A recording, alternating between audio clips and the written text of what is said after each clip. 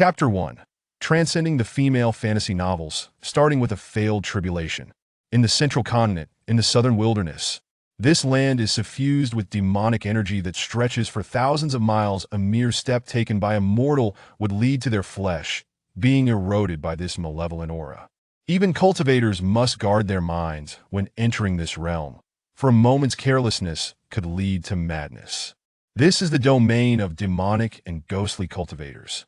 And within it, the most formidable force is none other than the Wanmo sect. The sect master, Jiang Wuming, though merely a millennia old, has already stepped into the tribulation stage, a prodigy unparalleled in 1,000 years. Invincible and overwhelming, his 3 direct disciples are all top-tier demonic cultivators, each possessing a cultivation base at least at the integration stage. Yet, it is rather amusing that Jiang Wuming has fallen in love with Suyu Ru, the leader of a righteous sect. Not only does he comply with her every whim, but he also willingly offers the treasures and elixirs of his own sect. This has turned the Wanmo sect into a laughingstock across the realms, breaking the hearts of his 3 female disciples. Particularly, Jiang Wuming's sycophantic behavior leaves them utterly exasperated. At this moment, within the main hall of the Wanmo sect, there stands a figure, 8 feet tall, with an elegant demeanor, surrounded by swirling dark energy. Yet his aura is somewhat feeble. It is none other than Jiang Wuming, the sect master. However, his expression is rather peculiar. What is this? Have I actually transmigrated? And furthermore, into such a kitsch female fantasy novel. Indeed, he has crossed over from Blue Star, becoming a supporting character in the novel. Jiang Wuming, the sect master of the Wanmo sect, sharing the same name as in his previous life. Just a moment ago, Jiang Wuming was vehemently cursing the absurdity of this novel. How could a legendary demon emperor possibly fall for the leader of a minor sect? What a ridiculous notion. And how could he engage in such sycophantic behavior? Absurd. Completely absurd. To be frank, this is a clear indication of the author's lack of skill, writing such a jarring plot twist solely to fit the narrative. The character's integrity has shattered entirely. Moreover, there is one more thing that Jiang Wuming finds utterly intolerable. His 3 female disciples are each stunningly beautiful, universally recognized as peerless beauties throughout the realms. Not only are they immensely powerful, but their appearance and poise are of the highest caliber. And all 3 disciples harbor deep affections for Jiang Wuming. One could even describe their feelings as obsessive. Yet in response to their fervent affections, the original Jiang Wuming cruelly rebukes them, resorting to harsh insults, all to curry favor with Suyu Ru. Truly absurd, ridiculously laughable. It is precisely because of this situation, due to Jiang Wuming's repeated emotional wounds inflicted upon them, and his incessant sycophantic antics, that the 3 female disciples' love has turned to hatred. On the day Jiang Wuming fails his tribulation and loses his cultivation, they join forces to slay him. An undeniable plot flaw. At this very moment, Jiang Wuming in the hall shakes his head. Since I have transmigrated, I must change this narrative. As a young man of the new era, Jiang Wuming detests sycophantic behavior above all. Such individuals are nothing but scoundrels. A prime example of intellectual degradation. Just then, a voice suddenly resonates in his mind. Detecting the current status of the host, congratulations on triggering the supreme system. Changing the plot will yield rewards. The greater the change, the richer the rewards. Note, the host should be cautious when altering the world line. Indeed, he possesses a golden finger. Jiang Wuming begins to grasp the essence of this system. While changing the plot may yield rewards, prudence is still required. For if the character's integrity collapses, the original narrative will become even more jarring, preventing a smooth progression. Additionally, there is another point. Though this novel is rife with flaws, Jiang Wuming can still somewhat recall the timeline. He remembers many significant events clearly, which can be considered another golden finger. If he alters the plot solely for the sake of change, impacting the development of the entire world line, it would be counterproductive. Jiang Wuming nods, having a clearer understanding of his current situation. But then again, to what point has the plot progressed? For in the original story, although his 3 female disciples adored him, they later turned to hatred, And during the failure of his tribulation, the three joined forces to slay him in the Grand Hall. Jiang Wuming surveys his surroundings, beads of sweat forming on his forehead. It seems he is currently in the Grand Hall, isn't he? With a thought, he summons the system. A translucent shadow appears before him, displaying the character panel in the current status. Name: Jiang Wuming. Identity: Sect Master of the Wanmo Sect. Cultivation duration: 1,100 years. Current realm: Foundation establishment stage. Nascent soul, shattered golden core dissipated. Jiang Wuming gazes at the panel before him, his lips twitching involuntarily. Foundation establishment stage? What happened to the perfected tribulation stage? The foremost figure across the realms? What a joke! Cold sweat pours from Jiang Wuming's forehead, his expression growing increasingly grim. In the original narrative, Jiang Wuming was an invincible existence throughout the early to mid-stages, essentially a minor boss, a key figure who repeatedly saved the female lead, Su Yuru, and even stood against all 18 elders of the Wanmo sect single-handedly. How could he be merely at the Foundation establishment stage? Wait! Jiang Wuming's pupils constrict. A thought suddenly strikes him. Could it be that he has just failed his tribulation? He notices the hints on the panel. Nascent soul shattered, golden core dissipated. Realm backlash causing regression. Isn't this indicative of a failed tribulation? Jiang Wuming's composure shatters. Damn! Am I going to be slaughtered right from the start? This is an utterly catastrophic beginning. Who can withstand this? What to do now? He wishes to change the plot, but is given no opportunity. His three closest female disciples are now three formidable killing machines. It is crucial to note that their hatred for him has reached its zenith. Jiang Wuming recalls the descriptions from the original text, swallowing hard.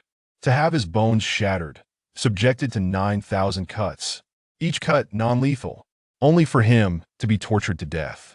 Ugh! Among these three, the seemingly weakest disciple is still at the integration stage. Jiang Wuming is genuinely panicking now. He attempts to channel his spiritual energy to open his treasure pouch, only to discover he cannot. His Foundation establishment stage energy is insufficient. With his realm plummeting, he cannot wield his treasures. Is this not a dead end? What on earth can he do now? At this moment, footsteps approach from afar. The hall is eerily silent. The sound drawing nearer echoes in Jiang Wuming's heart. Before long, three figures appear not far away. Their beauty, grace, and stature are truly unparalleled. The three women wear frostbitten expressions, and they are none other than Jiang Wuming's three female disciples. The eldest disciple, Hong Yue, squints her beautiful eyes, uttering a phrase, "My esteemed master, we three have come to borrow 3 items from you." Her voice reverberates throughout the Grand Hall, amplified to an almost deafening extent. Jiang Wuming suppresses the unease within him. "What items do you wish to borrow?" Hong Yue replies coolly, Yue, borrow your heart. The second disciple borrows your head, and the third disciple borrows your skin. Chapter 2. Master is mistaken. Master is gravely mistaken. The Grand Hall is enveloped in an eerie silence. The three female disciples stand gracefully. At the forefront is the eldest disciple, Hong Yue, the most ruthless with the highest cultivation, having reached the terrifying Great Ascension stage. Behind her is the second disciple, by Meyer, a demonic cultivator, her true form being a six-tailed fox. Though at the late integration stage, her fox form can attain the Great Ascension stage. Lastly, there is the third disciple, Wu Qingzhu, the lowest in cultivation among the three, at the mid-integration stage. Yet her mastery of formations makes her the strongest in the southern wilderness. With all three present, Jiang Wuming is in grave danger. At this moment, the atmosphere is peculiar. Hong Yue stands at the front, her narrowed eyes fixed on Jiang Wuming, her crimson gaze brimming with murderous intent. "Master, are you willing?" As her words echo, the already chilling hall becomes even colder. The second and third disciples stand quietly behind her, their faces devoid of any expression, as if regarding a stranger. The three had already made a firm resolution. This time, they would undoubtedly slay Jiang Wuming, severing their heart's demons, breaking their shackles, and allowing the perfect image of their former master to remain in their hearts. They would not allow this man before them to continue to tarnish and insult the master they once revered. The Grand Hall fell silent. It is unclear how much time has passed, but Jiang Wuming finally smiles and shakes his head, a bittersweet expression on his face. I am willing. The solitary word falls, yet the three disciples tremble in unison. Did their master just smile? He smiled. How splendid! Hong Yui's heart stirs, her gaze locked onto Jiang Wuming's face, as if she wished to devour him whole. She could not get enough. She wanted to gaze upon him once more. The two beside her are also stunned, lost in the moment they just witnessed. What a familiar feeling. It feels as though they have returned to those simple, yet blissful times, the moments shared among the four of them. Alas, those days are long gone. Hong Yue lightly cleared her throat. Beside her, Bai Meyer and Wu Qingzhu also reacted, their gazes turning icy once more. They understood in their hearts that even if their current master appeared favorable, he was merely a sycophant, sacrificing dignity for influence. This was no longer the spirited master who once favored his disciples above all else. To kill, there would be no doubt of death. As the three grew increasingly resolute, Jiang Wuming spoke again. This is the last compensation I can offer you. Upon hearing his words, the pupils of the three narrowed, especially Hong Yue, her delicate face etched with disbelief, as if she had heard something utterly shocking. She stared at Jiang Wuming in astonishment. The other two were similarly affected, their expressions growing increasingly strange. Just moments ago, the master spoke of compensating them? This was somewhat different from their expectations. They had assumed that Jiang Wuming still held lingering thoughts for Su Yueru, perhaps even calling her name in his final moments. With such a notion, the three would have felt no guilt in their intent to kill. Instead, they would feel exhilarated. But now, the three frowned, uncertain of their decisions, feeling that their master today was peculiar. Indeed, according to the original text, the sycophantic Jiang Wuming would behave as such, possibly even provoking the three further, leading to his brutal demise, stabbed thousands of times. To employ such means indicated profound enmity. The Jiang Wuming who had traversed worlds would never act so recklessly. For having read the original work, he understood the sentiments of his three disciples. In fact, their desire to kill Jiang Wuming stemmed from a wish to prevent him from further tarnishing the image of their master in their hearts. Ultimately, it was love that ran too deep, giving rise to hatred. If guided correctly, there was a possibility for survival. And just as Jiang Wuming had anticipated, the three disciples stood frozen, at a loss. It was Hong Yue who first broke the silence. Master, I never expected you to fear death so much. Are you afraid of never seeing your beloved again? As she spoke, she casually scanned the two disciples beside her, their gazes fixated on Jiang Wuming. It was somewhat laughable, yet tragically sad. Even now, they harbored a glimmer of hope for Jiang Wuming, believing this sycophantic master might see the light and turn back. The three disciples gazed eagerly. At that moment, Jiang Wuming replied nonchalantly, "Yes." As his words fell, the dark hall was enveloped by a chilling wind. The expressions of the three darkened instantly. Hong Yue was the first to act, drawing her sword and aiming directly at Jiang Wuming's throat.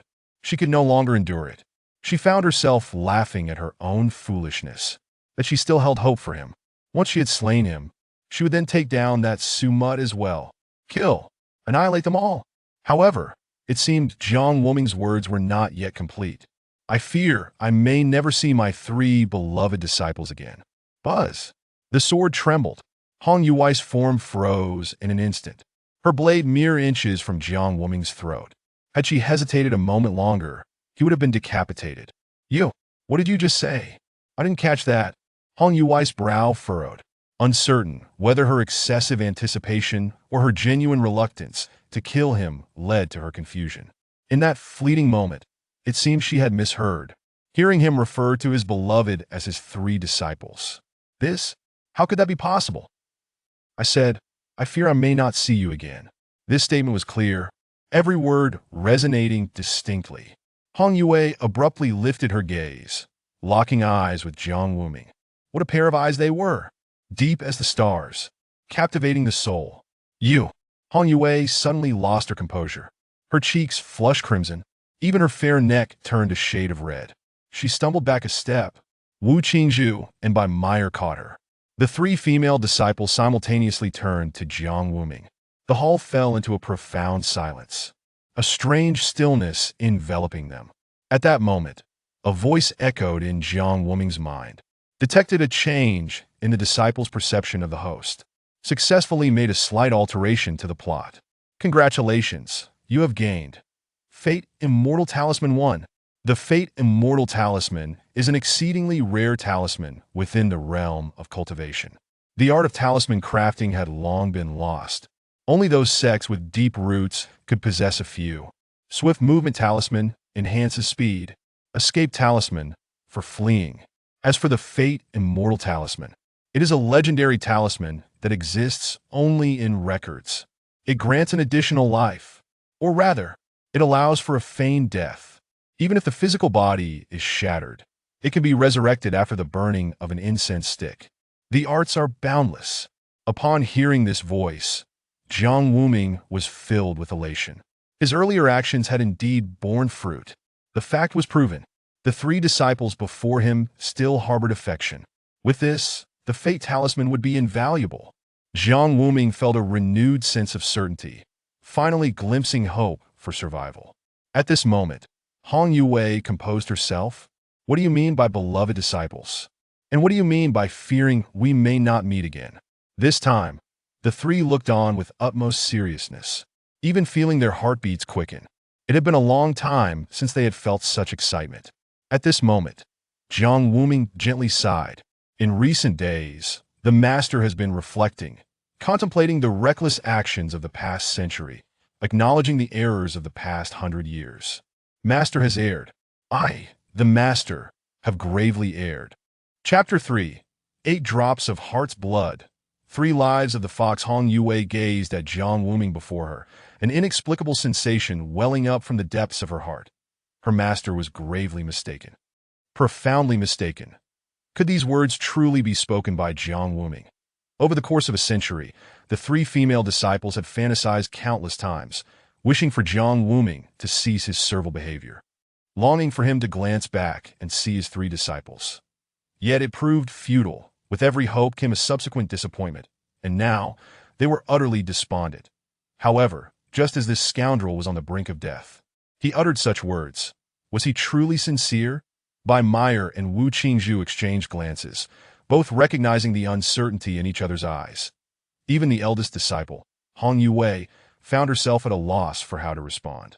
Were his words a plea for survival or a genuine expression of remorse? Jiang Wuming, do not feign sincerity. Do not presume we are still the naive children we once were. It is utterly repugnant. Who would have thought that you would resort to such farce for the sake of survival? So laughably vile. Hong Yue's face was contorted with disgust as she unleashed a torrent of scorn. More a catharsis for herself than anything else. Behind her, the 2 junior sisters remained silent, observing the unfolding drama. Upon hearing her words, Jiang Wuming appeared unfazed, suddenly breaking into a warm smile, his expression as gentle as the sunlight of April. Indeed, you have all grown up and no longer the innocent girls of yore. You can now stand on your own. The more he spoke, the more the faces of the 3 disciples soured, their noses tingling with the urge to weep. They wished to confront Jiang Wuming, to ask why he had not spoken these words sooner, why he had treated them so poorly over the past century, and why he had chosen to be someone else's sycophant for so long. The weight of their questions pressed heavily upon them. Jiang Wuming's actions had shattered their initial calm. All that remained was a profound sense of grievance.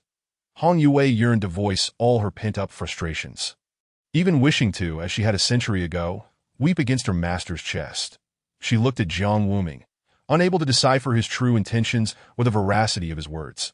Just as Hong Yue wrestled with her turmoil, Jiang Wuming suddenly moved toward her sword. Master, I am sorry for you all. This absurdity of this life can only be repaid in the next, that I shall fulfill the wishes of my beloved disciples. It was essential to note that Jiang Wuming was now merely a foundation establishment practitioner, or perhaps even less, while the one wielding the sword was Hong Yue, at the peak of her power. A mere gust of sword energy could claim Jiang Wuming's life. In that instant, Hong Youwei's pupils constricted. "Have you lost your mind?" she exclaimed, hastily swinging her sword away from Jiang Wuming. Alas, she was a moment too late. Blood spilled across the ground, a sight too vivid to behold. "Master! Master!"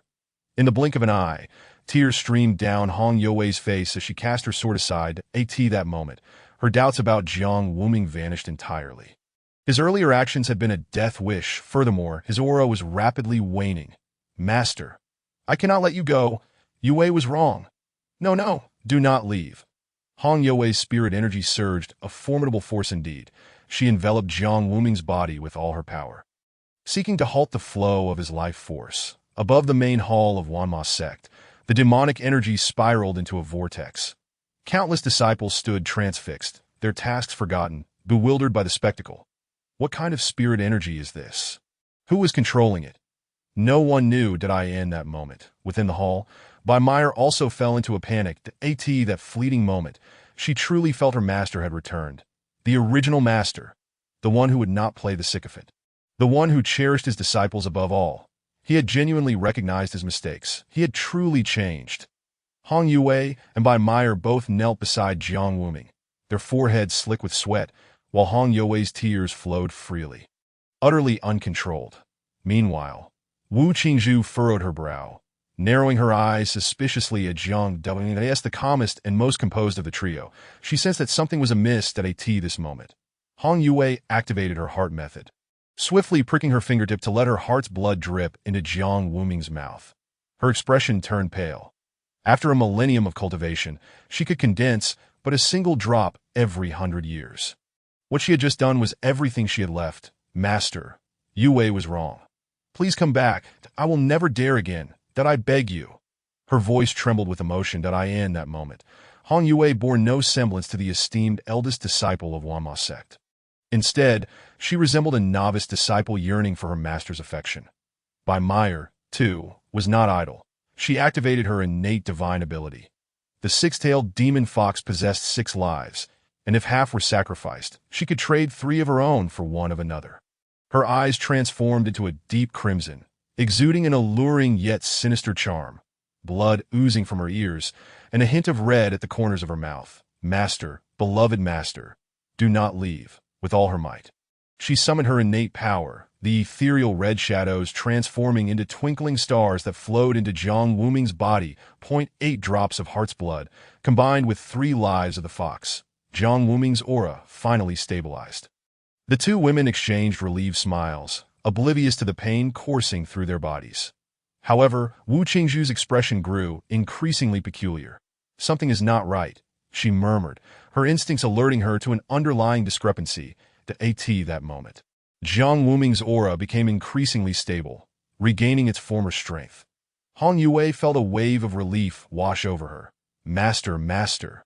The figure before her was the one she had longed for, the master she had called out for 100 years. For countless millions of times, Meyer wiped her eyes, moved by Jiang Wuming's earlier actions, which had profoundly touched them. He was genuinely remorseful. The two women were entranced by the scene, while Wu Qingzhu pondered before speaking. "Sisters, it is inappropriate for us to remain here. Shall we take him to my cave?" Hong Yue and Meyer exchanged glances, nodding in agreement. "That sounds splendid. Our third sister is well versed in formations. The Gathering Spirit Array is perfect for aiding our Master's recovery and will be quite convenient." The 3 moved in unison. Hong Yue carefully placed Jiang Wuming upon her back, and together, they made their way to Wu Qingzhu's mountain peak. Meanwhile, a voice echoed in Jiang Wuming's mind, successfully altered the impressions of the 2 disciples, slightly changed the narrative. "Congratulations, host, you have received Bai Ling Fruit 4. Bai Ling Fruit, a rare fruit in the cultivation world that nourishes the lungs and enhances beauty, replenishing vitality. It contains gentle spiritual energy, with a tree bearing fruit only once every 400 years. Producing a mere 4 fruits each time, it is truly a rarity." Jiang Wuming's mind began to formulate a plan. Chapter 4. The 4 fruits. At this moment, Jiang Wuming was brought to Wu Qingzhu's cave. Surrounded by an intricate array, the Gathering Spirit Array amassed spiritual energy, continuously nourishing Jiang Wuming's body. Outside the cave, the 3 female disciples stood, Hong Yue and Bai Meyer wearing expressions of concern, while Wu Qingzhu remained silent. The atmosphere decidedly strange. That it's all my fault. If only I had reacted more swiftly, lamented Hong Yue, berating herself for her sluggishness. Bai Meyer offered comfort. At least our master has returned, and he has repented. Hasn't he? Third sister. After speaking, Bai Meyer turned to Wu Qingzhu, who merely furrowed her brow. No, I sense something amiss, she replied. Upon hearing this, the two elder sisters turned to her. Though the youngest had the lowest cultivation, she was adept in formations and remarkably astute. Her words rarely missed their mark. What do you mean, junior sister? What seems off? A tremor coursed through the hearts of the two women as they fixed their gazes on Wu Qingzhu's face. You don't find it suspiciously convenient. He failed his tribulation, his cultivation plummeted, and suddenly he repents, as if he had prepared a contingency plan for himself. As Wu Qingzhu spoke, the expressions of the other two women darkened further. Bai Meyer's brows knitted tightly, while Hong Yue clenched her fists. They understood the implication of Wu Qingzhu's words. Indeed, it all seemed too fortuitous. Why repent now, and not before or after? Had he truly regretted his actions? Or was it merely a facade born from his fear of death? A fine sheen of sweat broke upon Hong Yue's forehead as her mind filled with images of her master. No, he was truly aiming for my sword. Had I not dodged in time, he would be dead now. Master was genuinely seeking death. In the depths of Hong Yue's enchanting eyes, a glimmer ignited, her gaze ablaze with intensity. Indeed, he was genuinely courting death. He truly felt remorse. Yet, at this very moment, Bai Meyer's expression shifted dramatically, as she too sensed something amiss. Wait a moment, senior sister. What if this is all part of a scheme? Bai Meyer forced a bitter smile and shook her head, realizing that if this was indeed Jiang Wuming's plan, then they had all fallen into his trap. That Wu Qingzhu sighed softly. Yes, this is precisely what concerns me the most. I suspect he is deliberately trying to provoke us. That moment. Silence enveloped the cave. Hong Yue's expression grew increasingly peculiar, her face alternating from pale to flushed. But he truly will die. His cultivation has plummeted. Before she could finish her sentence, Wu Qingzhu interrupted. Senior sister, how do you know he doesn't possess any life-saving treasures? How can you be certain of how much he has prepared in advance? Her words struck like lightning, awakening a realization in Hong Yue. Indeed, they were confronting the leader of the entire Wan Mozong, the most formidable presence before the tribulation. That it would not be unusual for him to have several extraordinary protective artifacts, nor for him to devise such a meticulous plan, that a scheme of feigned vulnerability. Could it be that this was genuinely his intention? The trio fell into another silence. Hong Yue's complexion darkened. She had no doubt that their master could orchestrate such a plot. In the past, Jiang Wuming had done anything for Su Yueru. If he truly wished to survive, would it be so difficult for him to humble himself, to say a few flattering words and feign submission? It would be remarkably simple. That Wu Qingzhu sighed deeply, placing a comforting hand on Hong Yue's shoulder. I am merely voicing my speculations, senior sister. Perhaps he has truly changed. The last remark lacked conviction, and the two other women felt a wave of disappointment. After centuries without alteration, how could he suddenly undergo such a drastic transformation? It was simply unrealistic. Hong Yue wiped her eyes, banishing her tears, her blood-red pupils regaining their determination, the aura of vengeance boiling within her. Junior sister, activate the formation. That I wish to see him one last time. That Wu Qingzhu remained silent, complying with the request. Her delicate fingers wove through the spell, gathering starlight into a shimmering veil that revealed Jiang Wuming, resting peacefully. The three female disciples observed intently, especially Hong Yue, who felt a pang in her heart, her eyes reddening. Seeing him now brought forth memories of their cherished past, the gentle teachings of their master, the protection during perilous trials. The recollections were overwhelmingly sweet, akin to savoring honey. With a long sigh, Hong Yue flicked her wrist, brandishing her sword, declaring, "Let it be done." The other two remained quiet, tacitly agreeing that their desire to eliminate him stemmed from both love and hatred. Rather than continue as sycophants, becoming a laughingstock across the realms, they preferred eternal slumber, forever accompanied by their beloved master. They were unwilling to allow Jiang Wuming to tarnish the flawless image of their master in their hearts. Hong Yue had made up her mind, But at that moment, it appeared Jiang Wuming had awakened, glancing around. Currently, he was merely at the foundation establishment stage, his cultivation severely weakened, his spiritual sense greatly diminished, rendering him oblivious to their surveillance. That Wu Qingzhu halted Hong Yue. "Wait, senior sister. Let's observe what he intends to do." She harbored a glimmer of hope. What if their master had genuinely come to his senses? What if this time he was not feigning? Though she recognized the improbability, the possibility lingered. The three women held their breath, watching intently, hoping that Jiang Wuming would act normally and refrain from any peculiar movements, praying that he would not suddenly produce some extraordinary life-preserving artifact. However, at that moment, Jiang Wuming reached into his robes, seemingly retrieving something. The three women's hearts trembled, fearing the worst. Indeed, he had prepared a protective artifact. The realization struck. Everything had been within his expectations, all part of his elaborate scheme. Hong Yue lowered her head, her raven hair cascading down, obscuring her beautiful visage, making it difficult to discern her expression. In that instant, she felt as though pierced by 1,000 arrows, an agony far greater than the pain of her heart's blood. How absurd it was that all of this had been anticipated by him. With her heart resolute, Hong Yue bit her lip, tears streaming down her cheeks. "This time, I will certainly kill that old scoundrel Jiang. I will have him suffer 1,000 cuts to relieve the hatred in my heart." Her voice rang with unwavering determination, yet Wu Qingzhu restrained her. "Wait, that is not right." Bai Mei also grasped Hong Yue's arm, urging, "Senior sister, look quickly." What Jiang Wuming produced was seemingly not a magical tool at all.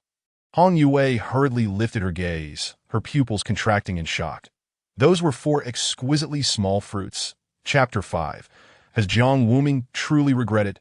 In the Wan Mazong, there existed a most peculiar location, though it was a demonic sect. This place was untouched by any dark energy, rendering it the purest spot within the entire Wan Mazong. Even in all of southern Jiang, the rear mountain, upon a peak laden with prohibitions, stood a spirit tree. This was the sacred ground of Wan Mazong, where no disciple was permitted to enter, not even the elders. Only Jiang Wuming had the privilege. That tree had been planted together a millennium ago. It bore fruit every 400 years, and the small, exquisite fruits Jiang Wuming had retrieved were none other than Bai Ling fruits. Upon witnessing this scene, the three women found themselves frozen in place. "Was it that tree felled?" Bai Mei murmured. They had once prevented Jiang Wuming from seeking Su Yueru in the Xian Sect alliance, but their efforts had been in vain. In fact, the three had been gravely injured while watching Jiang Wuming destroy the very tree they had planted together, which had irrevocably shattered their bond. Where did that fruit come from? Even Wu Qingzhu was momentarily at a loss. Hong Yue's knuckles turned pale as she clenched her fists. She lifted her head, refusing to let her tears fall. The eldest disciple, she always took the smallest fruit during the division of the spirit fruits, leaving the larger ones for her 2 junior sisters. Yet, unbeknownst to them, Jiang Wuming always set aside his own for Hong Yue, saying, "Master doesn't he like the taste?" or "Master doesn't he enjoy it?" Such casual remarks tugged at her heartstrings. Now, Jiang Wuming arranged the 4 fruits in order of size, ultimately placing one back into his robes. Only Hong Yue understood the significance of this scene. It was a sign of her master's unique affection for her. At that moment, the eldest disciple of the Wan Mazong could no longer contain herself. Tears streaming down her face, her dark locks clinging to her fair cheeks, rendering her all the more pitifully beautiful. As for Wu Qingzhu, her expression remained complex, gazing at Jiang Wuming in the image. Uncertain and indecisive. Had their master truly come to his senses? If the previous life-saving artifacts could have been prepared in advance, and the feigned act was premeditated, then these 4 fruits could not have been prepared ahead of time.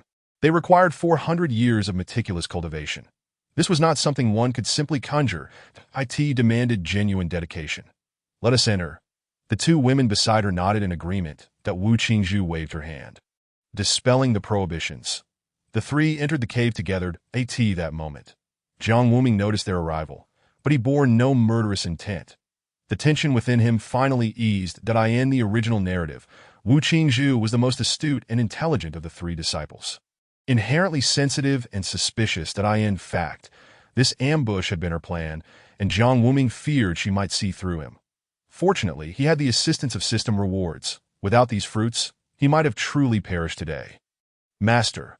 Hong Yahweh rushed forward, her face streaked with tears, her eyes rimmed in red. That I need not say more. We all understand that your health is paramount. Bai Mayer leaned concernedly over the bedside. These are Bai Ling fruits, which I harvested some time ago, that I had not found an opportunity to present them to you. Her words, once spoken, brought forth another wave of emotion, causing the two women to feel a twinge in their noses. Even Wu Qingzhu, positioned behind them, felt her suspicions lessen. Each woman took a fruit, with Hong Yue again receiving the smallest. Within the cave, silence reigned, but the barriers between them diminished, replaced by a newfound intimacy. Simultaneously, the system's voice echoed in Jiang Wuming's mind once more. Host has altered the impression of the three disciples, successfully changing the narrative. Congratulations, host. You have received a reward. The Demon-Devouring Secret Technique. The Demon-Devouring Secret Technique, a creation of the ancient heavenly demon emperor, could extract the essence from flesh and blood.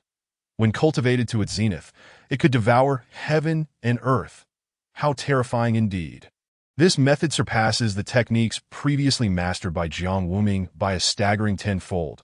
And most importantly, it can be activated even in the foundation establishment stage, unlike other techniques that impose restrictions based on cultivation levels. Jiang Wuming was filled with joy. This meant a significant acceleration in his training speed. At this moment, the three disciples stood vigil by the bedside, their previous hostility completely dissipated. Jiang Wuming gazed at the enchanting trio before him and let out a soft sigh. You have endured much over the years. That as these words fell, the three of them trembled slightly. Hong Yue and Bai Mayer could no longer contain themselves. Yue is not suffering. Yue only wishes for Master. Mayer echoed the sentiment, her thoughts solely on Master. Wu Qingzhu, standing at the back, remained silent, her gaze fixed on Jiang Wuming, leaving her thoughts a mystery. After a long pause, she finally spoke. All right, you two senior sisters. Master is currently weak and requires rest. Why don't you return for now? I will keep watch here. Reluctantly, the two of them cast lingering glances before departing to AT this moment. The cave dwelling was left with only Wu Qingzhu and Jiang Wuming. And the atmosphere turned peculiar. Wu Qingzhu brewed tea and offered it to Jiang Wuming, her eyes inadvertently sweeping over him. Now that it's just the two of us here, there's no need for pretense. My friend. This statement was somewhat strange, abrupt, and lacking context. Jiang Wuming paused for a moment, then heard Wu Qingzhu's soft voice. So please clarify, which celestial being has usurped my master's body? The final word struck Jiang Wuming's heart like a heavy hammer. Did she see through it? No, that's impossible. This girl is trying to deceive me. Qingzhu, you haven't tea changed. You still enjoy jesting. Jiang Wuming chuckled, taking a sip of tea, yet Wu Qingzhu had no intention of letting him off the hook. My friend, please do not continue the charade. Perhaps you are a senior from the Wanma sect or some wandering spirit. At this point, there's no need for such machinations. You and I harbor no enmity. The moment she finished speaking, a system voice echoed in Jiang Wuming's mind. Current status detected. Options triggered. Option 1. Admit I am not your master. Reward. Cultivation restored to the nascent soul stage. Option 2. Illustrate that I am indeed your master. Reward. Bone cleansing pill. Although the restoration of cultivation was tempting, the nascent soul stage seemed far too insufficient when faced with the combined body stage. Moreover, if he truly admitted he was not her master, his fate would undoubtedly be death, but he had no doubt about Wu Qingzhu's ruthlessness. That I choose option 2. The elixir was dispatched to the system space. Jiang Wuming slowly began. Your cultivation is at the mid-combined body stage. You have a penchant for studying formations, and your intellect is unparalleled. Qingzhu, if I were not your master, how could I know you so well? Unexpectedly, the more he spoke, the colder Wu Qingzhu's expression became. Her laughter laced with disdain. That my friend, you truly have researched me. It must have taken considerable effort. Unfortunately, what you've said is merely information that can be investigated. Devoid of any value. Jiang Wuming was taken aback, furrowing his brows in contemplation. The original text did not provide much detail about Wu Qing's, but if he had to mention something that others did not know. He recalled, I remember your favorite undergarment is a pale pink. That I in an instant. Wu Qingzhu's face visibly flushed. She slapped him, exclaiming, You scoundrel! Chapter 6. Wu Qingzhu's dark history. Wu Qingzhu's face turned crimson, her hands instinctively shielding herself as she took a few steps back, retreating to a corner while glancing at Jiang Wuming from a distance, feeling both embarrassed and angry. How did he know? Had she miscalculated? Was he truly her master? Wu Qingzhu had no way of knowing that Jiang Wuming had read this detail from the original text. Such nuances. How could a gentleman like Jiang Wuming possibly forget? You really are my master? Wu Qingzhu whispered. You were 18 when you first peeked at your master bathing and were locked away for 49 days. After 2 months, you attempted to peek again and were confined for 81 days. Then, before Jiang Wuming could finish, he was abruptly interrupted by Wu Qingzhu, who nearly shouted, "Stop! Don't say any more. I'll believe you." Her cheeks were flushed, her fair neck tinged with a deep crimson hue, like a ripe peach, ready to burst with juice. The atmosphere in the cave dwelling grew, increasingly strange, that Wu Qingzhu clasped her hands behind her back, her slender fingers nervously clutching her robe, feeling increasingly shy. Who would have thought that events from 100 years ago would be remembered so vividly by her master? Each incident recounted with such precision. These were her dark pasts. In her youthful ignorance, she had fervently admired her master, yet paid dearly for her recklessness, sneaking peeks even after being punished. Every recollection filled her with shame at this moment. Wu Qingzhu felt somewhat dazed. For that brief instant, she truly felt transported back a century, to the time when their master-disciple bond was at its peak, before Su Yuru's appearance at Su Yuru. Remembering this name, Wu Qingzhu's countenance shifted once again, darkening as she recalled the person who had caused her master to change the most, the one who had driven him to madness. Until she is dead, my resentment shall remain unresolved. However, what mattered most now was to discern Jiang Wuming's opinion of Su Yuru. Even if he appeared normal now, one could not predict how he would react upon seeing her. "Master, I hope you can forgive me for earlier." Jiang Wuming waved his hand dismissively, yet continued, "But may I ask what you think of Su Yuru now?" In that instant, the air in the room seemed to freeze, the immense pressure bearing down on Jiang Wuming, making it difficult for him to breathe. This was the oppressive aura of a combined body stage expert. At that moment, the voice in his mind rang out. Option 1. Su Yuru is the finest woman in the world. The cherished one of my master. Reward. Cultivation restored to the transformation stage. Option 2. Su Yuru is worthless. My disciple is the finest woman in the world, the cherished one of my master. Reward. Special effect for tribulation stage cultivators. Without hesitation, Jiang Wuming chose the second option. It was clear that in the presence of his 3 disciples, Su Yuru was an absolute taboo. Praising her was akin to stepping on a landmine. Moreover, when Jiang Wuming read the book initially, he felt indifferent towards Su Yuru, even harboring a sense of aversion. The double standards of the male lead, Qin Feng, made him nauseous. Everything he did was deemed justifiable. While Jiang Wuming was criticized regardless of his actions, Su Yuru. Jiang Wuming began slowly. Wu Qingzhu listened intently, holding her breath in anticipation of her master's words. This woman is the most disgusting existence in this world. A true double standard that makes one want to retch. Even saying her name feels like dirt in my mouth. She is akin to refuse. No, calling her refuse would be an insult to refuse. Upon hearing Jiang Wuming's words, Wu Qingzhu stood in shock. Even she, with her steadfast spirit, could not help but shed 2 tears of joy. Master finally understands. Master is no longer a sycophant. But Jiang Wuming was not finished. Su Yuru is a parasite and a scourge to this world. In contrast, my disciples are each extraordinary, peerless beauties, the finest women in the world, the treasured ones of my heart. The finest women in the world. The treasured ones of my heart. Wu Qingzhu felt her head spin, her mind a blank slate, reverberating with Jiang Wuming's words. Treasured ones of my heart. She suddenly looked up, inadvertently meeting Jiang Wuming's fiery gaze. Master, Wu Qingzhu's inner defenses crumbled completely. Hearing those words and gazing into his eyes, she felt as if she had been drawn into a whirlpool. Her master's whirlpool. Do you truly think so? Whether out of excitement or shyness, Wu Qingzhu's cheeks flushed crimson, tears streaming down her fair face uncontrollably. She could no longer contain herself as the thoughts she had suppressed flooded out. Jiang Wuming smiled, raising his hand to gently trace Wu Qingzhu's cheek, wiping away her tears. Of course I think so. The one I cherish will only ever be you. Wu Qingzhu, feeling the warmth of Jiang Wuming's large hand, found herself increasingly dazed. Is this real? She had fantasized about this scene countless times, filled with hope, only to be met with disappointment and ultimately despair. Hence, she resolved to take drastic measures against the master she had adored. Suddenly, she slapped herself hard across the face, her fair skin instantly reddening. So it turns out, it really isn't a dream. At long last, she erupted into laughter, tears mingling with her joy, before Jiang Wuming could utter a word. Wu Qingzhu buried her head in his embrace, nuzzling against his robe like a kitten. Master, Master, I miss you so dearly. Qingzhu has longed for your return day and night. I have scoured the scriptures in the library and sought every method within the texts. At last, you have returned. Qingzhu feels so wronged. With each sob, her cries grew more intense, and Wu Qingzhu showed no concern for her appearance, entirely shedding the guise of a so-called strategist. She simply wished to release the pent-up grievances within her heart.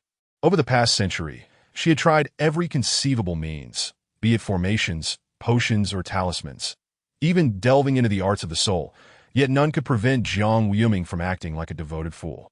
She felt utterly helpless that moment. Jiang Wuming gazed down at the weeping Wu Qingzhu in his arms and sighed inwardly.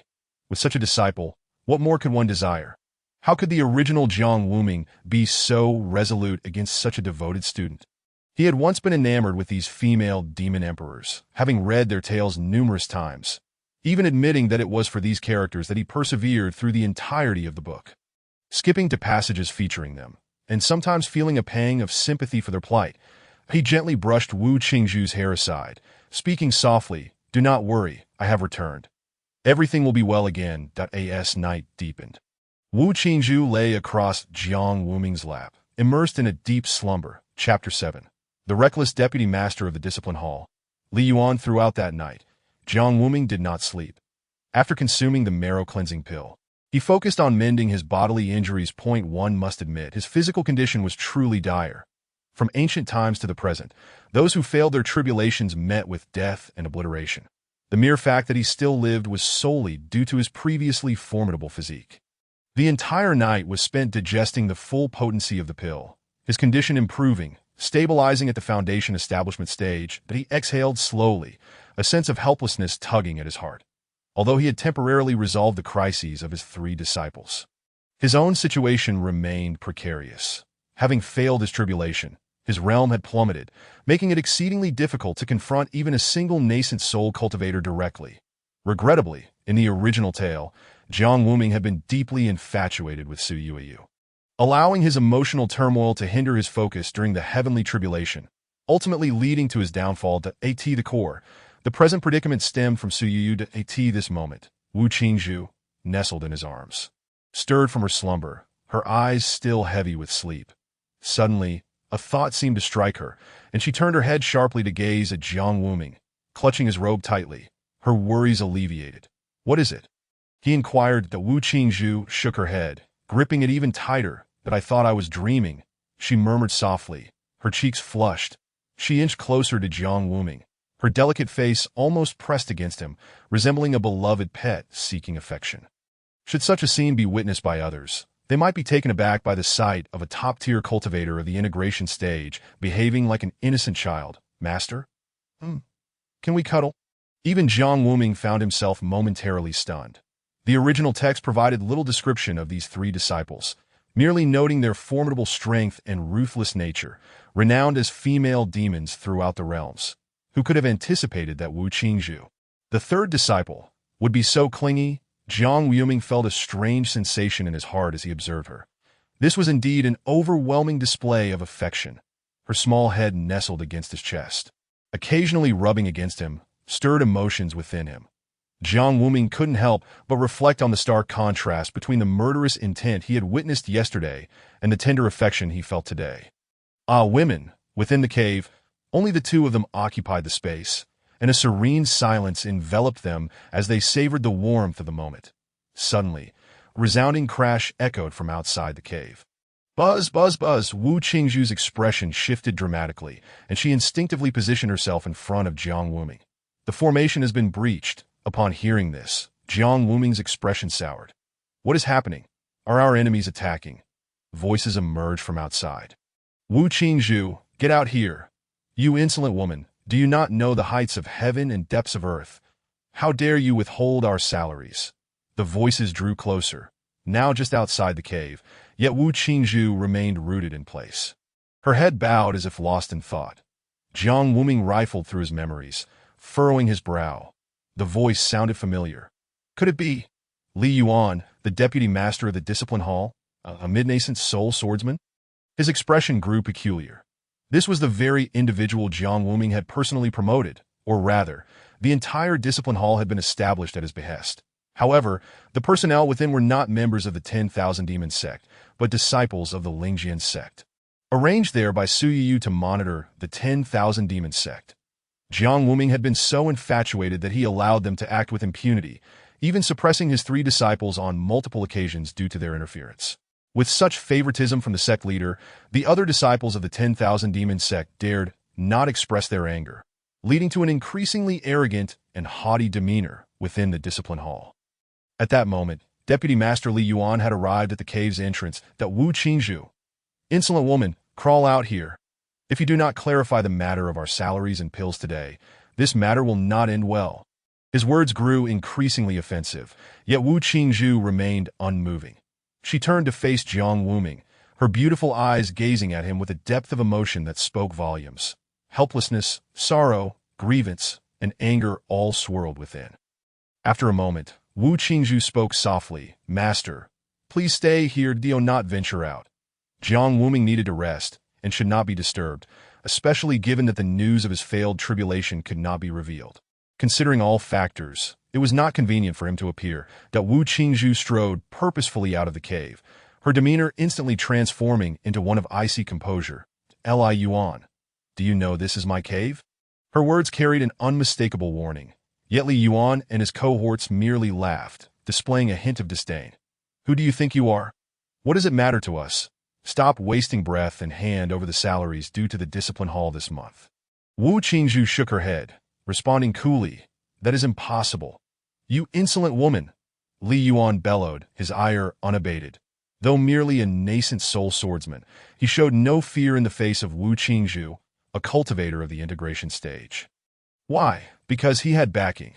The one supporting him, and the discipline hall, was the sect leader of the 10,000 Demon sect, Jiang Wuming, a formidable tribulation stage expert. Li Yuan clasped his hands behind his back, tilting his chin slightly, a mocking expression gracing his features. Let me tell you, I've tolerated you for far too long that a mere female disciple dares to defy the master's orders. What a laugh! Wu Qingzhu narrowed her eyes, silently observing him.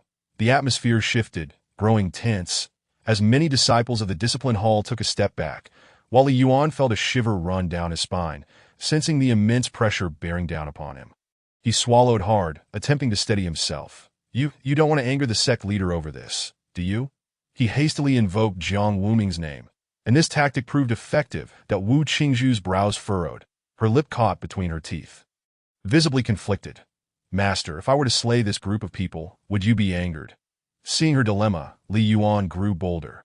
Insolent woman, hand over the discipline hall's salaries immediately, or you'll face consequences beyond your ability to bear. If you provoke the sect leader, he will strip you of your cultivation and flay you alive. The surrounding disciples of the discipline hall displayed their arrogance, their hubris evident. Li Yuan's gaze roamed over Wu Qingzhu, a smirk creeping onto his face. Even a formidable integration stage demon cultivator must obey my commands, especially one so stunning that if only. Li Yuan swallowed hard, his eyes growing increasingly brazen. All of this was thanks to Jiang Wuming's sycophantic behavior. Were it not for his obsequiousness, even with 1,000-fold courage, he would never dare speak so audaciously to a cultivator of the integration stage. Just then, a flash of light erupted from the cave, and another figure emerged. Upon seeing this person, Li Yuan and his companions' pupils constricted, their hearts racing, their faces paling in horror. The figure was none other than Jiang Wuming, the sect leader of the 10,000 Demon sect. Chapter 8. Do you know your crimes? The disciples of the discipline hall turned ashen at Jiang Wuming's appearance, their bodies trembling involuntarily. and no one had anticipated that the sect leader would be inside. Li Yuan's expression shifted dramatically, his lips twitching uncontrollably. "Sect leader, I had no idea you were here."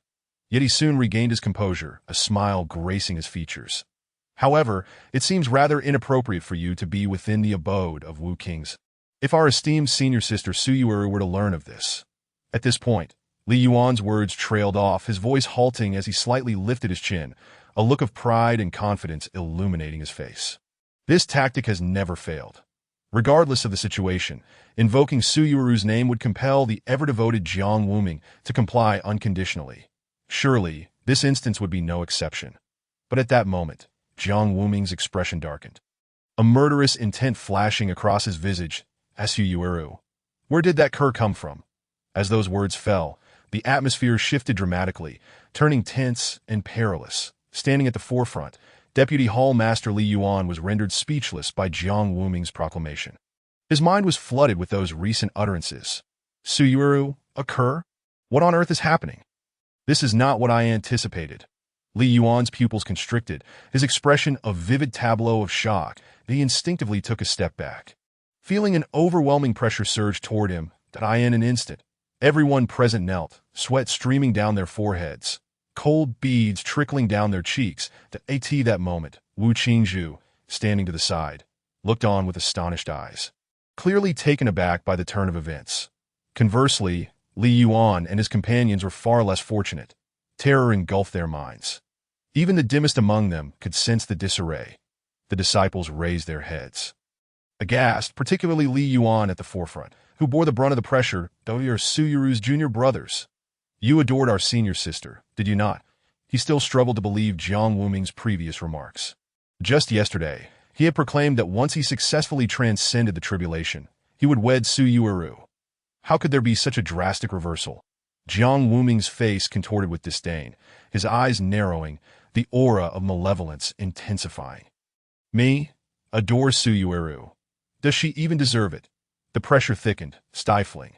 Most disciples of the Discipline Hall were at the Golden Core stage and found themselves unable to withstand the overwhelming presence of a tribulation stage powerhouse. One by one, they knelt, trembling uncontrollably. Wu Qingzhu furrowed her brow, her expression perplexed. Hasn't the master already suffered a decline in power? What is happening now? Although she could not discern how Jiang Wuming achieved this, she refrained from exposing him. Her beautiful eyes were fixed intently on the back of her master, slowly aligning with the figure from a century past in her memory. At that moment, Jiang Wuming's heart finally eased. Thankfully, the effects of this tribulation stage powerhouse were quite formidable. Currently, Jiang Wuming had failed to transcend, his power greatly diminished, truly only at the foundation establishment stage. The terrifying pressure he emitted stemmed solely from this effect, serving merely to intimidate. However, the outcome was satisfactory. It appeared he had managed to frighten them. Jiang Wuming began to advance toward them, his steps measured and deliberate, each footfall resonating like the hammer of doom upon the hearts of Li Yuan and his companions, relentlessly battering their psychological defenses. They had been accustomed to bullying others within the demon sect, relying on Jiang Wuming's servile nature.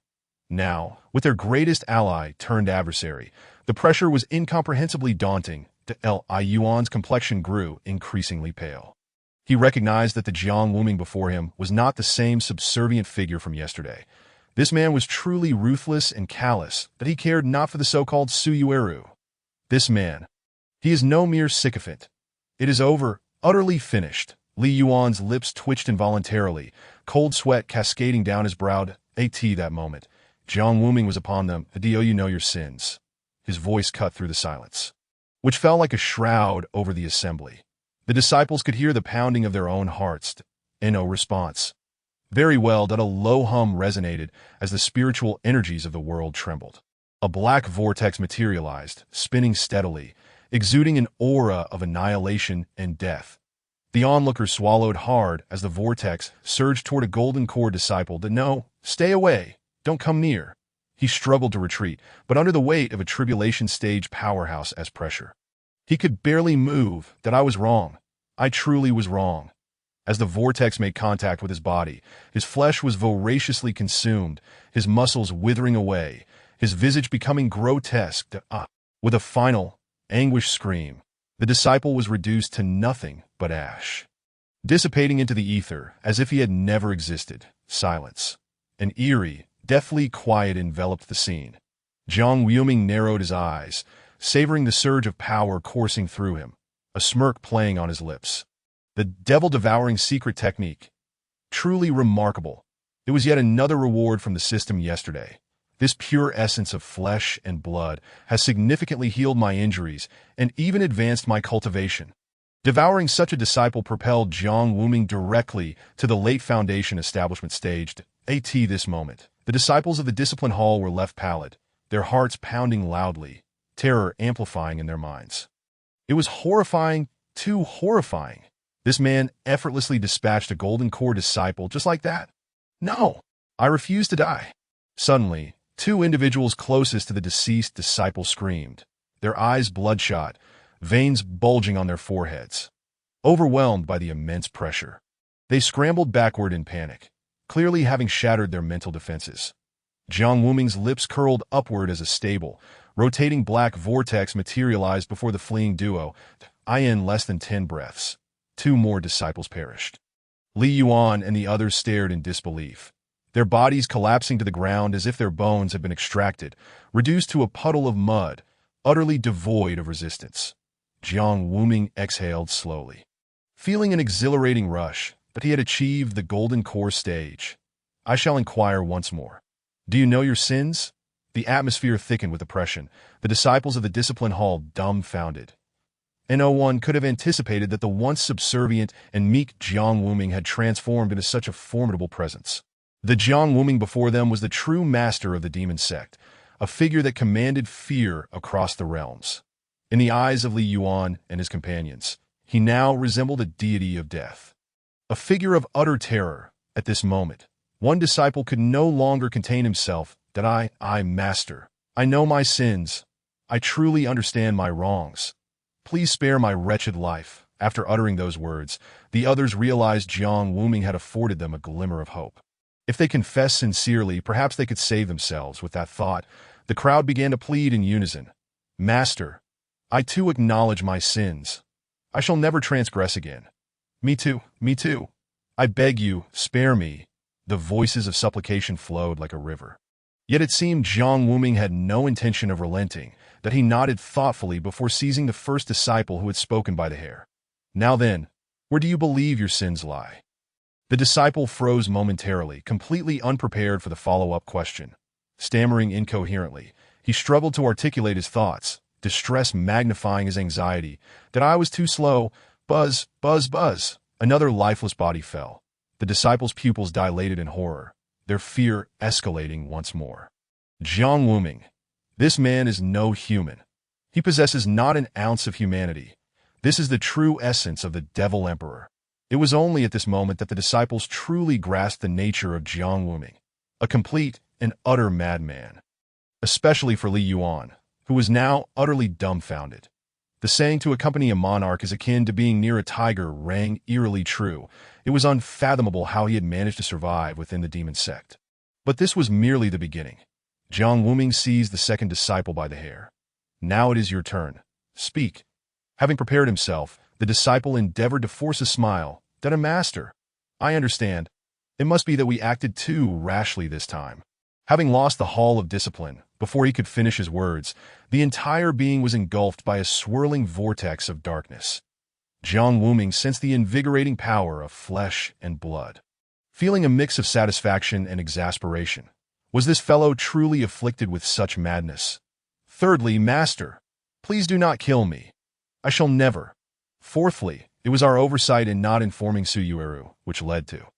13 had already perished, yet not a single soul uttered the words that might appease Jiang Wuming. One after another, they fell, rendering the onlookers numb. Each awaited their turn, preparing for death, entirely unaware of what answer Jiang Wuming sought. Even Wu Qingzhu, standing aside, found herself intrigued. Master, what answer could you possibly desire? She pondered thoughtfully as she supported her delicate chin to at this moment. Only 3 individuals remained on the stage. Li Yuan was the last. His back was drenched in cold sweat, his mind racing to conjure more answers, desperately seeking what Jiang Wuming desired. What sin could possibly be worthy? The current Jiang Wuming was a far cry from the sycophant he once was, especially in his attitude towards Suyueru. What, then, was he truly after? Suddenly, a spark of realization flickered in Li Yuan's mind. Wait, his attitude towards Suyueru, could it be? His lips twitched involuntarily. This notion was audacious.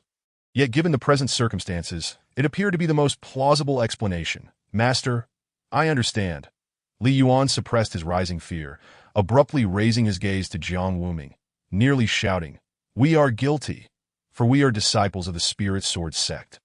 As these words fell, Jiang Wuming's form paused momentarily, and the terrifying vortex of annihilation also stilled. It has worked. Li Yuan rejoiced internally, not daring to hesitate. He continued to speak fervently. Yes, yes, the Spirit Sword sect deserves no mercy. The 10,000 demons shall endure through eternity. Suyueru of the Spirit Sword sect is a vile woman, a wretched dog, utterly worthless. He even echoed Jiang Wuming's own words, confident in their correctness. And the effect was remarkable. The god of death before them finally ceased his actions, regarding Li Yuan with a newfound interest. The other three disciples of the Hall of Discipline, witnessing this scene, joined in, each voicing their disdain. The Spirit Sword sect is a revolting sect. Its entirety is a den of hypocrisy, especially the eldest sister. No, the despicable Suyueru, the most disgusting being in the 4 seas and 8 wildernesses. The 10,000 demon sect is the foremost demonic sect in all realms. Long live Master Jiang Wuming. Each disciple transformed into a sycophant, fervently praising the 10,000 demons and Jiang Wuming while vehemently denouncing the Spirit Sword sect. This display was utterly amusing. These so-called righteous individuals revealed their true colors when faced with death. Even Wu Qingzhu, standing not far away, was rendered speechless. The once arrogant disciples of the Hall of Discipline now appeared nauseatingly obsequious. At this moment, Jiang Wuming finally reacted, smiling and nodding in acknowledgement. Yet almost immediately, the black vortex of annihilation resumed its relentless motion. Buzz, another one. The expressions of the remaining individuals shifted dramatically. The fleeting hope they had just grasped was extinguished once more. Especially for Li Yuan, whose countenance turned ashen. He could no longer contain himself. Watching one disciple after another perish, his heart was not filled with concern but with terror. It was the dread of the unknown. You old thief. You are slaughtering indiscriminately. You madman. You have no intention of seeking the answers you desire. There are no right answers. Even if we spoke the truth, you would dismiss it at this juncture. The remaining individuals finally grasped the gravity of their situation. Despair etched their faces as they gritted their teeth and clenched their fists, their eyes brimming with hatred. Old thief Jiang, you a tribulation stage cultivator, slaughtering with such impunity. What happened to the dignity of your forebears? You will be scorned by all. You are merely seeking a pretext for your massacre. Old thief Jiang. At that moment, Jiang Wuming, still smiling, shook his head to no. There is indeed a correct answer. As his voice resonated, all eyes turned towards him, their attention riveted. They were now eager to hear what this so-called correct answer might be. Even Wu Qingzhu leaned closer, straining to catch her master's words. You have made my disciple unhappy. Chapter 10, Master, how infuriating my disciple. Unhappy that Wu Qingzhu, standing at a distance, felt a sudden ringing in her ears. What shameful words were these from her master? She was utterly taken aback. The answer she had pondered for so long sounded more like a declaration of affection than my disciple. A wave of sweetness surged through Wu Qingzhu, akin to tasting honey. Her lips curled into a delightful smile, her heart fluttering at Jiang Wuming's words, replaying them over and over in her mind, each repetition bringing her more joy. Her slender fingers clutched her sleeve, unsure of where to place them. Master, you are truly infuriating. Meanwhile, on the other side, Li Yuan and the remaining disciples wore expressions of shock and disbelief, their eyes wide as they exchanged glances. None had anticipated such an answer. In their collective memory, their senior sister Suyueru had always held the highest regard, while Jiang Wuming's 3 female disciples occupied a position of lowly status, for he had never been particularly fond of them. This allowed even the most casual disciple of the Hall of Discipline to bully them, which was oddly satisfying. After all, they were merely at the golden core or nascent soul stages, yet they could easily overpower someone at the core formation stage. This dynamic stemmed from Jiang Wuming's previous inaction and even oppression of these three women. Oh, how could this be? What was truly happening? An increasing number of questions swirled in their minds. And as the answer became clearer, their desire to survive intensified, that a few of the more astute individuals immediately dropped to their knees before Wu Qingzhu, banging their heads against the ground with resonating thuds. "My lady, I was wrong. I acknowledge my sins. Please forgive me. Spare my wretched life." The others quickly followed suit, kneeling and bowing their heads that I in no time. Their foreheads were bloodied, staining the ground a dark crimson. Wu Qingzhu, witnessing this scene, frowned in disgust. She had been lost in the reverie of Jiang Wuming's words, but their interruption was quite unsettling that a tremor coursed through the crowd. They were overwhelmed with regret for having accompanied Li Yuan. Realizing they had courted death, what had possessed them to come? They had effectively walked themselves into a trap. Had they known that Jiang Wuming was no longer the same as before, they would not have dared follow him. Even if given 1,000 chances, now they loathed Li Yuan with a vengeance, wishing they could rend him to pieces should the opportunity arise. Jiang Wuming, observing the spectacle, nodded in satisfaction, a smile gracing his face. Enough, enough. The apologies can cease that a wave of trepidation washed over the crowd, reigniting a flicker of hope. Could it be that? Li Yuan, scarcely daring to breathe, held his breath in anticipation of Jiang Wuming's next words. The assembled disciples focused all their attention, beads of sweat accumulating on their foreheads. "Now, it is time for you to depart." Regrettably, Jiang Wuming did not utter the words they longed to hear. His actions were swift and decisive. This was the hallmark of a true demonic emperor. Had he been the Jiang Wuming of the original text, he might have released them again. Such foolishness, to leave the roots of dissent intact. Inviting trouble upon oneself. What Jiang Wuming detested most were such occurrences. Frankly, even if some of the disciples of the Hall of Discipline possessed the acumen to discern the correct answer and bowed to Wu Qingzhu in repentance, it would be of little consequence. It would only hasten their demise. These individuals were doomed, partly for their insults towards Wu Qingzhu and partly because fresh flesh and blood presented itself so conveniently. Jiang Wuming was eager for more. In the face of despair, he devoured them all.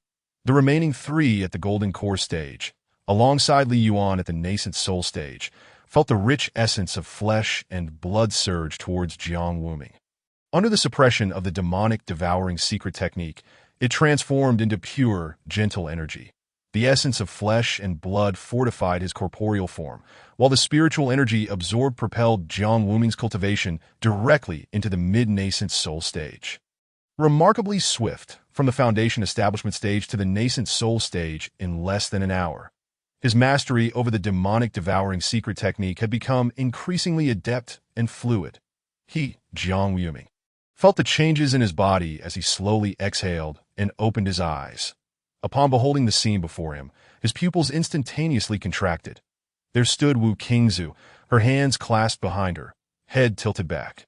Her cheeks adorned with a delicate blush, and her beautiful eyes fixated on Jiang Wuming's face with utmost seriousness, akin to a young bride eagerly awaiting the return of her husband.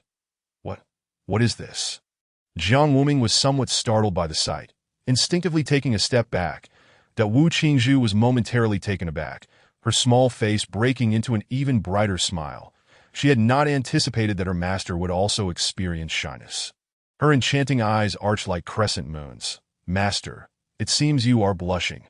Jiang Wuming was uncertain whether his face was indeed flushed, but he was acutely aware that it was burning hot and a significant problem had arisen. This was not in accordance with the original description. Wasn't Wu Qingzhu characterized as the epitome of coldness, a quintessential ice queen? The mastermind of the Wanma sect, a master of formations, a formidable cultivator in the harmonization stage. What in the world was this? What was happening? This was utterly bizarre. At that moment, Wu Qingzhu slightly turned to the side, her eyes sparkling with interest as she gazed at Jiang Wuming. "Master, you are truly adorable." "Ha ha ha." Jiang Wuming chuckled awkwardly as the voice of the system echoed once more in his mind. Current status detected. Alteration of the third disciple Wu Qingzhu's perception. Minor plot alteration. Congratulations, host. You have received a reward. Protective Sacred Jade 2. Protective Sacred Jade, capable of withstanding the full force of a tribulation stage cultivator. The description was succinct and clear. Jiang Wuming felt a surge of joy within. What a splendid treasure! This was precisely what he lacked. Currently, his spiritual energy was insufficient to unlock the Qianquan spirit bag, which was sealed by previous restrictions. He would need to reach at least the harmonization stage before he could access it. There was still a considerable amount of time before that could happen. Thus, the pressing concern became how to safely navigate this interval. Jiang Wuming had his own plans. On one hand, he intended to cling to the legs of his 3 disciples, and on the other, he sought to alter their perceptions and change the plot to earn rewards. This way, he could acquire more protective artifacts, just as he had done now. Meanwhile, Wu Qingzhu, noticing Jiang Wuming's prolonged silence, approached him with a hint of concern. "Master, what troubles you?" The warmth in her gaze was palpable. Although others were oblivious, Wu Qingzhu and her companions recognized that Jiang Wuming had failed his tribulation, while they could not comprehend how he exuded the pressure of a tribulation stage cultivator. The reality was that he was merely a lowly being. Chapter 11. What is your senior sister worth? By the way, here, take this. Jiang Wuming retrieved a small spirit talisman from his robe, its surface shimmering with ethereal light, and presented it to Wu Qingzhu. Feeling the vibrant energy emanating from it, Wu Qingzhu understood that this item was of no ordinary caliber. She stood there momentarily, stunned, unable to fathom how she had once again received a reward of a magical artifact from her master. The nature of the artifact was inconsequential. What mattered was the concern it represented from her master, that Wu Qingzhu gingerly accepted it. Her cheeks flushed. "Thank you, master." Her voice was barely above a whisper. "Master has truly changed. You are entirely different from before." That a smile blossomed on Wu Qingzhu's face. A sweet and endearing smile. That moment, Jiang Wuming spoke. "All right, let us depart." "Depart? Where to?" Wu Qingzhu inquired, a hint of confusion in her tone. "To the disciplinary hall." From this statement, she discerned an ominous intent. Although Jiang Wuming wore a smile, it sent shivers down her spine. The brilliance in Wu Qingzhu's beautiful eyes intensified. "Master, it has been so long since I have seen you like this." "Very well." Wu Qingzhu smiled brightly, and the two set off toward the disciplinary hall. That moment, within the hall master and vice hall master had yet to return. "Are we too?" The disciples kneeling on the ground turned pale, overwhelmed by the oppressive aura of hall master Sun Dong, a consummate cultivator in the nascent soul stage. Even normal breathing became a struggle, especially now, as if they were caught in a perilous situation. Sun Dong frowned, his expression darkening. Logically, Li Yuan and the others should have returned long ago. Something was amiss. Could it be that Wu Qingzhu had made a move? That seemed unlikely. The disciplinary hall was currently backed by Jiang Wuming. Even if Wu Qingzhu had the audacity, she should not dare act against them, especially since Jiang Wuming was like a devoted dog to Su Yueru. Convinced of this, Sun Dong's apprehension eased. No need to worry. You withdraw. Before he could finish speaking, his expression abruptly shifted as he sensed an overwhelmingly terrifying pressure. This was the aura of a tribulation stage cultivator. Who could it be? Sun Dong's pupils contracted sharply, his expression morphing into one of disbelief. Within the entire Wanma sect, there was only one individual who was a tribulation stage cultivator, Jiang Wuming. But why was he arriving with such an imposing presence? The visitor bore ill intent. Was it truly Jiang Wuming? What was his purpose here? Sun Dong's mouth twitched involuntarily, and the sweat on his forehead increased. The disciples who had just entered were now collapsed on the ground, unable to move. How could a mere foundation establishment cultivator withstand such immense pressure? The terrifying aura drew nearer, and Sun Dong's expression darkened. That a dreadful thought crossed his mind. Could it be that the Vice Hall Master Li Yuan and the others had not returned because? But he found it hard to believe. Jiang Wuming, the devoted dog, would not suddenly turn against them. There was no time to ponder further as he sensed two formidable auras approaching, one from a tribulation stage cultivator, the other from a harmonization stage cultivator. Sun Dong dared not be negligent and rushed out to meet them, braving the immense pressure. However, when he beheld the scene before him, his pupils contracted once more. Indeed, it was Jiang Wuming. Moreover, he was accompanied by Wu Qingzhu by all accounts. These two should never have been seen together. It was no exaggeration to say that it had been nearly a century since Jiang Wuming and his disciple had appeared together. He had previously avoided any association with her to spare Su Yueru's feelings, essentially deceiving himself and merely playing the role of a devoted Dog. So what on earth was happening now? Sun Dong's heart trembled as he contemplated. I did not expect the sect master to grace us with his presence today. However, it seems you have come alongside your friend Qingzhu. The last sentence was articulated slowly, with a hint of emphasis, almost questioning in tone. The numerous disciples present exchanged glances, waiting for Jiang Wuming's response, their minds already conjuring images of his explanation. They stood there, anticipating the gossip. Yet, Jiang Wuming merely replied coolly, "Do you require an explanation for my actions?" As soon as these words were spoken, a gust of wind swept through the hall, and an overwhelming pressure descended upon everyone present, causing them to tremble involuntarily. Even those of weaker cultivation felt their blood surge backward, and they coughed up blood. Sun Dong's face paled dramatically. Although he was the hall master of the disciplinary hall, he was still merely a consummate practitioner in the nascent soul stage.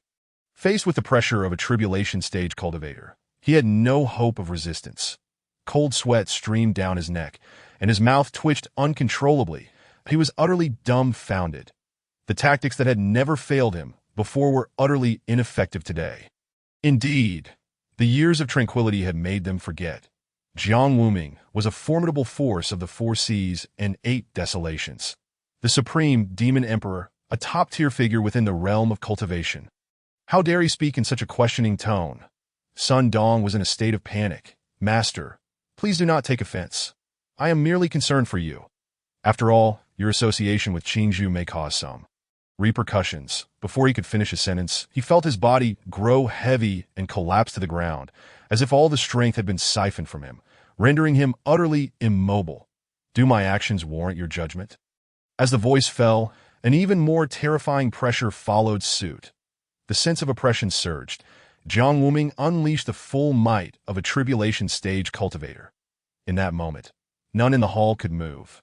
Even Wu Qingzhu, standing beside him, felt the impact. Sun Dong, prostrate on the ground, was drenched in cold sweat, his heart racing that it was over. Everything was over. He could only resort to his last measure. "Are you not afraid that our senior sister Su Yueru will be heartbroken by your actions?" Sun Dong's words were almost a shout. The name Su Yueru held great weight, and once uttered, it could resolve any predicament.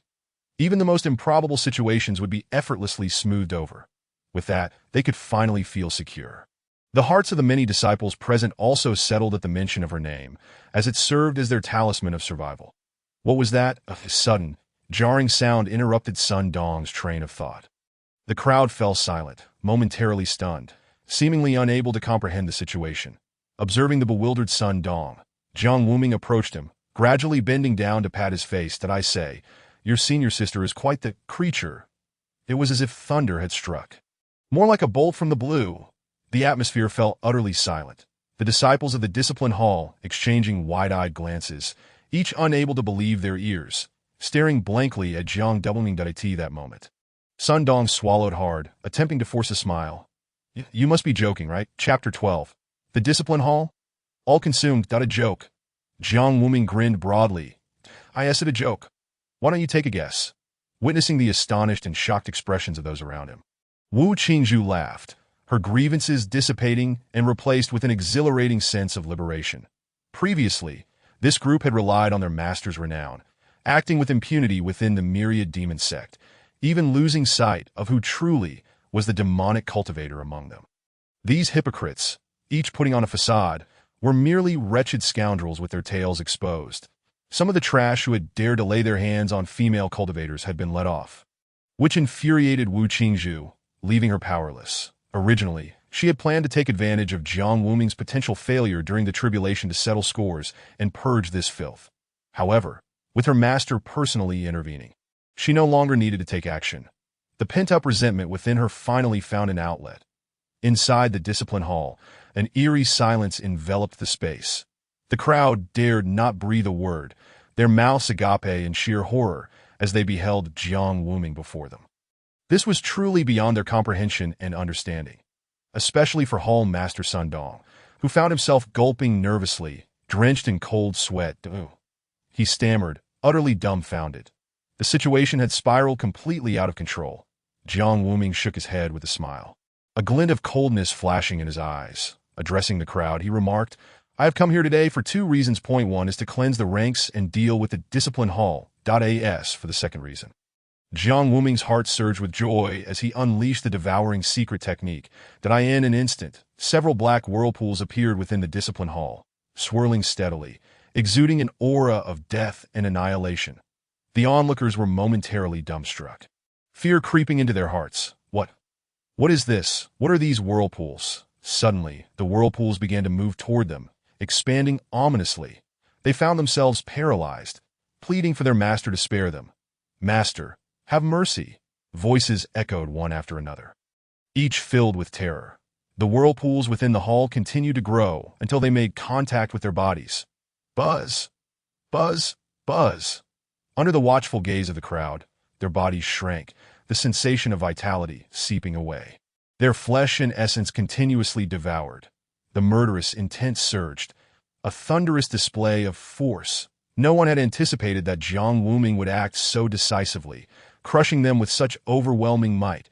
They watched helplessly as one disciple after another was reduced to mere husks, turning to ash and dissipating into the air. Sun Dong was left utterly bewildered. So it is self-evident that at this very moment, within the grand hall of the Lingjian sect, a dozen or so elders are seated in a row, each possessing cultivation levels above the nascent soul stage, with the strongest among them having reached the pinnacle of the transformation stage. At the forefront sit two individuals. One is Su Tian, the sect master of Lingjian, and the father of Su Yuru. The other, clad in a flowing black robe that obscures his face, leaving his expression shrouded in mystery.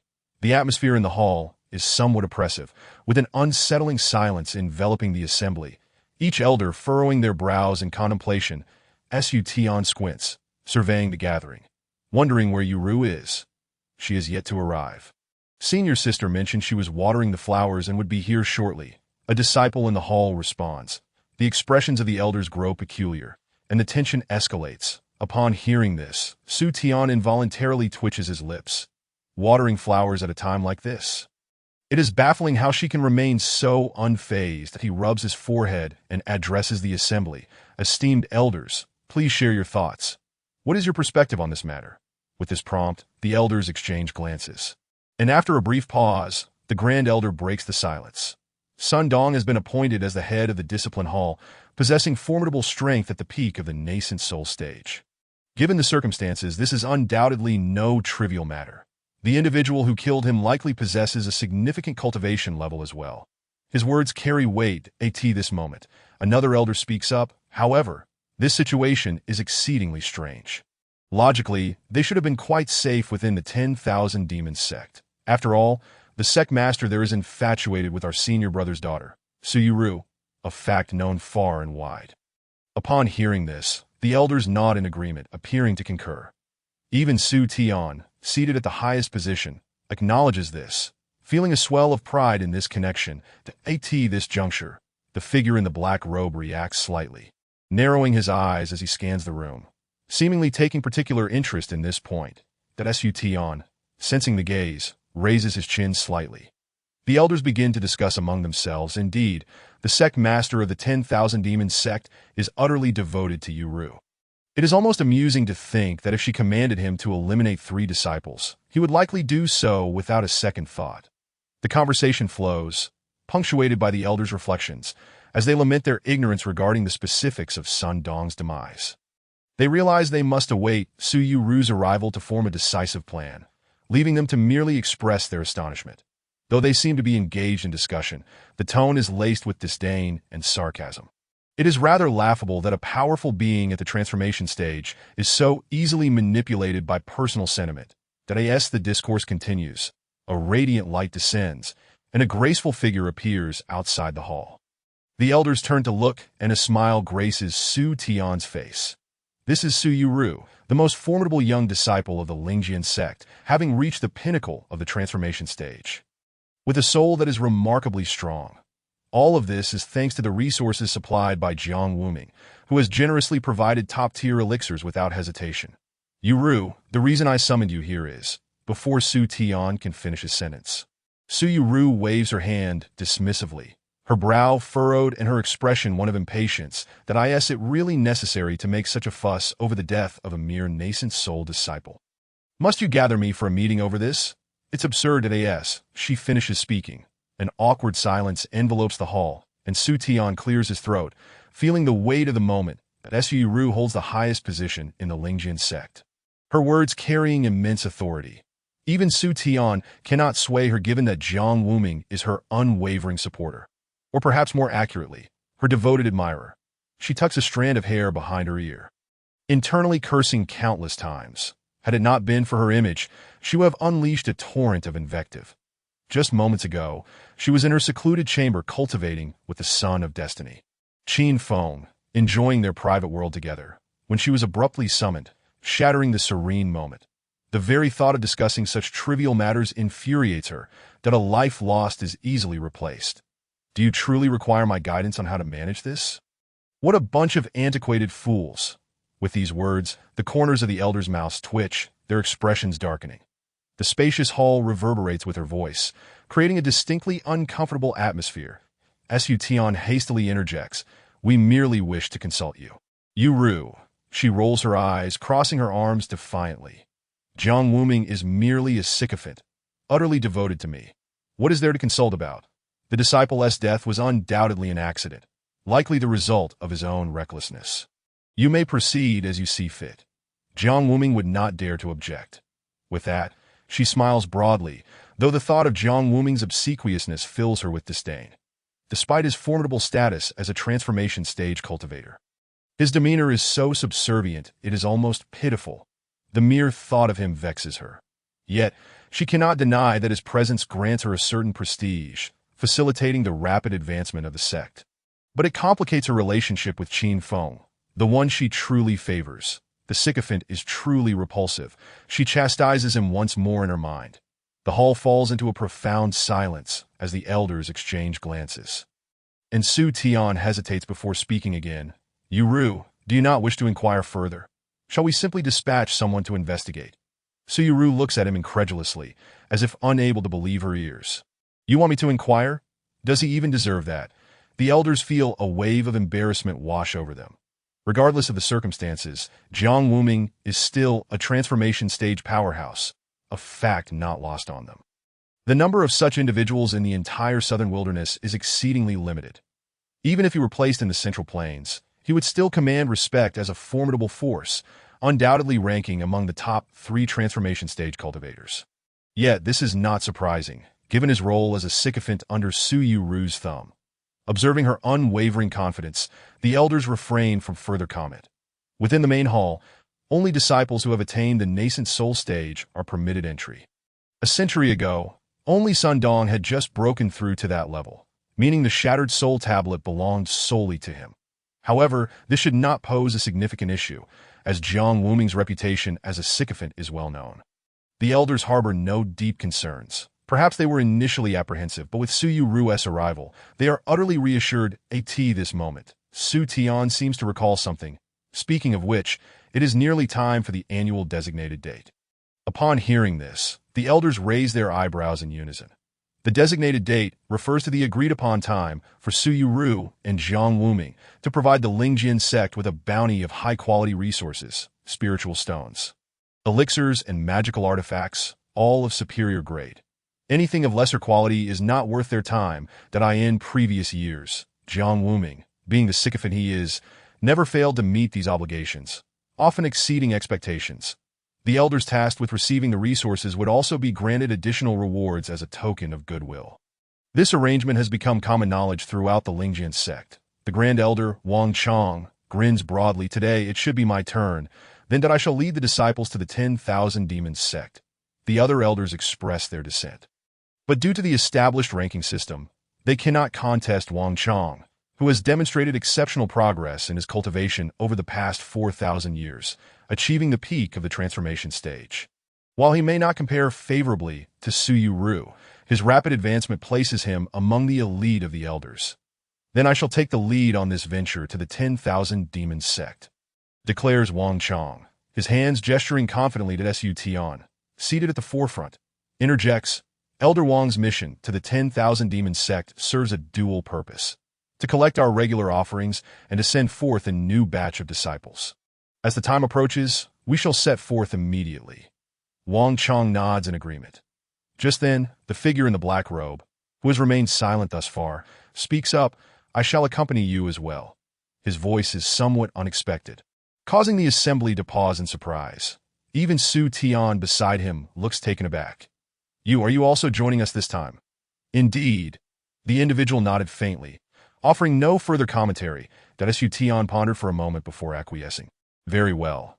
With your esteemed company, we shall have a measure of assurance. The hall was enveloped in a profound silence, as several elders stood there, momentarily dumbfounded, gazing incredulously at the person before them. Quite frankly, they had been perplexed from the outset. Who was this individual sitting alongside the sect leader? What struck them as even more peculiar was the evident respect displayed by the sect leader towards this person. What was the meaning of this? They had yet to find an opportunity to voice their inquiries. Senior Brother Zhang, may I inquire about this esteemed friend? Wang Chong queried, a hint of confusion in his tone. Su Tian smiled gently. This gentleman is the third elder of the southern branch of the Immortal Gate Alliance. His words were nothing short of astonishing. Upon hearing this, the crowd collectively inhaled sharply. The Immortal Gate Alliance's greatest strength lay in its numbers, and this reference was not to the disciples, but rather to the elders. Each elder was a formidable presence in their own right. Notably, the top 3 elders of each branch were all at the Tribulation Transcendent stage. In other words, the third elder before them was indeed a powerful practitioner of that caliber, though the members of the Lingjian sect had often looked down upon Jiang Wuming. This was primarily due to his sycophantic tendencies. However, a Tribulation Transcendence expert commanded immense respect. Furthermore, this was their first encounter with such a formidable figure. The faces of the elders were painted with reverence and admiration, except for Su Yu, who stood aloof, curling her lip in disdain as she turned away without a backward glance at a Tribulation Transcendence expert. What is that worth? She scoffed, dismissing Jiang Wuming entirely. What was a mere third elder from the southern branch? An awkward tension settled over the hall. Just as Su Tian was about to speak, the man in black robes waved his hand with a smile. Allow me to introduce myself. I am the third elder of the southern branch of the Immortal Gate Alliance. My name is rather straightforward, Bai San, as I am the third in my family. This statement was laden with implications that piqued the crowd's curiosity. Bai San, being the third elder, raised further questions that it was as if he could read the minds of those present. For he nodded with a knowing smile. The Grand Elder and the Second Elder of the branch are, respectively, my older brother and second brother. This revelation left them utterly astonished. 3 brothers, all at the Tribulation Transcendent stage, and all part of the southern branch. This was a force not to be trifled with. Were it not for the Wanma sect, this branch would likely be the preeminent power in the entire southern region. In light of this, Wang Chong, the Grand Elder of the Lingjian sect, narrowed his eyes, contemplating the implications of the apparent friction between Bai San and Jiang Wuming. However, he deemed it irrelevant to the Lingjian sect. After a few more brief exchanges, the elders departed one by one, leaving only Su Tian and Bai San in the Grand Hall. Su Tian broke the silence. What brings you to the Wanma sect? Esteemed elder, merely to observe, Bai San replied with a smile. Upon hearing this, Su Tian's expression darkened slightly. Bai San had arrived at the Lingjian sect just a few days prior without any clear purpose, only stating that he intended to stay for a while. Although the exact nature of his intentions remained shrouded in mystery, Su Tian harbored a vague suspicion of ulterior motives. Yet, given Bai San's status and strength, he was in no position to probe further or to expel him, so he resigned himself to the situation. Rest assured, sect leader, I will ensure the safety of the disciples of the Lingjian sect during this journey. Bai San assured him. Su Tian managed a dry laugh. Then I shall express my gratitude in advance. Bai San bowed slightly before turning to leave, a smile gracing his features. Recently, his elder brother Bai had predicted Jiang Wuming's impending calamity using a 6th grade Shinko information, suggesting that he might already be dead. In other words, the Wanma sect could very well be a hollow shell at this moment. With Jiang Wuming's demise, the entire sect would be left leaderless, and the 3 disciples would be utterly defenseless. Bai San's purpose in visiting the Lingjian sect was to investigate the situation, and he had finally received the opportunity he sought. A splendid opportunity. Chapter 15. Jiang Wuming's claim to belonging at the main peak of the Wanma sect. Within the Yinluo Hall, three graceful figures stood. Jiang Wuming's three disciples to AT this moment. Hong Yue and Bai Meyer exchanged bewildered glances, astonished as they gazed at Wu Qingzhu. While they had sensed some fluctuations in spiritual energy, they had never anticipated such an outrageous turn of events. Their master, Jiang Wuming, had single-handedly annihilated all the disciples of the Discipline Hall. This left no room for negotiation and offered no quarter to Su Yu, demonstrating a level of decisiveness that was unprecedented. This.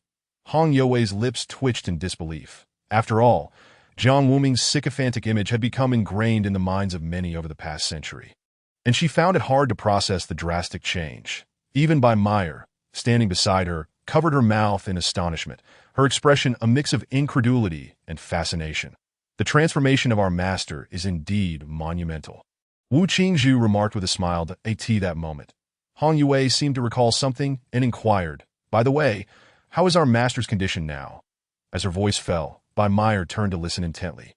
Their expressions filled with concern that Wu Qingzhu responded, "He is well, with no significant issues. Although our master's cultivation has diminished, his physical injuries have been fully healed." Hong Yue sighed in relief, her heart settling as she exhaled deeply. However, this revelation also raised another concern. Jiang Wuming's current level of cultivation was alarmingly low. Even with his injuries healed, his strength was far from what it once was. Indeed, it would not be an exaggeration to say that he had not even regained a fraction of his previous prowess. Hong Yue's expression soured, while Bai Meyer mirrored her concern that Wu Qingzhu, however, chuckled, "There is no need for my two senior sisters to worry. Our master has broken through his emotional tribulations, greatly enhancing his mindset. Coupled with his practice techniques, his cultivation speed is remarkably swift." Both Hong Yue and Bai Meyer were taken aback by this assertion. Even Wu Qingzhu herself was somewhat astonished. After consuming all the disciples of the Discipline Hall, Jiang Wuming had reached the transformation stage. His physical strength significantly enhanced as well, that he was currently stabilizing his realm within Wu Qingzhu's cave, absorbing the residual effects of the medicinal properties from the wash marrow and scrape bone elixirs. If he continued to devour, his cultivation would rapidly ascend. This was, in fact, a second opportunity for him to refine his cultivation after his fall, allowing his meridians to expand and his body to grow even stronger. If Jiang Wuming were to return to the Tribulation Transcendent stage now, he would undoubtedly surpass his previous peak, potentially reaching an unfathomably terrifying level that IT was a prospect beyond imagination.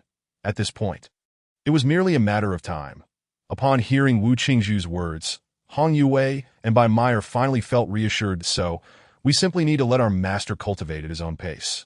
Hong Yue suddenly asked. Bai Meyer raised an eyebrow in curiosity that Wu Qingzhu sensed something amiss in the inquiry. While it was true that their master required rest, she felt a deeper implication behind the question. "Senior sister, what are you implying?" At that moment, Hong Yue tucked a loose strand of hair behind her ear and squinted her eyes. "We can't keep burdening the third junior sister to ask the elder sister. I must take some responsibility.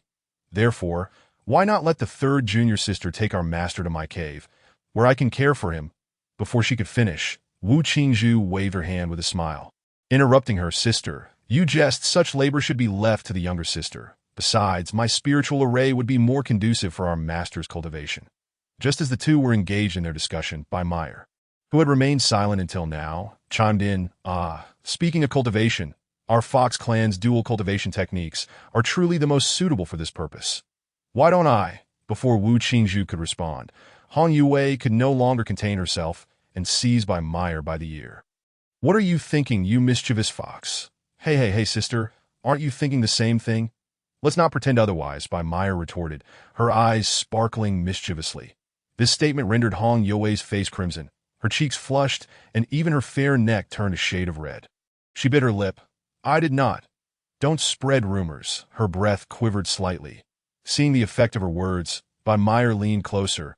Her eyes narrowed playfully. "Sister, what's so wrong with admitting it? Didn't we acknowledge our mutual feelings a century ago?" Hong Yue clenched her fists, her face growing increasingly flushed as she felt the heat rising. "You troublesome fox, stop stirring up trouble. Sister, are you in a hurry?" Bai Meyer's face was filled with mockery as Wu Qingzhu silently set up a grand formation around them. "You two sisters, it is best to leave Master Jiang Wuming to me. I will certainly take good care of him, ensuring he is plump and healthy." As her voice fell, the two sisters beside her turned to look. Their expressions tinged with a hint of coldness. In the next moment, both reacted. Bai Meyer's face was adorned with soft, downy fur. Her eyes transformed into blood-red vertical pupils, exuding a touch of wicked charm and a hint of seduction, with faint shadows reminiscent of a six-tailed fox flickering about. "Since words fail us, let us resort to a contest, my dear junior sister." Hong Yue also snorted coldly, channeling her spiritual energy. In an instant, a crimson wave surged through the heavens and earth, stretching for miles. It has been a century since we last sparred. It seems both junior sisters are quite confident in their own strength. The three grew increasingly agitated, their faces flushing with intensity. Within the Azura Hall, a fierce wind howled, causing the entire mountain peak to tremble. Terrifying waves of spiritual energy surged one after another, leaving the many disciples of the Wanma sect below in a state of shock. What is happening? What kind of existence can create such immense battle waves? They wondered. I do not know, but it is certainly not something we can provoke. It is truly terrifying. There have been such fluctuations in our sect recently. What could be the cause? The discussions flowed one after another, as the disciples below gazed upward in a daze, feeling the overwhelming aura that made their hearts tremble. They harbored no doubt that should they be caught in such a conflict, even a single strike would be enough to lead to their swift demise. The elders of the Wanma sect were equally astonished, not daring to extend their spiritual senses to investigate. This situation had surpassed their capacity to intervene. The battle continued, with the three sisters competing fiercely for the favor of their master Jiang Wuming. Chapter 16. Three restless little ones. Meanwhile, within Wu Qingzhu's cave dwelling, Jiang Wuming sat upon his couch, continuously absorbing the potency of the previous elixirs while channeling spiritual energy to reinforce his flesh. That he had devoured the entirety of the discipline hall, the power he garnered from the flesh being nothing short of terrifying. This exceptionally rich essence significantly enhanced Jiang Wuming's physical strength. Though he had only just entered the transformation stage, his physical prowess far exceeded that of practitioners at this realm. Jiang Wuming slowly exhaled, opening his eyes and clenching his fists, feeling the abundant energy within his body. Excellent. This demon-devouring secret technique is indeed remarkable, truly worthy of being an ancient technique of the celestial demons. It feels utterly exhilarating to use. No need to dirty my own hands. After dealing with others, I can also consume their flesh and spiritual energy. This suits my current identity perfectly. I finally possess some means of self-preservation, no longer needing to be overly cautious. However, Jiang Wuming narrowed his eyes, contemplating the current situation. For now, the three disciples within the sect had been pacified, with no significant issues arising. Yet according to the original storyline, after his demise, the southern border branch of the Immortal Alliance would take over. Those three would monopolize all the magical artifacts and elixirs accumulated over a millennium. Subsequently, the protagonist Qin Feng, incited by rage over a beloved, would forcefully elevate his realm and take action. In simpler terms, the southern border branch would serve as experience fodder for Qin Feng. But Jiang Wuming had no intention of becoming cannon fodder. Neither the Bai brothers of the southern border branch nor the protagonist Qin Feng were to be underestimated. Jiang Wuming pondered the current timeline. In a week, the Grand Elder of the Lingjian sect would arrive with his entourage. Among them a man in a dark robe, Bai San, a crossing tribulation stage expert from the southern border branch. In the original text, this individual had fought against three, grievously injuring Wu Qingzhu, while the other two female disciples also sustained injuries. Fortunately, he possessed the effects of being a perfected crossing tribulation stage practitioner. Otherwise, he would have been in serious trouble. At that point, it would not be difficult to deal with a crossing tribulation stage Grand Elder as a warning. Just then, Jiang Wuming found it peculiar that he could feel the spiritual energy vibrating. What on earth was happening at the main peak? He was filled with curiosity, now that he had completed absorbing the essence of flesh. He decided to go and see for himself. With a swift motion, he stepped outside his cave. His speed had certainly increased significantly. A radiant light surged as he made his way toward the main peak's Yama Hall. At that moment, outside the grand hall, a considerable crowd had gathered. Aside from several elders, there were predominantly disciples, each wearing an exceedingly peculiar expression as they watched the scene within the hall, feeling the quaking spiritual energy. Their hearts trembling. What on earth sparked this conflict? Who could possibly intervene against these three ancestors? The three disciples of the sect master were actually engaged in a fierce battle. What was happening here? The terrifying waves of spiritual energy made it difficult to breathe even when approaching slightly. The onlookers were horrified, their mouths twitching involuntarily. Although skirmishes frequently occurred within the Wanma sect with a rather fierce atmosphere. Compared to the battle at hand, theirs could only be likened to children's games. Simultaneously, the arriving elders bore grim expressions, beads of cold sweat dotting their foreheads. The sect master's eldest disciple, Hong Yue, had already activated the Red Lotus sacred domain, causing the temperature to soar, rendering entry impossible. The second disciple had also manifested her true fox form. Even the mere perception through spiritual senses caused blood to surge backward. Have you all noticed? The entire Yama Hall is enveloped within the grand formation of these three disciples. As they spoke, the crowd grew increasingly alarmed, swallowing hard as cold sweat drenched their robes. This battle had surpassed their ability to intervene. At that moment, within the grand hall, the battlefield was rife with extraordinary phenomena. Waves of rainbow light intertwined, and within the confines of Hong Youwei's Red Lotus sacred domain, the air was continuously compressed, creating dangerously scorching waves. Sisters, it seems that after all these years, your cultivation has not progressed much, she remarked, narrowing her beautiful eyes as she gazed over. By Meyer, her whole form adorned in snowy white fur, had six ethereal tails swirling in the air. Oh dear sister, your words are so sweet. Yet after all this time, you have been unable to deal with Meyer, that a pink mist materialized within the grand hall. Should it be inhaled by those of lower realms or unstable minds, Meyer would be able to manipulate them directly. Even a formidable practitioner like Hong Yue felt some trepidation against its influence. Struggling to manage the crimson mist with some difficulty, in contrast, not far away, Wu Qingzhu appeared rather at ease. You two sisters still haven't matured. How fond you are of childish tricks that I truly have reservations about leaving master in your care.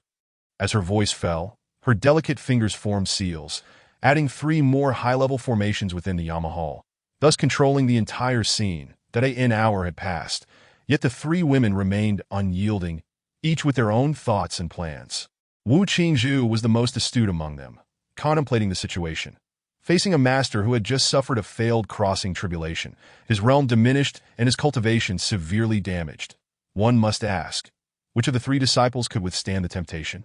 Their master, at present, felt a profound sense of guilt toward his three disciples, sensing he owed them something, that if this could be exploited effectively moreover, it was worth noting that the master's diminished strength meant they could easily suppress him through forceful means. Once the rice was cooked, it would be but a matter of time. Wu Qingzhu, lost in thought, felt her cheeks flush slightly as she intensified her manipulation of the formations, disregarding her own spiritual energy consumption. Suddenly, she raised her head and declared, "Master, he is mine." You two sisters, do not even think about it. Upon finishing her proclamation, she proceeded to lay down two more fourth-grade formations, which was nothing short of terrifying. Although her cultivation was the lowest among the three, her mastery of formations positioned Wu Qingzhu among the top three in the southern border. Even when compared to the Central Plains, she would rank within the top 10. Under the weight of multiple formations, even when facing a crossing tribulation stage practitioner, she could hold her ground. The expressions of Hong Yue and Meyer shifted, growing increasingly serious as they prepared to confront Wu Qingzhu's trump card. Outside the grand hall, the many elders and disciples were left speechless, their eyes wide and mouths agape. What on earth can we do about this? This is simply terrifying. It's over. We are doomed. No one can stop them. The Yama Hall will be destroyed. No, the Wanma sect will be ruined. As the sound echoed in succession, a figure descended from the sky. This individual strolled leisurely towards the hall of Yama, casually remarking, "Indeed, three restless little rascals." Chapter 17 naturally implied that they shared a bed with their three disciples. As soon as the words fell, the three women in the grand hall trembled, instinctively turning their heads to glance. Upon witnessing the figure, They halted their actions, lowering their heads in a state of confusion that moment. Whether it was the searing flames of thousands of degrees, the boiling flowing fire, the enchanting pink vapor, or the intricate formations inscribed with obscure runes, everything came to a standstill. The three female disciples stood frozen, their heads bowed like children caught in mischief, awaiting their master's reprimand, their cheeks flushed, Jiang Wuming, observing this scene, felt a mix of amusement and exasperation this moment. These three disciples bore little resemblance to formidable cultivators. They appeared more like children. Nonetheless, it was rather amusing. The original text provided scant descriptions of these three, mostly highlighting their bloodthirsty, cold, and cruel personas. This scene was indeed a first for Jiang Wuming. What on earth sparked this sudden altercation? As the voice faded, the expressions on the three women's faces appeared rather peculiar. Even somewhat awkward, Wu Qingzhu, her beautiful eyes shimmering, was the first to speak. It was the two senior sisters who didn't want Master to visit their cave abode that I felt indignant on your behalf. So before she could finish, Hong Yue could no longer contain herself and interrupted. You little rascal. The villain cries first. After all these years, the dishes my senior sister prepared for you were all in vain. Wu Qingzhu stuck out her tongue at her, making a face. What dishes? I don't recall any. Hong Yue, too lazy to argue, turned her gaze towards Jiang Wuming. Master, I have never said such a thing. I actually wish for you to visit my cave abode, she spoke. Her face grew increasingly red, her voice shrinking to a whisper, unable to continue to tell my cave abode. Her head lowered, 3,000 strands of hair draped down, obscuring her face, yet one could still discern the rosy hue of her graceful neck. Bai Mei, standing nearby, grew bolder. With her hands on her hips, her alluring figure became apparent, the most enchanting among the three. Her eyes curved like crescent moons, exhaling like orchids, her voice soft and ethereal. Alas, the eldest senior sister has nearly 1,000 years of age, yet remains so shy. Since that's the case, let the disciples clarify things. Our battle today is over Master's claim. Upon hearing this, Jiang Wuming's lips twitched, his expression quite peculiar. Claim? Claim. The nearby Wu Qingzhu and Hong Yue turned their heads, their cheeks flushed, especially Hong Yue, who was now utterly embarrassed, wishing for something to cover her face. That damned flirt. So obvious. In her heart, she had silently cursed Bai Mei 1,000 times, making it rather difficult for her to face her master again. Wu Qingzhu clasped her hands behind her back, feigning nonchalance, yet her heart was in turmoil, no less than Hong Yue's. Now that Master Jiang Wuming resided in her cave abode, such a clear implication could lead to misunderstandings. Forget it. He doesn't misunderstand. Wu Qingzhu clenched her delicate fists, her gaze becoming resolute. After all, she had intended this from the start and had not misinterpreted anything this moment. The grand hall fell silent. Wu Qingzhu had set up a formation, rendering the outside unable to see or hear the discussions within. She then looked towards Jiang Wuming and stated, Yes, it is indeed a claim so, Master. What do you think? As her words echoed, all three women's gazes converged on Jiang Wuming, their seriousness unparalleled, even more so than during his teachings a century ago. Particularly Bai Mei, whose fervent gaze was unrestrained and increasingly enchanting. Her eyes roving over Jiang Wuming with unabashed intensity, making it rather overwhelming. Jiang Wuming had no doubt that if it weren't for the other two disciples' presence, this second disciple would likely have lunged at him by now. Realizing this, he swallowed hard, beads of cold sweat trickling down his forehead. This moment, a familiar system voice echoed in his mind. Detecting current host state, congratulations, option triggered. Option 1. Laugh heartily and declare. What is there to choose? Of course, it's sharing a bed with the three disciples. Reward. 6th grade blood lotus formation. Option 2. Remain unmoved and observe the spectacle, stating, you fight it out, and whoever wins. Master will go to their cave. Reward. Blood fiend sword. Option 3. Gently smile and say, you are all Master's beloved disciples. It's best for Master to reside in his own cave. Reward. Elevation to the pinnacle of transformation stage. This time, there were 3 options. Jiang Wuming gazed at the information before him, his mouth twitching violently. What the hell is the first option? Is this purely a recipe for disaster? Although the temptation was indeed immense, given the current situation, selecting it would be tantamount to signing his own death warrant. There was no need for the other disciples to take action. Just Wu Qingzhu would instantly sense something amiss. His character would be utterly shattered. Jiang Wuming firmly believed that should he utter those words, the already clingy Wu Qingzhu would undoubtedly swing her sword at him, thinking herself possessed. No, no, no. The first option must be avoided at all costs. As for the second option, it would only serve to stir discord among the three disciples. Although the Blood Fiend's sword was of high caliber, it was not worth the potential fallout. After careful consideration, the third option appeared to be the most prudent and aligned with his character. Moreover, the reward was quite appealing in the current scenario. Improving his cultivation was of paramount importance. Everything else, be it formations or artifacts, held little significance. After all, no matter how formidable an item might be, without the ability to wield it to its fullest potential, it would be rendered useless. Ultimately, one's realm was what mattered most.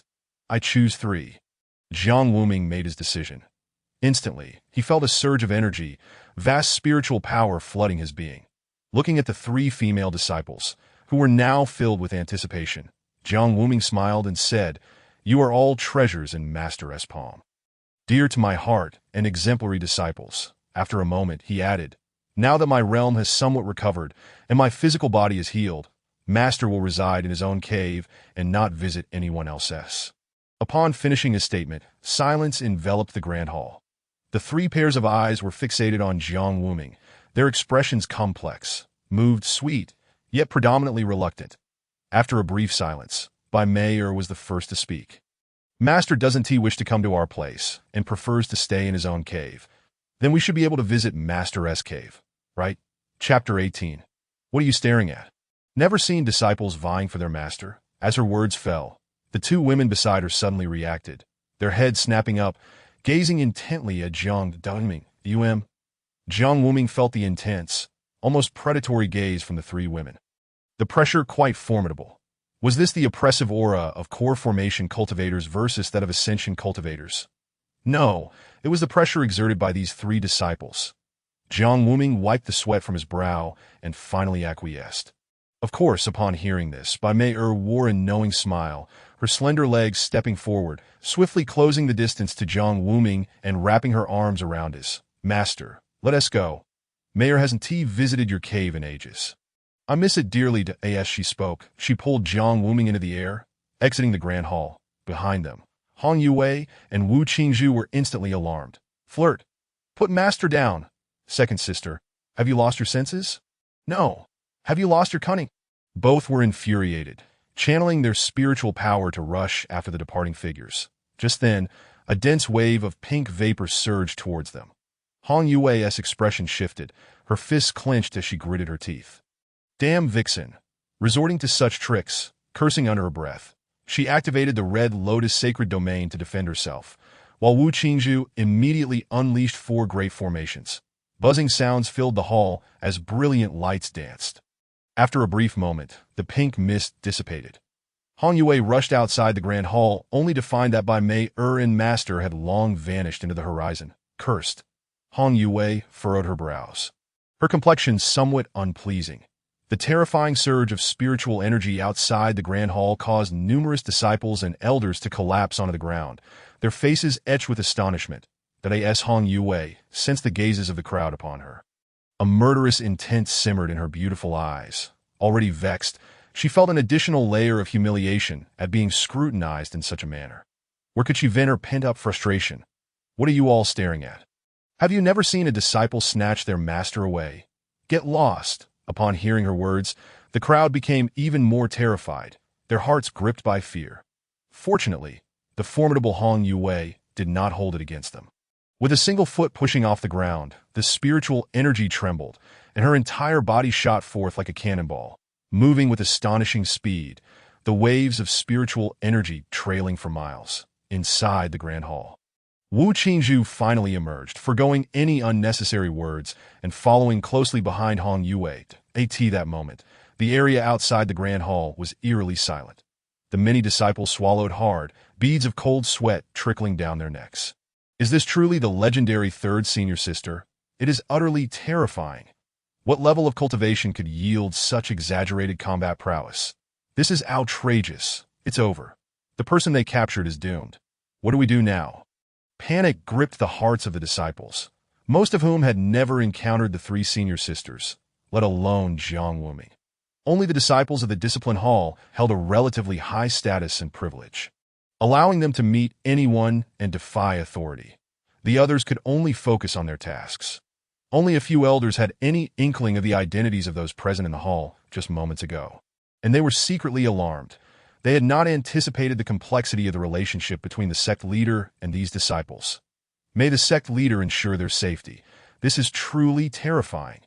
These three disciples are not individuals that can be easily subdued. It all depends on the sect leader's fortuitous destiny. Meanwhile, Jiang Wuming's situation was not much bettered. He was hoisted over by Mayor's shoulder, moving at a rapid pace. Master, it has been so long since I last visited. I've almost forgotten that I asked your cave dwelling in this direction. The woman smiled sweetly, a curious flush adorning her cheeks. Jiang Wuming, somewhat helpless, replied, No, it Hayasadano. Is that so? Then it's good. Jiang Wuming sighed that if his memory served him correctly, they were headed towards the cave of that little fox. This rascal had merely spoken earlier to deceive Hong Yue and Wu Qingzhu. Glancing at his current position, he said, perhaps you could set me down? After all, in my current state, I can't really run away, can I? Upon hearing this, Bai Mei did not respond immediately. Instead, she slowly turned her head, her enchanting eyes glazed over, and said softly that one do. Master has quite a few tricks up his sleeve. Moreover, how could I let my hard-earned catch escape? After finishing her words, she increased her speed again. Jiang Wuming sighed in resignation, lamenting, What is this all about? At the same time, Hong Yue and Wu Qingzhu soared through the air towards Jiang Wuming's cave. Suddenly, Wu Qingzhu halted mid-flight. No, something feels off. Hong Yue, unable to comprehend, exclaimed in urgency, What's wrong? What are you talking about? Forget everything else. If we delay any longer, Master might really fall into that wretched fox's clutches. It could already be too late. Wu Qingzhu remained unfazed, her delicate brows knitting together as her small face grew serious. Seemingly lost in thought that no, she headed to Master's cave. We've been tricked by second senior sister. Without waiting for Hong Yue to react, she swiftly altered her course, racing in another direction. The bewildered Hong Yue stood still, her face a mixture of shock and confusion. She glanced between the direction of Master's cave and that of Wu Qingzhu's departure. Damn it, no time to waste. With that, she followed suit, her instincts urging her to trust her third junior sister. That Wu Qingzhu bit her lip, beads of sweat forming as they sped through the air, her long hair billowing in the wind. If only she had reacted a moment sooner. It was too late. The words of second senior sister had completely disrupted her thoughts. Time had passed, and they might already be at the cave. Moreover, given Master's current level of power, he would be utterly unable to resist that if second senior sister really Wu Qingzhu's thoughts trailed off, her face flushing crimson, her ears aflame, that no, absolutely not. I cannot allow second senior sister to obtain what I have not. With that, she accelerated once more. Absolutely. Not permissible. That day, countless disciples of the demon sect only sensed three exceptionally powerful auras streaking across the sky above the sect. They did not know who it was or what level of cultivation they possessed. They only recognized the sheer terror of the spiritual force and the absurdity of their strength. The first to pass was the swiftest, followed by a torrent of obscure runes, and the third was an overwhelming wave of terrifying heat. No one would ever forget that day. Chapter 19. Three Mischievous Hounds. The mischievous hounds that tear people apart at this moment. Jiang Wuming had arrived at Bai Mei's cave. The entire hall was adorned in shades of pink, the air thick with an intoxicating fragrance. After setting several restrictions outside the cave, Bai Mei approached Jiang Wuming, her gaze dreamy as her beautiful eyes roamed over him. That, oh dear, third junior sister is truly something. Master has worn this robe for so many days without a thought to change it that a hint of intrigue sparkled in Bai Mei's eyes as she stood before Jiang Wuming. Then allow me to take care of these trivial matters. Before Jiang Wuming could utter a word, Bai Mei sprang into action. With swift movements, she shed the robe, revealing a white shirt underneath. Upon witnessing this scene, Bai Mei's heart raced. Wait, hold on a moment.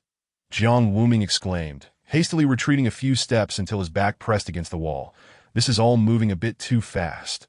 Isn't it? Why are all these disciples like wolves at the door? This is entirely different from what I read in the original text. Wasn't he the second disciple supposed to be aloof and indifferent? Then who is this passionate and somewhat unhinged by Mei before me? Jiang Wuming could not help but swallow hard, feeling a genuine sense of panic. Bai Mei giggled softly, leisurely advancing toward Jiang Wuming. Her breath fragrant as she spoke. Master, I have long since uncovered the dual cultivation method in the scripture pavilion.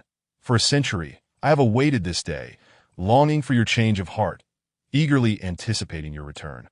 The expression on Bai Mei's face grew increasingly peculiar as she bit her lip, her exquisite figure becoming ever more apparent as she drew closer.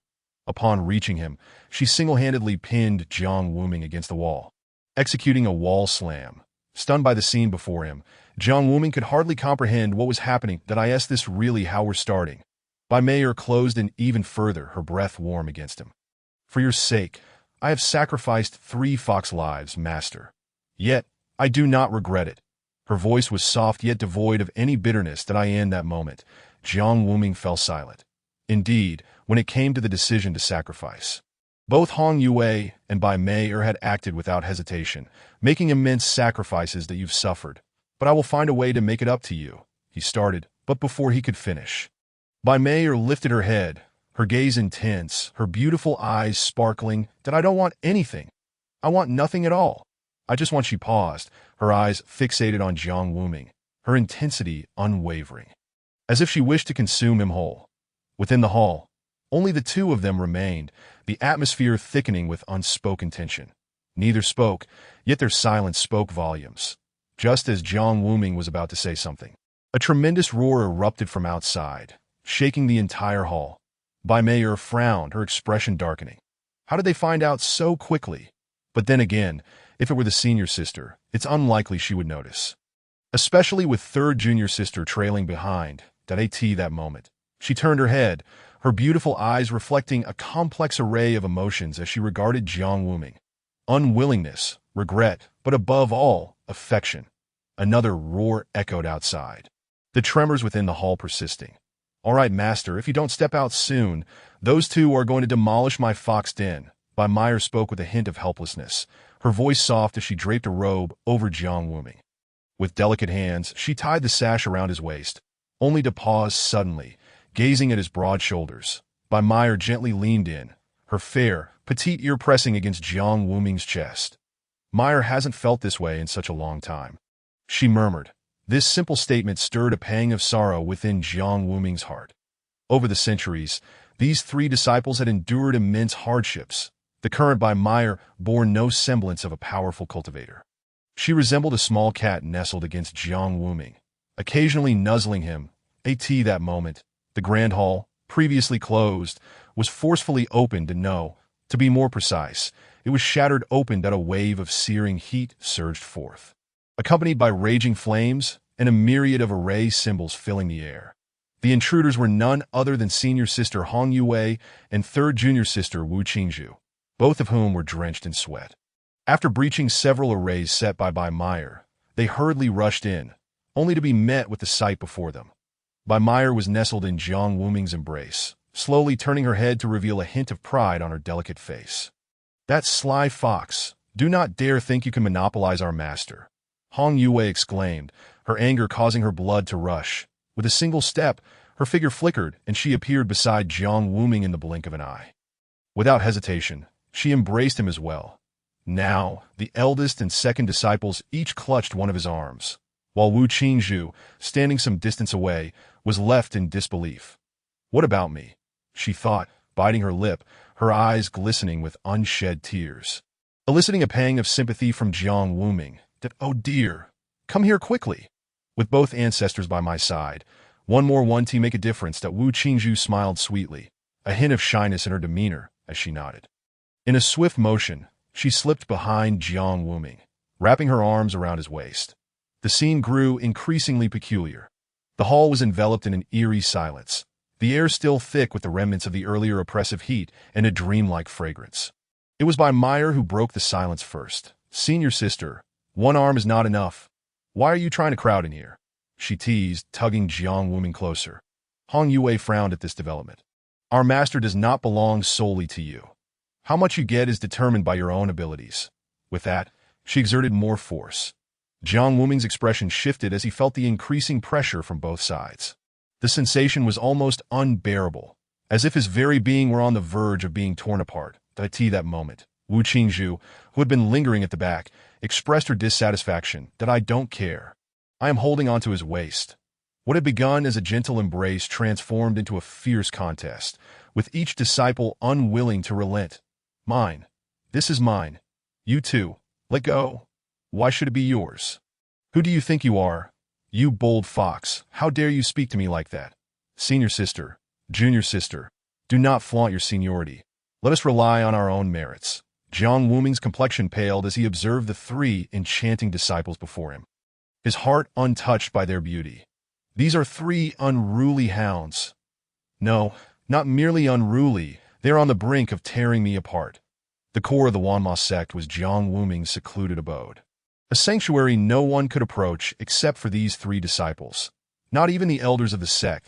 This moment, within the confines of his dwelling, Jiang Wuming sat cross-legged, seemingly meditating as he exhaled a long breath. His gaze falling upon the tattered robe that lay in fragments, he felt increasingly exasperated as he recalled earlier events, realizing just how fearsome these three female disciples could be. Had he not promised them the freedom to visit whenever they wished? Who knew what might have transpired? As night deepened, Jiang Wuming adjusted his state and succumbed to slumber. The moonlight bathed the surroundings in a silvery glow. Time passed, and a figure quietly approached his abode, glancing around cautiously before producing a small talisman from her bosom. She affixed it to the door, deactivating the protective wards that this hour, master should be fast asleep, mused the visitor, none other than senior sister Hong Yue. Since the afternoon, she had been seething with indignation. Recently, her master had been residing with third junior sister, who had seen him in a state of undress, even resting against his chest for an extended duration. The more Hong Yue contemplated, the more she felt wronged. This simply cannot stand. I must make my move. After much deliberation, she resolved to infiltrate Jiang Wuming's quarters. With the wards now disabled, the familiar yet foreign abode welcomed her. Hong Yue crept inside, her heartbeat quickening. The silence within was palpable. She could distinctly hear Jiang Wuming's breathing as the moonlight illuminated the room. She found herself at the edge of the bed, gazing at the slumbering figure of Jiang Wuming, her heart fluttering. Master is truly handsome, she thought, momentarily lost in admiration. Tears of gratitude welled in her eyes as she recalled the light he had brought into her life during her darkest moments.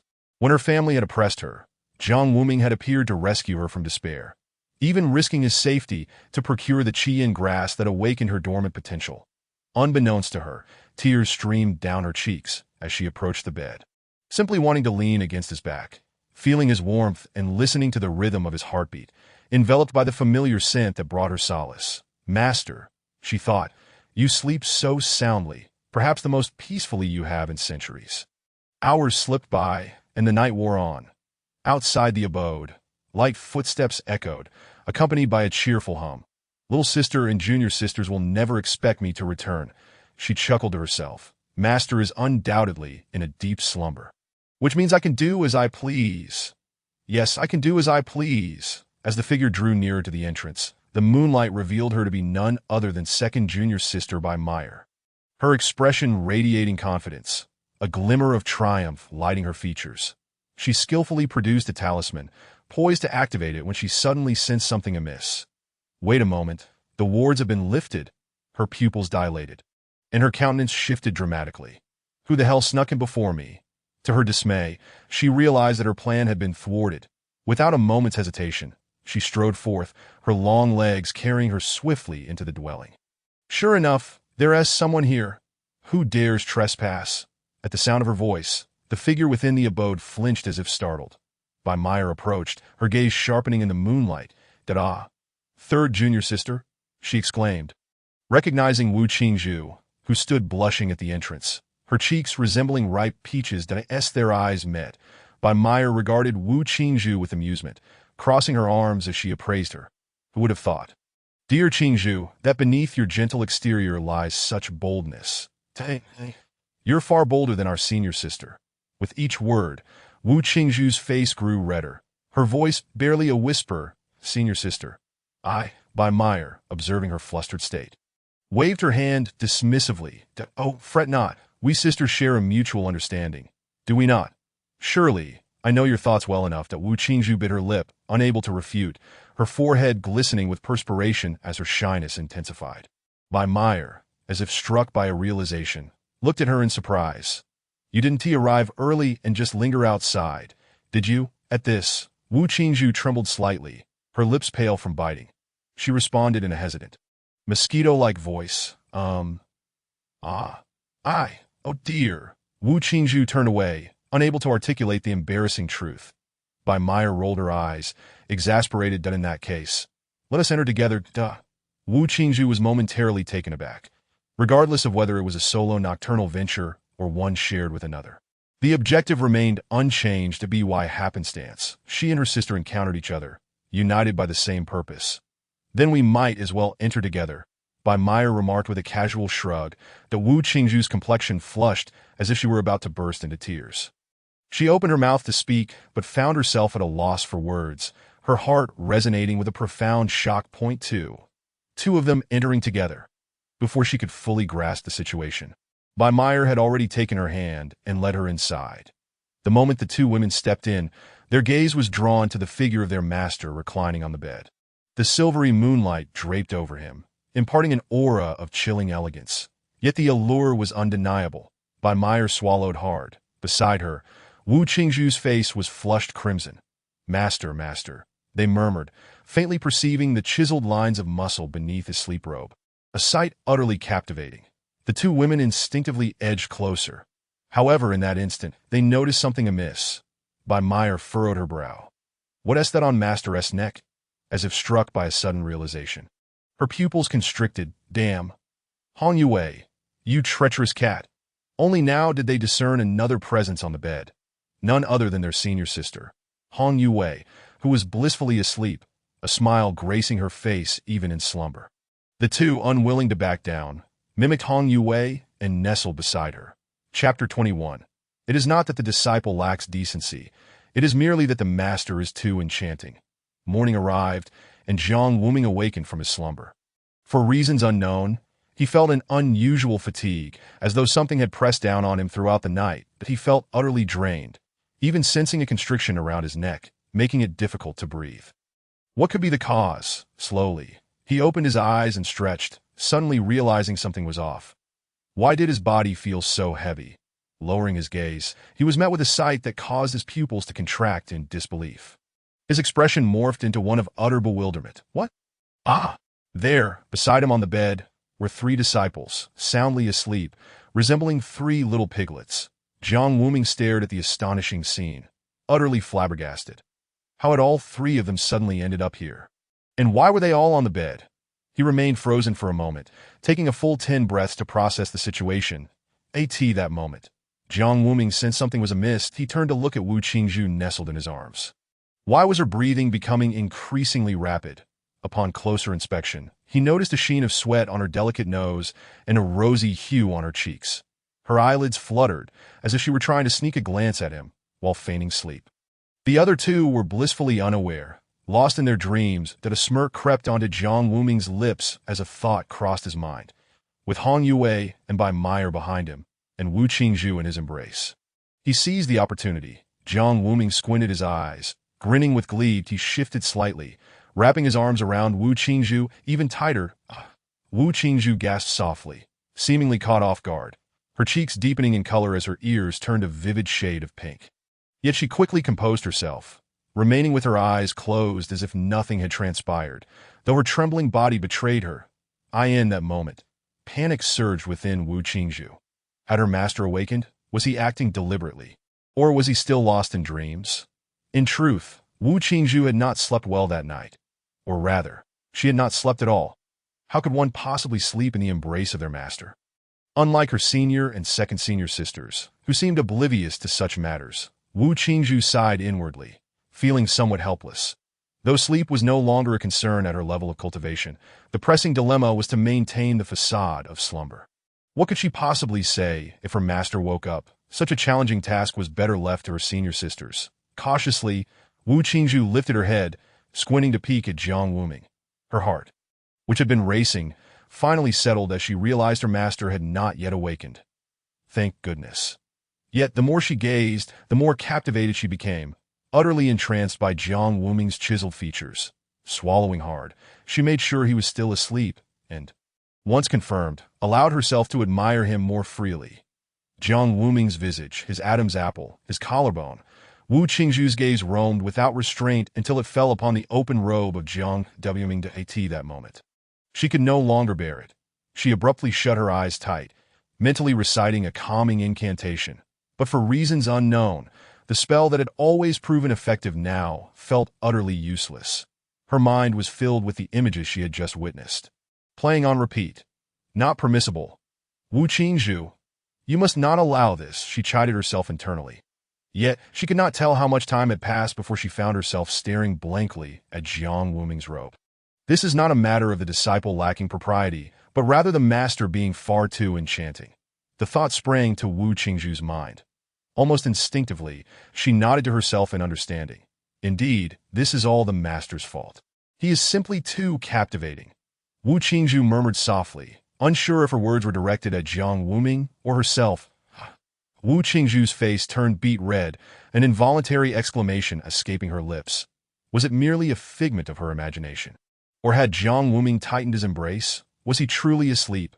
She quickly lifted her head, only to find Jiang Wuming unchanged, her heart settling once more, though her pulse raced on that Wu Qingzhu could hear her heartbeat echoing in her ears as she struggled to regulate her breathing. Feeling both anxious and bashful, as she drew closer to Jiang Wuming, she found herself overwhelmed. She subtly inhaled the scent of her master, feeling reckless and uninhibited in Jiang Wuming's embrace. Wu Qingzhu tilted her head to gaze at him. Master, she uttered, her once cool eyes now ignited with warmth, a blend of icy elegance and girlish shyness. That moment. Jiang Wuming remained still, yet she noticed a slight movement of the hand that coiled around his neck. Wu Qingzhu's eyes widened as she realized the implication. She quickly shut her eyes, recognizing the position. It must be her senior sister, Hong Yue. Indeed, under the influence of Jiang Wuming's earlier movements, Hong Yue had awakened, her eyes still heavy with sleep as she surveyed her surroundings. "Where am I?" she murmured, her heart racing as she registered the figure in her arms, causing a flutter within her. Wait, this is...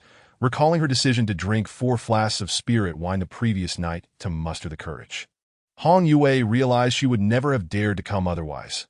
Only now did she piece together the events of the night, breaking the barriers and sneaking into her master's chambers, only to find herself atop his bed.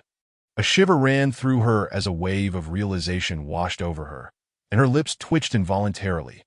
Hong Yue, you must be out of your mind, she scolded herself internally. How could you commit such an outrageous act against your master? Her face flushed with a mix of confusion and embarrassment, a feeling of shame enveloping her. Yet, in her flustered state, she failed to notice how tightly she was clinging to him. Just then, Hong Yue's brow furrowed as she detected something amiss. Who is this arm draped over my shoulders? She thought, glancing down to find a hand resting on Jiang Wuming's waist. This is by Meyer. You sly vixen, she exclaimed, her mind racing. Chapter 22, The Frantic by Meyer. Sister, you must not regret this. Upon uttering that exclamation, by Meyer, standing behind Hong Yue, swiftly covered her mouth and whispered urgently, Have you lost your mind? Keep your voice down. Do you want Master to wake up? Hyuw, I instinctively covered her mouth upon hearing this statement, dispersing her spiritual energy. Those of the combined stage could communicate through divine consciousness, let alone Hyuwi. Who was at the ascended stage? You have awakened too? That's obvious. Who could possibly sleep in the presence of our esteemed master? Only a woman with such thick skin as you could manage to doze off. Vimir retorted with irritation, her emotions palpable even through their mental connection. You occupy such a prime position, and yet you choose to sleep. Hyuw, I responded, while Vimir continued to relay her thoughts through divine consciousness. Behind you is me, and nestled in your arms is our junior sister. Do you have any idea how arduous it is to secure a good spot? You ungrateful wretch. Upon hearing these words, HYUW, I felt a delightful sweetness in her heart, akin to savoring a spiritual fruit. Before long, a thought struck her, and a smirk crept onto her lips. You envious little fox, now let us be precise. Is it jealousy I detect? Ha! BIMIR gritted her teeth, fists clenched that if they weren't in their master's abode, she would have transformed into her six-tailed fox form and engaged in a fierce battle with this haughty senior sister. Such comments were infuriatingly vexatious. After a brief moment, HYUWI's heart swelled with joy, akin to indulging in a sweet delicacy. Soon, she seemed to recall something and turned to BIMIR. Wait, our junior sister has arrived. Of course, she is in the master's embrace. BIMIR replied curtly, rolling her eyes. Among the three, her position was the least favorable. To her left sat HYUWI, and to her right was WQNGZH, while she herself was on the far left. Enough talk, it brings tears to my eyes, BIMIR sighed, lamenting her tardiness, that if only she had arrived earlier. The situation would have been quite different. Just then, HYUWI's voice floated through the air. At least I didn't. Her voice trailed off. What? Nothing, BIMIR frowned, sensing something amiss. However, HYUWI fell silent, her divine consciousness unresponsive, which only deepened BIMIR's curiosity to AT that moment. HYUWI's back was turned to her. Otherwise, her flushed face would have been unmistakable, resembling a perfectly ripened peach. How could she possibly voice her innermost thoughts? Thankfully, she had refrained from doing so. What if she had lost her mind last night and, fueled by drink, had revealed her feelings? What a humiliating scene that would have been. The more she pondered, the redder her face became, practically dripping with embarrassment that a sense of dread washed over her. Grateful she had maintained her composure. Otherwise, her dignity as a senior sister would have been utterly obliterated. BIMIR was equally perplexed by HYUWI's earlier comments. But at that moment, it mattered little. The priority was to relish this serenity and the beauty of the moment. The three remained still, HYUWI clinging tighter while BIMIR sought to make contact as much as possible. Time slipped away unnoticed until the morning light cascaded down, illuminating GWMing. The three were left in awe. A thoughtful smile graced BIMIR's lips as she gazed at their master's silhouette. If only time could freeze at this moment. Suddenly inspired, she tapped HYUWI's shoulder. All right, senior sister, you've held on long enough. Let us switch places. She transmitted the thought, but after a lengthy pause. HYUWI remained unresponsive. BIMIR's lips twitched. You stubborn senior sister. Don't pretend to be asleep. You, a cultivator at the ascendant stage, can't possibly fail to receive my messages. After yet another stretch of silence, she glared at the seemingly slumbering HYUWI, her frustration boiling over. Wake up, HYUWI. I was already furious yesterday. If it weren't for you, I would have succeeded long ago. She continued to scold. Stop pretending to sleep. I know you can hear me. BIMIR's forehead pulsed with veins, her eyes bloodshot. Finally, HYUWI replied with a simple phrase. Not listening, a turtle reciting scriptures. Initially taken aback, BIMIR soon clenched her fists, her lips twitching uncontrollably. Very well, my dear senior sister, HYUWI. Don't blame me, HYUW. I momentarily froze, her heart inexplicably racing, but after a brief contemplation, she relaxed. Now, with everyone on the couch, what could that obstinate fox possibly do? Just as she pondered this, she felt a small hand glide over, followed by a vigorous pinch. The little fox's claws bore down with full force. HYUWI gasped, a mix of shock and anger flooding her, but predominantly embarrassment. She turned slightly, meeting BIMIR's gaze, her voice laced with indignation. Ew. BIMIR. Today, I shall skin you alive. BIMIR laughed dismissively, increasing her strength, unafraid and even emboldened. In an instant, HYUWI stiffened, trembling slightly to AT that moment. GWM sensed something amiss. These two little rascals were up to no good, causing endless commotion that he turned onto his side. Squinting to observe, his heart racing as he hastily shut his eyes. Such sights could have repercussions on one's health. The Jing Wm found himself utterly bewildered. This was nothing like the original narrative option 1, with hands on hips and a hearty laugh. The response was undeniably sweet. If only there were more projects to partake in. Reward, elevation of cultivation to the early stage of void refinement. Option 2, with a warm smile, he remarked a century ago. You are all mere children. Who would have thought you've grown so much in the blink of an eye? How nostalgic. Reward, advanced version of the devouring secret art. Great devouring technique. After pondering for a moment, Jiang Wuming made his decision. I choose option 2. The first option carries significant risks, and the character's integrity could easily collapse. Not to mention the rewards are rather mediocre. It's important to remember that he is currently at the pinnacle of the god transformation stage. With the consumption of a few peers of the same level, he could step into the void refinement stage. Indeed, with sufficient consumption, he might leap into the mid or even late stages of void refinement. Thus, the primary goal remains the enhancement of the devouring secret art. Option 2 is quite appealing, perfectly aligning with Jiang Wuming's current needs. The advanced version of the devouring secret art, the Great Devouring Technique, is a supreme technique derived from the ancient demon emperor, based on the foundation of the devouring secret art.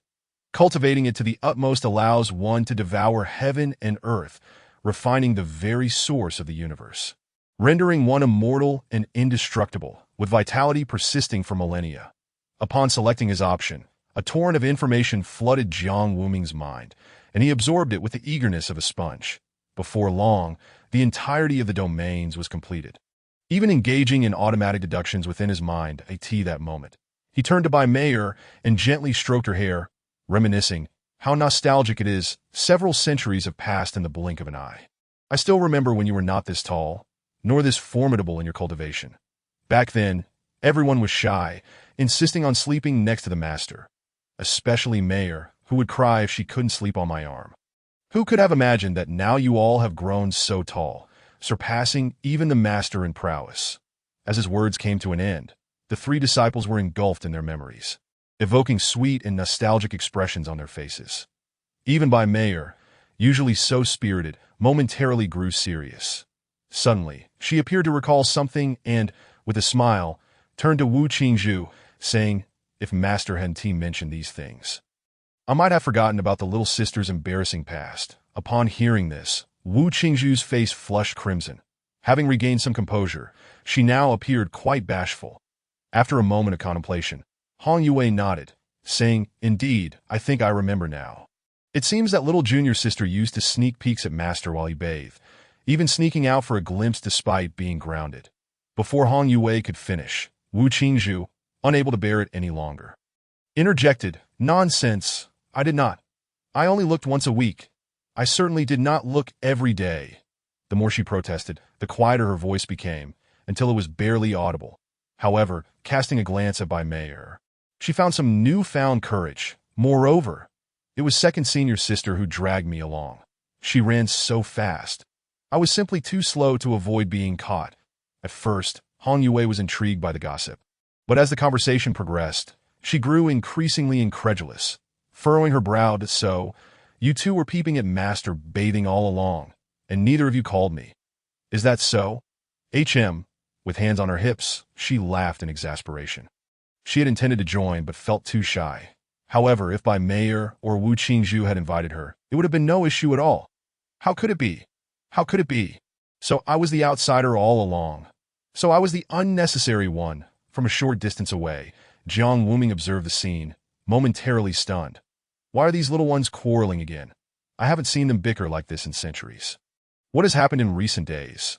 The Great Devouring Technique was exceedingly intricate, the cultivation method vast and profound, making comprehension quite challenging, let alone its application. Initially, he had hoped to explore its nuances further. However, it appeared that no suitable environment was available for such endeavors. Jiang Wuming shook his head with a wry smile. All right, it's time for us to set off. Everyone did as his voice resonated. An immediate silence enveloped the cave.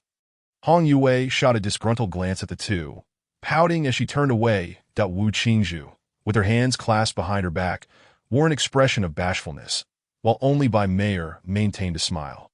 The group gradually exited the cave, with Jiang Wuming leading the way, and Wu Qingzhu following closely behind.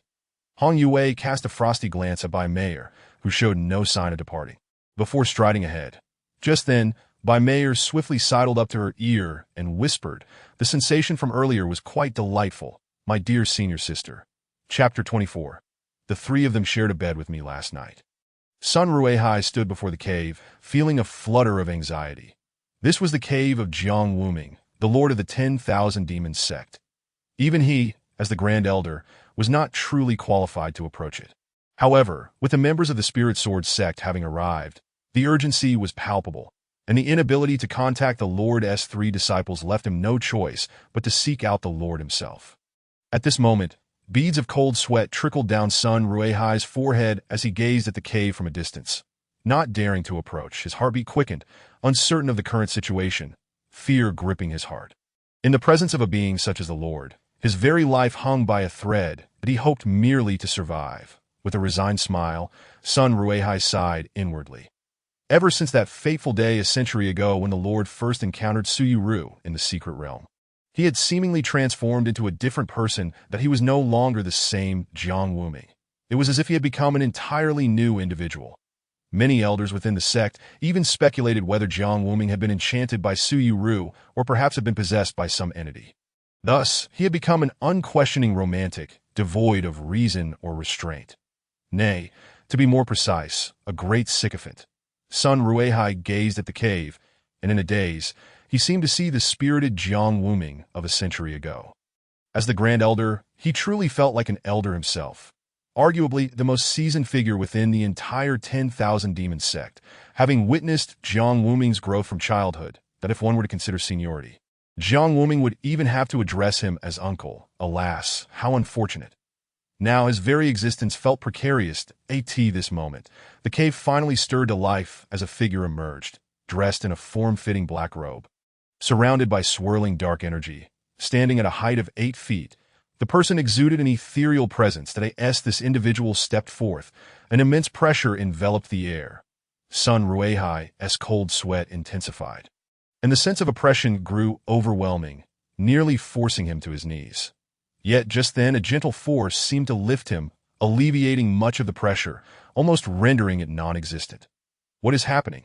The Grand Elder Sun Ruihai felt a wave of confusion wash over him as he furrowed his brow. He looked up at the figure, and his pupils suddenly constricted. Could it be? Is it the Lord? No, wait.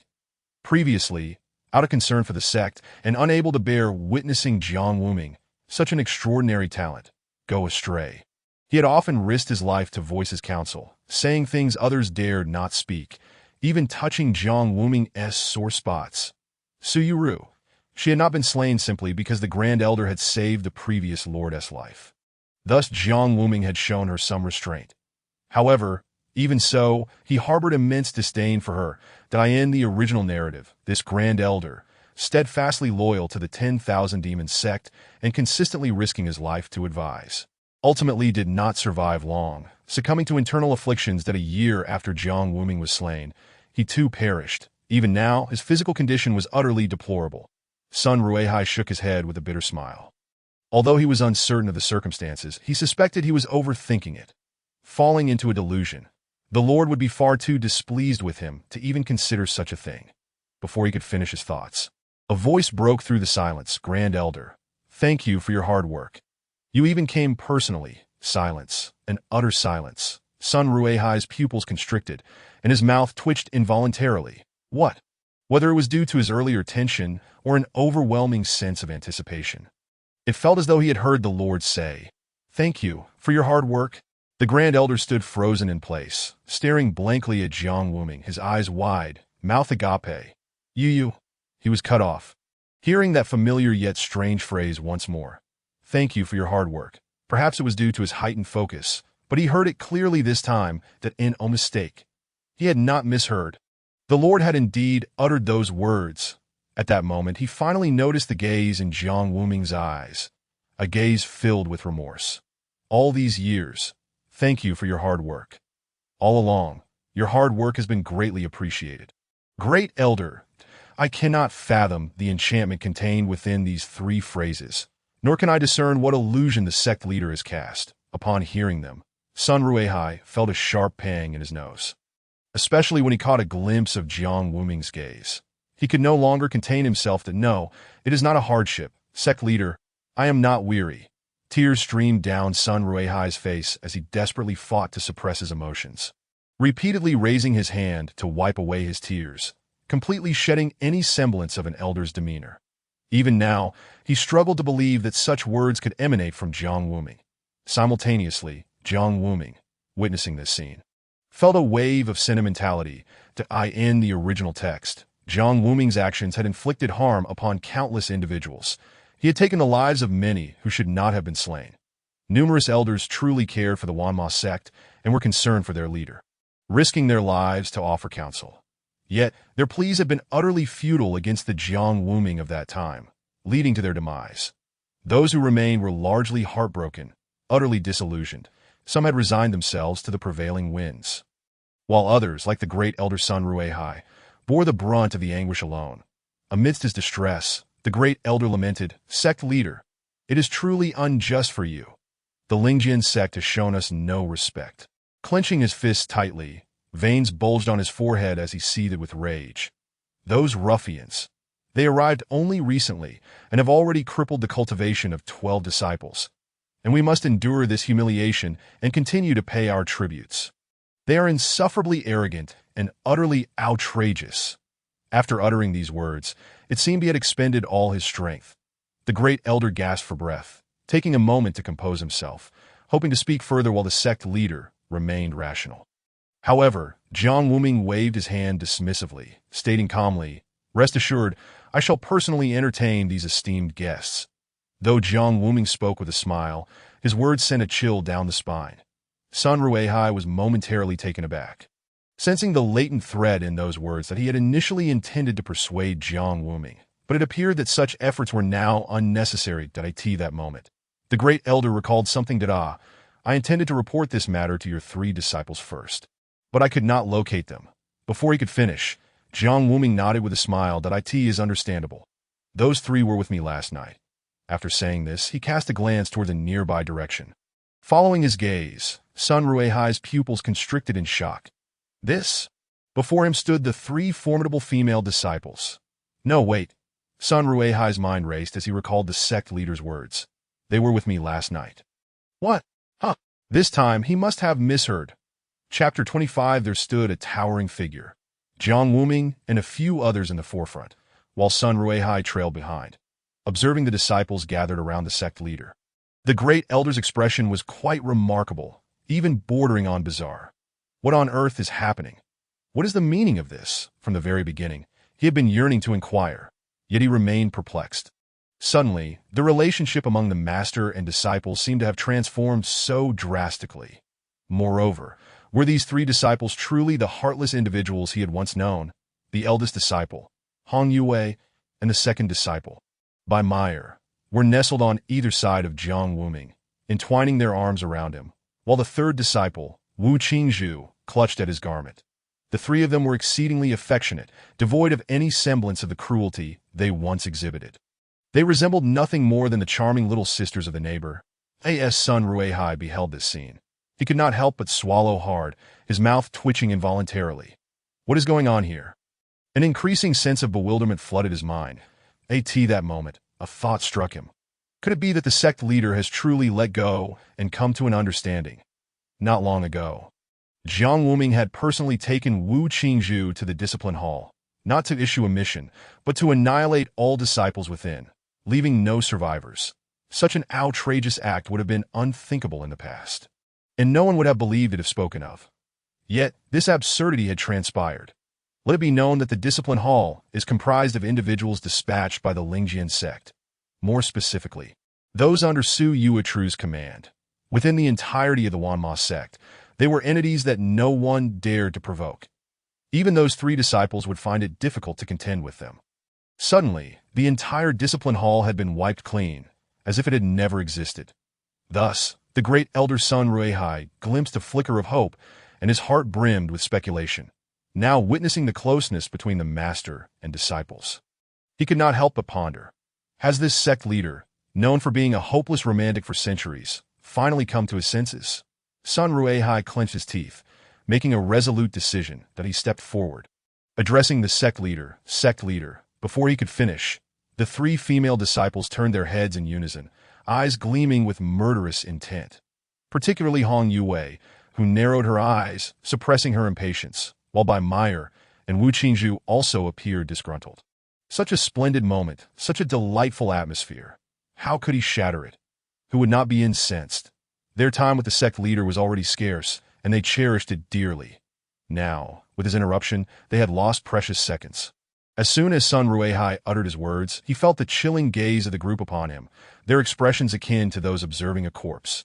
Not only that, but he was also met with an overwhelming sense of pressure. Even as a cultivator in the early stages of the harmonization phase, he found it difficult to withstand. After all, before him stood two experts in the harmonization phase, accompanied by one in the ascension phase. Cold sweat beaded on Sun Ruehai's forehead as he instinctively took a step back, forcefully suppressing the questions he had intended to ask. At the forefront, Jiang Wuming smiled knowingly. He could easily surmise the great elder's unvoiced inquiries. It was merely a matter of adjusting to this stark contrast. However, what was even more disconcerting lay behind them. Moments later, several figures descended from the sky. The group had arrived at the main hall. Jiang Wuming furrowed his brow, sensing a faint metallic tang in the air, which grew increasingly pungent as they advanced. The great elder's expression darkened, his complexion turning ashen. These ruffians, he gritted his teeth, fists clenched. Having already crippled several disciples' cultivation, it was evident that they had struck again, and it appeared their assault had been severe. The three female disciples also wore grim expressions. Hong Yue's aura surged, red waves of energy enveloping her, causing the temperature in the air to spike. Bai Meyer's eyes morphed into slits, adding an air of seduction and danger, while the youngest, Wu Qingzhu, busied herself with deciphering obscure talismans, head bowed low. All three of them were now enraged. In this moment, Jiang Wuming bore an expression devoid of emotion, a chilling visage, akin to a deity of death. The aura emanating from him caused the hairs on one's neck to stand on end. Even the great elder felt a shiver run down his spine, cold sweat pouring forth. Great elder, lead the way. Summon these esteemed guests, he commanded. Sun Ruehai dared not delay, promptly stepping forward to guide everyone toward the location of the Lingjian sect members. However, the journey grew increasingly silent, the metallic scent in the air intensifying. Moreover, they could even discern patches of dark red soil, thoroughly saturated with blood, that as they drew closer, they could hear the sounds of conversation. Do not fear, junior sister. These individuals are heinous beasts, unworthy of being regarded as human. We are merely upholding justice, punishing evil and promoting righteousness. Junior sister, strike boldly. Indeed, junior sister, focus your mind. Observe with your eyes, breathe with your nose. Speak with your mouth and strike with your heart, came the voices of encouragement from a few among them, all smiling as they spoke. Among them stood a female disciple, wielding a spiritual sword to Su Mei. The youngest in terms of cultivation age, was also the sister of Su Yuetru, having been doted upon extensively, with a hint of blush gracing her cheeks and a touch of shyness. She declared, "All right, I shall act as the instrument of justice today." Raising her sword, she aimed it at the crumpled disciple on the ground, whose body was marred with wounds. That Esume smiled as she said, "To perish beneath my blade is indeed your honor." She gazed at the female disciple of the Wanma sect, her heart devoid of hesitation, even tinged with disgust. Cultivators of the demonic sect, filth. They are oblivious to the countless atrocities they have committed. To kill them is merely to enact justice. At this moment, as the spiritual sword descended, those around her nodded in satisfaction, some even preparing to celebrate. Only the Wanma sect disciple on the ground stared at Su Mei. Her eyes filled with resentment, but more so with fury. How dare they? By what right do you oppress and attack the disciples of the 10,000 Demons sect? They were merely tasked with hospitality. A full 30 individuals, 18 have had their cultivation abilities rendered useless. The remaining 12 are being used as practice dummies for sword techniques. They dare to call it upholding justice in the name of heaven. As Li Xiaoxiao gazed upon the descending sword, her reluctance deepened. She clasped her shoulders tightly, attempting to curl her body as much as possible, gritting her teeth and bracing for the impending pain.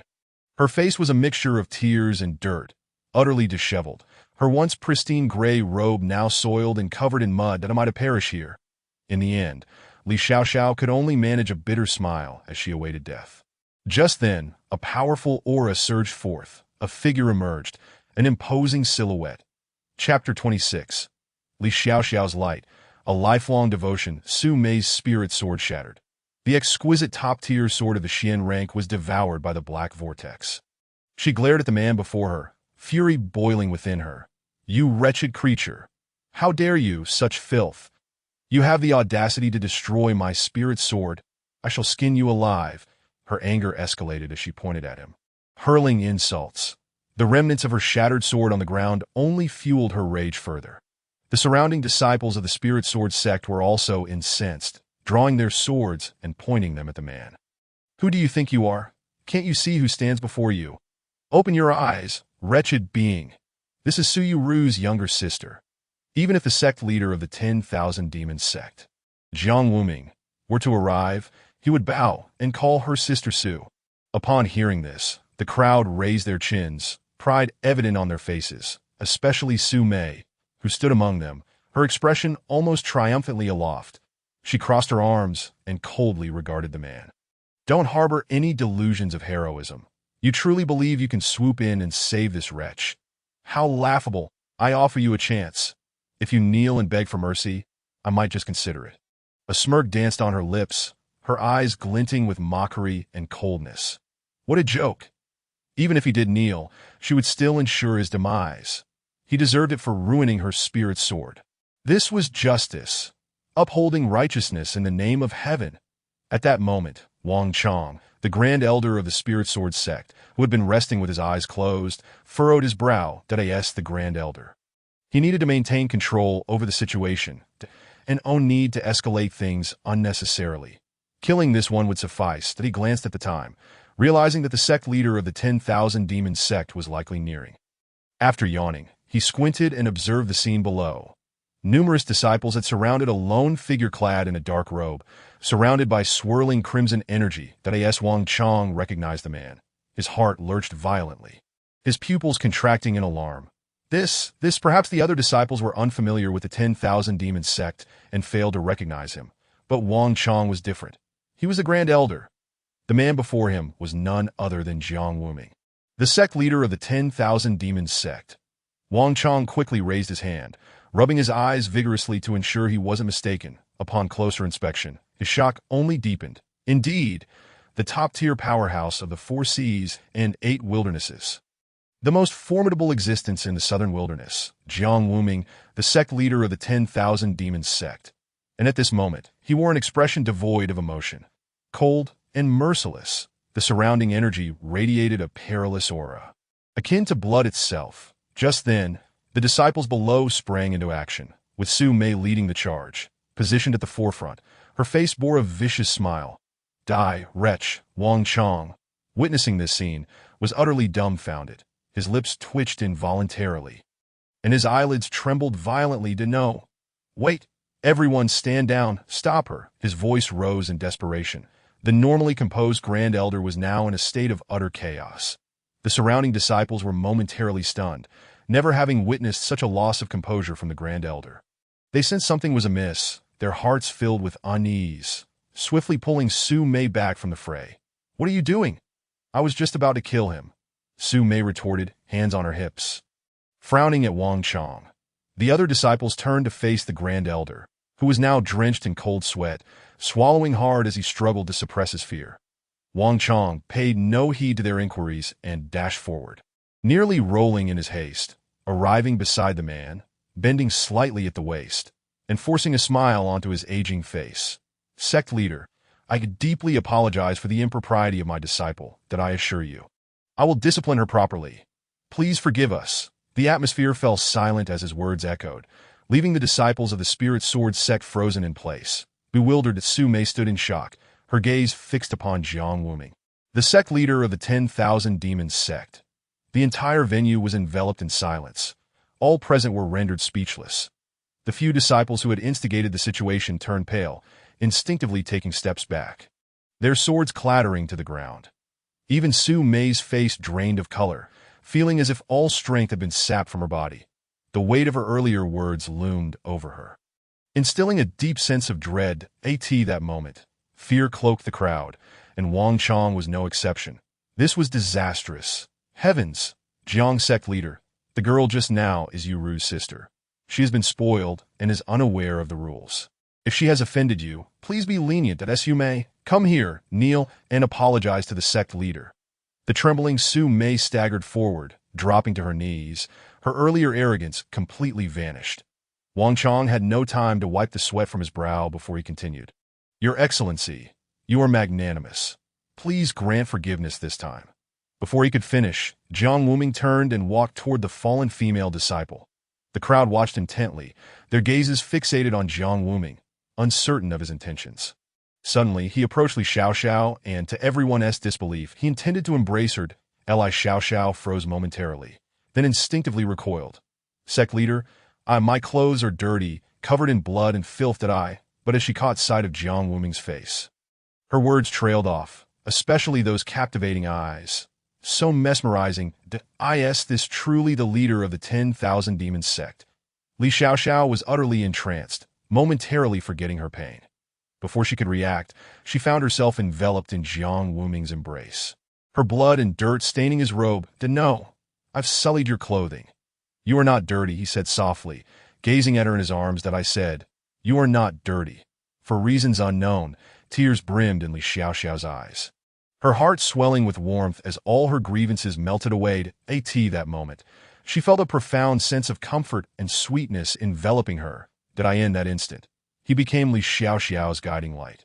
She etched this man into her memory, one she would follow for a lifetime, willing to devote herself to him without regret. Can you still move? Yes. Jiang Wuming set her down and turned to point at the kneeling Su Mei. Now, you shall personally end her life. Li Xiaoxiao froze momentarily at his words, then nodded solemnly. All right. The atmosphere, once tranquil, now bristled with a chilling tension, leaving Wang Chong and Su Mei utterly bewildered. Chapter 27. A Hounded Dog. The disheveled Su Mei, the disciples of the Spirit Sword sect, stood frozen, their faces ashen. None had anticipated that Jiang Wuming would utter such words. In their minds, the sect leader of the 10,000 Demon sect was infatuated with their senior sister, making it impossible for them to comprehend that the arrival of the Spirit Sword sect would lead to such a fate.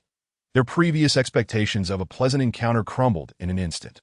In that moment, Wang Chong and Su Mei's minds went blank, particularly Su Mei, who was now ghostly pale. Jiang Wuming's words carried a weight that felt all too serious, and her body trembled uncontrollably as her fear intensified. This man was serious. He truly intended for that female disciple to kill her. As Li Xiaoxiao approached, Su Mei's expression shifted dramatically. No, don't come any closer. Get away. While speaking, she stumbled backward in a frantic scramble, with Wang Chong standing resolutely in front of her. Suppressing the terror that surged within him, he forced a smile and said, Master, these disciples are simply ignorant of the rules. You're magnanimous. A mere scare will suffice. Moreover, this young lady is the sister of Yu Ru, raised in indulgence and naivety. She must surely understand her mistakes now.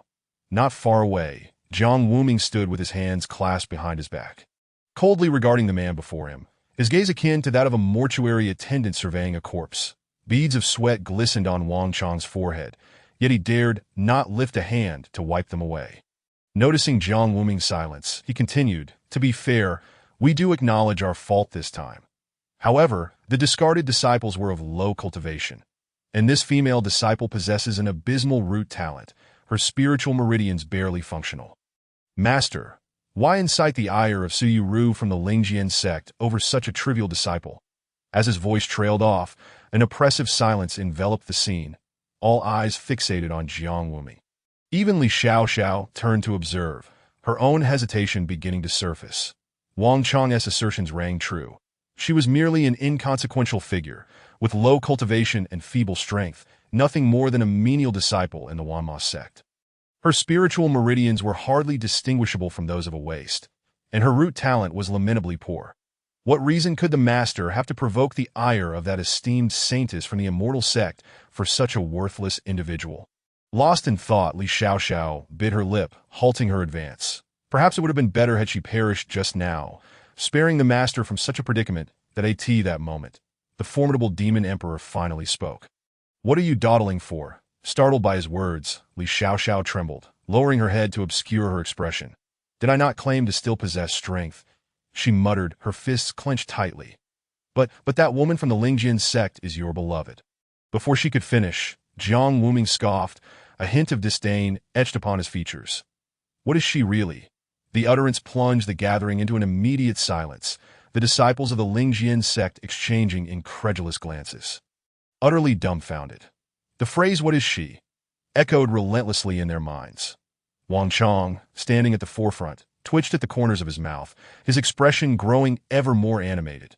Jiang Wuming spoke again. "Compared to my disciples, compared to all of you in the sect, Suyuru is nothing but a speck of dust. A mere chasm divides us." With those simple words, the disciples of the Wanma sect felt a wave of emotion wash over them.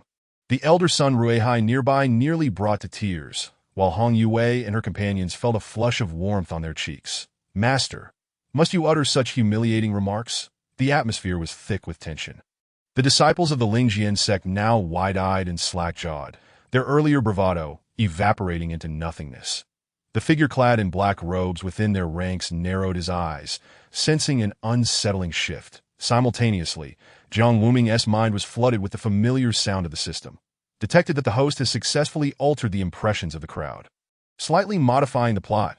Congratulations on receiving a reward. Cultivation level elevated to the initial stage of the refining void realm. As the words resonated, a surge of energy coursed through Jiang Wuming, shattering the shackles of his previous limits. That a torrent of spiritual power surged within him, invigorating and exhilarating. Meanwhile, upon hearing Jiang Wuming's proclamation, Li Xiaoxiao grasped the gravity of the situation. He had never wavered in his resolve. Always the protective master. Determined, she tightened her grip on her spiritual sword and advanced toward Su Mei, her steps imbued with unwavering resolve, her beautiful eyes aflame with lethal intent. Li Xiaoxiao drew closer. Wang Chong fell into a state of panic. "Wait, stop. You." He disregarded his status, unleashing the pressure of his peak transformation stage spiritual power upon her. Yet she remained unperturbed, even as blood trickled from her lips. She pressed onward. Wang Chong gritted his teeth. "You seek your own demise. If you wish to perish, do not blame me." With that, he unleashed his full power without reservation. But in that moment, he sensed three formidable spiritual pressures, each rivaling his own, one of which completely overpowered him. In an instant, the energy he had emitted recoiled violently, followed by an even more terrifying force pressing down upon him. From nearby came voices laced with cold disdain. "Do you truly believe our Wanma sect is devoid of capable individuals? Have you mistaken our kindness for weakness? Were it not for the Master's presence, I would have relished the opportunity to devour you whole. Which formation should I use to torture you?" Each voice bore its own chilling tone, yet all shared an underlying cruelty. Wang Chong's heart plummeted, his pupils constricting as his countenance darkened further. Indeed, he had forgotten where he stood. This was the Wanma sect, the pinnacle of power in the southern wilderness. Not only was Master Jiang Wuming exceptionally formidable, but his three disciples were no trifles either, each surpassing him in strength. This realization dawned upon him. Sweat began to cascade down his forehead, but he had no time to ponder further. The pressure from the three figures before him was already overwhelming. He could scarcely protect himself, let alone rescue others. Meanwhile, Su Mei continued to retreat, her movements unsteady, her complexion drained of color. Li Xiaoxiao approached leisurely, her spiritual sword shimmering with radiant light. The disciples of the Lingjian sect stood frozen, paralyzed by fear, their faces ashen, their previous arrogance vanished without a trace. The silence was deafening. "Save me. I'll return with artifacts. I'll bring you pills. I'll give you anything. Please save me." Su Mei's voice was shrill and devoid of dignity. Her prior bravado evaporated, reduced to that of a cornered animal. Chapter 28. Bloodthirsty and ruthless. What it truly means to be a demon emperor. The disciples of the Lingjian sect remained unmoved, watching Su Mei in her pitiful state, for even the dullest among them could discern the shifting tides. Clearly, Su Mei had provoked Jiang Wuming's wrath. Anyone who intervened would meet their demise. No one dared utter a word. Wang Chong, too, felt the pressure mounting, blood seeping from his ears, veins bulging on his forehead, the crimson streaks in his eyes intensifying as Su Mei noticed their reactions. Despair washed over her. She had come expecting indulgence as the sister of Su Yuru, yet fate had dealt her a cruel hand. As Li Xiaoxiao approached, an idea flickered in Su Mei's mind. Her gaze turned frigid, tinged with desperation. There was no other choice in that moment.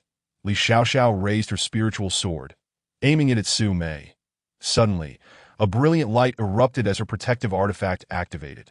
Seizing the opportunity, Su Mei dashed towards Jiang Wuming. Kneeling before him and forcing a smile, "Master, please. You wouldn't kill me, right? Brother-in-law?"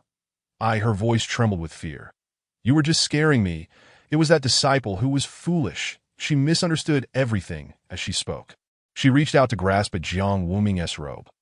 But in that instant, a streak of flame shot forth. A piercing scream followed, filled with unadulterated agony. Red Yue approached, her expression, "I see why did you not sully our master's garments with your filthy hands." It is utterly revolting.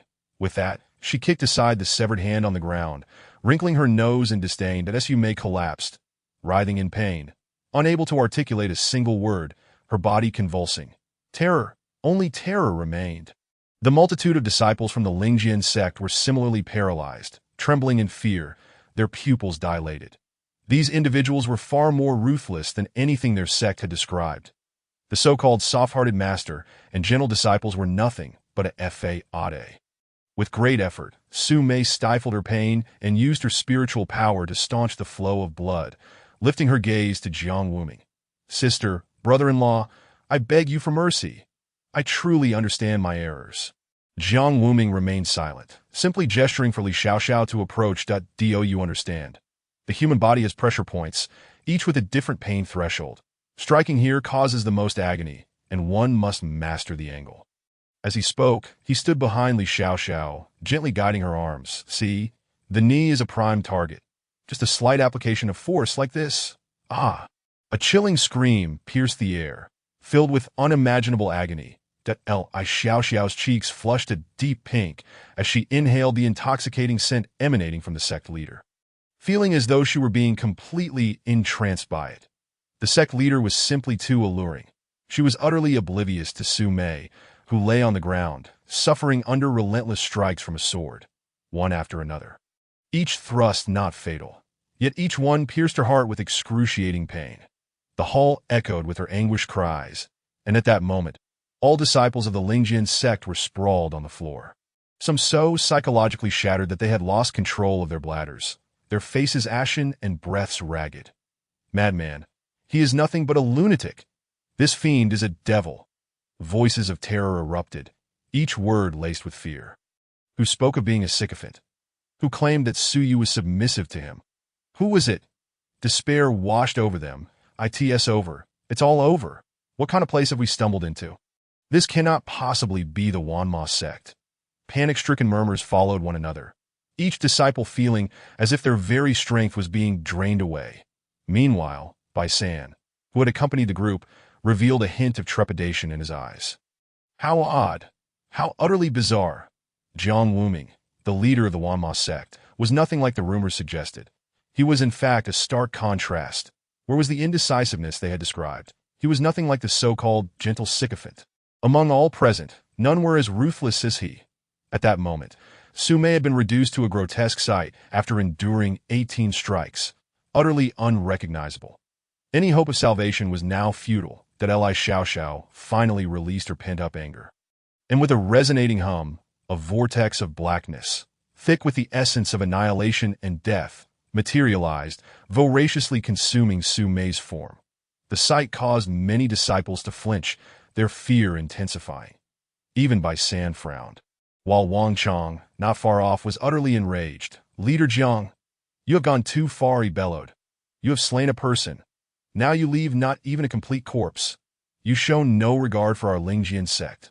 Regardless of the fact that Su Mei's death was indeed unjustifiable, desecrating her body would be an affront beyond measure, he narrowed his eyes at Jiang Wuming, his gaze ablaze with fury.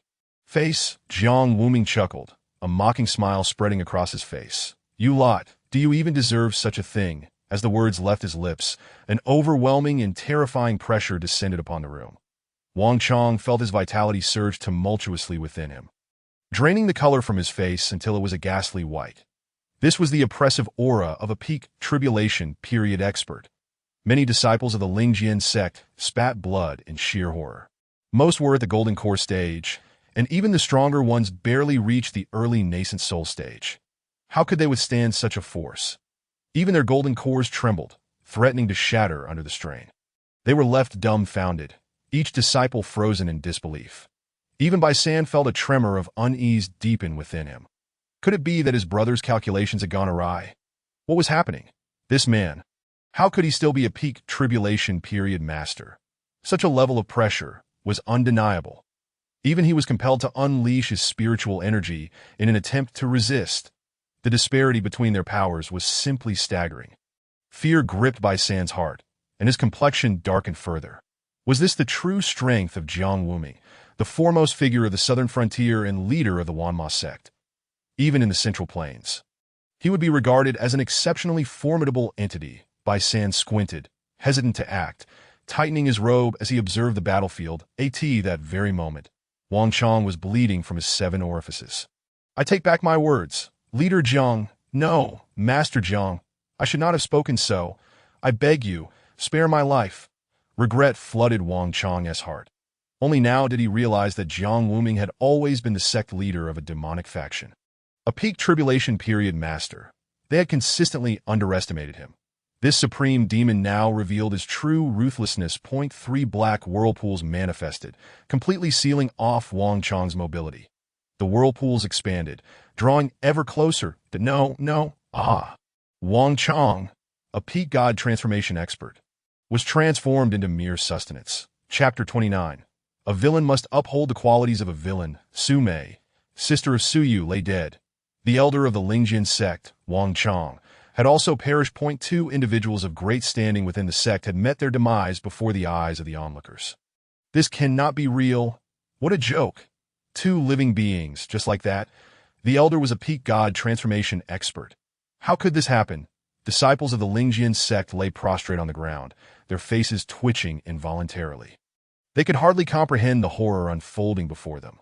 Jiang Wuming turned to regard them, causing them to tremble, their faces drained of color, each heart gripped by dread. All they desired now was to survive. Wait, hadn't these individuals just attacked? As his words echoed, an eerie silence enveloped the hall. Li Xiaoxiao nodded in affirmation. Indeed, Master Sect Leader. Her simple statement struck them like a heavy hammer, as if they had been sentenced to death. The atmosphere grew increasingly tense and oppressive.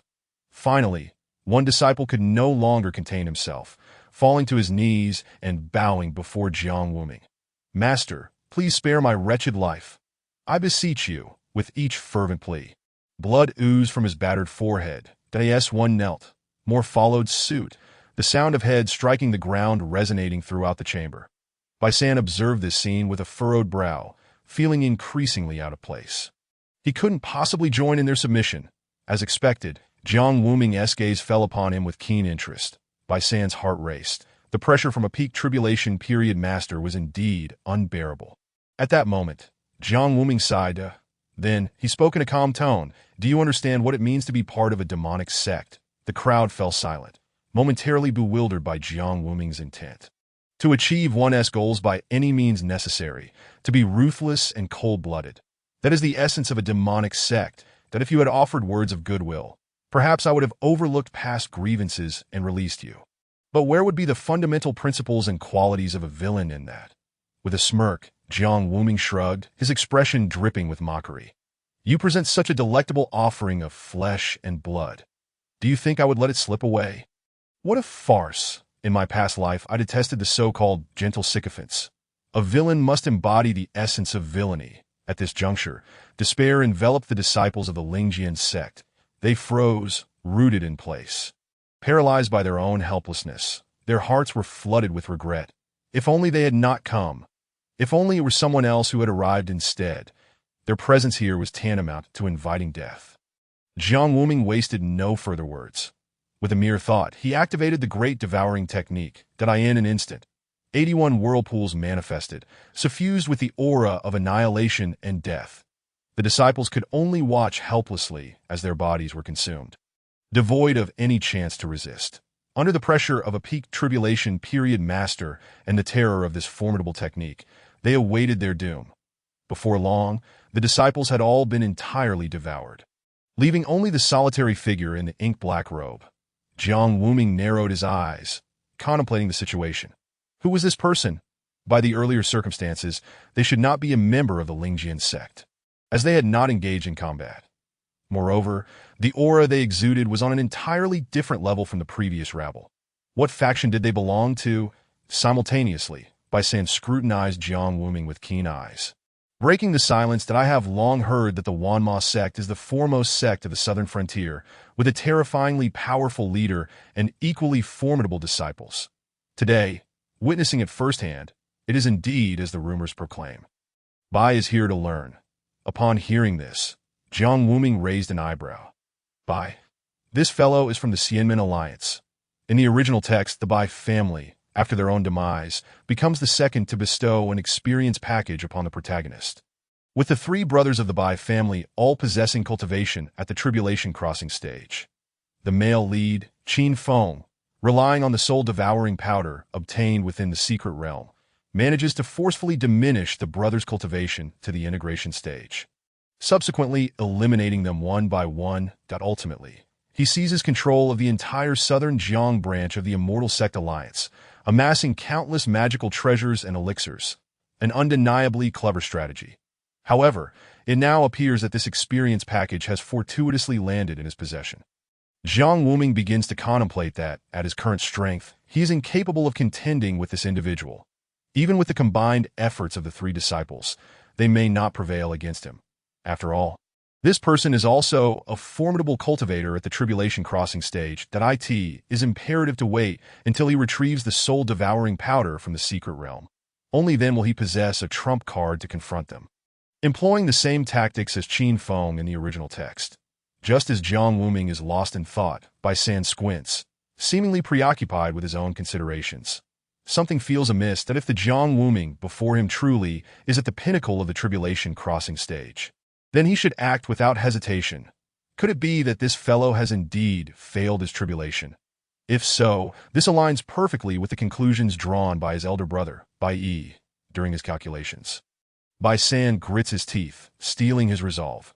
He cannot afford to hesitate any longer if he channels his spiritual energy to withstand the overwhelming pressure exuded by the Tribulation Crossing peak, then swiftly launches himself forward.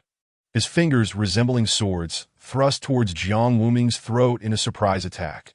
On the sidelines, Li Xiaoxiao and the Grand Elder, Sun Ruihai, remain remarkably composed, perceiving Bai San's actions as mere desperate flailing. From the perspective of their esteemed sect leader's formidable abilities, a single strike would suffice to subdue him. However, the three disciples standing not far away tremble at the sight. Perhaps others are oblivious, but they are acutely aware that Jiang Wuming, having failed his tribulation, is severely weakened. How could he possibly possess the realm and strength of a Tribulation Crossing cultivator? He is not merely lacking in Tribulation Crossing power. He does not even reach the Mahayana or integration stages.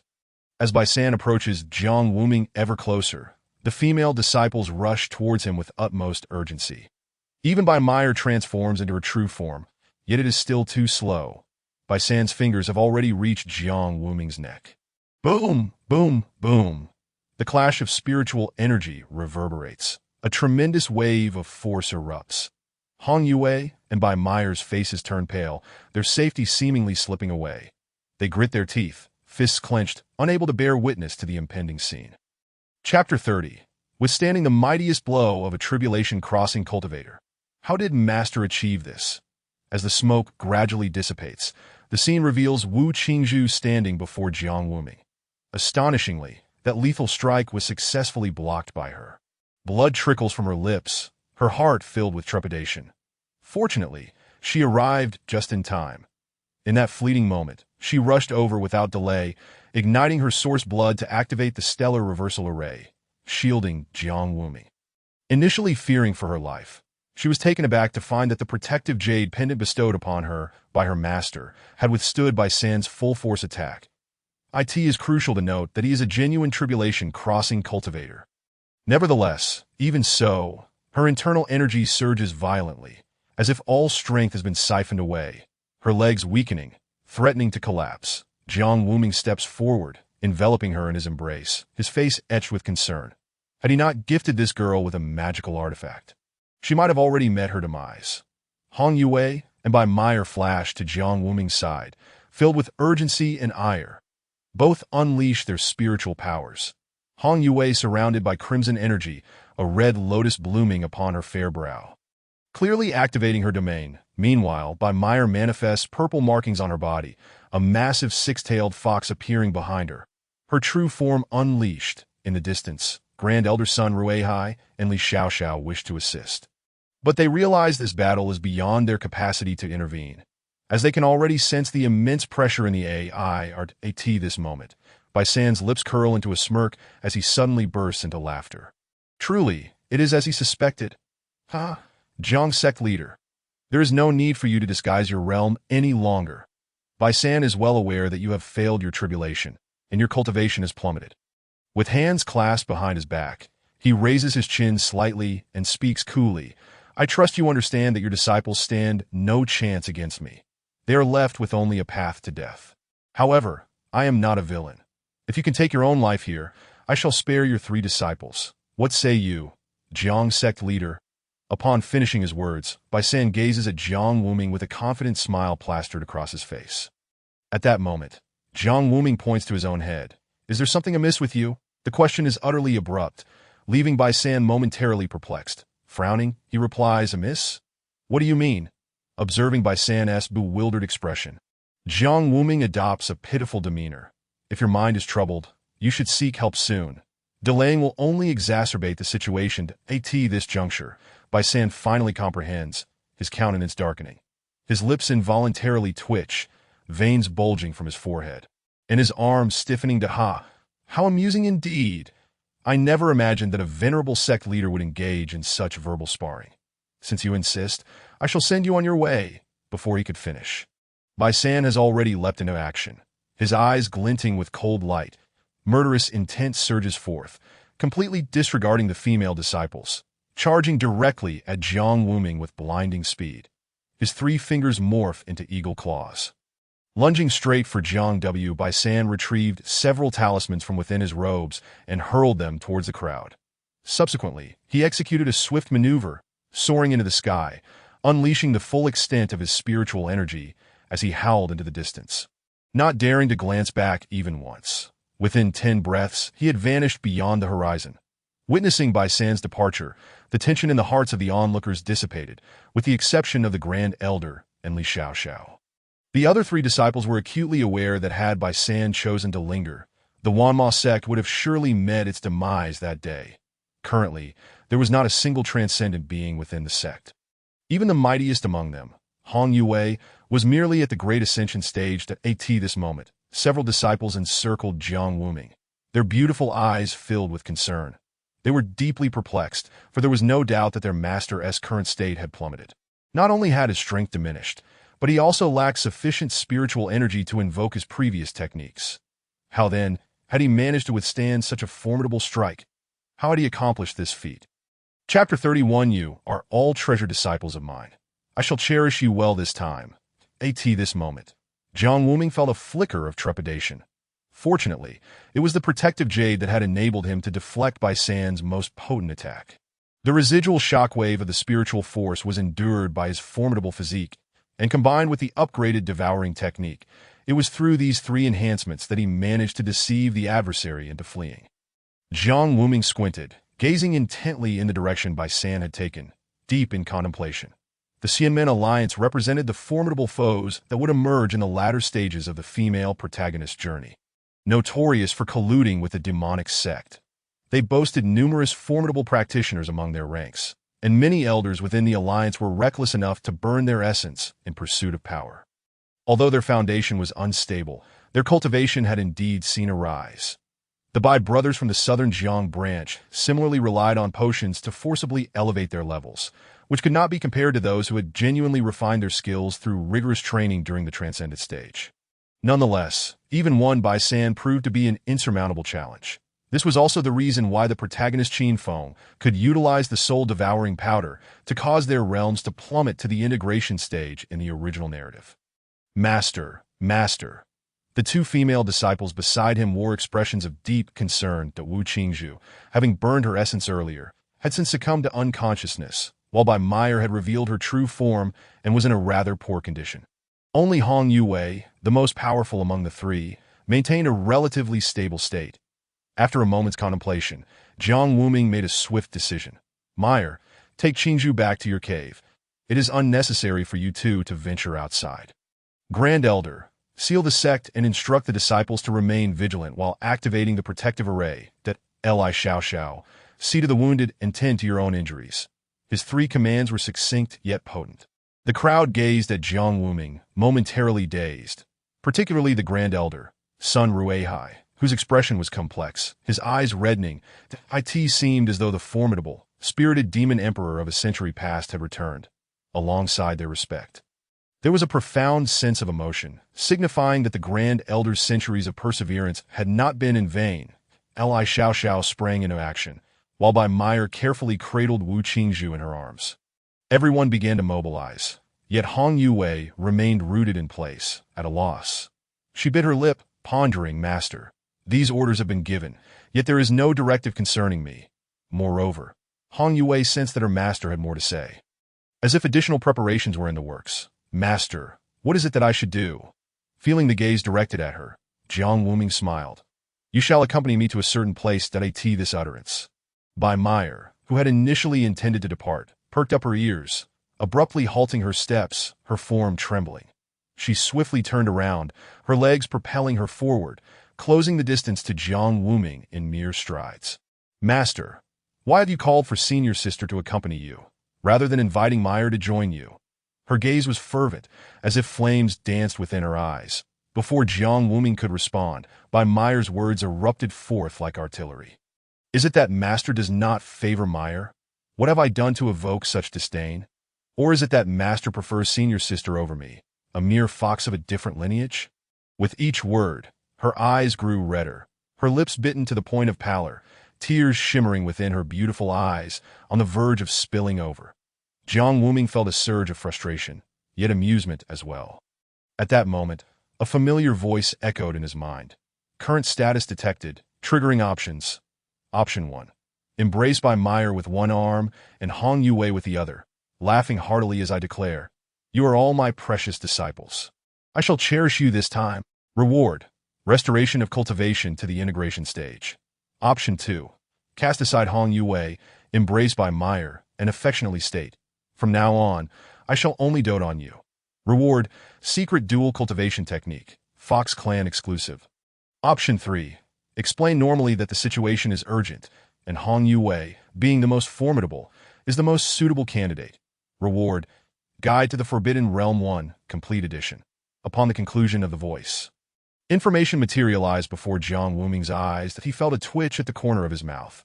The first option was undeniably tempting, and not just a little. However, the accompanying risks were equally considerable. The greatest concern lay in the potential collapse of his persona, which would severely impact others' perceptions of him and the narrative itself. If a moment's indulgence were to alter the trajectory of the entire world line, it would be a grave miscalculation. Furthermore, in a certain sense, it would equate to losing his most significant advantage. That it was crucial to remember that although the current system was powerful, it was still situated within the world crafted by the original narrative. Mastery over the plot was the ultimate trump card that I cannot choose. Absolutely not. As for the second option, Jiang Wuming felt somewhat exasperated. This would undoubtedly incite conflict. Perhaps this declaration would delight Bai Meyer, but Hong Yue would surely take offense. Jiang Wuming had no doubt regarding his disciples' capabilities. Moreover, the implications for the relationship between the two women would be substantial. The third option, however, seemed to be the most prudent and reliable choice. Additionally, there was the alluring reward associated with it. It was noteworthy that even the male lead, Qin Feng, did not possess this information regarding the Forbidden Realm. What he had was merely a jade pendant capable of sensing treasures. Should Jiang Wuming acquire this guide, not only would he undoubtedly obtain the coveted soul-devouring powder, but he might even stumble upon unforeseen treasures. Furthermore, it would present an opportunity to undermine this male lead. After a brief contemplation, Jiang Wuming made his choice. Did I select option 3? A wealth of information flooded his mind, all pertaining to the upcoming Forbidden Realm. At that moment, Jiang Wuming approached Bai Meyer, who was cradling Wu Qingzhu. Turning her head away in a huff, her lower lip slightly white from biting. Her eyes remained red-rimmed. She had resolved that no matter what Master said, she would not heed him, for after all, it was senior sister who had been chosen this time. Bai Meyer felt a sense of grievance, an overwhelming sense of grievance. Was she unhappy? Umph. The very thought of it only fueled her ire further. Especially upon witnessing Hong You's smug expression from a distance, Bai Meyer ground her teeth in frustration. How could she, a mere fox of an alien lineage, dare to anger Master? Clearly, Master held no regard for someone like her. Leaving Bai Meyer no choice but to seek solace in her bond with a third junior sister. At that moment, she was about to voice her thoughts when suddenly, she felt Jiang Wuming's hand resting on her head, gently ruffling her hair. His voice was soft and tender. Next time, you must accompany me. Is that acceptable? Looking into Jiang Wuming's eyes, Bai Meyer found her previous thoughts vanishing without a trace, and the grievance in her heart seemed to have never existed. Compelled by an inexplicable force, she replied, "All right." Chapter 32. The sulking Bai Meyer had reached her limit. Jiang Wuming and Hong Yue had been gone for quite a while. Li Xiaoxiao was busy tending to the wounded, while Wu Qingzhu had been taken back to her cozy fox den by Bai Meyer's maid. The Grand Elder had also departed early to convene a high-level elders meeting, swiftly gathering the heads of various branches to relay the sect master's orders. Everything proceeded in an orderly fashion, yet Bai Meyer remained frozen in place, gazing wistfully in the direction Jiang Wuming had departed, her mind swirling with thoughts that ignited her frustration. Bai Meyer, how could you be so easily appeased? Why do you possess no spirit at all? Why is it that whenever Master says something, you simply comply? The more she pondered, the angrier she became, her spiritual energy pulsating, exuding an aura that was both infuriated and enchanting. I simply cannot allow this. Be a bit more resolute.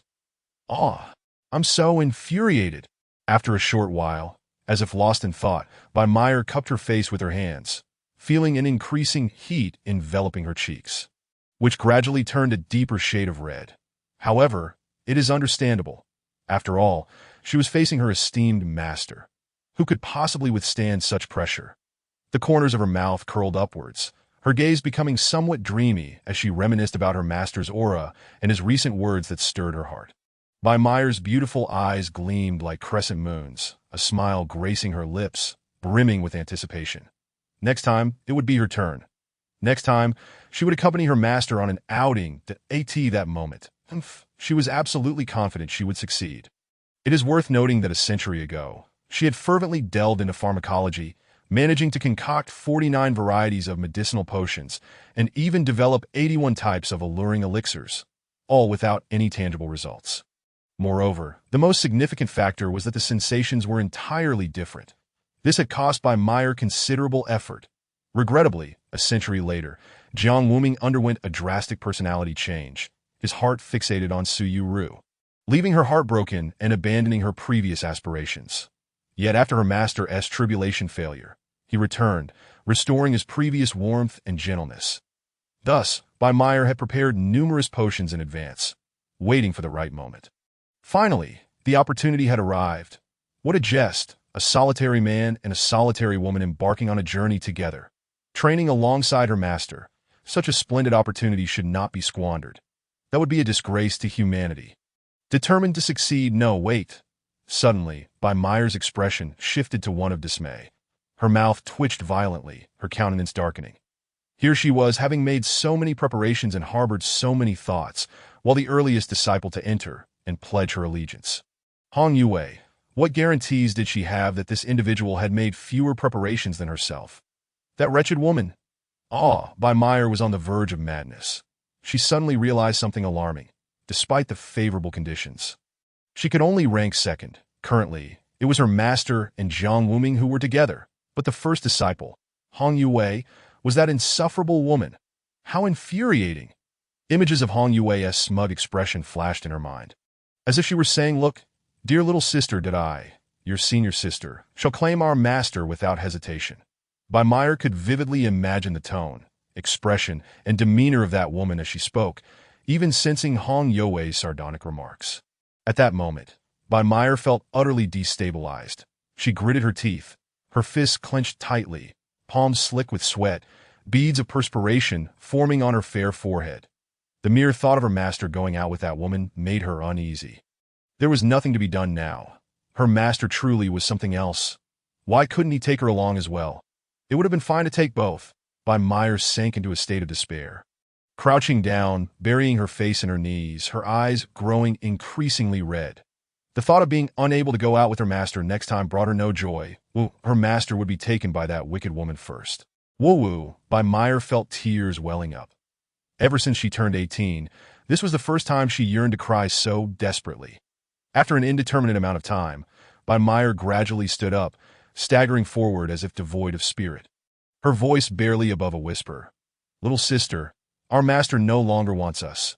Master has run off with that wicked woman." At this point, Meyer could no longer hold back and burst into tears. Just moments ago, she suddenly recalled a more heart-wrenching thought. A century ago, she had researched pharmacology alongside that wicked woman, Hong Yue. This meant that Hong Yue was also capable of concocting alluring potions. Truly, what one fears becomes reality. Meyer, the jealous one, had completely lost her composure. Meanwhile, on the other side, two brilliant lights streaked across the sky. Hong Yue glanced at Jiang Wuming beside her and inquired, "Master, can you maintain this speed?" He nodded, and the two continued on their swift journey. Jiang Wuming narrowed his eyes, calculating the situation that if they arrived in time, they could outpace the male lead, Qin Feng, into the secret realm, allowing them to prepare in advance. Additionally, he had memorized all the guiding information. Within the secret realm, there were indeed many treasures. Aside from the essential soul-devouring powder, there was also the Crimson Flame sacred fruit, which would greatly benefit his most esteemed disciple, Hong Yue, if obtained, further enhancing her spiritual root and facilitating her advancement. These two items were imperative to acquire as for the rest, he would take as much as possible. Under these conditions, if he could also outsmart the male lead, Qin Feng, it would be even better. A smirk graced Jiang Wuming's lips as a rough plan formed in his mind. He was completely oblivious to the fact that beside him, Hong Yue was utterly entranced, her expression one of infatuation. That if any disciples within the sect were to witness this, they would undoubtedly be left dumbfounded. The cold-blooded, ruthless female killing machine possessed such a gentle and endearing demeanor. It was truly surreal and absurd. Hong Yue swallowed hard, her heart fluttering. She scanned her spiritual treasure pouch, checking the potions within, and nodded in satisfaction. This outing would primarily serve her master's objectives. Once the goal was accomplished and they returned successfully, without causing any disruption, she planned to feed these potions to her master. Then, in a moment of distraction, Hong Yue unexpectedly chuckled. Quickly covering her mouth, she glanced at Jiang Wuming, ensuring he hadn't noticed her, before releasing a sigh of relief. Thank goodness, thank goodness. Hong Yue's gaze solidified with determination. This time, it must be achieved. Absolutely. Absolutely. Chapter 23. The Scheme of Su Yu, Male Lead Qin Feng, Lingjin Sect, Bamboo Mountain. The celestial aura lingered in this place. With countless brilliant lights illuminating the sky, in the air, spirit cranes soared gracefully. That moment, Su Yu's mood was far from pleasant. Just moments ago, news from her disciples had arrived. Several cultivators above the nascent soul stage had shattered their soul tokens. This signified their complete demise. What was even more terrifying was that even the Grand Elder, Wang Chong, a figure ranked among the top 10 within the sect, had perished. How infuriating!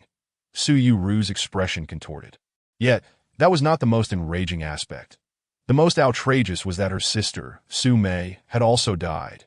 Even when punishing a dog, one must regard its master. How much more so when it involved the murder of her own sister? This was an utter disregard for her. Damn Jiang Wuming. The thought of this only fueled her anger further. She gritted her teeth. What on earth is happening here? How could everyone sent be killed? Why? Su Yuru was baffled. The corners of her mouth twitched involuntarily, veins bulging on her forehead. After several deep breaths, she managed to regain her composure, slowly exhaling before whispering, Jiang Wuming, your audacity grows bolder by the day.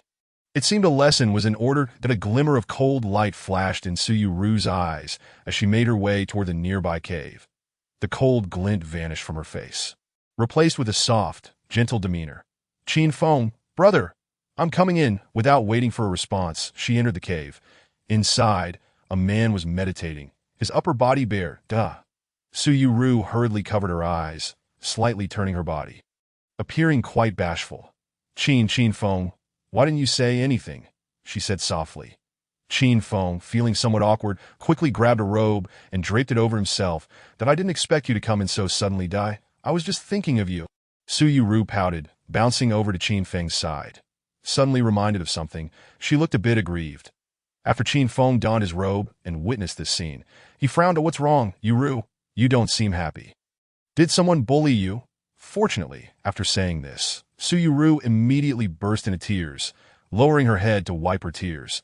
The grand elder of the sect has watched me grow since childhood. He was like family to me.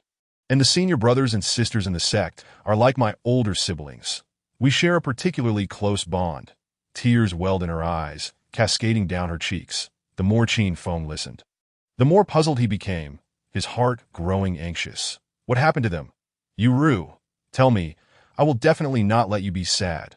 Observing Su Yu, whose eyes brimmed with tears resembling pear blossoms, stirred a profound sense of protectiveness within Qin Feng. It also ignited within him an ardent desire to prove himself. It is worth noting that Su Yu was not lacking in admirers. Besides him, there were the son of the Lion King from the Demon Clan and the young master of the Ghost Clan. Among these rivals, the most formidable was Jiang Wuming of the Demon Sect, a name that struck fear, for he stood at the pinnacle of the tribulation stage. Fortunately, Su Yu harbored little affection for him, as his feelings were unreciprocated.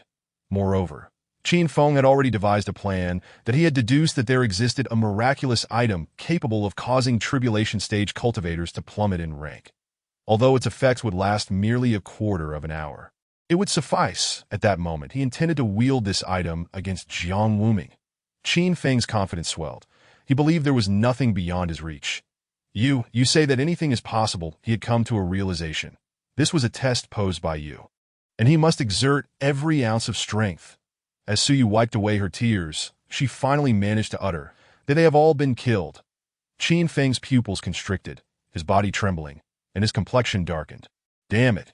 Who did this? I will not let them go unpunished. Su Yu attempted to speak but swallowed her words. Her hesitance only heightened Qin Feng's anxiety. Speak, you do not fear. I am here for you. Su Yu sobbed, turning away. No, I must avenge them myself. This matter does not concern you, brother Qin Feng. It is my responsibility. Having declared her intent, she strode away decisively. Witnessing her departure, Qin Feng felt a surge of urgency and anger. You are not alone. I am here. He pressed on. Besides, you are merely at the nascent soul stage. How do you intend to exact revenge? Su Yu remained silent, her head bowed, still weeping. After a moment, she finally spoke. This is my fate. I must go, even if it costs me my life. Brother Qin Feng, please do not say more. My mind is made up. She turned her back to him. The more she insisted, the heavier Qin Feng's heart felt. He shook his head vehemently. No, you listen to me. This is my failure. I did not protect those around you. Therefore, allow me to take on the task of avenging them. I will absolutely not permit anyone to harm you. His impassioned words flowed forth. Su Yu's tears streamed down her cheeks as Qin Feng quickly brushed them away. Do not cry. I am here. Just tell me the name of that person. While speaking, he gently stroked Su Yu's hair. She hesitated, still torn. But what? Brother Qin Feng, you might not be able to defeat him. Qin Feng was taken aback by her words. Defeat him? What nonsense is this?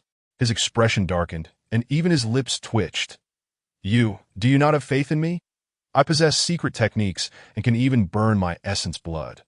Though I am merely at the combined stage, I am invincible among my peers and can fight above my rank. Tell me, in the southern lands, who could possibly contend with me? Suyu bit her lip, deliberating for a long while before finally revealing. That person is Jiang Wuming, the leader of the 10,000 Demons sect. Brother Qin Feng, I wish to take revenge, but you, Suyu's words trailed off, yet Qin Feng understood her unspoken concern. Jiang Wuming. Jiang Wuming. Ha ha. Ha ha. Qin Feng burst into laughter. He had been waiting for the opportunity to eliminate this individual, but had refrained out of concern for Suyu's feelings. Now, it was fortuitous that it came from her request. Qin Feng had long plotted this. Although he felt momentarily inadequately prepared, as long as he acquired that secret medicine from the hidden realm, soul-devouring powder. Even a peak tribulation stage cultivator would suffer a significant fall in rank. Perhaps even more. When that time came, coupled with his secret techniques, he would show no mercy to Jiang Wuming. Brother Qin Feng, what is it that you find amusing? Within a week, I shall present Jiang Wuming's head to you. Do not worry. Your brother Qin Feng has a plan. Before Suyu could respond, Qin Feng vanished from the cave, disappearing into the horizon. The hidden realm was to open in a day, and this information was a serendipitous discovery he had gleaned from a jade pendant. Moreover, he was the sole individual privy to the hidden realm's existence, ensuring his safety from any disturbances. Chapter 34. The son of the Lion King from the Demon Clan. The dragon of the Crimson Flame Valley? Qin Feng had already departed, and from what he mentioned, his destination appeared to be the Crimson Flame Valley. However, it mattered little to him, as it held no significant relevance that Suyu gazed at the horizon. A smile gracing her lips. What a clever little fox that he prepared a solution before I even spoke. She raised her hand to her cheek, her joy radiating. While she was unaware of the specifics regarding Jiang Wuming, it hardly mattered. There were plenty of substitutes available, many with even greater potential. A mere demon sect leader, attempting to play the part. How laughable. A hint of disdain crossed Suyu's face, mingled with mockery. Did he truly believe I would still placate him? How utterly amusing. Suyu crossed her arms, shaking her head in mirth. What a ridiculous and pathetic situation. However, on another note, Qin Feng was not weak. In fact, he was the one she favored most thus far. Otherwise, she would not have allowed him to occupy her cave. She suspected he could successfully deal with Jiang Wuming that moment. The jewel at her waist shimmered with spiritual light. Suyu activated her spiritual energy, summoning the jade pendant to reveal a phantom image that a robust man with a bare torso appeared, and she recognized him as Ouyang Lei, the son of the Lion King from the Demon Clan. He was among the most fervent suitors, offering the most elixirs and magical artifacts to her. However, Suyu was far from enchanted, as she gazed at the image of the man. A wave of intense aversion washed over her. What a brutish, simple-minded creature. Truly repulsive, though. Do not be disheartened, my little princess. That Suyu quickly waved her hand, dismissively. Stop. You are making me nauseous. I have not seen you in ages. I have missed you, Ouyang Lei. Brimming with enthusiasm, replied, If you have anything to say, speak quickly. Otherwise, I shall shatter the jade pendant. Do not. I will tell you. Ouyang Lei, fearing her wrath, promptly began to explain that he grinned widely, indicating a distant light. Look, that glowing point over there. Suyu followed his gaze. And indeed, in the distance, a flickering light shone brilliantly. What is that? I cannot see clearly. That might be a dragon. Ouyang Lei's face bore an enigmatic smile, the corners of his lips curling upward. That a dragon. Suyu found herself increasingly perplexed. What nonsense are you spouting? If you do not clarify, I will truly shatter it. Oh dear, my little princess, still as impatient as ever. Ouyang Lei began to elucidate. This creature stumbled through a spatial rift and trespassed into our territory. Such beings are typically found only in the upper realms. We currently possess only this one. It appears as described in the records. It should indeed be a dragon, albeit in its juvenile form. At this point, so you finally comprehended and felt a spark of interest, so you are attempting to capture it. Seeing Suyu smile, Ouyang Lei chuckled in response. As this was the reaction he sought. Rest assured, we have driven it into the Crimson Flame Valley, a place perpetually scorched by raging flames, devoid of any life. There is no food or water source. And I am confident that within a week, we shall have it in our grasp. Once captured, I will present it to you as a pet to play with. Ha ha ha. Suyu nodded in satisfaction but felt a twinge of unease. Crimson Flame Valley. That name sounds familiar. She pondered for a moment but could not recall. Shaking her head, she dismissed the thought. Continue your efforts then, that I shall take my leave to rest. With that, she severed the spiritual connection. Having too many backups was not necessarily a good thing. Each required some form of appeasement. Just as with Jiang Wuming, a few years of neglect had ignited such a violent reaction. Though those lives held little value, it was still a blow to her pride. That Su yawned and stretched, feeling the weight of boredom. That I hope Qin Feng proves useful. It would be ideal if both of them were to perish. A sense of anticipation blossomed within her. Meanwhile, at the edge of the Crimson Flame Valley, Ouyang Lei stood with his hands on his hips, laughing heartily. Ha ha ha ha ha ha. This fellow truly seems to be lacking in sense. Sprinting towards this location, is he not aware that this place is a dead end, devoid of any life? The numerous subordinates surrounding him also burst into laughter, reveling in the moment. They had pursued him relentlessly for 3 whole days and nights before finally cornering him. However, this predicament might be fortuitous. After all, he is now trapped like a cornered beast, with no hope of escape. What remains to be tested is mere patience. Yet, my lord, this place is indeed sweltering. The heat is becoming unbearable. A nearby lion demon, having transformed into its true form, wiped the sweat from its brow.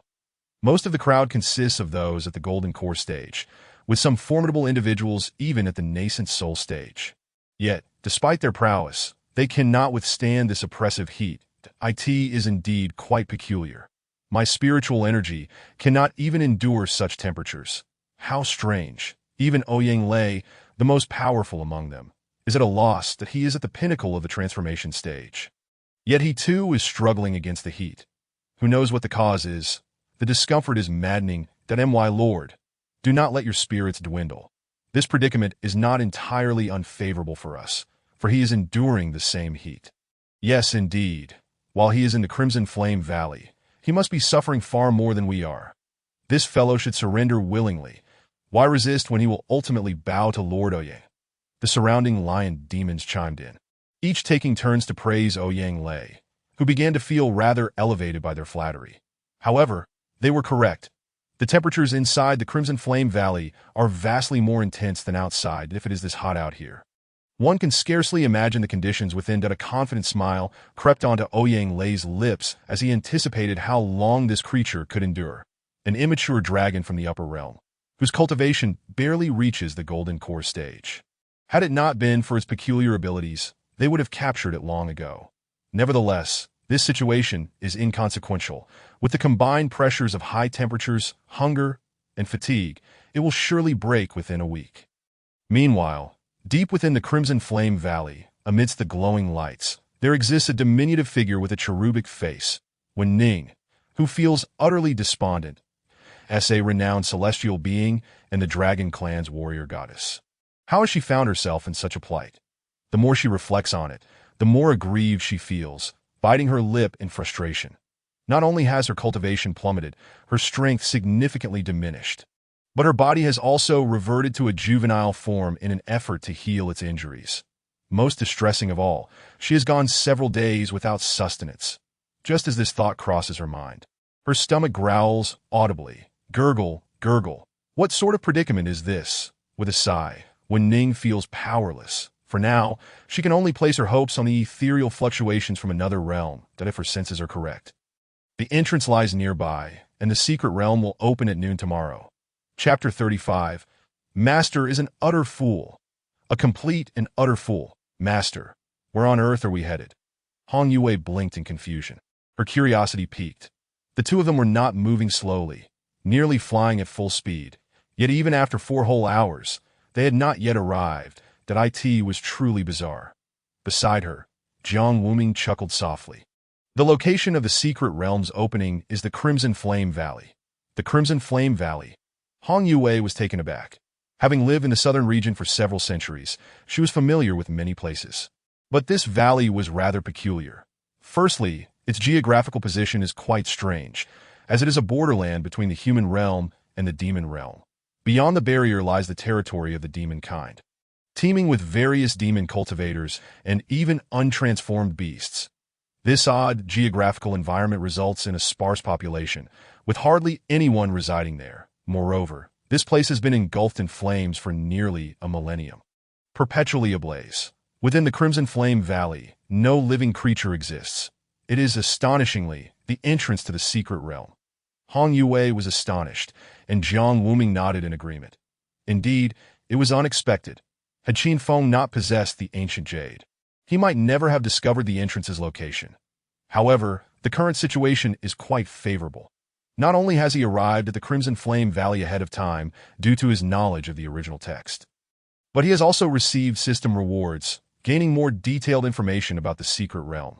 Yue, do you know why the Crimson Flame Valley has been engulfed in flames for so long? Upon hearing this, Hong Yue raised an eyebrow, intrigued. Master knows?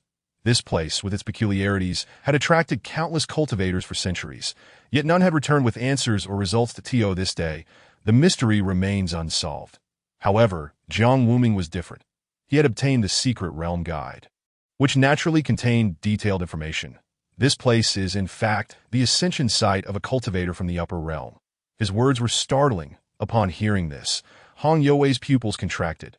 The term upper realm was not unfamiliar to her.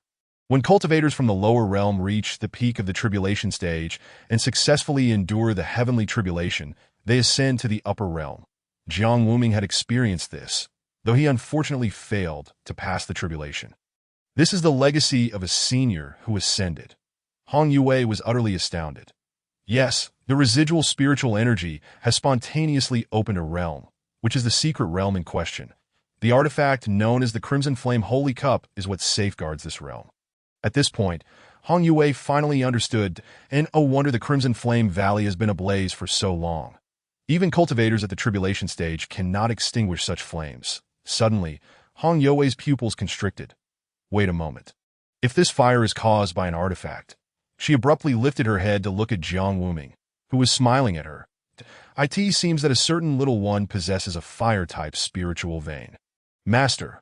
Hong Yue comprehended fully, realizing why her master had chosen to bring her along. Biting her lip, her nose tinged with a hint of moisture, her eyes glistened with unshed tears. She flung herself into Jiang Wuming's embrace, feeling both shy and touched. Indeed, this is the second grand purpose of this journey, to obtain the Crimson Flame Holy Cup. If the soul-devouring powder was meant for dealing with the Bai family, then the Crimson Flame Holy Cup is entirely for Hong Yue. Jiang Wuming could never forget the moment he faked his death. Hong Yue's decisive and unwavering offering of 8 drops of blood, each drop a treasure refined over a century, was an immense sacrifice. Master, you truly are incredible. I am left speechless. Hong Yue lightly punched him, her face buried in Jiang Wuming's embrace, blushing profusely, unable to meet his gaze. What merit do I possess to receive such treatment from Master? She said softly. Jiang Wuming reached out to stroke her head. That my disciple, what else would I do but pamper you? Upon hearing these words, she trembled slightly, her body quivering. Hong Yue, naturally letting her arms rise, wrapped them around Jiang Wuming's waist. Slowly, she lifted her gaze, and Jiang Wuming saw her face, shy yet alluring, her cheeks a bright crimson, akin to ripe peaches. Not only that, but her fair neck was also flushed, reaching all the way to her ears. Master. Hong Yue breathed softly, her voice laced with sweetness. A hug, please. Her beautiful eyes sparkled with anticipation, yet there was a hint of dreamy allure. Jiang Wuming was momentarily taken aback, his expression one of bewilderment. What a hug? Hong Yue repeated her request, her voice growing quieter until it was almost inaudible. Jiang Wuming gently placed his hand on her back. In an instant, Hong Yue's body stiffened, her form becoming rigid. She bit her lip. Jiang Wuming felt increasingly perplexed. He gazed down at the girl in his arms and spoke softly. Yue, you aren't. Hearing Jiang Wuming's voice, Hong Yue's heart raced, her breath quickening. She awaited his next words, filled with anticipation. Is it finally here? After hundreds of years, was this moment finally upon her? Hong Yue's heart brimmed with excitement. She was ready. She had brought an array of herbs, fully prepared, whatever effect Master desired. She had it all. Just one word from him. Hong Yue's face flushed even deeper. Speak, Master. Whatever you wish to ask, Yue will answer bravely. At that moment, she felt a surge of pride, thinking apologies second and third junior sisters. It seems that I, the senior sister, will be the first to win over Master. Finally, Jiang Wuming spoke. You aren't coming down with a fever, are you? Hong Yue nodded vigorously, her face a blend of shyness and elation. Yes, Yue truly cherishes you. She was unable to finish her words, her voice abruptly cut off, as though she were forcibly suppressing everything she wished to express. "Da-da!" Hong Yue exclaimed, raising her head in astonishment, her face a canvas of surprise and confusion, fixated on Jiang Wuming. The latter wore a worried expression, lifting his hand to rest on her forehead. It felt somewhat warm. How could she suddenly have a fever? A cultivator at the Great Ascension stage shouldn't encounter such a predicament. Jiang Wuming furrowed his brow, deep in thought, while Hong Yue's complexion grew increasingly peculiar. She clenched her teeth, her fists tightly balled. Even the corners of her mouth twitched involuntarily, her body trembling as she lowered her head, obscuring her expression. Yue. At that moment, she suddenly lifted her head, but tears had already begun to flow, glistening in her eyes. "Master, you are such a great fool, completely a great fool." With those words, a terrifying surge of spiritual energy materialized, a crimson wave roaring forth, vanishing at full speed into the horizon, leaving Jiang Wuming dazed and bewildered. He scratched his head, utterly perplexed. Just a moment ago, everything was fine. Why did she suddenly become angry? How strange. Chapter 36. Yue, most fond of Master. That night, under a canopy of twinkling stars and a radiant moon, Jiang Wuming conducted one final check of the barrier he had erected. Satisfied that all was well, he lay down, with Hong Yue nestled beside him, seemingly already asleep. Although both possessed considerable cultivation, it was essential to rest well in preparation for their imminent venture into the secret realm the following day. Jiang Wuming turned to gaze at Hong Yue, gently brushing the strands of hair from her cheeks. Despite not understanding her sudden anger, he found solace in the fact that the distance between them had finally diminished, dispelling the previous sense of estrangement. Jiang Wuming had previously sensed her discomfort, a product of centuries of estrangement and injury that required time to mend. Observing Hong Yue's serene face, he smiled softly and whispered, "Good night." Soon after, he too drifted into slumber. The night stretched on interminably. After an indeterminate period, the once soundly sleeping Hong Yue felt her eyelids twitch. Seemingly absent-minded, she turned over, squinting her eyes to observe Jiang Wuming. "Master, he must be asleep." "Right?" Hong Yue swallowed hard, cautiously opening her eyes to confirm her suspicion. Indeed, he was fast asleep. How delightful! A smile crept across Hong Yue's lips, her beautiful eyes gazing at Jiang Wuming, somewhat entranced. How stunning! He appeared even more ethereal beneath the moonlight, radiating an aura of purity and allure. Hong Yue's gaze softened, and she discreetly retrieved a porcelain vial from her pocket, emanating a faint, enchanting glow. Which one should I choose? This one seems warm, and this one feels icy. What is this? I've forgotten, but it's also a fine item. Hong Yue furrowed her brow, her delicate eyebrows knitting together in indecision. All of these seemed appealing. Before long, the assortment of vials and jars around her had multiplied. What kind of gift would Master appreciate? She had prepared far too many in advance. Hong Yue cast a wistful glance at the sleeping Jiang Wuming, her beautiful eyes seemingly glimmering with anticipation. She turned back to the items scattered on the ground, suddenly frozen in realization. Wait, what are these? Her pupils dilated, as if a revelation struck her. My goodness, what on earth am I doing? Why did I suddenly bring out all these embarrassing things? Hong Yue's face flushed visibly, turning crimson to the tips of her ears. Hong Yue, have you lost your mind? She clenched her fists, biting her lip, finally recognizing the nature of the items she had carelessly displayed. These are far too embarrassing. This is not something I should have revealed. In a panic, she glanced at Jiang Wuming, confirming that he remained deeply asleep, and swiftly gathered all the items back, her heart finally settling once they were all stowed away. Yet, even in that moment, her embarrassment lingered. The memory of her reckless actions just moments ago filled her with dread, as she felt her cheeks burn with shame. Fortunately, she had managed to resist the urge. At that moment, she raised her hand to wipe the sweat from her brow, turning to gaze at Jiang Wuming, somewhat lost in thought. Master, the temptation is simply too great. Such a wonderful opportunity. To do nothing would be a pity. Wouldn't it? She found herself entangled in her thoughts once more, her heart heavy with indecision. Ultimately, she closed her eyes, forcing herself to look away, suppressing the turmoil within. She even summoned her spiritual energy, silently reciting the cleansing heart incantation 10 times to regain her composure. Finally, she felt herself return to normalcy. Hong Yue patted her face, her demeanor stabilizing. Tomorrow, they would enter the secret realm. Tonight was a time for rest and adjustment. To act impulsively now would surely disrupt Master S' plans, and that would certainly not bring him joy. Yes, Hong Yue nodded to herself. Even if I wish to use these items, it shall be after this event concludes. After all, one cannot rush to eat hot tofu. She understood this principle well enough. With a resigned sigh, she acknowledged that while these items might not be needed now, she would not let her unguarded master escape her grasp. Hong Yue gracefully approached Jiang Wuming's side and lay down beside him, her arms draping over his waist. She pressed her cheek against his back, inhaling the scent of his robe.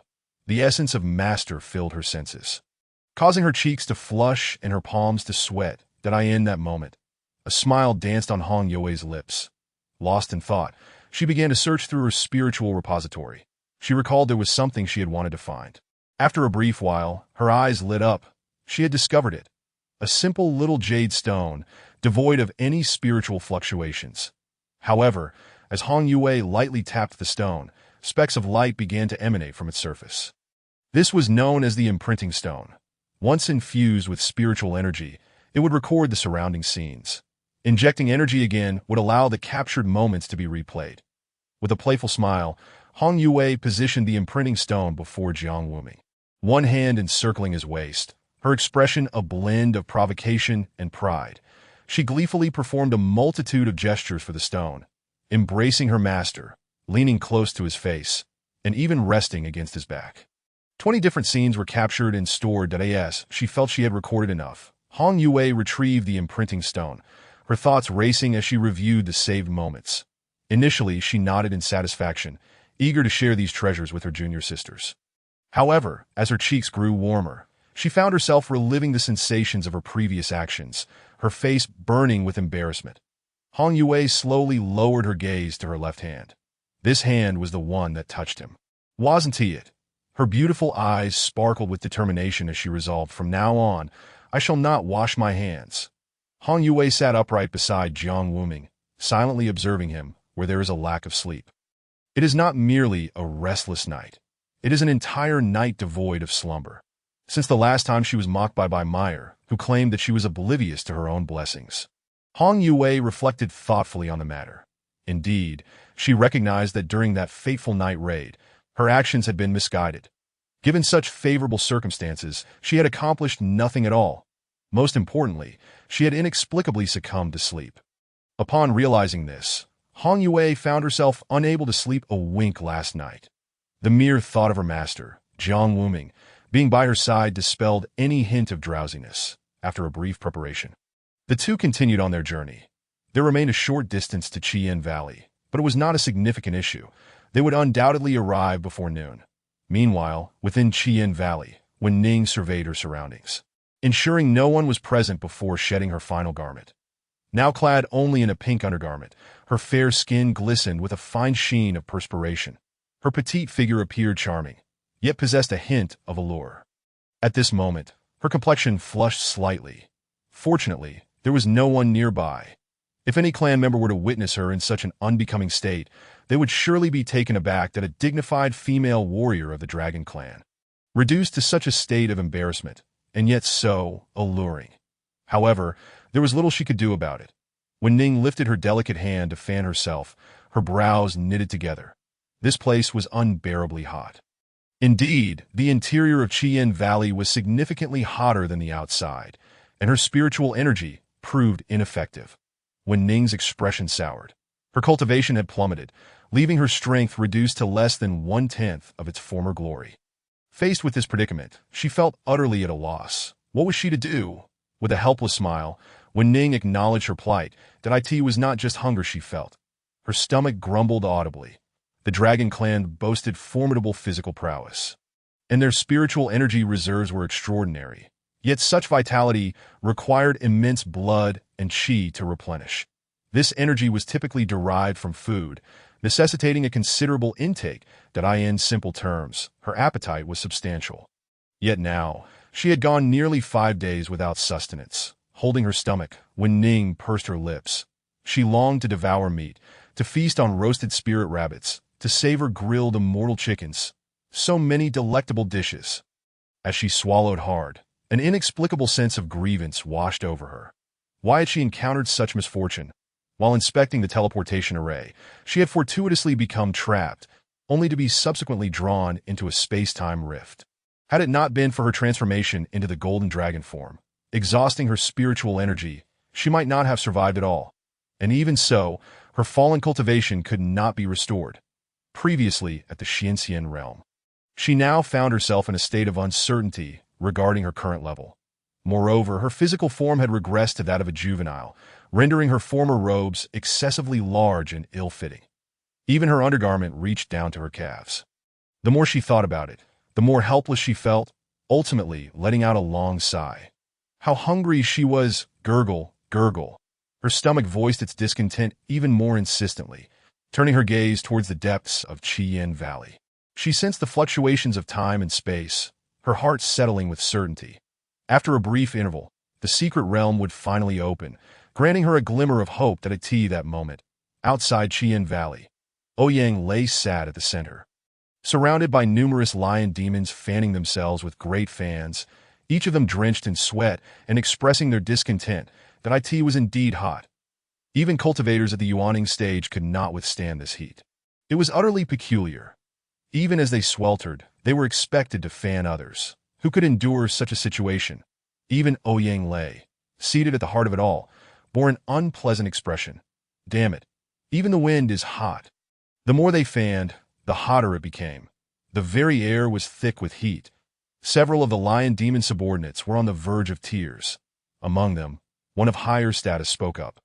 Young master, shall we not return first? We can leave a portion of our people here to keep watch. Indeed, indeed. Your esteemed identity warrants a more dignified position than remaining here with us. Another chimed in. That fellow is already trapped like a turtle in a jar. There is no need for all of us to remain here. Their words echoed the collective sentiment of frustration. It was indeed excessively hot. And as noon approached, the sun climbed higher, intensifying the heat. Morning and evening offered some relief, but now it was simply unbearable. Ouyang Lei shook his head to no, I must personally capture this individual. It is a test of my resolve. Only then can I demonstrate my affection for you, Ru, and the value of this gift. After he finished speaking, the scene fell into a profound silence. The crowd fell silent, particularly the nearby lion demons, who exchanged glances filled with disbelief. Were it not for Ouyang Lei's status as young master, they might have erupted into protests. Nonsense, nonsense. Never call Ouyang Lei again. He should be renamed to Ouyang Te. Is it not enough that you are unreasonable yourself, compelling us to partake in your self-indulgent whims? At this moment, the individual standing next to Ouyang Lei could no longer contain himself and leaned in to whisper. Young master, we need not be so cautious. We can afford to be bolder. This speaker was Ouyang Lei's father, Ouyang Song, and thus warranted greater attention. What does Uncle Song suggest? Ouyang Lei inquired, wiping the sweat from his brow. His voice hoarse. That fellow has been pursued by us for 3 days and nights. Now, in her weakened state, she must be utterly depleted. From what we can observe, her strength is not formidable, and her cultivation is quite low. If we charge in together now, we are certain to capture her alive. As Ouyang Lei pondered, his eyes narrowed. Just as he hesitated, Ouyang Song spoke again. Young master, this gallant demeanor of yours will undoubtedly showcase your strength and capture the admiration of that girl from Lingjian sect, leading her to fall for you at first sight. Upon hearing this, Ouyang Lei was instantly invigorated. Uncle Song, is this truly the case? Ouyang Song nodded earnestly. Truly, truly. Yet within, he felt a deep sense of helplessness. The Lion King was indeed powerful, but this young master was a different matter altogether. It was as if he remained mentally immature, even unrefined, choosing to obsess over a human woman. What a prodigy. All right, Uncle Song is right. We should indeed charge in. Everyone prepare yourselves. Now, let us storm into Qian Valley and capture our target alive. His voice resonated like thunder, igniting the lion demons, whose eyes gleamed with anticipation. They had grown weary of this oppressive heat and sought an outlet for their frustrations. They dashed towards Chien Valley with fervor. Meanwhile, inside, when Ning gritted her teeth, her complexion pale, what was she to do? She was utterly incapable of confronting these foes. Moreover, the secret realm was on the verge of opening. Just a little more, just a little longer, with a long sigh, when Ning steeled herself, resigning to her fate. This was her destined tribulation. She summoned the last remnants of her spiritual energy to conjure the Holy Lance, the female warrior of the Dragon Clan. She would stand and die with pride. For the Dragon Clan's honor would not be tarnished. Just as the crisis loomed, two figures appeared abruptly in the air, capturing everyone's attention. When Ning looked up, momentarily stunned, the two figures, one clad in black and the other in red, especially the man in the black robe, left her entranced.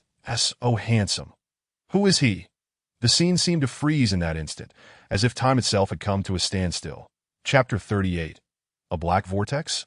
Merely an allusion to Chien Valley. The scene was peculiar, and the atmosphere was even stranger. The lion demons stood frozen in place, their gazes fixed upon the two figures in the air. Even Ouyang Lei, the Lion King's son, bore a furrowed brow, feeling an unsettling sense of familiarity with the person before him, yet unable to recall who he was beside him. Ouyang Song's brow was equally furrowed. Young master. What shall we do now? Ouyang Lei squinted, his lips curling into a smile as he gazed upward. The Ouyang family works swiftly. If you wish to live, you best vacate. His words thundered forth like rolling thunder. The lion demons snapped out of their daze, their faces tinged with disdain. Not far away, when Ning's expression grew increasingly grim, that it was a deadlock. Yet if these two could assist her, but then again, she was not acquainted with them. When Ning bit her lip, gripping the holy lance tightly, prepared for the possibility of death, this moment, the two figures in the air exchanged glances and smiled. They were none other than Jiang Wuming and Hong Yue. Master, I did not anticipate Chien Valley to be so lively, Hong Yue remarked, somewhat moved. Jiang Wuming nodded in agreement, a smile gracing his lips. Indeed, it is surprising to see so many people here. That as he spoke, he narrowed his eyes, scanning the crowd, particularly casting several glances at the foremost Ouyang Lei. Demon Clan? Jiang Wuming's lips curled upwards. A surge of joy swelling within him. It is well known that, compared to the human race, the physique of the Demon Clan is far more formidable. Moreover, their capacity to harness spiritual energy is unparalleled by that of humans. These creatures, Jiang Wuming's eyes sparkled with a glimmer of light, and his smile grew increasingly radiant. Were they not a bountiful source of nourishment presented to him? How rich and potent was their essence of blood and vitality? How abundant their reserves of spiritual power? Just as Jiang Wuming was lost in thought, a voice suddenly resonated in his mind, detecting the current status of the host, triggering options. Option 1. Face the provocation and retreat without conflict. Reward. Third-grade spirit gathering array. Option 2. Face the provocation and eliminate them all. Reward. Beast taming pill. Without the slightest hesitation, Jiang Wuming chose the latter. Retreat.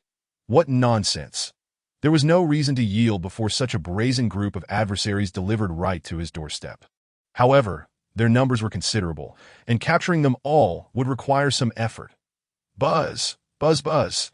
The previously tranquil scene erupted with the sudden emergence of several black vortices, spinning steadily.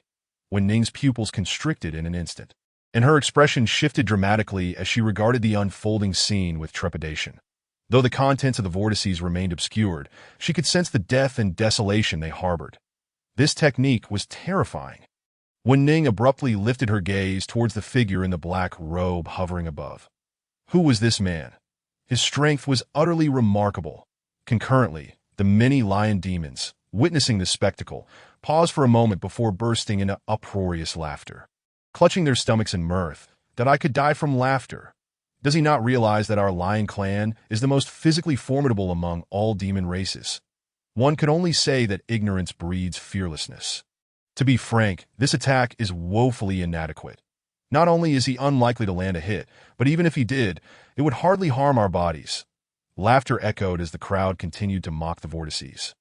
Some already doubled over in pain from their amusement. Ouyang Lei shook his head in derision. Did I ask this it? Just this? I expected something far more impressive. Meanwhile, Ouyang Song remained furrowed in thought, his eyes narrowed as he sensed something amiss. The vortices were peculiar. He had never encountered such a method of attack. It was truly bizarre. Was it merely a bluff, or something more? At that moment, the number of black vortices multiplied, encircling them. Ouyang Song surveyed his surroundings, his expression growing increasingly grim. This was too strange. Yet Ouyang Lei remained unconcerned.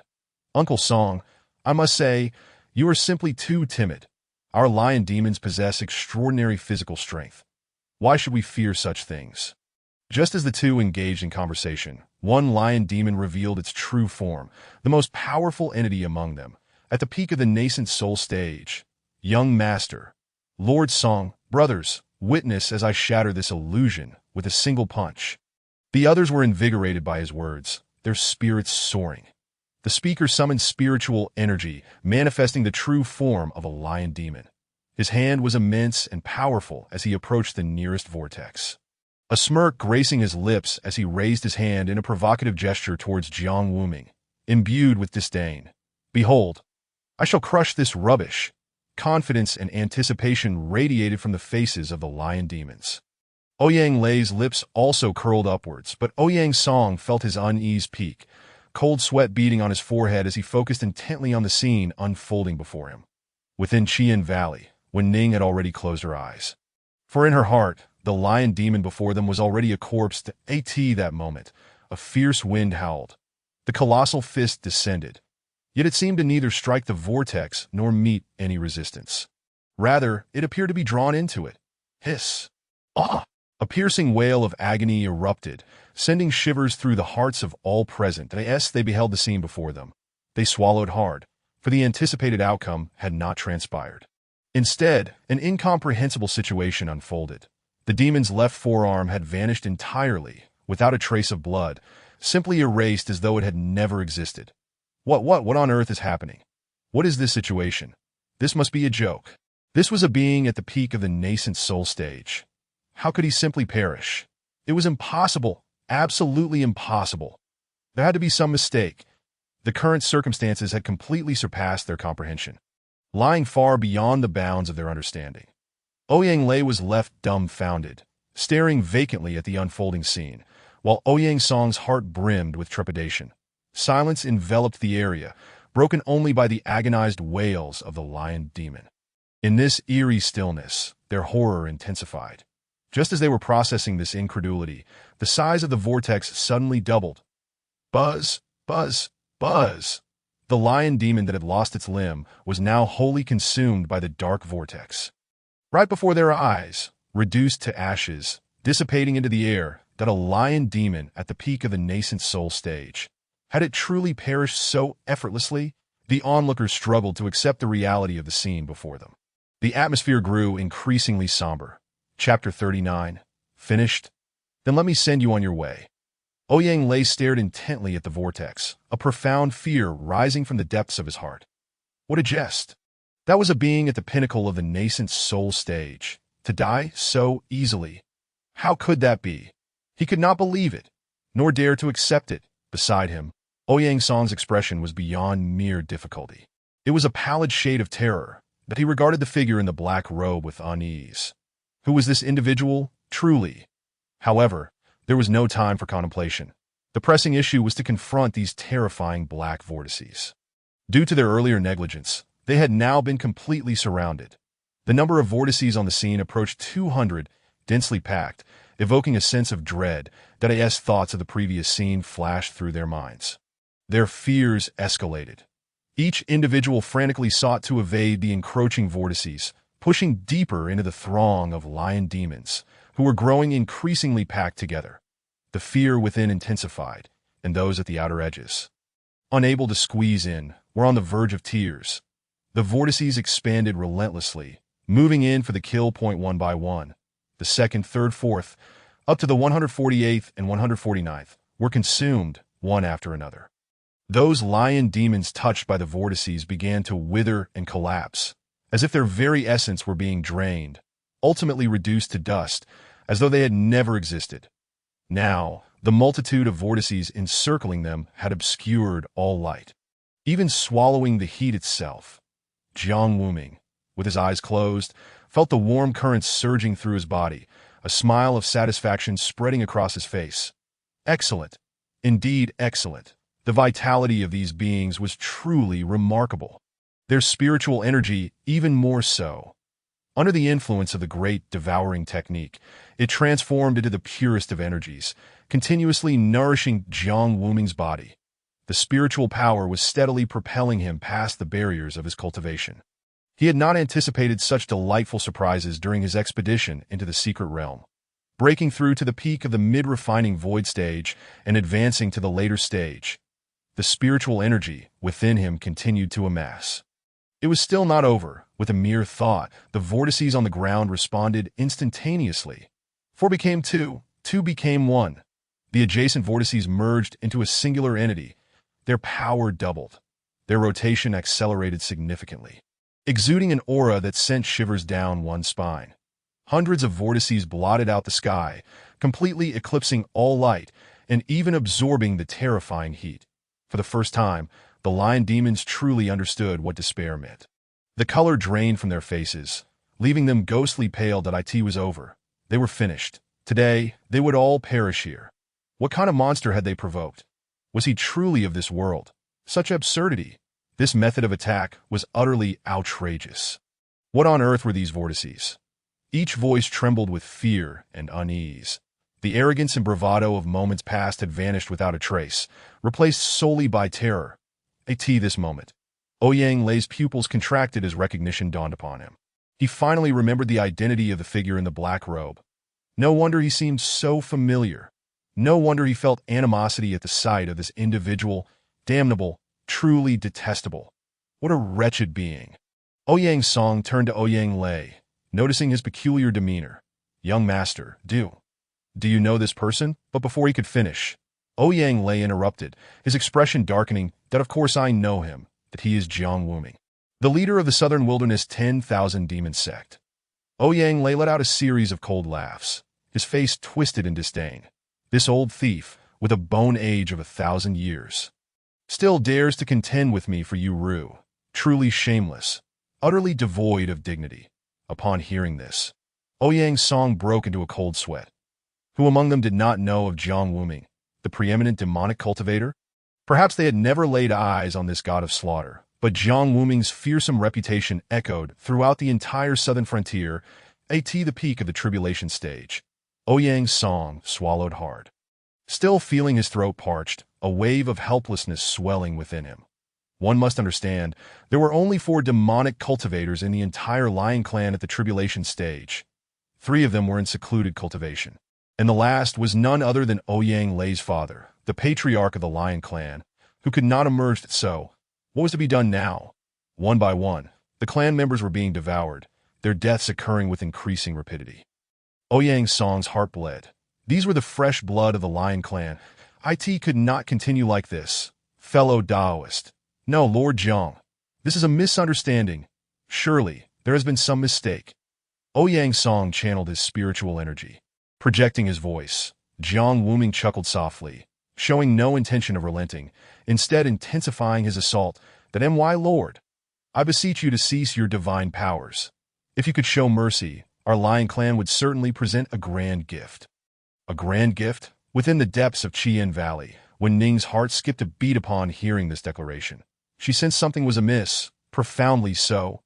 Ouyang Lei's expression darkened as he deduced what Ouyang Song was about to reveal. He was to offer the very gift he had prepared for Su Yu Ru. How infuriating!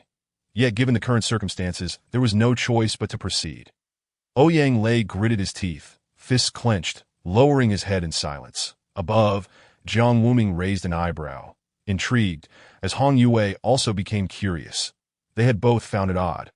Under normal circumstances, the Demon Clan would not easily breach boundaries, especially to venture into the desolate Chien Valley. Could it be that they were here for the secret realm? Jiang Wuming dispelled a vortex, allowing waves of scorching air and sunlight to surge forth, granting the lion demons a glimmer of hope. The once despised heat waves now felt like treasures. Ouyang Song, his heart lifted, wasted no time in speaking. My lord, the gift is both distant and near. There were hidden meanings within his words. When Ning's heart trembled, her lips twitching in response. Indeed, it pertained to her. She tightened the robe draped over her shoulders. Gripping her radiant spear, Jiang Wuming followed Ouyang Song's gaze into Chien Valley, where he spotted a little girl. He had not noticed her before. Who was she? Her attire was peculiar. She was not tall, with golden hair, and she was clad in robes that did not suit her stature, holding a brilliantly shining spear. She is a member of the Upper Realms Dragon Clan, her cultivation diminished, having intruded into our Lion Clan's territory.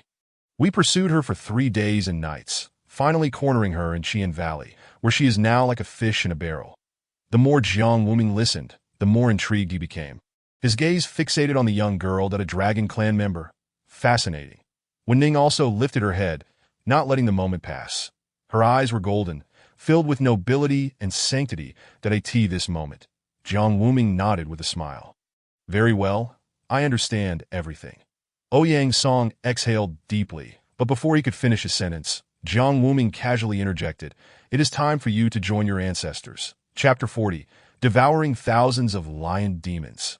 Breaking through to the combined body stage. Ouyang Song's heart quaked, his expression shifting dramatically. Before he could comprehend the situation, the previously stable black vortex expanded once more. Buzz, buzz, buzz. This time, more lion demons perished, their rate of being devoured accelerating. It was a relentless onslaught. This was not a battle. It was a one-sided massacre. Jiang Wuming single-handedly swept through the entire lion demon clan. Lord Jiang, we have provided all the information. What is your intention? Ouyang Song felt as if he might vomit blood, his face dark and ashen. Yet Jiang Wuming did not cease his actions, arms crossed, mockingly observing the crowd below. Indeed, you have said your piece. You no longer possess any value. Upon hearing these words, Ouyang Lei and Ouyang Song were consumed by rage, particularly Ouyang Lei, who pointed at Jiang Wuming, shouting, You shameless old thief. What right do you have to pursue Yuru? I will expose your hypocritical nature to her.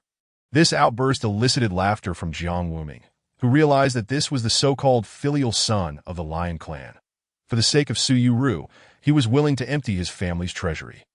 How excessively devoted. What is Su Yuru really? A simple phrase silenced Ouyang Lei, leaving him bewildered as he gazed at Jiang Wuming. What is this madman saying? Such a woman was utterly repugnant, akin to refuse, provoking disgust and revulsion. Jiang Wuming shrugged, a hint of disdain on his face. Yet this statement left Ouyang Lei completely dumbfounded. Even Ouyang Song was taken aback, who in the southern frontier, no, the entire southern domain, was unaware that the leader of the 10,000 Demons sect, Jiang Wuming, had been infatuated with Su Yuru. This was common knowledge. Yet what was happening now? At this moment, a voice echoed in Jiang Wuming's mind, detected that the host has successfully altered their perceptions. Slightly changing the plot. Congratulations on receiving the reward. Culinary arts, top tier. Jiang Wuming paused for a moment. Culinary arts. It was the first time he had acquired such a skill. Nevertheless, it was quite beneficial. He could now cater to the appetites of several disciples, ensuring they would enjoy good food. Quite satisfactory at this juncture. Merely 100 lion demons remained on the battlefield, that if this continued, all would perish. Ouyang Lei and Ouyang Song's faces were grim. Was there no choice but to resort to that? This item was the external incarnation crafted by Lion King Ouyang Zonyuan, taking 500 years to forge. Usable only 10 times, and now only 1 use remained. Ouyang Lei truly did not wish to expend it unless absolutely necessary, but it seemed that this was the only option left. What a wretched situation. He retrieved a jade pendant from his robe, channeling spiritual energy into it, causing red patterns to emerge on its surface before it shattered, that a terrifying pressure descended upon the battlefield. Meanwhile, miles away, Ouyang Zonyuan, who had been in seclusion, suddenly opened his eyes. Who dares to harm my son? Who kills my kin? His voice struck like rolling thunder, the pressure surging forth. A figure emerged, tall and imposing, rugged in appearance. Father, save me! Patriarch! We are saved! We are rescued! Cheers erupted from the surviving lion demons as they felt a renewed sense of hope. The unexpected arrival was none other than the patriarch of the Lion clan. Ouyang is a terrifying entity at the late tribulation stage. Most astonishingly, although his cultivation was merely at the late tribulation stage, both his physical strength and spiritual energy reserves were on par with the peak of the tribulation stage, making him a formidable opponent even against Jiang Wuming at this moment. Jiang Wuming gazed at the sudden appearance of this figure with great interest. He truly was at the tribulation stage, merely an external incarnation, yet so powerful, intriguing. Beside him, Hong Yue tugged at Jiang Wuming's robe, her beautiful eyes filled with concern. The opponent they faced now was not on the same level as those previous minions. Perhaps the lion demons were unaware. But Hong Yue understood all too well. Their master had already failed the tribulation. His cultivation and strength were far from reaching the tribulation stage, let alone the great ascension stage. Jiang Wuming squeezed her hand reassuringly. Do not worry. Let us continue to observe that an external incarnation was primarily an energy body controlled by the thoughts of a tribulation stage expert, that if that were the case. Jiang Wuming's lips curled into a smile, formulating a plan at this moment. Ouyang Zhen spoke again. State your name. I shall make you pay the price. The lion demon's morale surged. Jiang Wuming, however, replied nonchalantly. There is no need for that. After all, who speaks to the dead? Upon finishing his words, he unleashed the great devouring technique without restraint. This time, there were no holds barred. The battlefield was instantly filled with 490 annihilation vortices, each substantial in size, densely packed, blotting out the sky. The sight sent chills down the spines of the lion demons, even causing Ouyang Zhen to frown. Trivial skills, not worth mentioning. Humph. Watch me. But before he could finish, his voice faltered, his expression darkening. What is happening? Ouyang Zhen could feel his spiritual energy gradually depleting. Not only that, but the fleshly power sustaining the incarnation was also being devoured continuously. What was going on? This fellow dares to devour the strong during their tribulation period. How on earth does he manage that? Little does he know, pure energy bodies are consumed at an even swifter pace. Ouyang Zhen seethes with rage. Thief! Are you too cowardly to face me directly in battle, resorting to such despicable tactics? Aren't you ashamed of yourself? He realizes, to his astonishment, that he cannot break free from this vortex. His voice is tinged with confusion and frustration, but predominantly filled with fury. Jiang Wuming stretches lazily, calling him a fool. This lowly provocation is truly laughable. Although Ouyang Zhen cannot comprehend Jiang Wuming's words, he vaguely senses they are far from complimentary, which only fuels his anger further. In that moment, he resembles a humanoid beast, desperate to escape the vortex. Yet the more he struggles, the faster he is consumed. This external manifestation is merely an energy body, utterly constrained, completely suppressed by the heavens. Even a formidable tribulation phase expert like Ouyang Zhen finds himself powerless. The multitude of lion demons below cannot discern the scene within the vortex, yet Ouyang Lei can directly sense the diminishing fluctuations of the energy body's spiritual power. His complexion pales. This a jest. How can this be? It must be a fabrication. This is the tribulation phase. For the first time, despair and profound helplessness invade Ouyang Lei's heart. What realm is Jiang Wuming in? Can he truly devour even those in the tribulation phase? What kind of power does he possess? 10 breaths later, the vortex dissipates, and the energy body vanishes without a trace. Without further ado, another massacre ensues. As only a few remain on the battlefield, Ouyang Song sacrifices his life essence, utilizing half his life force to activate the teleportation talisman, transporting himself and Ouyang Lei away. Thousands of lion demons, aside from these two, have all been consumed by Jiang Wuming. At this moment, immense spiritual and blood power surges within him, his realm reaching the peak of the late stage of the void refinement phase. Coupled with Ouyang Zhen's manifestation, he unexpectedly breaks through once more, ascending to the integration phase. Chapter 41. The Foolish Wen Ning, maxing out attributes for free. Jiang Wuming, feeling the boundless power within him, allows a smile to grace his lips. The rich essence of vitality has been entirely absorbed, and the plundered spiritual power has been completely devoured. Not only has he ascended to the integration phase, But he has also reached the pinnacle of the early stage. Splendid. The gains from this encounter have been substantial. Next, Jiang Wuming casts his gaze towards Wen Ning on the ground, narrowing his eyes in contemplation. Dragons can be considered beasts, right? He has an idea regarding the beast tamer's elixir. You hungry, Yue? Huh. Hong Yue blinks, realizing that there is still an hour until the secret realm opens. Shall I prepare something for you to eat? Upon hearing this, Hong Yue eagerly nods her head. Yes, yes, yes. Master is personally cooking. Even if I'm not hungry, I must say I am. Such treatment is rare. The two descend slowly from the air. Jiang Wuming retrieves 3 spirit rabbits from his spiritual pouch and begins to process them directly. Suddenly, Hong Yue feels something is amiss. Wait, shouldn't we deal with the dragon maiden first? Why are we suddenly roasting meat? Not only is she puzzled, but Wen Ning nearby is also in a state of confusion, initially expecting a more perilous battle. However, that man seems entirely disinterested in her. What does this mean? Wen Ning retracts her holy spear, tightening her robe, gazing intently at Jiang Wuming as he prepares the spirit rabbits. Before long, he begins roasting them. The aroma of the sizzling meat wafts through the air, causing her to swallow hard 0.3 rabbits. Could it be? One for herself, one for that woman, and the last one. Wen Ning watches intently, her gaze fixed on the roasted rabbit meat at this moment. Hong Yue's brows furrow slightly. Something feels off that no, it's very much off. Observing her master, she senses a strange softness about him, that is there a scheme afoot. Suddenly, Hong Yue's eyelids twitch and she gazes in shock at Jiang Wuming. Just moments ago, she witnessed him shatter a pill and apply it to the surface of the spirit rabbit. Gasping, Hong Yue inhales sharply. Jiang Wuming, meanwhile, smiles warmly, offering no explanation. Not long after, the 3 spirit rabbits are perfectly roasted, their aroma wafting enticingly. Jiang Wuming takes one for himself and hands another to Hong Yue, and they begin to savor the deliciousness. As soon as Hong Yue takes a bite, the savory flavors explode in her mouth. Wow, this is delicious, master. You have such skill. She takes another bite, the tender fibers of the rabbit meat evident. All of this unfolds under Wen Ning's watchful eyes, her mouth watering, her stomach growls, protesting its emptiness. She glances at the last rabbit, still dripping with oil, and then at her own withered belly.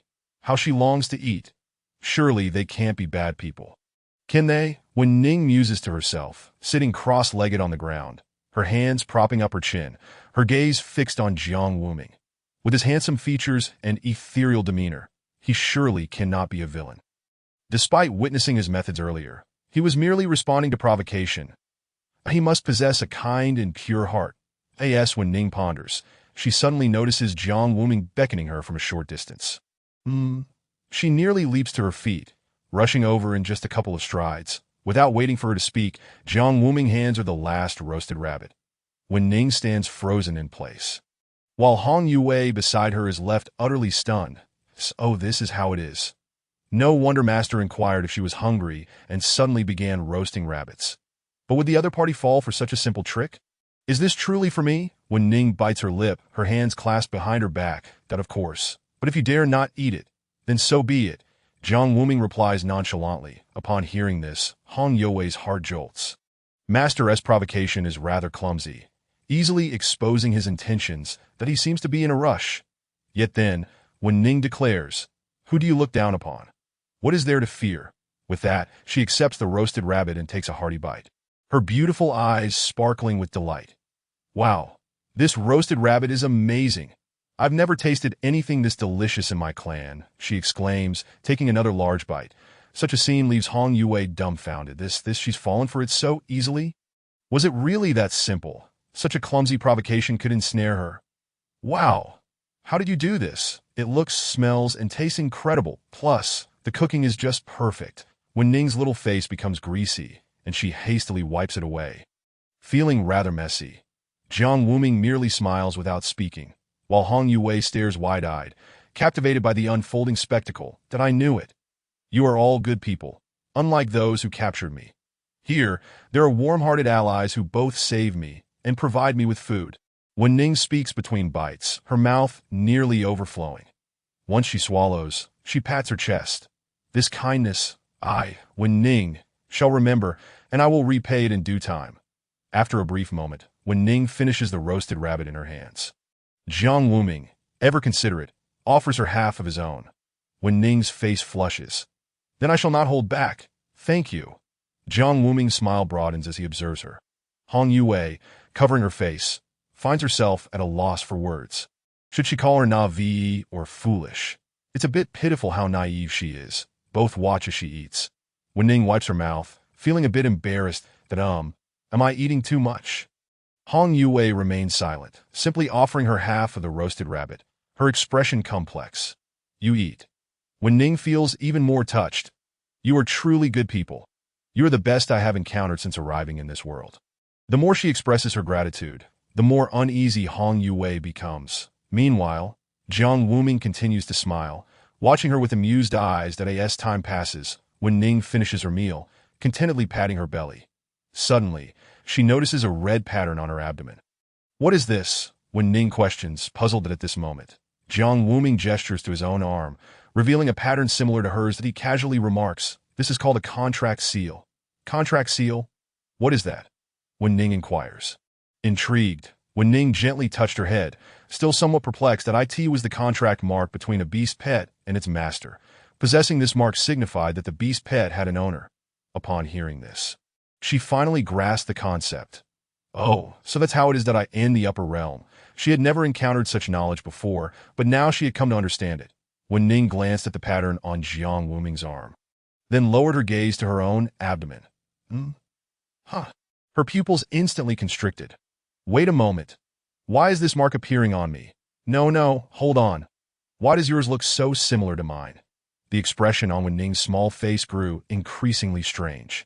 Her eyes widened in disbelief as she gaped at the handsome man in the black robe, who was smiling at her. Indeed, why is that so? What do you think? Chapter 42, A Rabbit Roast Leads to Trouble. When Ning, on the verge of tears, found herself in the Crimson Flame Valley, where only half an hour remained until the secret realm opened. The atmosphere was rather peculiar. Hong Yue sat quietly to the side, munching on a snack, while Jiang Wuming, arms crossed, wore a teasing smile as he observed the small figure before him. As for Wen Ning, she was nearly driven mad with a mix of anger and humiliation. You! Wen Ning raised her small hand, pointing at Jiang Wuming.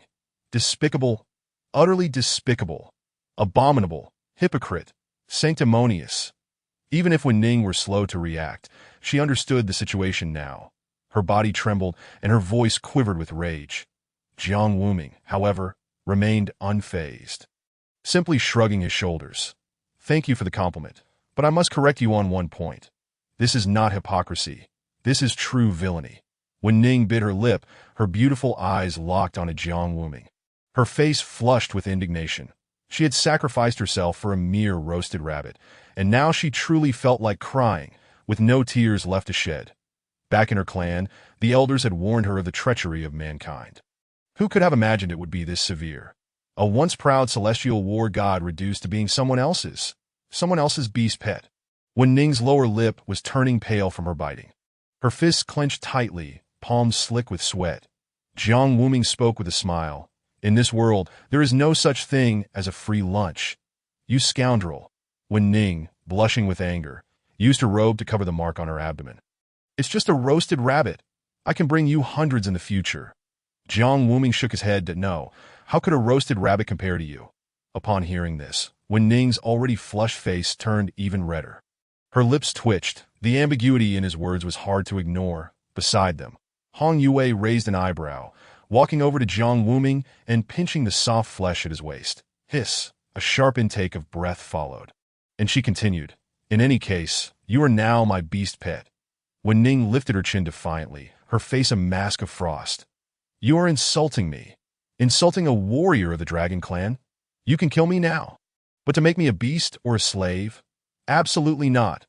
Her voice was filled with determination, her golden gaze shining brighter. Jiang Wuming could see that she was prepared for death. This girl is truly unyielding. This is somewhat troublesome. After contemplating for a moment, Jiang Wuming devised a plan. Very well, then. Can you accept a partnership? Would you treat your partner as a beast pet? When Ning scoffed, bitterness swelling within her. Regretting her choices even more, However, there were no other options left. She turned slightly, her voice laced with melancholy. What do you mean by partnership? Jiang Wuming explained, your cultivation has plummeted, right? Wen Ning nodded, I believe you understand that this identity will not lead to peace. But with such diminished strength, it is difficult to protect yourself. Though she was reluctant to admit it, the facts were undeniable. Wen Ning frowned and nodded slightly. What exactly are you trying to say? Jiang Wuming stepped closer, gazing in her eyes. That's so. Let's collaborate, that I will protect you, and you will provide me with techniques and information. Although Jiang Wuming was well versed in this world, he knew nothing about the upper realm, as it was merely a setup in the original narrative, and the plot had yet to unfold to that point. Moreover, it was worth noting that his presence here was not coincidental. In the original story, he was likely picked up by the male lead, Qin Feng, both to set up for treasure acquisition in the secret realm, and because he was undoubtedly one of Qin Feng's trump cards. Considering all this information, Wen Ning's existence was of paramount importance. After pondering for a moment, Jiang Wuming added, this contract mark cannot be removed for now, but it could be lifted in 2 months. I also promise to respect you during this time and will not force you to do anything against your will. Wen Ning bit her finger, contemplating carefully while glancing at Jiang Wuming from time to time. Is that all you want? After contemplating for a while longer, she finally made up her mind. Very well, that as for the techniques, you likely cannot cultivate them, as they are suited only for the Dragon Clan. However, I can share information about the upper realm and its human factions. Jiang Wuming raised an eyebrow, his heart swelling with joy. This is precisely what he needed. The vital key. Just as Wen Ning was about to speak, she suddenly furrowed her brow and squinted at Jiang Wuming. You aren't trying to trick me again, are you? She feared being ensnared once more by this unscrupulous man. No, not at all, Jiang Wuming replied. Bemused. Suddenly, Wen Ning seemed to have an epiphany that I want to eat roasted rabbits. 10 of them. No, 20. Jiang Wuming was taken aback by this request, rummaging through his spiritual pouch. That I don't have that many. That I don't care. I won't speak until I'm full. Wen Ning crossed her arms defiantly. Jiang Wuming felt a headache coming on. What about roasted chicken? Is that acceptable? Fine, she replied, noticing Hong Yue, and added, make sure to prepare some for her too. Jiang Wuming shot her an exasperated look. I would have prepared it even without your prompting. That he then began to handle the preparations. While Wen Ning spoke up to explain the situation, that I'm not quite sure what the conditions are like in your lower realm. But I can feel that the spiritual energy here is very thin. In contrast, the spiritual energy in the upper realm is nearly 100 or even 1,000 times greater than here. Therefore, those born in the upper realm usually begin with the celestial realm, which is the lowest level of cultivation. Upon hearing this, Jiang Wuming and Hong Yue exchanged astonished glances, both recognizing the shock reflected in each other's eyes. Wen Ning continued, as for the factions in the upper realm, the demon clans are dominated by the Dragon, Phoenix, and Qilin tribes, with the Nine Tails clan being somewhat weaker. Additionally, the human factions are quite chaotic, with demonic cultivators, evil cultivators, ghost cultivators, and nearly 1,000 sects in total. It is very disordered.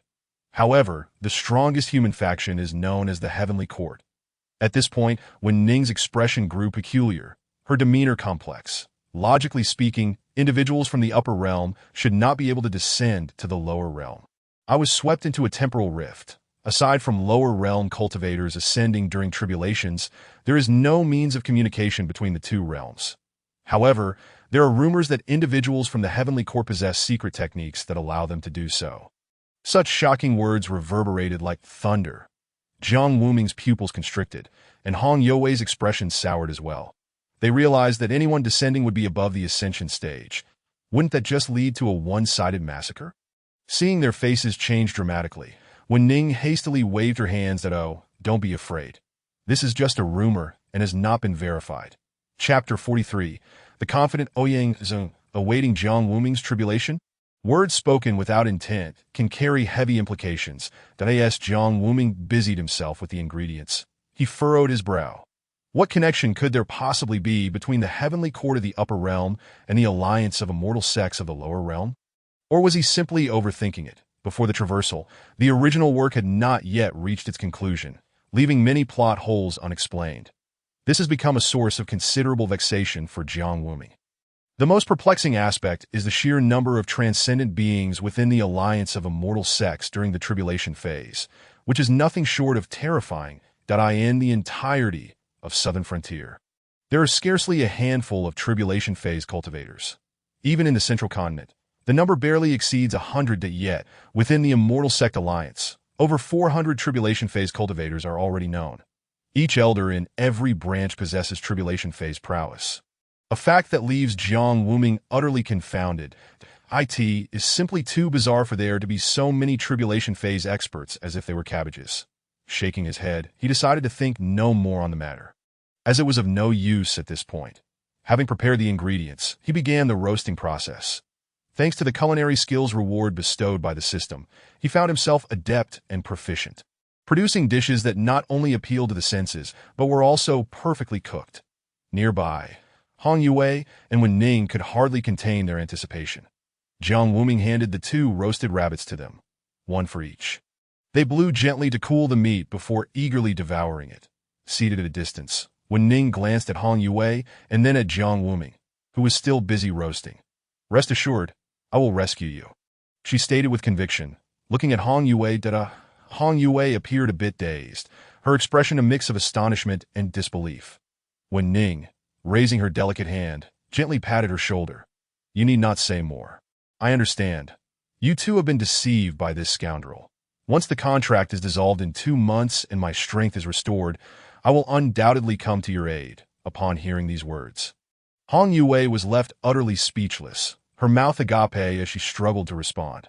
Yet, on some level, when Ning's words rang true, she had indeed been misled by Jiang Wuming, her heart long since captured by her master. A sentiment that could never be reclaimed. That a gentle smile graced Hong Yue's lips as she added, "Hurry and eat. It will lose its flavor if it cools." Wen Ning nodded in agreement as roasted rabbits and chickens continued to disappear into her stomach, with Hong Yue managing to snag a few as well. Once they were satiated, it was nearly time for the secret realm to open. Before their departure, Jiang Wuming set up 18 formidable arrays at the site, each a lethal trap, fraught with danger, and he even infused his most powerful devouring technique into them, presenting a grand gift to Qin Feng. That it was safe to say he wouldn't escape unscathed. This action left the 2 bystanders perplexed. Wen Ning wore a bewildered expression, while Hong Yue was equally astonished, unsure of whom the arrays were intended to ambush. However, Jiang Wuming offered no further explanation, and they chose not to inquire further. After a short while, the secret realm finally opened, and the 3 entered together.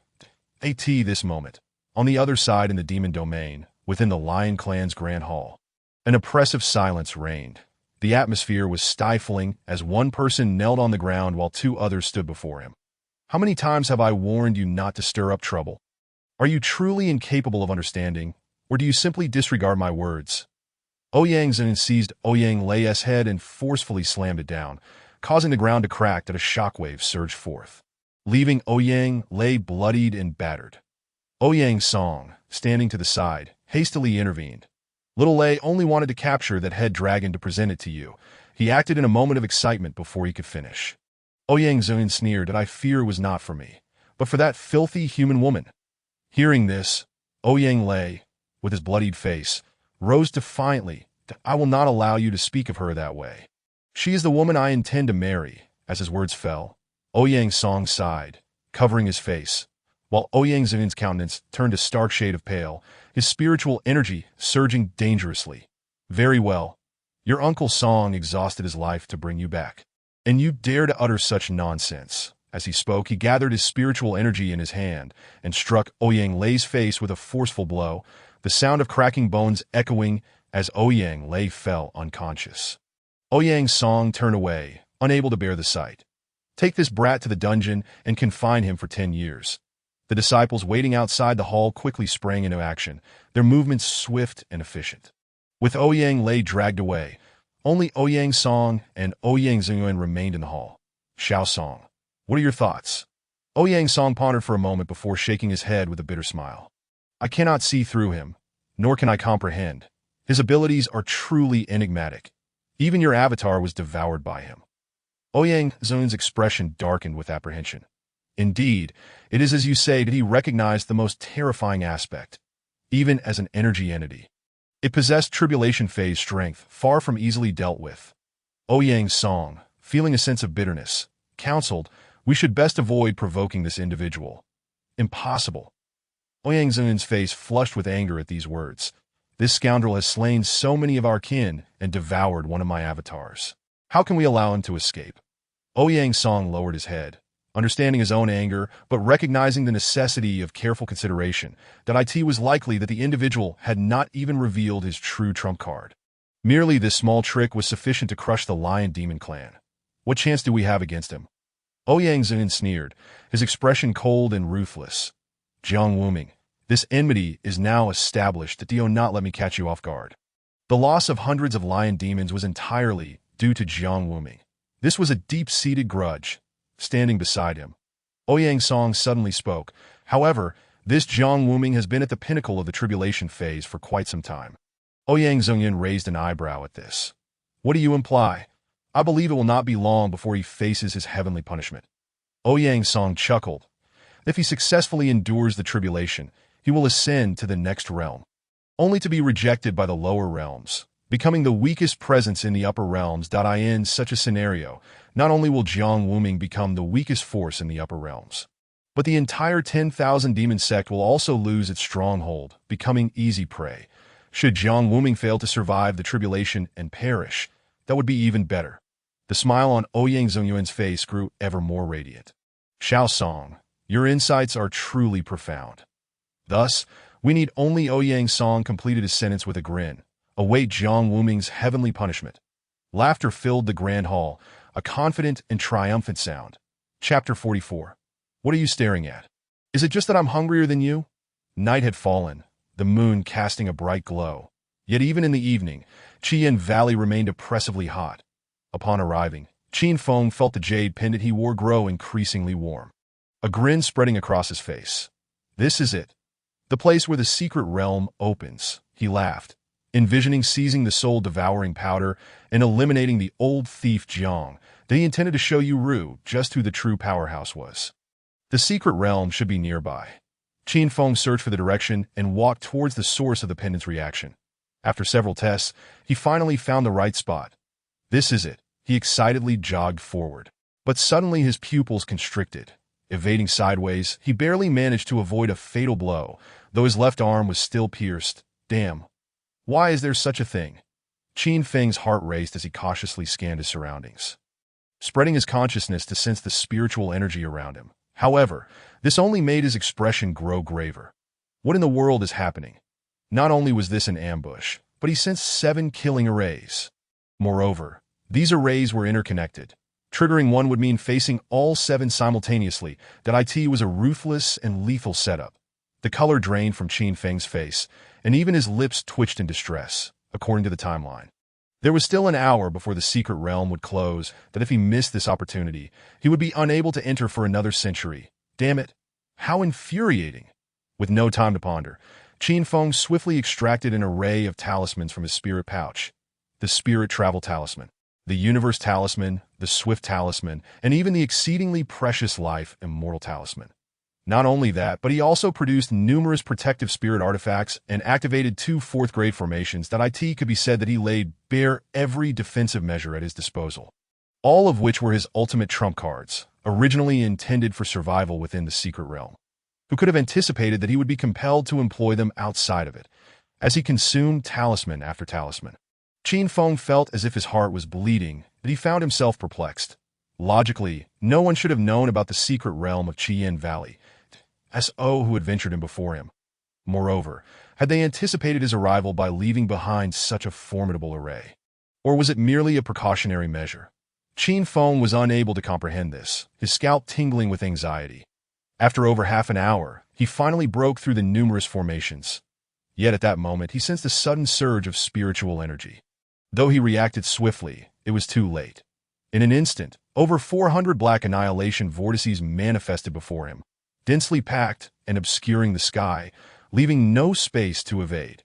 His last remaining life immortal talisman shattered, consumed out of sheer necessity. Veins bulged on Qin Feng's forehead, his complexion darkening further. How infuriating! His heart was a tumult of frustration and rage, Yet this pent-up fury had nowhere to be unleashed. Leaving him feeling as if he might vomit blood, he had lost 14 protective artifacts and expended over 200 precious talismans. Even 2 of his defensive formations had been obliterated. Had it not been for the invaluable life immortal talisman, he might very well be dead by now. In the end, with just 5 minutes remaining before the secret realm would close, he finally stepped inside. This moment, on the other side within the secret realm, the spiritual energy was more abundant, free from the oppressive heat of Qian Valley, providing a refreshing sense of tranquility. Hong Yue walked alongside Jiang Wuming. "Master, why did you go to such lengths to set up so many formations? Was it to wait for a fated person? A fated person?" Hong Yue blinked, still struggling to grasp the concept that it was such a peculiar phrase. "Whoever enters is the fated one. Oh," she nodded, half understanding that is expected of my master. "Your methods are so mysterious. It seems there is much for me to learn." Jiang Wuming chuckled. "Tio put it plainly, it's to deal a blow to Qin Feng that I've long found this double standard repugnant. The disciples of the demon-slaying cult act in the name of justice, yet they commit atrocities under the guise of righteousness. Such hypocritical behavior truly makes one feel nauseous that if I don't take a few of his protective artifacts, my heart will never be at ease." This moment, when Ning, who had been trailing behind, felt her stomach growl. "Gulyalu," Jiang Wuming's lips twitched. "After devouring over 20 roasted rabbits and chickens, you're hungry again?" When Ning's face flushed crimson, yet she spoke defiantly. "What's wrong with that? I'm just a bit hungrier." "Are you sure it's just a bit?" Jiang Wuming suddenly doubted whether bringing her along had been the right decision. Turning to her, he saw Wen Ning biting her lip, clutching her stomach, and slapping it in frustration. "Why are you so useless? Why are you hungry again? It's your fault for letting that scoundrel look down on me." Her small mouth muttered complaints, but Jiang Wuming could not decipher her words, finding the situation both amusing and exasperating. Hong Yue, pursing her lips, approached with a sympathetic expression. "All right, just hold on a little longer. Once we find a safe place, Master will get us something to eat." Wen Ning nodded, a smile breaking through her earlier distress. "That you're the best."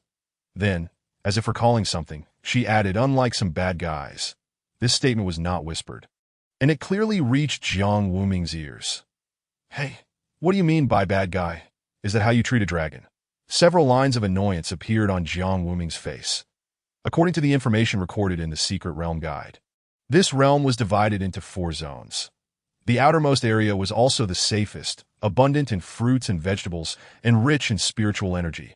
Venturing deeper, one might encounter spiritual beasts, increasing the likelihood of danger. In the 3rd layer, the danger escalated further, with more formidable spiritual beasts, but also a greater chance of encountering rare treasures. Notably, the soul-eating powder was located in the 3rd layer, as for the 4th layer. The beasts residing there were exceedingly powerful, most at or above the tribulation stage.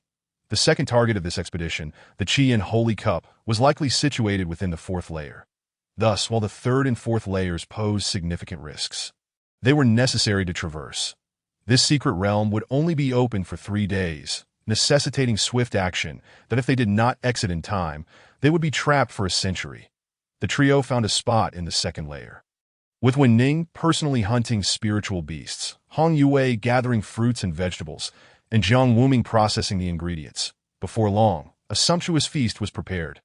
The master and disciple dined elegantly, while Wen Ning devoured her share with unbridled enthusiasm, leaving onlookers astonished. Chapter 45.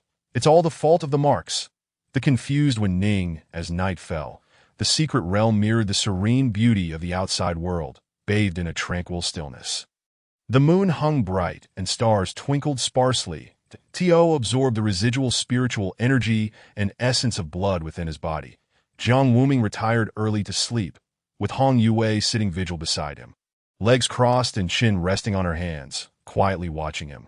Wen Ning, witnessing this scene from a distance, was taken aback. She approached with quick steps, circling around Hong Yue. "How curious.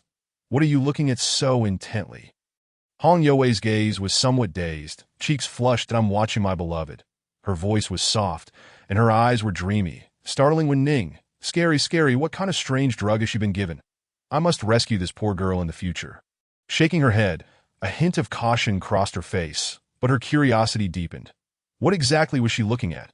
Following Hong Yue's gaze, She turned to see the figure of the man in the black robe. The moonlight was bright, casting a serene glow upon him, diminishing his sharpness and accentuating a cool demeanor. Wen Ning's heart inexplicably raced. What is going on? Her expression grew strange, feeling her cheeks heat up and her heart quicken. Something was amiss. Surely that scoundrel had laid some trap. Who knew where he had hidden the drugs? Wen Ning scanned her surroundings but found nothing amiss. Strange. She had returned to normal now, her heart steady and her face less flushed. Unconvinced, she looked again. The pale face before her was pure and flawless, the contours of his cheeks sharp, as if sculpted. Once more, Wen Ning found herself frozen. What a strange feeling. Her heart raced, and her cheeks burned. What kind of assault was this? Was it on a soul level? Having experienced countless battles, she considered herself well acquainted with various forms of attack. Yet this sensation was the most insidious and cunning of all. Just gazing at him stirred something deep within her. But why? They were merely two eyes, a nose, and a mouth. Why did seeing this man evoke such peculiar emotions? Wen Ning could not fathom it. Slowly, she extended her hand, her slender fingers almost brushing against Jiang Wuming's face, only to be seized tightly. What are you doing? Hong Youwei's soft voice held a sharp edge, completely different from her usual warmth. As if she had transformed into another person, Wen Ning froze, her golden pupils filled with confusion, standing there in a daze. What was she about to do? Her mind was clouded, like a muddled mass. Bewildered, she turned and sat down a distance away, hugging her knees and burying her face in them. What was she doing? In that fleeting moment, she had almost reached out to touch him. How bizarre. How utterly strange. Indeed, this cunning scoundrel had a method of attack that was equally insidious. She didn't even realize how he had managed to make her feel this way. Even now, her heart continued to race. As if she were facing life and death peril in battle, that a fine sheen of sweat broke out on Wen Ning's fair forehead. The climate in the secret realm was pleasant, devoid of the heat of Qian Valley. Yet she felt her face burn hotter.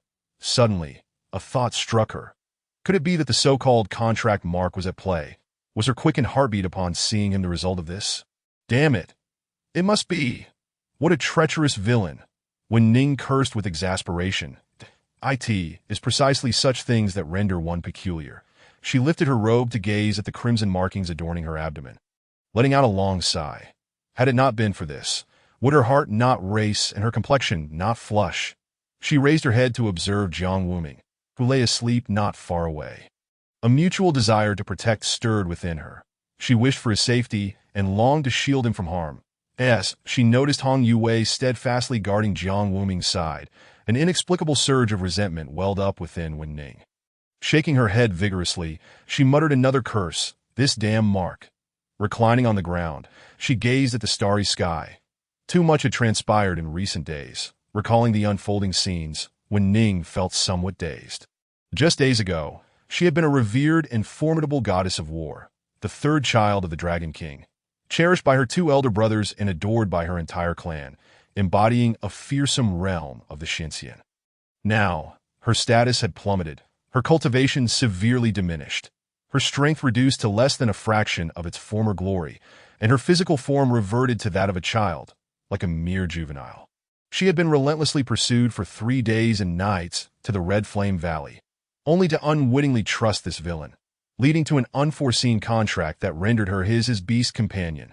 As this thought crossed her mind, her face flushed, and her breath grew erratic, leaving her unsure if it was anger or embarrassment that a hint of panic flickered within her golden pupils.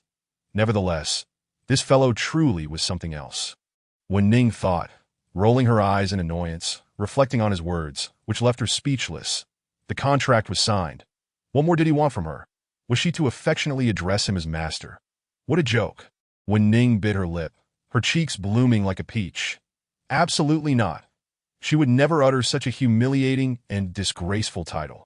It was a stain on the dignity of the Dragon Clan and utterly incompatible with her warrior's name. Unthinkable. At that moment, Hong Youwei lay beside Jiang Wuming, her hand resting on his waist, a sweet smile gracing her face. Upon witnessing this scene, Wen Ning felt an unsettling discomfort wash over her. She could not quite comprehend why. But the feeling was there, an inexplicable irritation, as if something that belonged to her had been claimed by another. a most peculiar sensation. Rising to her feet, she approached Jiang Wuming, upon reaching his side. She extended her small hand and poked his face. Humph! Wen Ning abruptly raised her hand, poised to strike, yet halted just before it landed on Jiang Wuming's cheek. Instead, she gently caressed him. Wen Ning felt herself becoming odd once more.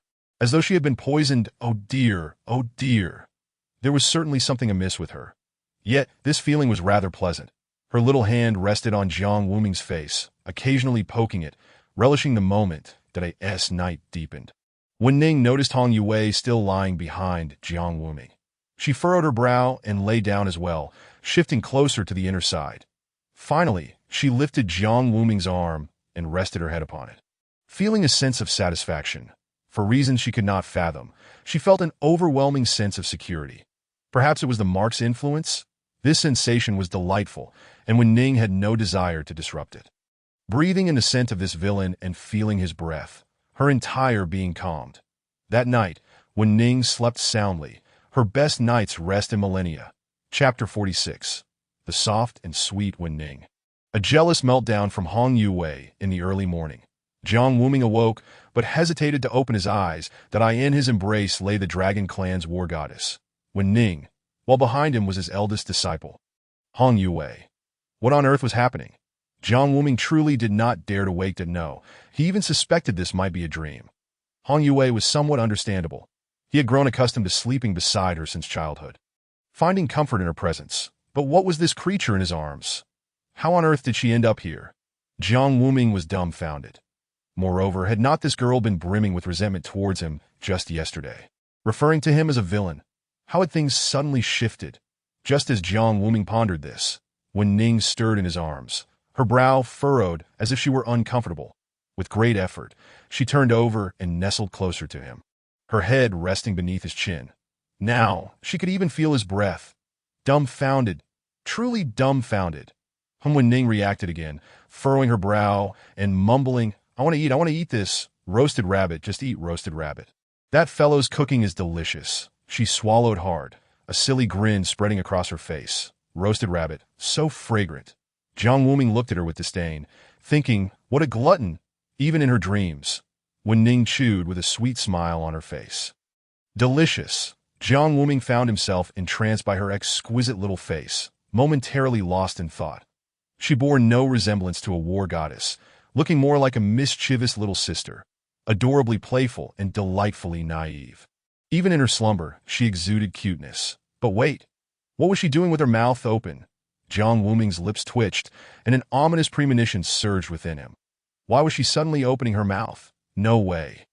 Before he could push her away, Wen Ning had already bitten down. Don't steal my roasted rabbit. He made it for me, she exclaimed, her words muffled as she nibbled at his neck. Jiang Wuming could barely comprehend. All he felt was an excruciating pain that pierced to the bone. Minutes later, Wen Ning sat on the ground, her small hands fiddling with her pink garments. I'm sorry. I didn't mean to. Jiang Wuming clutched his neck, a wave of dread washing over him. Yes, a transmigrator. He had nearly met his end today, not at the hands of the Celestial Alliance, nor the Heavenly Court, but rather at the hands of a fellow comrade. What on earth are you good for anything besides eating? Dear sister, have I unwittingly found myself a new ancestor? Jiang Wuming had long abandoned his image. Wen Ning bit her lip, aware that she was in the wrong. I was wrong. You can scold me. She lowered her head, her voice sweet and soft. The words Jiang Wuming had on the tip of his tongue were swallowed back. How could he possibly scold her? Noticing Jiang Wuming's lack of response, Wen Ning raised her gaze. She bit her lip again before speaking, I want to eat roasted rabbit. This single statement nearly sent Jiang Wuming into a fit of rage. I see you as a roasted rabbit, I don't.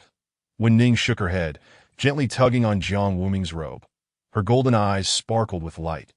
Jiang Wuming, feeling helpless, said, Stop tormenting me, did I understand? Wen Ning beamed with joy, nodding vigorously before sitting obediently to wait. Among the many spirit beasts captured yesterday, the spirit rabbits were the most abundant. Jiang Wuming even suspected she had aimed to catch the spirit rabbits. He began the task of preparing them, while Hong Yue, who had remained silent throughout, assisted nearby. However, her expression was far from pleasant, wearing a frosty demeanor. Did you not sleep well? Jiang Wuming inquired. Hong Yue lifted her head, forcing a smile. Oh no, I was merely reflecting on how I disturbed my esteemed master. Oh. Hearing this, Jiang Wuming felt a sense of foreboding. It seemed, possibly, perhaps, that trouble was brewing. Just as one matter concluded, another erupted. Reflection? What on earth is there to reflect upon? He feigned calmness. Hong Yue raised her head, her red eyes devoid of emotion, as she fixed her gaze on Jiang Wuming. You disrupted your master's leisure and grace, and I truly apologize. Things were escalating. And Jiang Wuming felt a chill run down his spine. What leisure did he possess? Hong Yue lowered her head, silent and brooding, her movements forceful and ruthless, as if channeling her anger into the rabbits. The atmosphere grew increasingly tense. After a considerable time, once the ingredients were prepared, Hong Yue summoned her spiritual energy to ignite the fire, turning her back on Jiang Wuming and quietly stating, "Sometimes I wonder if my master had been a little less attractive, a little less powerful, and a little less well-proportioned. Perhaps it would be better. But alas, such thoughts are mere fantasies." Jiang Wuming was at a loss for words in response. Suddenly, Hong Yue turned back to him. A hint of melancholy in her beautiful eyes. "Master truly attracts attention, doesn't he?" She, cough, cough, cough. "I'll go find some fruit." Jiang Wuming hastily excused himself from the scene. Remaining any longer would be unbearable. At this moment, only Hong Yue and Wen Ning were left. Hong Yue strode towards Wen Ning, her expression devoid of warmth, a stark contrast to her demeanor on the first day. "From now on, we shall be enemies." "Enemies?" Wen Ning appeared somewhat perplexed. "He is mine." Upon hearing Hong Yue's words, Wen Ning furrowed her brow, questioning, "Why is it yours?" "I want it too." The chilling tone of Hong Yue reverberated as her aura surged. Enveloped by a tempest of crimson energy, the terrifying heat generated a rustling sound in the air. Wen Ning's expression darkened as she acutely sensed Hong Yue's hostility, resolute in her unwillingness to yield. "I know you are a good person. However, do you wish to fight?" As she spoke, she summoned the holy spear, its golden and red hues materializing. Although Wen Ning was in her youthful form and of modest height, her presence was formidable. "He is not yours. I want the roasted rabbit he makes. He can only belong to me." She declared defiantly that if you refuse to concede, then let us battle. Even in my current state, I shall not fear you. Gripping the holy spear tightly, her golden hair danced in the wind. Hong Yue laughed coldly. "Very well. During this expedition into the secret realm, I shall prioritize my master's objectives and will not cause him trouble.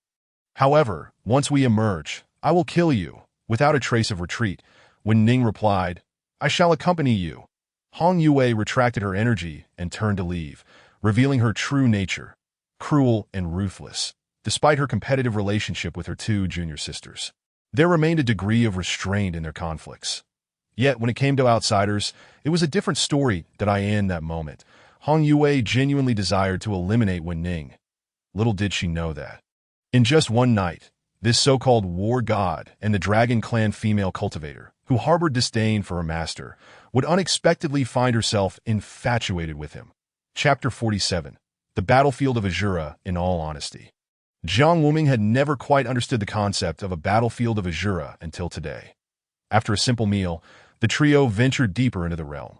Hong Yue and Wen Ning charged forth like wildlings, racing toward any fluctuations of spiritual energy, eager to seize celestial treasures. "Master, this is the Four Lotus Spirit treasure, over 1,000 years old. Bad guy, I found a few protective artifacts. Here you go. Master, I've already plucked this formation flag. I'll take it back for my junior sister. Bad guy, this elixir exudes a powerful spiritual aura. It must be no ordinary item." The two were locked in a fierce contest, neither willing to concede. Hong Yue, possessing the strength of the Great Ascension stage, coupled with the terrifying heat of the Scarlet Lotus Sacred Domain, was nearly unstoppable on this third level. Meanwhile, despite Wen Ning's diminished realm and weakened power, her robust physique, alongside the Dragon Clan's holy spear and her extensive combat experience, made her a formidable opponent.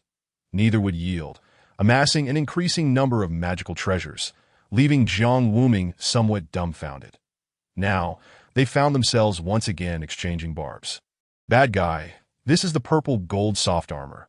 It appears to be largely intact," Wen Ning proclaimed, lifting her chin with a hint of pride as she cradled the holy spear while gazing at Hong Yue.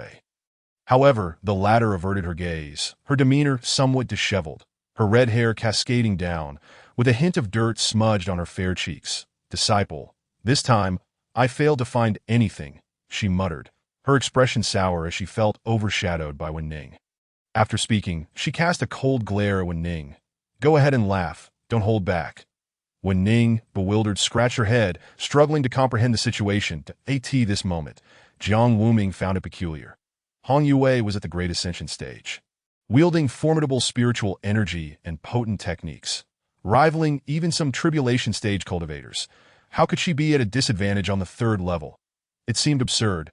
"Yue, please elaborate on the situation," he urged. She paused, realizing something was amiss. That area had significant fluctuations of spiritual energy, with pink mist enveloping the air, that I assumed it would be no issue, thinking it resembled my second junior sister's technique, so I ventured in. But her brow furrowed as her expression turned peculiar. Once inside, I felt my body weaken, and my control over spiritual energy diminished significantly. That I then encountered a spiritual beast at the refined void stage, and unable to summon the Scarlet Lotus sacred domain. I could only flee. After recounting her experience, Jiang Wuming nodded thoughtfully, his eyes narrowing in contemplation. Indeed, something was amiss. The pink mist resembled the effects of soul-devouring powder, which caused cultivators' realms to plummet and their abilities to wane, complicating their control over techniques and artifacts. This was precisely what Jiang Wuming sought to exploit against the Bai clan. Before long, they arrived at the location, a boundary of the third level, perilously close to the fourth. To survive here, the spiritual beast surely possessed formidable abilities. The pink mist lingered heavily, and even from a distance, they could sense the potent fluctuations of spiritual energy. Interesting, Jiang Wuming mused, intrigued. Perhaps there are treasures beyond just the soul-devouring powder within. The intensity of the energy fluctuations was striking. Turning to the two, he instructed, "You both remain here and do not move. I shall enter first to scout the path."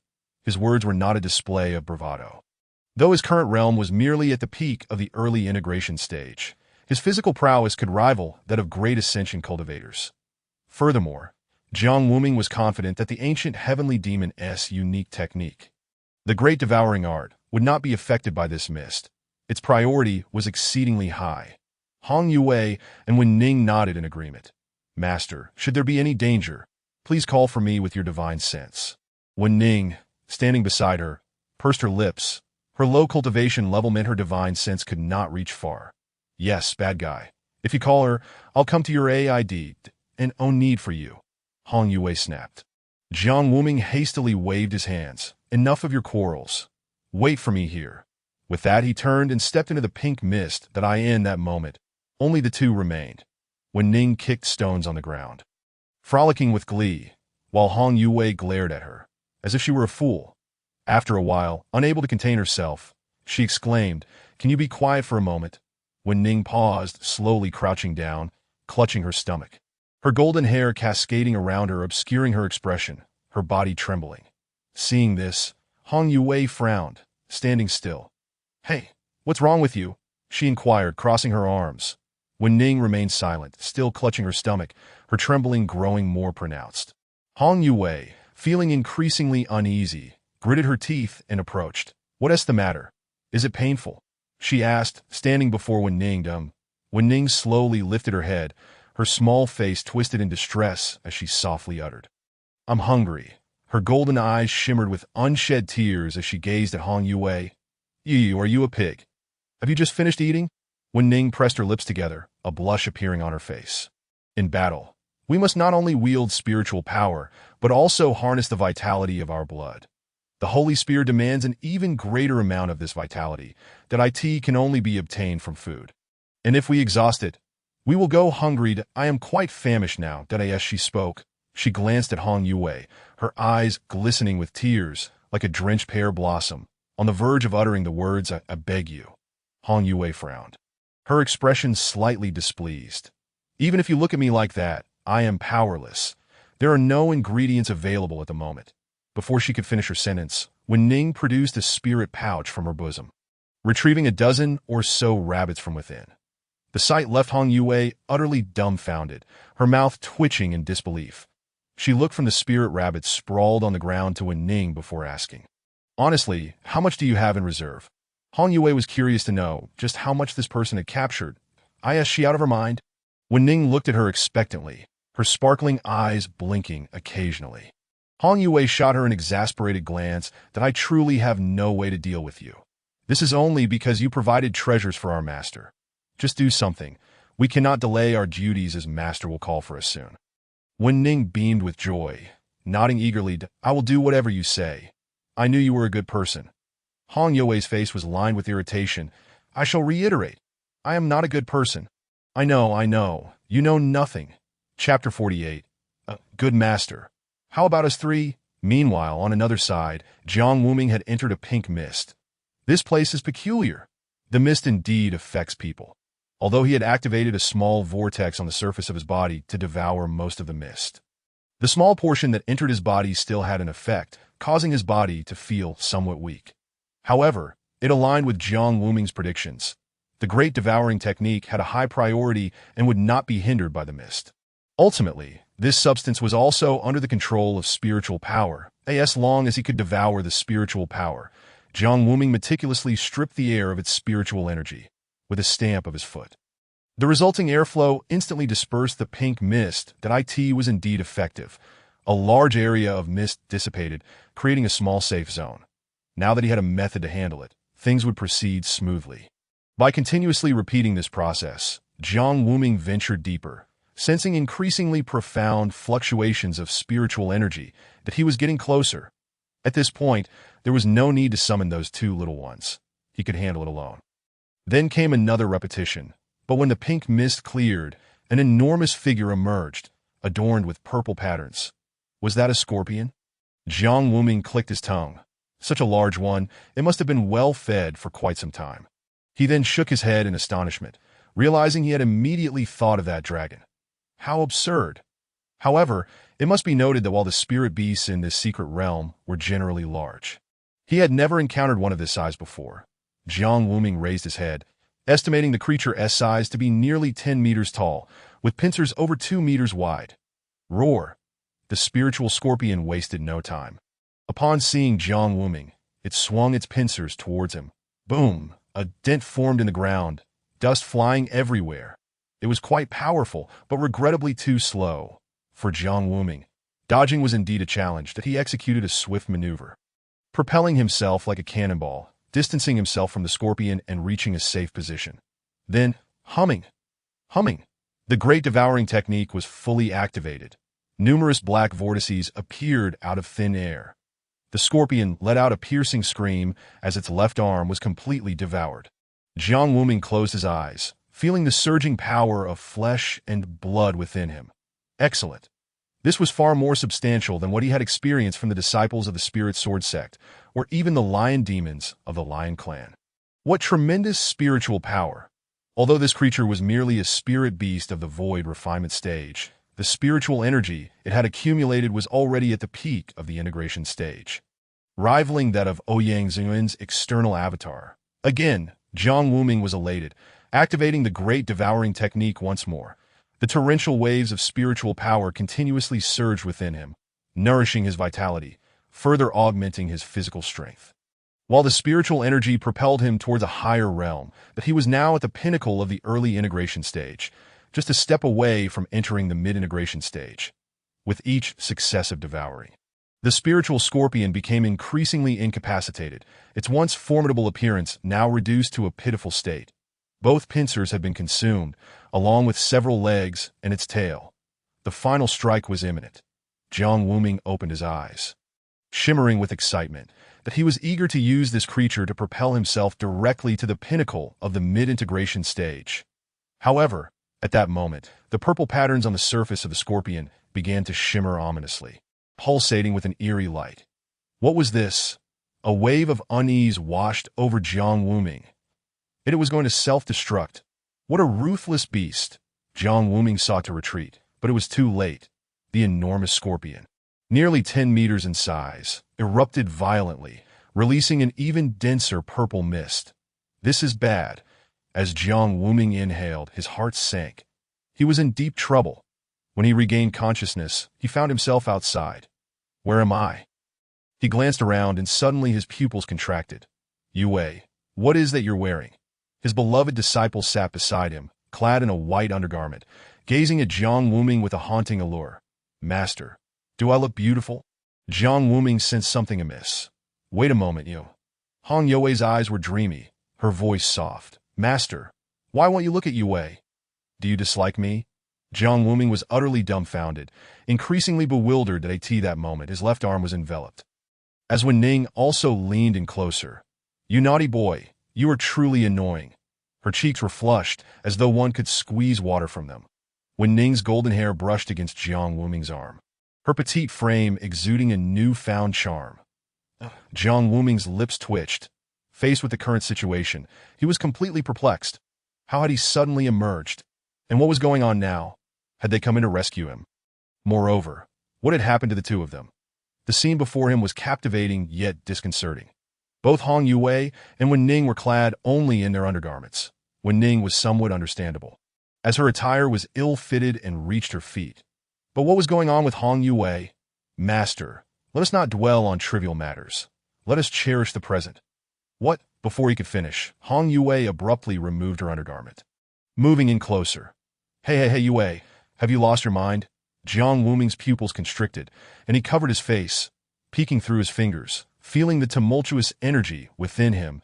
At that moment, Wen Ning, not to be outdone, mirrored the same action. Jiang Wuming covered his nose, his heart racing. What on earth is happening with you two? These two were playing with fire. Had they taken some wrong medicine? Master, Yue truly likes you. She wishes to give you everything. Master, I've already called you that, and you're still not happy. You naughty boy keeps bullying me. Both of them blushed deeply, their gazes dazed. Hong Yue looked at Jiang Wuming, her breath fragrant as orchids. Good master, how about we three? Chapter 49. Obtaining the soul-devouring powder. A furious Hong Yue. If Jiang Wuming had some doubts before, he could now completely ascertain that the two before him were not the genuine Hong Yue and Wen Ning. The last statement from Hong Yue was something she would never utter, even at the cost of her life. 3 people. You expect her to share Jiang Wuming with someone else? What a ridiculous notion. She might unleash a searing temperature of 3,000 degrees directly upon you, warming her body. Jiang Wuming could already envision the scene of chaos. Shaking his head, he felt a tinge of helplessness. He had inhaled the purple mist generated by the self-detonation of the spirit scorpion and was now ensnared in an illusion. Thus, he realized that everything before him was but a fabrication. Coming to terms with the illusory nature of it all, Jiang Wuming sensed the vital energy within him gradually dissipating, that if this situation were not remedied, it would ultimately affect his life force. What a pity. Adhering to his principles as a gentleman, Jiang Wuming cast a few more glances, etching the scene into his memory. Then, he activated the great devouring technique, causing the stable images to fluctuate. One after another, the annihilation vortices devoured the purple mist in the air. Finally, the scene before him transformed, returning to the location of the previous battle, from which he had almost succumbed, since time immemorial. Heroes have found it challenging to overcome the allure of beauty. Regrettably, this illusion was rather lacking. It possessed the appearance without the substance. His eldest disciple, Hong Yue, could never be shared with another. Coughing, Jiang Wuming's mind conjured her blushing visage. However, speaking of the environment, Hong Yue's undergarment was white. Could it be that this was indeed what she was currently wearing? Jiang Wuming crossed his arms, frowning in contemplation, devoid of ulterior motives. Purely curiosity, that if this were the case. The illusion was indeed remarkable. Aside from a minor character flaw, everything else was exceedingly well executed, especially the words of Wen Ning that echoed in Jiang Wuming's mind, perfectly grasping the nuances. Alas, it was merely a triviality. Who knows what the future holds? There should still be potential for development. Primarily, one cannot feel the sting of comparison without context. Observing it in isolation, it seemed unremarkable. However, standing beside Hong Yue, it would undoubtedly be a source of humiliation. Meanwhile, on the other side, Wen Ning, eagerly awaiting her share of rabbit meat, sneezed, frowning, her small face was filled with bewilderment. Had she caught a cold? Her body shouldn't be this weak, or was someone thinking of her? How strange. After pondering for a moment, she dismissed the thought, her attention drawn to the roasted spirit rabbit. Wow, you are truly a good person. You've done so much, but will you give all this to me? What will you eat? Aren't you hungry? Beside her, Hong Yue could no longer contain herself, nearly shouting, Shut up! Eat your rabbit! She pressed her forehead, feeling utterly exhausted that if her master did not return soon, she would be driven mad by this dragon. At this moment, Jiang Wuming continued to manipulate the devouring technique to process the pink mist. Once the scorpion was dealt with, it became a simple task. Within this area, no other creatures existed. After a brief walk, he arrived at its lair, feeling the strongest fluctuations of spiritual energy. Jiang Wuming stepped inside, and another wave of energy surged towards him. However, he was well prepared, swallowing it all with the annihilation vortices. What lay before him was astonishing. Rather than a lair, it resembled a treasure trove. Radiant treasures sparkled, and various magical artifacts were carelessly strewn about. Jiang Wuming squinted as he searched, suddenly narrowing his pupils. There it was, a quaint porcelain bottle stood in the corner. Indeed, the soul-devouring powder, his primary objective for this expedition. He had obtained it. Following that, Jiang Wuming surveyed the area, collecting several useful high-tier pills and magical artifacts for those of too low a grade. There was no point in taking them, this one is splendid. This spirit scorpion not only stored magical tools but also collected some dazzling trinkets. There were two particularly beautiful gemstones, one red and resplendent, the other golden and dazzling. Both were exquisite, and Jiang Wuming took them. One would suit his eldest disciple, Yue, splendidly. As for the other, he would decide later. Before departing, Jiang Wuming set up several grand formations within the lair, nodding in satisfaction. Not bad, not bad. Exiting the lair, Jiang Wuming brushed off the dust from his robe. Now, only two goals remained. One was the Crimson Flame Fruit, to enhance Yue's spiritual root. The other was the Crimson Flame Holy Grail, comparable to a 9th-tier magical artifact. With these two items, his eldest disciple's combat prowess would significantly increase. Deep within the second layer, and at the edge of the third, the aroma of roasted rabbit attracted some spirit beasts. However, upon sensing the terrifying aura of the woman in the red robe, they dared not approach, their eyes filled with trepidation. Still two left, not eating anymore. Hong Yue glanced at Wen Ning, sprawled out. Not eating anymore. Leave some for him. Wen Ning patted her belly, stretching her body, relishing the flow of vital energy within her, a satisfied smile gracing her face. However, she still found his cooking superior. Hong Yue frowned, narrowing her eyes. You're critiquing now? Wen Ning, sensing she had misspoken, hurriedly sat up. No, I meant your cooking is also very delicious. I just meant his might be a bit tastier. Of course, that didn't imply yours was bad. Wen Ning scratched her head, her golden hair a tousled mess, grease smudged around her mouth. Upon witnessing this scene, Hong Yue opened her mouth, wanting to speak, but fell into silence. You sigh. She retrieved a white handkerchief from her bosom, approached Wen Ning, and gently wiped her mouth. Following that, she began to tidy her hair, her movements deft and tender. Wen Ning stared at her, astonished that you're so kind. No, I'm not. Hong Yue's voice was icy, her expression devoid of any warmth. It's just that your appearance is a disgrace to our master. While speaking, she continued her grooming. Noticing Wen Ning's gaze, Hong Yue furrowed her brow and coldly stated, Don't think I'm being kind. I do this solely for our master's sake, so don't get the wrong idea. Once we're out of here, and you lose your value, I will dispose of you without hesitation. After her blunt words, Hong Yue noticed that this fool was still gazing at her, even nodding obediently. Thank you. You're really good to me. Hong Yue halted her movements, gritting her teeth. Forget it. What a fool. A naive and simple-minded fool. For some reason, Hong Yue felt a surge of anger welling up within her, a nameless flame igniting. Now, they were already enemies. Yet this person continued to maintain such an attitude. It made her unable to unleash her fury. If only she were as confrontational as her second junior sister. That would be far easier to handle. Turning her head, Hong Yue saw Wen Ning still grinning foolishly at her, fueling her annoyance further. You idiot. Chapter 50. Wen Ning's Envy. The lonely little figure, Wen Ning struggled to comprehend why Hong Yue was angry, yet she dearly wished to understand. Her willow-like brows knitted slightly. I, I can only fight. I don't know anything else. Nor do I understand anything to them. Why two elder brothers have lesser talents than I, so they are more responsible for managing the family. Many matters do not require my thought or effort. I only need to cultivate and battle. When she reached this point, she bashfully scratched her head. Thus, there are many things I don't comprehend. The rules of the lower realm, the regulations of the sect, the master-disciple protocols, that I do not understand any of these, and I don't know why you're angry. When Ning lifted her head, her golden eyes radiant and sparkling, she clutched the pale pink undergarment with both hands. But I don't want you to be angry. Upon finishing her words, she gazed earnestly at Hong Yue. Although she couldn't pinpoint where she had gone wrong, she felt as if she had indeed erred. Noticing that Hong Yue remained silent, when Ning moved closer and tugged at her hand. Then please don't be angry, all right? I know I was wrong.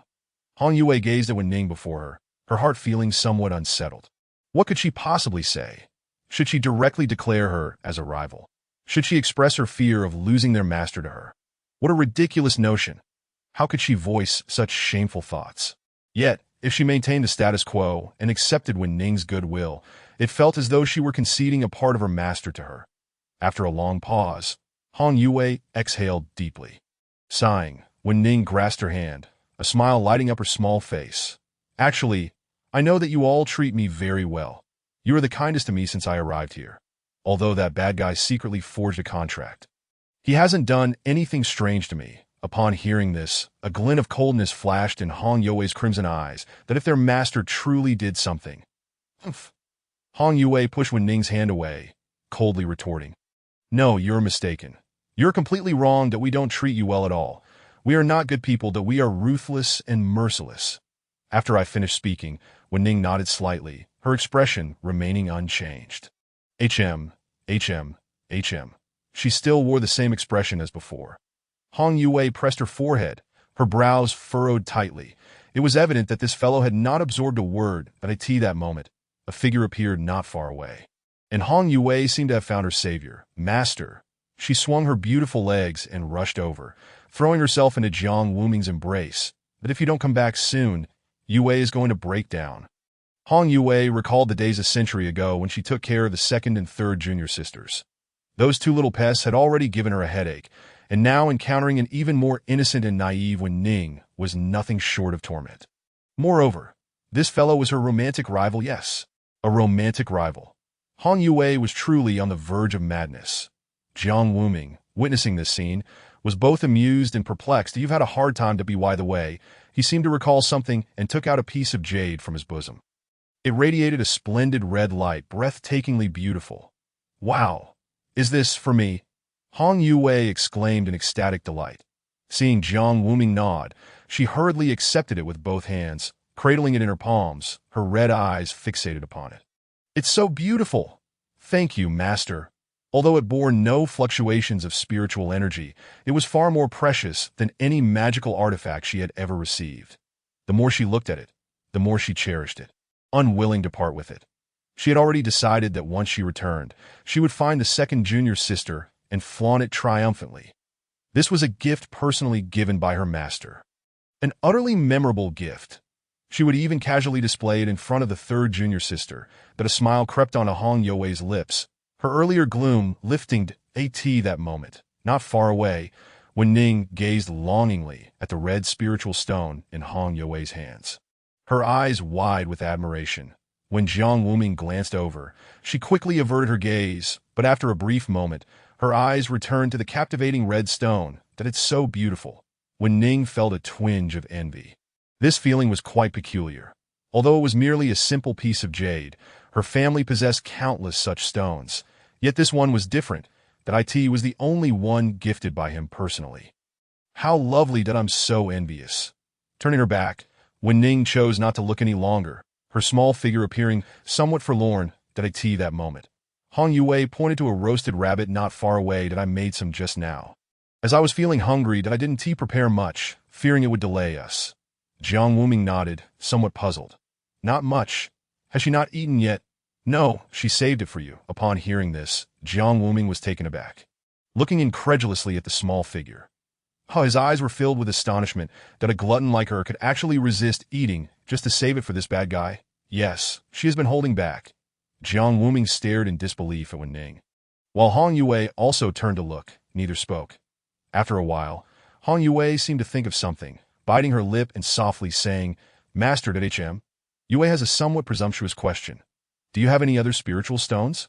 Jiang Wuming's expression transformed into one of intrigue. He glanced at Hong Yue, then at Wen Ning not far away. You too? If Jiang Wuming had not misunderstood, his eldest disciple was suggesting that he gift Wen Ning another stone. But why? Are you serious? Jiang Wuming now harbored doubts about whether he was still in a dream, but he cast a suspicious glance at Hong Yue that if so, then the spiritual scorpion must be truly formidable. But if not, why had these two suddenly become so amicable? It was strange. Very strange. Jiang Wuming turned to Hong Yue and asked, Yue, let me ask you first. HM. You may ask that I ask your undergarment white? Undergarment, UND. Undergarment? After Jiang Wuming's words fell, Hong Yue's cheeks flushed visibly. She bit her lip, slowly tightening her fists, her red eyes brimming with a mix of embarrassment and anger, her voice trembling at Yu. When did you see that? Jiang Wuming was taken aback. It's really white? Oh, I was just guessing. Well, I'll give her the spiritual stone first, then I won't talk to you about this, ha? Ahaha. After a simple meal, the three ventured deeper into the secret realm. Wen Ning cherished the golden spiritual stone in her hands. Placing it in the sunlight and gazing at it intently, that it's so beautiful, she said, her face radiating a smile that was sweet and syrupy, as if she had consumed honey. Beside her, Hong Yue shot her an exasperated glare. How boastful! Wen Ning, undeterred, leaned closer. Hey, our colors match quite well, don't they? Who matches with you? What nonsense! Hong Yue clutched her red spiritual stone tightly, pulling it back to her chest. She stepped back a few paces to create distance. Don't be so familiar. Keep your distance. Wen Ning blinked, puzzled, her head tilted slightly as she frowned. Why? Hong Yue's words only served to draw Wen Ning closer. The little head leaned in, quietly gazing at Hong Yue. Their eyes met. Her golden irises, illuminated by the sun, sparkled brilliantly, pure and captivating. In that moment, Hong Yue forgot to breathe. So beautiful. How could such a pair of eyes exist? Hong Yue felt as if she were immersed in a golden ocean. Suddenly, a sense of inadequacy welled up from within her heart. She was not as attractive as Wen Ning, and in terms of status and strength, she was also inferior. Hong Yue gazed at Wen Ning before her, sighing inwardly. Perhaps Master would prefer her more. In every aspect, she could not measure up to her. Hong Yue turned away, her face etched with frost, lapsing into silence as she strode quickly ahead, seeing that she was being ignored. Wen Ning hurriedly ran after her, tugging at the hem of Hong Yue's robe. What's wrong? Are you unhappy? Still, there was no response. Wen Ning lowered her head, her brows slightly knitted in concern. Had she done something wrong again? Silently reflecting, Hong Yue walked ahead, with Wen Ning obediently trailing behind her, their usual chatter replaced by an enveloping silence. That moment, Jiang Wuming was oblivious to the undercurrents at play. Now that his cultivation had reached the mid-stage of the union of the body, he could open his Qinquan pouch and was currently searching for the legacy of the Lord of the 10,000 Demons. 6th grade Blood Fiend Demon Array, 5th grade Soul Devouring Demon Array, 5th grade Evil Demon Array. Good heavens! Just these formations alone numbered over a dozen. Continuing his search, he found an abundance of medicinal pills, countless jars and bottles. 4th grade Qinquan Transforming Bone Pill, 5th grade 3-turn Cultivating Ghost Pill, 5th grade Heavenly Gang Refining Spirit Pill, 6th grade Taiji Spirit Poison Pill. After a while, Jiang Wuming felt a twinge of disappointment. Although there were many medicinal pills in the Qinquan pouch, and their grades were high, most were functional pills that did not simply enhance spiritual power or assist in breaking through realms. Jiang Wuming's eyelids twitched as if a thought struck him. He chuckled dryly, feeling increasingly helpless. After all, this fellow had already reached the pinnacle of the late-stage tribulation, so naturally, he had no need for such pills. It was no wonder there were none. But what mattered most to him now was to quickly elevate his cultivation level, that he still had 2 major realms to reach before achieving the pinnacle of tribulation, the union of the body and the great ascension. It was daunting. After a thorough search, he found nothing satisfactory, but at that moment, Jiang Wuming's attention was suddenly caught by something exquisite in the corner. His expression turned peculiar. What he found was a golden red undergarment, exquisite and luxurious, emanating a faint glow, surrounded by pink mist. This was one of the magical treasures, possessing the strongest spiritual energy fluctuations. Jiang Wuming's lips twitched. This was the golden silk soft armor, a 7th-grade holy treasure. Crafted from the silk of a millennium-old spirit cicada, infused with gentle and rich spiritual energy, and finally activated by blood essence. An intricate and laborious process that in the southern regions. This treasure would undoubtedly rank among the top 10. Even in the Central Plains, it was not an ordinary item that, if he guessed correctly, this item was likely created with considerable effort by that old sycophant, presumably intended as a gift for Su Yuru. Unfortunately, he failed in the tribulation and lost his chance. However, now it was perfect for repurposing. After scanning the surroundings once more, Jiang Wuming took only this magical treasure, as the others were currently of no use. Yue, he called, and the figure in the distance halted. What is it, master? Wen Ning also halted, blinking her eyes in astonishment as she beheld Jiang Wuming retrieving an object from his Qian Kuan pouch.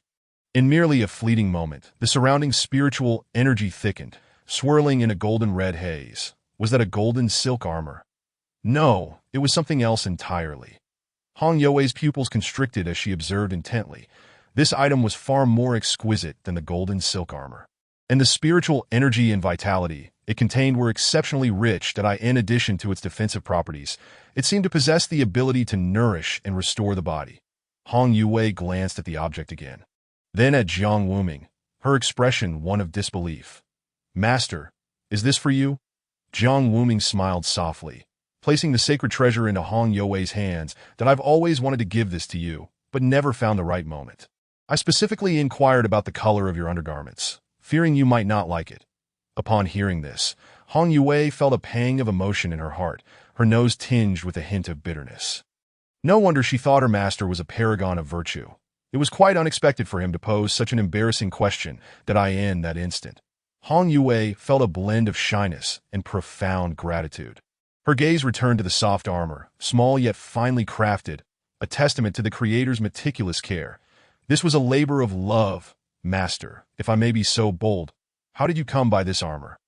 I made it. Those 3 simple words thundered in Hong Yue's heart like a clap of thunder. Her heart fluttered, awash with springtime waves of emotion. You made this with your own hands. Her cheeks flushed crimson as she extended her slender index finger, gently touching the soft armor, savoring the moment. Her fair neck was suffused with a rosy hue, and her ears were similarly tinged. All right, try it on what? Just to see if it fits. Hong Yue's breath quickened.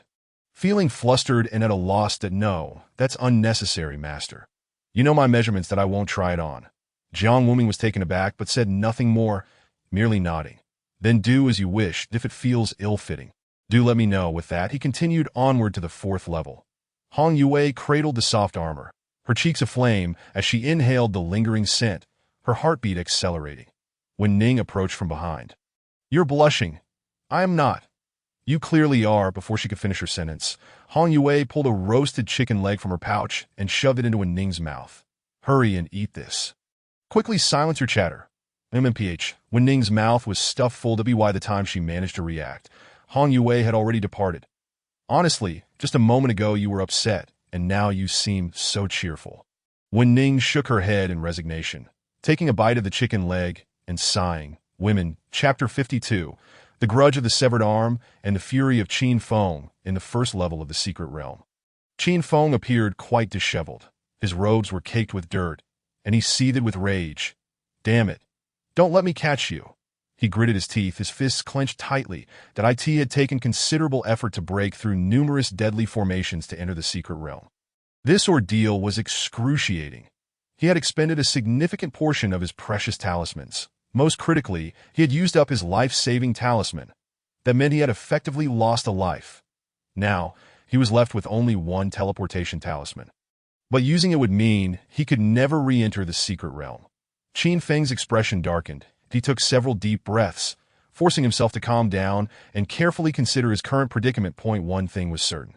Some individual had entered the Secret Realm before him, and there was a strong possibility that they were aware of others' presence. Perhaps they were simply excessively cautious, laying numerous deadly traps outside the realm. Nonetheless, the issue was minor. His sole purpose in coming here was to obtain the soul-devouring powder. Guided by the jade pendant, he was certain he would locate its whereabouts. Everything else was inconsequential. He had no desire to compete for anything else. Once he had gathered his thoughts, Qin Feng set off at once. If he was headed in the right direction, the jade pendant would emit light. Otherwise, it would remain dormant. Thus, he pressed forward at full speed. Following the pendant's guidance, he soon arrived at the third level. In this place, the spiritual energy was even more potent.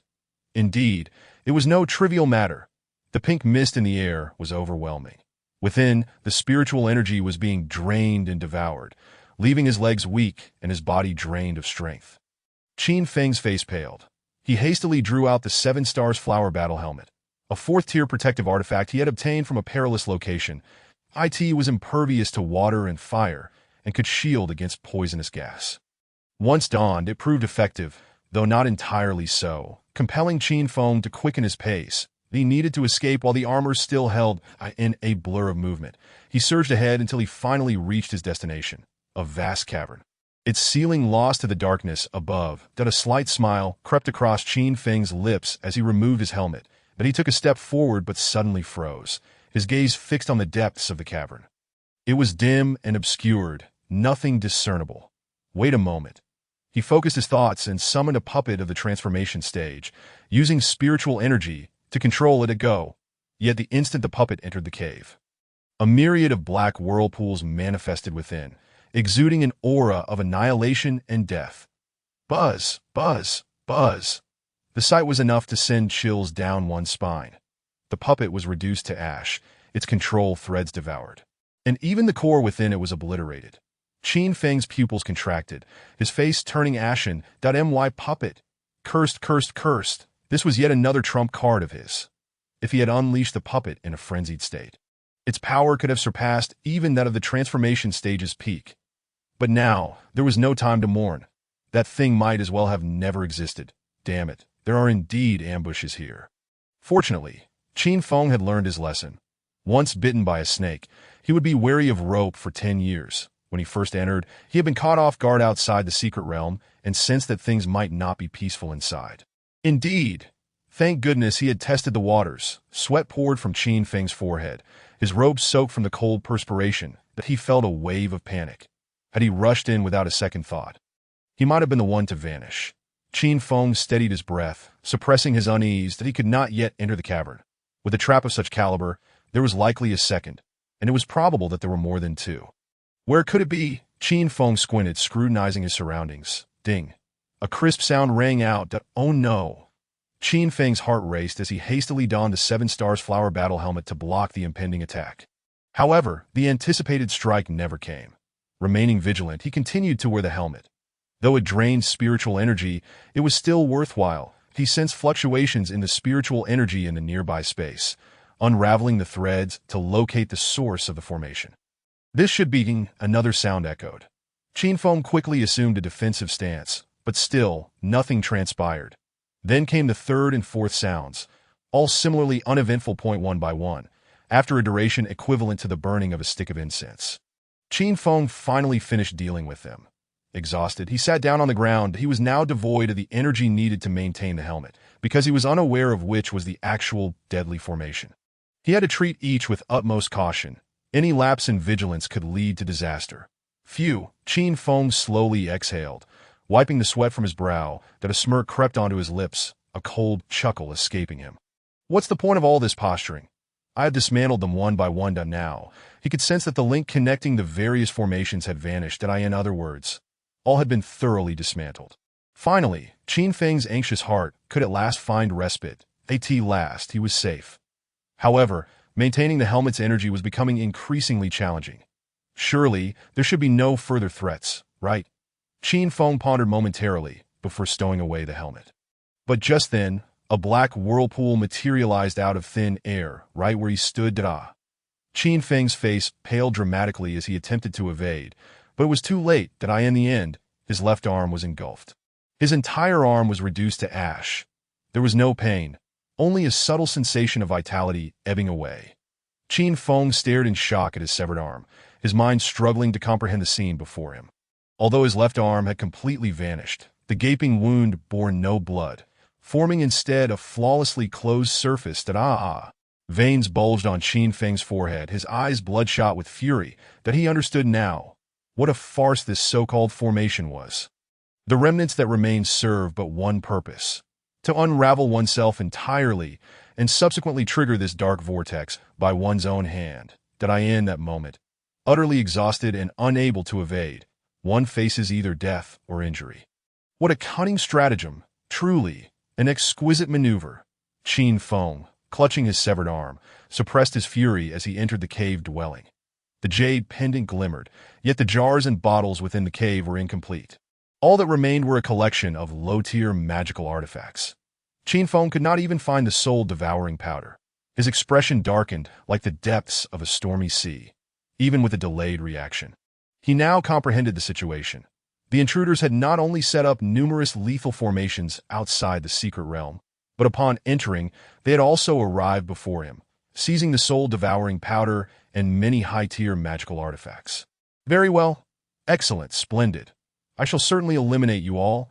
I will eradicate you worthless scoundrels who rely solely on underhanded tactics. At this moment, Qin Feng was utterly consumed by rage. He strode forth towards the fourth layer of the secret realm. Now, he sought vengeance, and he would reclaim the soul-devouring powder. He would venture forth to slay Jiang Wuming. Chapter 53. Hong Youwei's Reflection. The Master is truly wicked deep within the secret realm. In the central area of the fourth layer, go forth. Pick Hanning. Jiang Wuming gestured grandly towards the front. Beside him, Wen Ning furrowed her delicate brows. I am Wen Ning, not Pick Hanning. It truly was perplexing, though she did not understand the term. It felt rather odd. Coming from this villain, it could hardly be anything good. Moreover, she did not wish to be mistaken for a beast pet. Wen Ning bit her lip and shot a fierce glare at Jiang Wuming. Wicked scoundrel! After muttering this, she leaped forward, a streak of golden light soaring ahead. Before her stood 8 ferocious beasts, the weakest among them at the integration stage, with some even at the Great Ascension stage. Each was colossal, exuding an aura of terrifying spiritual power, a stark contrast to Wen Ning. Yet, the disparity in size and cultivation level posed little restriction. In the instant she charged forward, the numerous terrifying beasts froze in place. Their pupils wide with fear, their massive forms collapsing to the ground, utterly immobilized, even their very souls quaking. This was not a matter of cultivation level. It was purely a suppression of bloodline. Hong Youwei felt a surge of astonishment. Although Wen Ning's cultivation had diminished and her power greatly reduced, she remained a true Dragon Clan warrior goddess. Merely standing there was enough to evoke fear from the bloodlines of these beasts. Jiang Wuming's lips curled into a satisfied smile as he nodded approvingly, channeling his spiritual power to activate the great devouring technique, absorbing the beasts in succession. The rich, dense spiritual energy flowed steadily into him, while the vitality of flesh and blood transformed into nourishment, replenishing his body. He had initially expected the fourth layer to be perilous, given that most beings within were of high cultivation. Even deeper within this area lurked tribulation stage beasts. Yet, thanks to Wen Ning's suppression, their journey was smooth and unimpeded. The 8 ferocious beasts were soon devoured, raising Jiang Wuming's cultivation to the late integration stage. However, at this juncture, further advancement would become increasingly arduous. Each minor elevation in tier demanded colossal spiritual energy and a profound comprehension of the world. Thus, among the 3 disciples, only the eldest, Hong Youwei, had reached the Great Ascension stage, while Bai Meyer and Wu Qingzhu had been stuck at this level for several centuries. Jiang Wuming understood clearly that the next phase would be a significant hurdle. Without considerable effort, it would be insurmountable. Even if he encountered a dozen more ferocious beasts, it was unlikely he could breach the integration stage.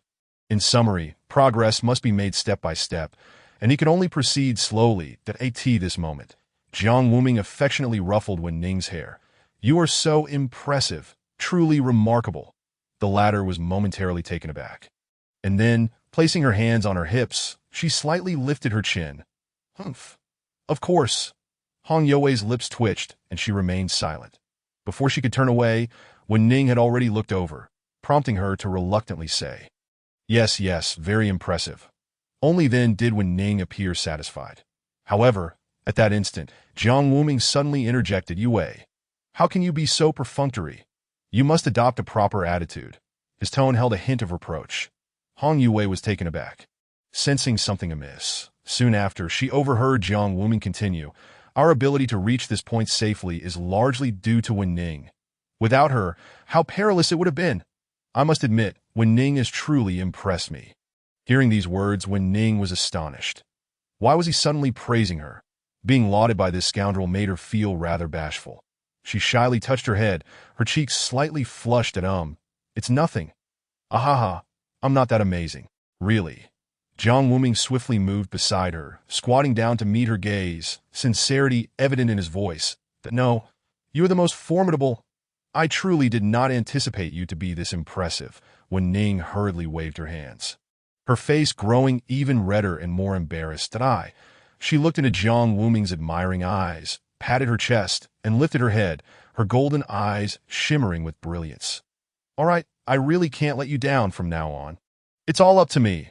As long as I am here, you two will be safe. Pride radiated from Wen Ning's small face as her lips curled upward. Jiang Wuming was deeply moved. Thank you for your hard work. It's no trouble. That's what a strong person should do. Before Jiang Wuming could respond, Wen Ning had already dashed ahead, charging forth with exuberance. As if invigorated, beside her, Hong Yue's lips twitched violently, several lines of black appearing on her face. Master, you are truly wicked. As she uttered this, she cast a resentful glance at Jiang Wuming. Clever as she was, she had long guessed her master's intentions from the very first words. Jiang Wuming could hardly contain his laughter. Isn't this just to motivate that little one? Motivate. Now she is indeed brimming with motivation. Hong Yue's beautiful eyes gazed in the direction Wen Ning had departed. How on earth did she survive in the upper realm? It truly is a miracle. The path ahead was uninterrupted, with Wen Ning leading the charge, harnessing the Dragon Clan's royal pressure to subdue the numerous ferocious beasts, while Jiang Wuming unleashed the full might of the great devouring technique, continuously accumulating both blood vitality and spiritual energy. Yet, he felt as if he were an endless ocean.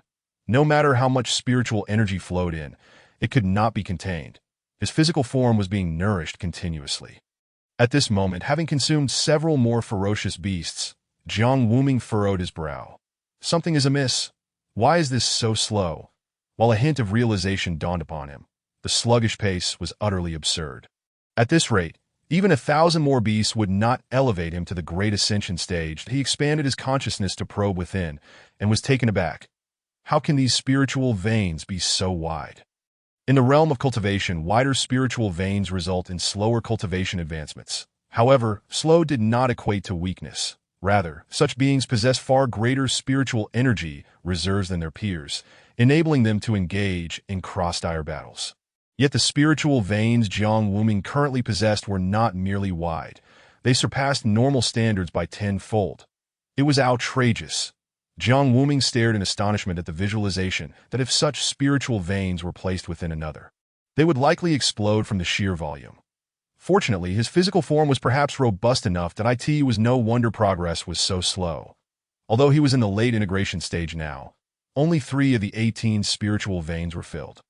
Until all 15 remaining veins were filled, he would not have a chance to attempt the Great Ascension stage. As for returning to the Tribulation stage, that would likely take even longer. However, correspondingly, should he face a lightning tribulation again, he would have nothing to fear. That if he reached the peak of the Tribulation stage with all 18 spiritual veins activated, he might even devour the lightning. While Jiang Wuming contemplated this, he suddenly heard a shout not far away. It was Wen Ning's voice. Jiang Wuming's pupils constricted sharply. Beside him, Hong Yue also appeared anxious. Master, over here. The two swiftly moved towards the source of the commotion, reaching the core area of the 4th layer. Jiang Wuming's mind flashed with Wen Ning's face, his brows furrowing deeply, his heart racing. What has happened to her? Although she was merely in the juvenile stage, she possessed the bloodline pressure of a ruler. Even the mightiest beasts could only submit before her, let alone inflict any harm. So, what could possibly be the matter? Chapter 54. The Proud Little Wen Ning.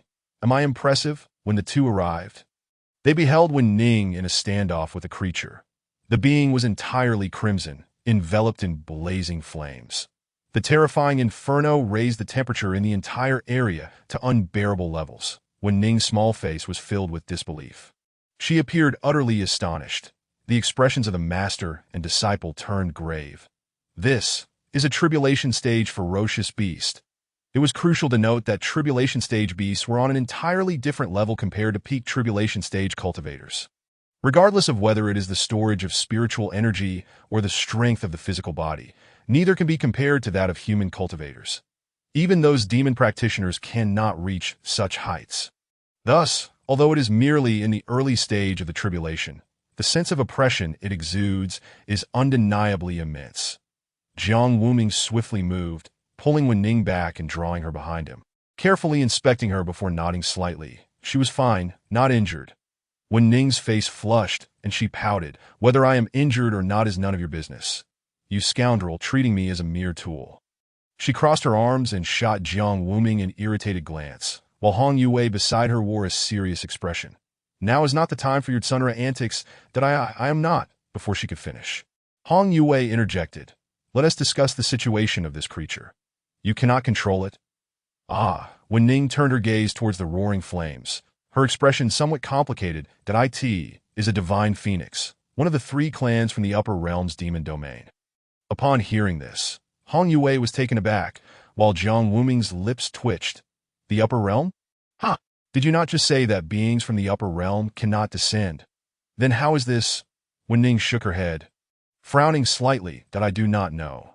Jiang Wuming felt a sense of trepidation. It was no wonder. Being one of the 3 clans, it was of the same rank, thus the bloodline pressure that could affect other ferocious beasts was ineffective here. At this moment, Wen Ning's brows furrowed tightly. But it is strange. Its realm does not even reach the celestial immortal stage. Moreover, this creature lacks the mark that should belong to its clan. After pondering for a moment, Hong Yue's expression turned peculiar. "So, you mean to say this is a false phoenix?" Wen Ning nodded, then shook her head again. "How should I put it? It is a phoenix, but more like a phoenix that has perished and is now being manipulated." While speaking, Wen Ning raised her finger towards the flames. "Look closely at the center." Jiang Wuming followed her gaze, and his pupils instantly constricted. Hiss! In the heart of the flames was indeed the Holy Grail. And not only that, the Holy Grail contained an object. The crimson flame fruit, the other 2 targets of this expedition, had now appeared. The former was a supreme artifact, perfectly suited for Hong Yue, while the latter could elevate the quality of her spiritual veins. That it could be said that both items were exceedingly fitting for her. They must be obtained. Hong Yue also noticed the situation, but bit her lip and looked up at Jiang Wuming seriously. "Master, it is too dangerous. Besides, I really do not need this." Jiang Wuming remained silent, merely raising his hand to ruffle her red hair, his voice warm and gentle. "You are just like when you were little. Always the understanding and obedient one. That, however, only crying children get the candy. Do not worry. Your master will retrieve it for you." Hong Yue bit her lip, her beautiful eyes filled with concern. Her cheeks flushed, and her heart was filled with both gratitude and shyness. Just then, Wen Ning, not far away, twitched her mouth in exasperation. Hey, I am still here. You both are utterly nauseating." Wen Ning rolled her eyes in irritation. "Is it not just a broken cup? I can retrieve it, right?" Having said this, before the master and disciple could respond, her small figure dashed forward. Wen Ning felt a tumult of emotions and great discomfort. She yearned for a glorious battle to vent her pent-up frustrations. "Damn Phoenix, I will tear you apart." This time, Wen Ning did not even draw the holy spear, but directly charged into the roaring flames to engage in combat with the phoenix at the core. In the days that followed, the rich spiritual energy within the secret realm had allowed her realm to recover to the nascent soul stage. Her physical body was continually nourished and restored. Though her realm remained low, her technique in manipulating vitality through her physical form was unparalleled. Now, relying on her formidable physique and exquisite bloodline techniques, she fought against the tribulation stage phoenix without losing ground. Jiang Wuming observed intently, his perception of her elevated. The title of war god was indeed well-deserved. Wen Ning's combat experience was now so advanced that it could bridge the gap in realms. She could even anticipate her opponent's movements and intentions during battle. The previously naive and soft Wen Ning seemed transformed. Her movements were sharp, and she exhibited absolute composure. This left Hong Yue astonished as both master and disciple were captivated by the scene before them. Merely mobilizing her vitality could yield such formidable power. Jiang Wuming squinted, watching with utmost seriousness, that he understood that Wen Ning was also teaching him. They were, in fact, of the same type, both possessing formidable physical prowess. With each punch, elbow, knee, and kick, there were countless methods of attack. Jiang Wuming mentally deduced, focusing all his attention on the manipulation of vitality. This moment, when Ning stood amidst the raging flames, battling the pinnacle divine wind of the tribulation stage. Her robust physique could withstand the terrifying heat, but her pink attire could not. This led to a slight predicament that it was Hong Yue who first noticed. Her cheeks flushed crimson, her voice tinged with urgency. "Do not look." Had she not said that, it would not have interrupted Jiang Wuming's deduction that do not look. "What is there to see?" With a puzzled expression, Jiang Wuming lifted his head. His pupils instantly constricted. Is this a divine gift? For some reason, that phrase abruptly appeared in his mind. Hong Yue's complexion was as red as a peach. She stepped forward, swiftly covering his eyes with her hand. Leaning in close, she whispered into Jiang Wuming's ear, her voice filled with a mix of shyness and anger. Do not look. Just do not look." Hong Yue was nearly exasperated to the point of tears. Meanwhile, Wen Ning remained oblivious, throwing punch after punch, growing increasingly rapid. Her movements were fierce and agile, powerful and steady. Damn it, I will kill you, you wicked creature. You scoundrel. Always bullying me. Treating me like a tool. I will kill you. I will kill you. Her small mouth muttered incessantly, the wind of her punches howling as the terrifying power of vitality became tangible, striking the phoenix like a top-tier spiritual sword. Once when Ning had vented her frustrations, she drew the holy spear, channeling all her strength into the golden weapon. Die, you wicked creature. A thrust pierced forth, and the heavens shifted. The reverberating spiritual energy mixed with her vitality completely penetrated the phoenix. Following this, the Holy Grail and the fruit appeared. When Ning sheathed the holy spear, wiping the fine sweat from her forehead, she then turned to look down at her master and disciple, hands on her hips. A smirk on her face. Humph. Am I not impressive? Hong Yue's expression was complex, and after a long silence, she finally uttered a single word: impressive.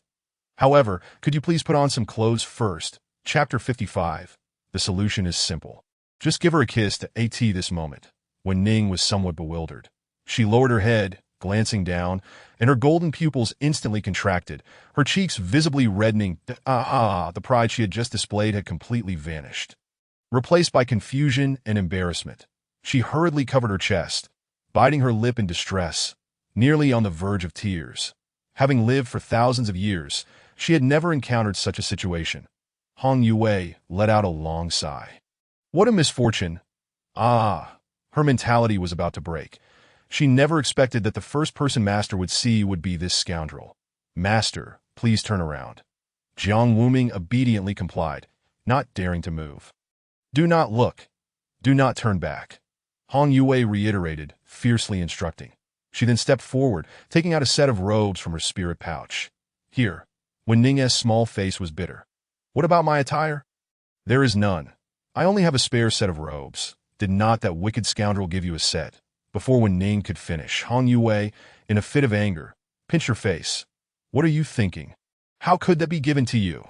So stingy. Wen Ning accepted the robes and put them on, but they were far too long, reaching her calves, completely ill-fitting. Hong Yue crossed her arms and sighed in resignation. Well, just wear it for now. After saying this, as if recalling something, she added, you should refrain from participating in battles from now on. Wen Ning was taken aback, not quite understanding. Why? Hong Yue did not respond, her gaze growing complex as she scanned Wen Ning from top to bottom. Feeling such scrutiny, Wen Ning hastily crossed her arms over her body, instinctively stepping back. All right, I understand. Indeed, given her current attire, any excessive movement during battle would render her efforts futile. As the first light of dawn broke, Wen Ning gazed at Jiang Wuming from a distance, her expression a tapestry of emotions. Her small hands clutched the hem of her garment, her cheeks flushed with a deeper shade of crimson. a blend of anger and embarrassment. Did I it all right now? Can I turn around? Jiang Wuming inquired. Before Hong Yue could respond, Wen Ning spoke up. You scoundrel. You must take responsibility. Jiang Wuming was taken aback by her words. You saw everything. You witnessed it all. As her voice dwindled, it became barely audible. She clenched her teeth, her fists tightening. That I don't care. You must take responsibility. At that moment, Jiang Wuming turned around and strode towards Wen Ning. What kind of responsibility do you mean? He asked, crouching down. Precisely. Wen Ning's face grew even redder, her words stumbling over one another, unable to articulate her thoughts. Suddenly, her gaze locked onto Jiang Wuming's eyes, and a thunderous roar echoed in her mind, rendering her thoughts blank. That it was as if his eyes held some enchanting power, drawing her in such that she could not look away, as though they threatened to consume her whole. His captivating gaze was profound, his features handsome. Why are you silent? He leaned in closer, causing Wen Ning's heart to skip a beat, momentarily forgetting to breathe. The sweat on her palms increased. How strange. It was truly bewildering. Even when battling the formidable warriors of the other two clans alone, she had never felt such pressure. Yet now, facing him, this mere mortal from the lower realms, she found herself so nervous that words escaped her.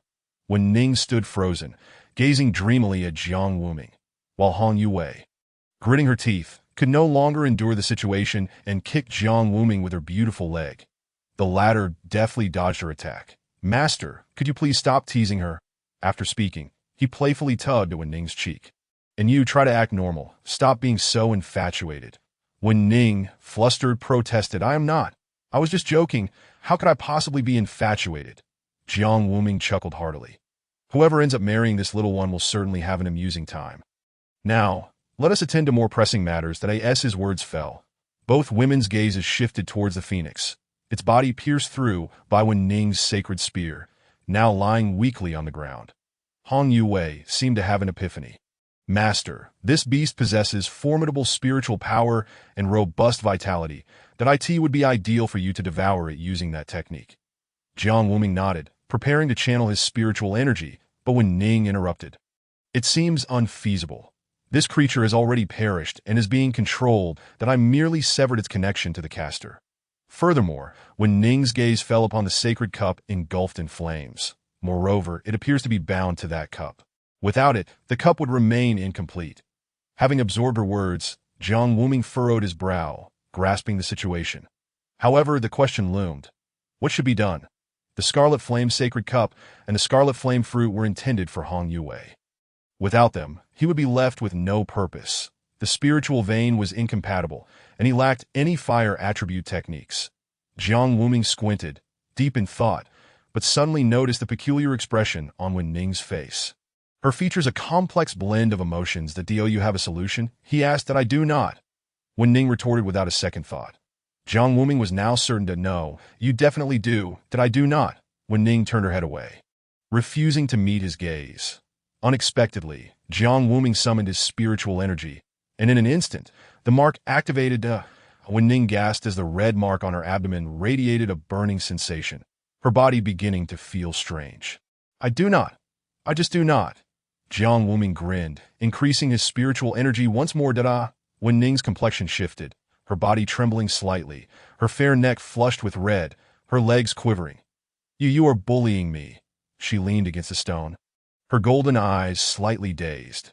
Jiang Wuming, unfazed, replied, Indeed, I am bullying you. But what can you do about it, little beast? Wen Ning clenched her teeth, glaring at Jiang Wuming in indignation. She noticed Hong Yue nearby, her expression filled with worry and pity. Was she concerned for herself? Sighing internally, Wen Ning conceded, Fine, I will say it. But I am not obeying your orders. I merely pity her. Jiang Wuming nodded with a smile, releasing the mark. The burning sensation in Wen Ning's abdomen dissipated. Actually, it is quite simple. You use that peculiar technique to devour this creature, then transfer both spiritual energy and the essence of its flesh away. After finishing his explanation, Jiang Wuming frowned. The first part seemed straightforward. He could simply activate the great devouring technique. However, the latter part, how to transfer it. Wen Ning's cheeks flushed as she turned her head, whispering, You just need to kiss her. Chapter 56. Wen Ning would never be so petty. How could Wen Ning feel jealous? The scene before them was rather surreal. The master and disciple stood there, both bewildered, staring at Wen Ning. You, what did you say? Wen Ning shot him an exasperated glare. Enough pretending. Isn't this what your human race enjoys doing the most? Just kiss her. Surely you can manage that. Do you want me to demonstrate? Hong Yue's face flushed like a peach, her breath trembling. Head lowered, silent, her dark tresses cascading down, obscuring her expression. Jiang Wuming scratched his head, realization dawning upon him. This is indeed a bit. Strangely then wondered why this little one had been so reticent before. Watching her with newfound interest is this the reason you refused to speak earlier? Wen Ning's mind was awhirl. I did not, she exclaimed, flustered and indignant. What nonsense! How could I possibly remain silent just to prevent you from kissing her? Wen Ning would never be so petty. Besides, what did it matter to her whether he kissed her or not? After expressing her thoughts, she turned on her heel. Jiang Wuming chuckled, shaking his head, choosing not to tease her further. He approached Hong Yue. Yue? Yes, she was highly alert, her entire body tense. Jiang Wuming was momentarily taken aback. Relax, there is no need to be so tense. Yes. Hong Yue's fair forehead glistened with a fine sheen of sweat. I also have other methods to transfer its spiritual energy and vitality to you. Thus, Jiang Wuming explained, now that my realm has reached the late stage of the fusion period, my understanding of the Great Devouring Technique has progressed significantly.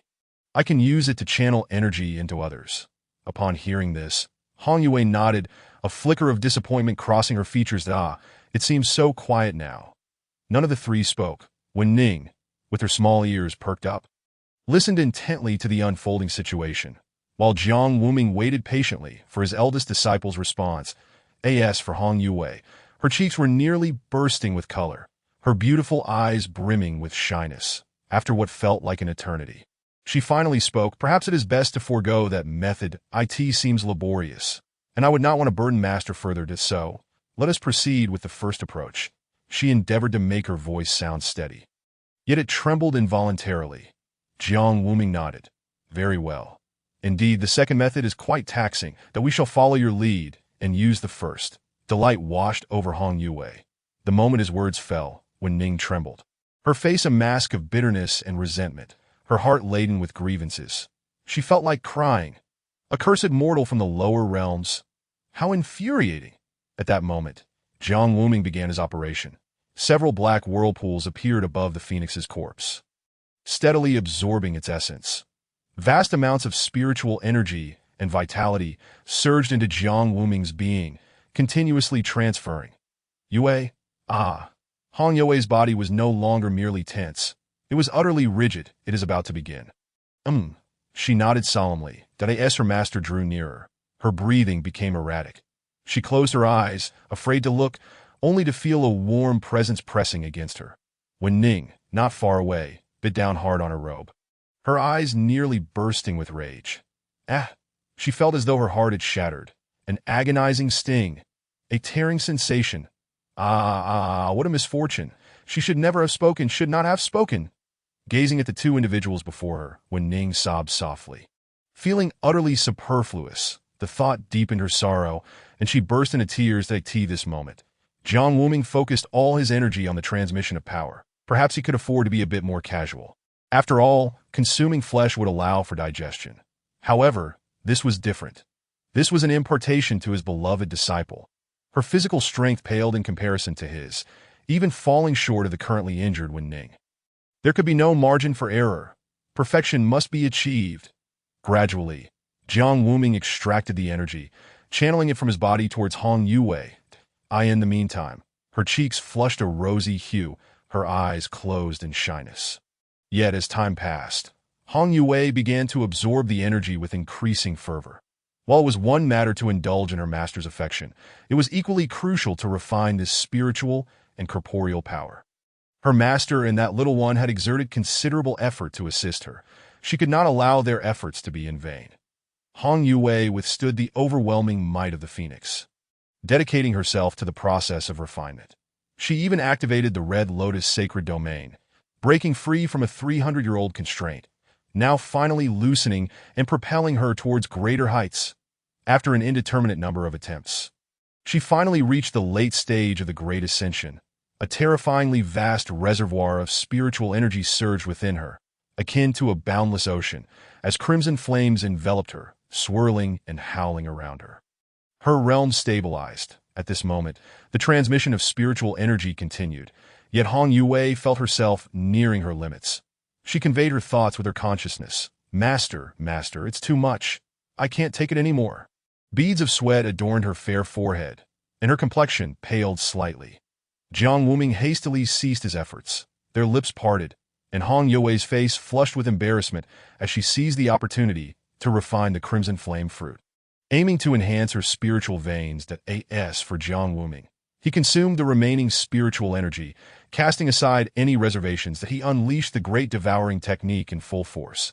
And in an instant, dozens of enormous black vortices appeared, voraciously consuming the phoenix's remains. Given Jiang Wuming's physical strength, this pressure was trivial in merely the time it takes for a stick of incense to burn.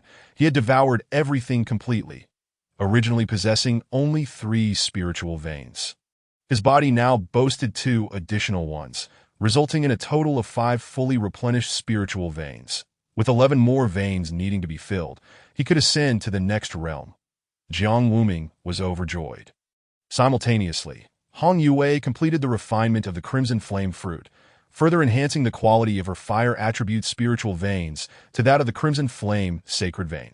Next came the final objective, the crimson flame holy cup, a top-tier artifact perfectly suited to Hong Yue. Both master and disciple lifted their gazes, their faces etched with astonishment.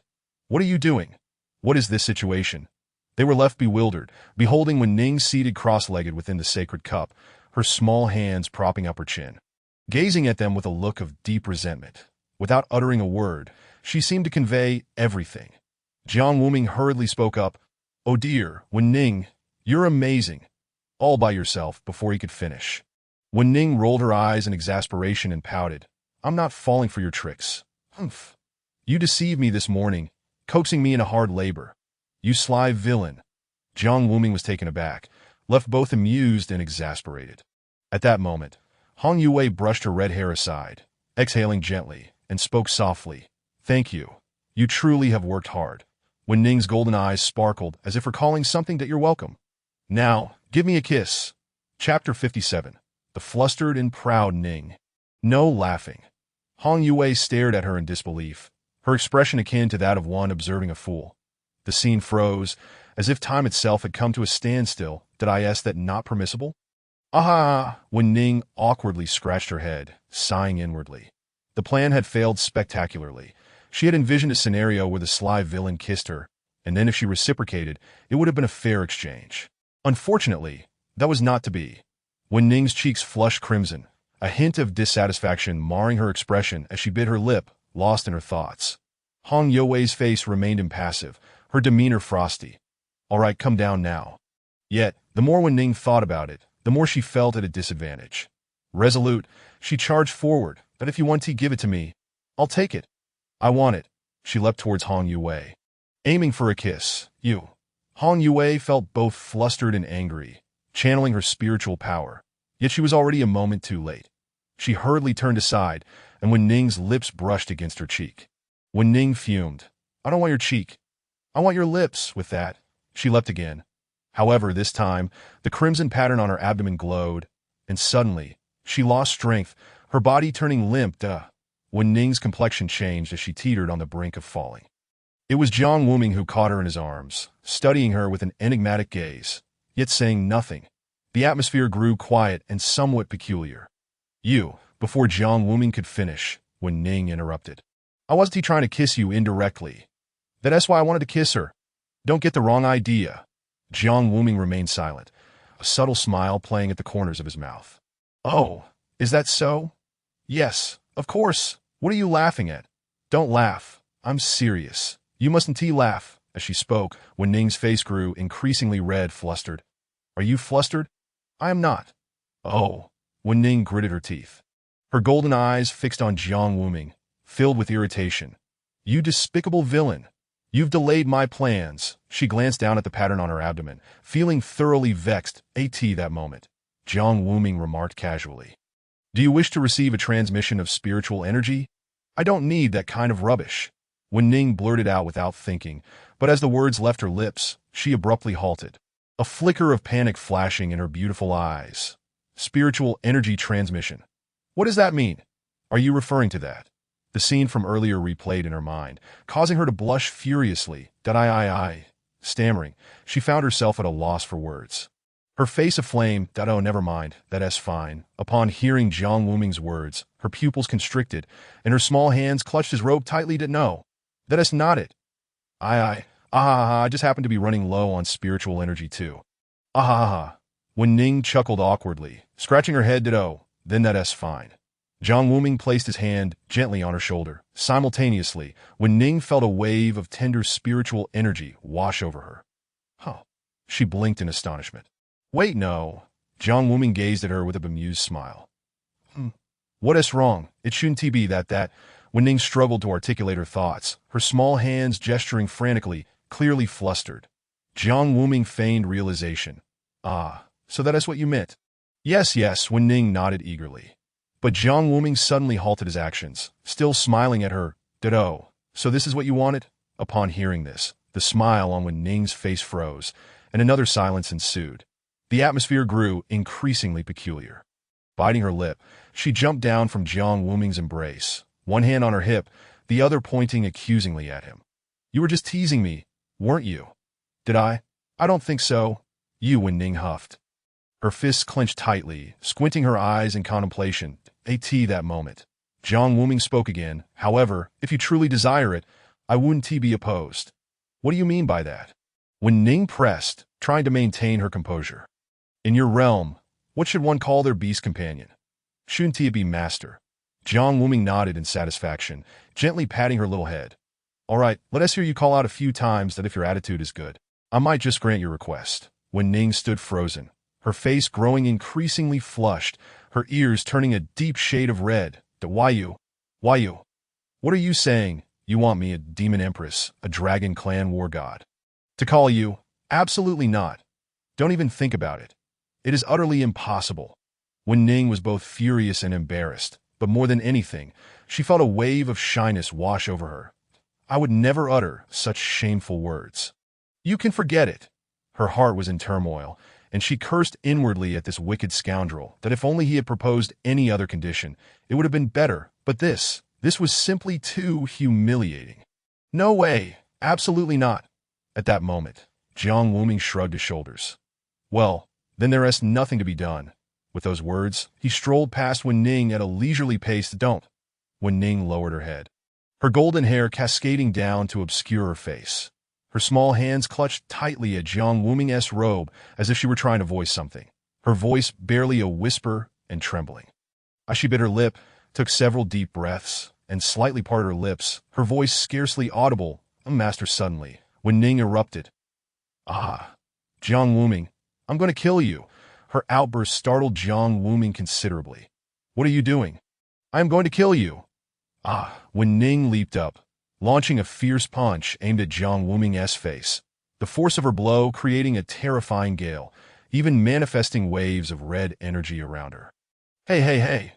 Are you insane? I will definitely kill you. Wen Ning fumed, her fair neck flushed with crimson that if Jiang Wuming had turned back at that moment, he would have seen a truly remarkable sight. Wen Ning's cheeks were rosy, a fine sheen of sweat glistening on her forehead, her robe fluttering in the wind, revealing a captivating beauty. Don't run. Stop. You're not allowed to escape. If you keep this up, I'll use the contract mark. Jiang Wuming didn't turn back, yet he could feel the overwhelming surge of energy behind him. That if you have the ability, then come and kill me. You wicked scoundrel. Wen Ning seethed, her emotions a tempest of anger and shame. It was utterly surreal. Just moments ago, she had almost actually done it. Chapter 58. I curse you for bullying Lady Wen Ning. This moment, Hong Yue was nearing the completion of her refinement, with a substantial accumulation of spiritual energy and flesh essence. Dealing with the Crimson Flame Holy Grail was hardly a challenge. Wen Ning crouched on the ground, finally having exhausted herself from running, pausing to catch her breath. She picked up a twig and began to draw in the dirt. What are you drawing? Jiang Wuming asked, curiosity piqued at a circle. Without lifting her head, the small figure on the ground replied, "What is that for?" "To curse you." Wen Ning's voice was calm, her expression devoid of emotion. She lifted her head to look at Jiang Wuming, her face serious as she declared, "This is a curse from Wen Ning, the third son of the Dragon King from the upper realm." Her words left Jiang Wuming in stitches, and he playfully pinched her cheek. "Oh, so impressive." Wen Ning frowned, her golden eyes filled with impatience, yet she did not resist. "You just bully me, using that broken contract mark against me." Her voice was tinged with a complex emotion, a mix of grievance and jealousy, her beautiful eyes glimmering with unspoken thoughts. Jiang Wuming was momentarily taken aback. He had never seen this side of Wen Ning before. Leaving him momentarily speechless, "Can't you be a little gentler with me?" Wen Ning suggested softly. Jiang Wuming nodded. "All right, then let us remove the contract mark first." And then, before she could finish her sentence, Jiang Wuming interrupted, "Don't even think about it. Goodness, now you're resorting to trickery as well. This guy learns quickly. When he first met her, she hadn't been nearly as clever as she was now." Just a few days had passed, and she was already employing strategies. Seeing her plan failing, Wen Ning pouted. "Umph." She crouched back down, drawing circles in the dirt once more. "Did I curse you? I curse you. I curse you." For bullying Lady Wen Ning, at this moment, Hong Yue was nearing the end of her refinement of the Holy Grail. Her aura was steadily rising, the fluctuations of spiritual energy becoming increasingly palpable. Jiang Wuming stood a short distance away, watching the scene before him with satisfaction. This journey had been worthwhile. They had successfully acquired all three items, and with Hong Yue's significant elevation in realm. His own strength had also seen considerable improvement. Looking at the little fool drawing circles beside him, Jiang Wuming nodded in agreement. With her on their side, dealing with the Bai family's three brothers would be a piece of cake. Once Hong Yue finished refining the Holy Grail, this secret realm would likely collapse. After all, this space had been entirely dependent on the spiritual energy of the Crimson Flame Holy Grail. Without a source of supply, the stability of the space could not be maintained, and it would gradually crumble. That if they did not leave in time, they risked losing their lives here.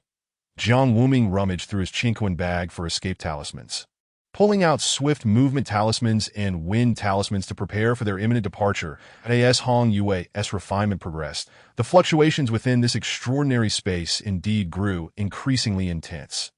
The sky morphed into a deep purple, and a pungent scent permeated the air. Jiang Wuming pulled Wen Ning closer. "Stop drawing.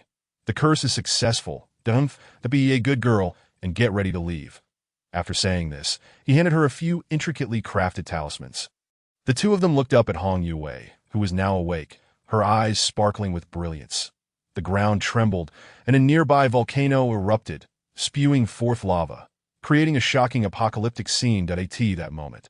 Hong Yue suddenly opened her eyes wide, releasing a breath of stale air, as she felt the power within her body that were leaving Yue. Upon hearing Jiang Wuming's voice, Hong Yue hurried over. "Okay."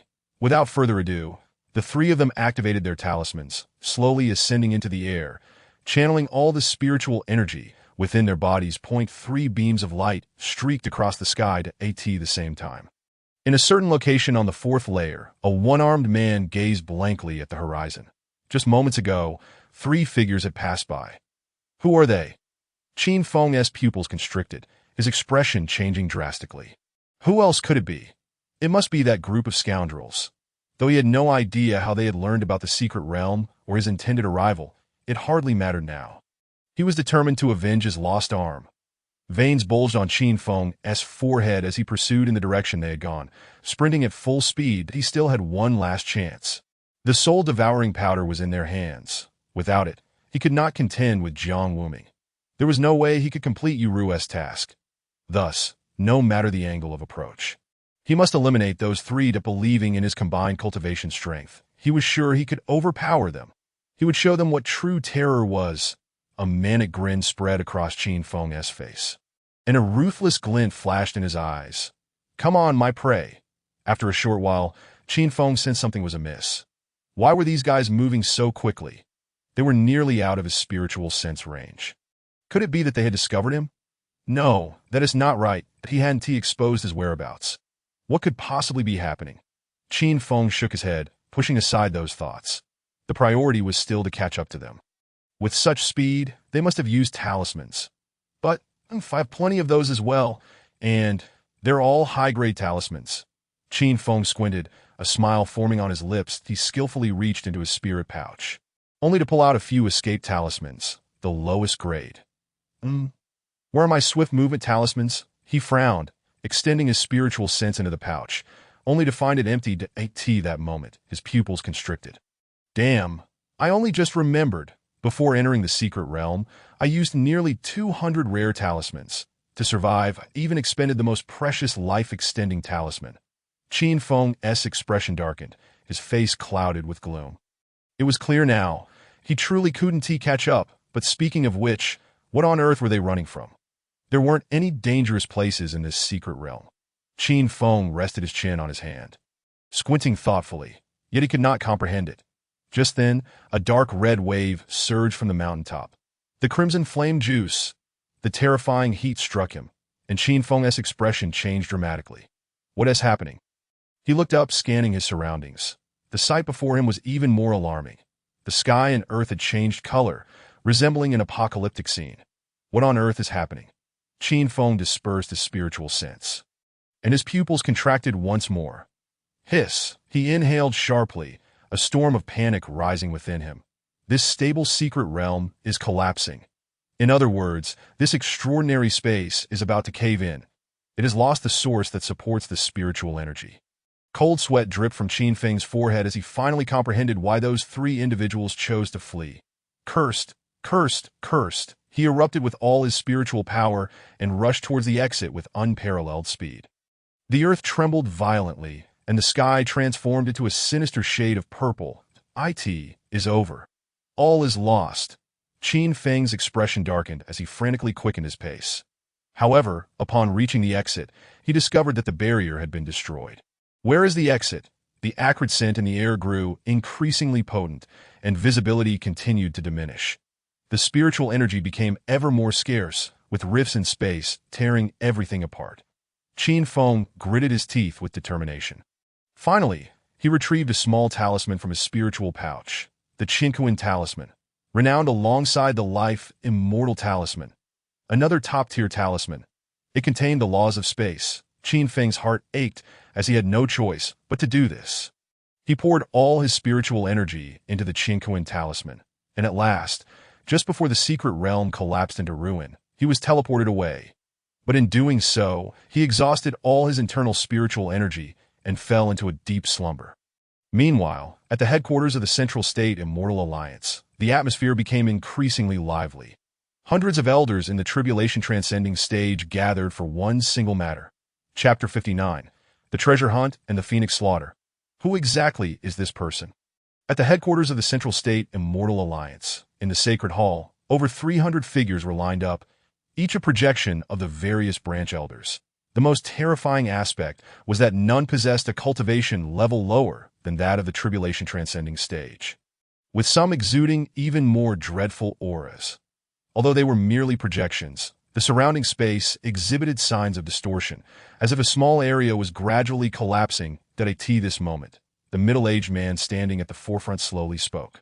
All right, the elders from each branch should have arrived. He was Murong Tian, the 8th elder of the Immortal Alliance, and also the head of the Alliance. His voice fell. The crowd trembled, all gazing up at Murong Tian. Their attention focused on him. Everyone has pressing tasks, and maintaining projections consumes considerable energy, so let us cut to the chase. Our sole purpose in the Immortal Alliance is to summon the celestial beings to descend and bestow their blessings. As he spoke, he spread his hands. Those of you who have reached your current level are undoubtedly aware of how you got here. Upon finishing his words, an unusual atmosphere enveloped the hall. As many elders exchanged glances, Murong Tian continued. Merely a drop of blood can yield such miraculous effects. If celestial beings were to descend, they would grant us their blessings and fortunes. He paused momentarily, and the faces of the assembled projections flushed increasingly red, their fists clenched tightly, their bodies taut with excitement, their eyes filled with desire, even madness. Therefore, we must be prepared for the necessary conditions, leaving not a single one lacking. 10 million human souls. 1,000 drops of divine beast blood, and a 12th grade Chinquan formation that we had originally satisfied the latter two conditions. But now, as his voice trailed off, the expressions of the crowd shifted, their hearts sinking. According to the plan, there remained nearly 50 years until actual implementation, thus 10 million human souls should suffice. However, it seemed the latter two conditions had encountered issues. The crowd's expressions darkened considerably to wayward. Is it the divine beast that has encountered problems, or the formation? One elder inquired that I recall that the divine beast was imprisoned in an alternate space and would not appear voluntarily. The formation is within the headquarters. Guarded by the 7 powerful elders, a chorus of discussions arose among the elders, each contributing their thoughts. At this moment, Tian raised his hand, and the hall fell silent. The divine beast in the alternate space has had its connection to me severed. It is likely that it has been taken away. Furthermore, they have also taken the Holy Grail and holy fruit that maintain the stability of the alternate space. His words echoed. A brief silence ensued, followed by an uproar.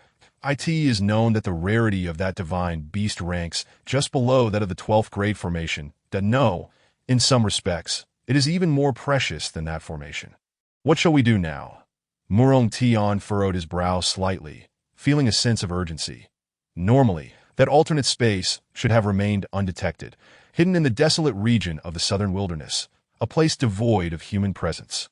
Moreover, the time of opening was exceedingly brief. How could these individuals have discovered it? Additionally, the pseudo-phoenix resided at the very heart of the 4th layer of the secret realm, an absolutely secure location. Surrounded by numerous powerful beasts in the integration and great ascension stages, not to mention tribulation-transcending beasts, which would not emerge voluntarily. Yet, according to sensed information, it seems something had lured it out. Moreover, it appeared that the outer beasts had all been dealt with. This was indeed deeply troubling. What sort of existence could so effortlessly eliminate those creatures? Could it be that a higher realm had intervened? No, that is impossible. That esteemed individual would never allow such an occurrence. But what, then, is truly happening? Tian pondered for a long while, his brow knitted in thought, yet found no clarity. After a moment, he spoke slowly. We are now running out of time to commence our plan. Preparations must be thorough. Given the current crisis, the head of the Southern Wilderness Branch should take responsibility. The hall fell silent as a projection of a monk in a hemp robe stepped forward from the crowd. I am the senior elder of the Southern Wilderness Branch. His expression was grim. This was my subordinate's negligence. I shall sever an arm and ensure this matter is handled properly. The 3 of us will certainly track down those individuals and reclaim the divine phoenix. I implore you, my lord, grant us another chance. Upon finishing his words, spiritual energy gathered in his hand, and like a sharp blade, he struck his shoulder, severing his arm, which fell to the ground, blood spilling profusely. The surrounding crowd showed no reaction, some even wore expressions of derision. Had it not been for the failure of the Bai family's 3 brothers in the Southern Wilderness Branch, how could such a significant issue have arisen? It is all their fault. Tian narrowed his eyes, observing for a long time that I will give you 7 days, that if I do not see the divine beast return by then, you 3 should take the initiative to sever your own meridians and atone for your sins with death. Upon hearing this, the faces of the Bai family brothers turned pale as they nodded in agreement. Very well, the others from the various branches should remain vigilant and avoid any further mishaps. The 10 million human souls will be distributed across the branches in a few days. Should any branch fail to complete their tasks, do not blame headquarters for being indeed. There is no justification for his actions. Bai San shook his head, a peculiar expression crossing his face, that he spoke leisurely. If I am not mistaken, it is likely that Jiang Wuming suppressed the divine phoenix and sent it as a gift to Su Yu Ru of the Lingjian sect. Upon finishing his statement, Bai Yi and Bai Er exchanged astonished glances, both utterly bewildered. Bai San's lips curled into a smirk, growing increasingly confident as he continued, Yes, that must be the case. When I visited the Lingjian sect, I dispersed my divine consciousness to observe and found that Su Yu Ru was engaging in dual cultivation with a man. This led to a rift between them, prompting Jiang Wuming to slay members of the Lingjian sect. Bai Yi and Bai Er shared a knowing glance and nodded in agreement. Acknowledging that Bai San's reasoning held considerable merit, I have long heard that Jiang Wuming is the greatest sycophant across the 4 seas and 8 desolations. Bai San's confidence swelled. Then, it is likely that Su Yu has given Jiang Wuming a few sweet nothings, and he has resumed his fawning, although I am uncertain how Jiang Wuming learned of that secret realm. It is highly probable that he is among those who entered. After finishing, Bai San turned to Bai Yi, elder brother. Please utilize the 6th grade formation to deduce and inscribe Jiang Wuming's information to see if it aligns. At that moment, the three brothers felt a surge of anticipation. After all, time was of the essence. If they could uncover a clue right away, it would be splendid. Bai Yi complied, swiftly arranging the formation. Younger generation Bai Yi, with the soul of our ancestors as a guide, with my blood as the thread, drawing upon a wisp of the boundless heavenly Tao. Deduce. Open. A drop of pure blood gradually appeared at his fingertips. Falling into the formation, gray energies began to swirl, infusing the entire array with an air of mystery that if there were no clues to work with, the chances of a successful deduction were slim. Not only would it require immense effort, but it would also consume a significant amount of spiritual power. However, with a target in mind, the endeavor became worthwhile. Within the span of less than a joss stick's worth of time, the formation began to exhibit signs of activity. How is it, elder brother? What do you see? Bai Er and Bai San hurriedly crowded around, each brimming with eagerness. Bai Yi, who had kept his eyes closed, suddenly opened them, radiating excitement. Eureka, you little rascal! You truly are a genius. Bai Er was momentarily taken aback before joining in the laughter. Elder brother, could it really be? Bai nodded vigorously, a fierce determination gleaming in his eyes. Indeed, it is Jiang Wuming. Such fortune comes effortlessly. Bai Er rejoiced as well. You still possess such wit, third brother. The three brothers were now elated, their smiles almost splitting their faces. After some time, their excitement gradually subsided. Bai San squinted, contemplating the situation. When we visited the Wanma sect, I sensed something amiss. The atmosphere was exceedingly peculiar, as if the two were in a cold war. It seems he has once again resorted to flattery. If that is the case, elder brother, second brother, Jiang Wuming's weakness has been laid bare. It is none other than Su Yu of the Lingjian sect. Capturing her will surely render Jiang Wuming powerless. After Bai San's proclamation, both Bai Yi and Bai Er nodded in agreement, voicing their thoughts. Indeed, while Jiang Wuming is a peak tribulation stage powerhouse, seizing Su Yu will grasp his very lifeline. Third brother's intellect prevails. Surely Jiang Wuming could not have anticipated our deductions.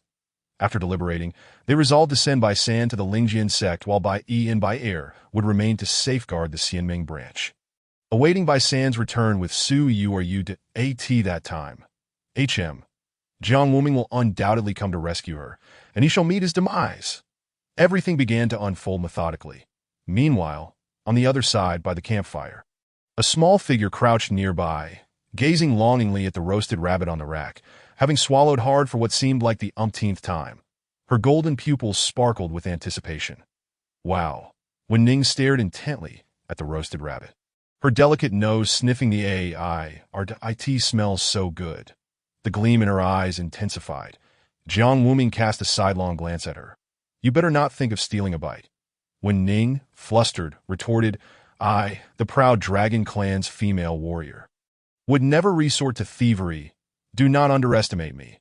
Or rather, do not underestimate the dragon. After saying this, she shot Jiang Wuming an annoyed glance. He sighed, a hint of exasperation lacing his voice. This is the 7th rabbit. His tone bore a touch of resignation. I didn't do anything. She kicked aside a bone.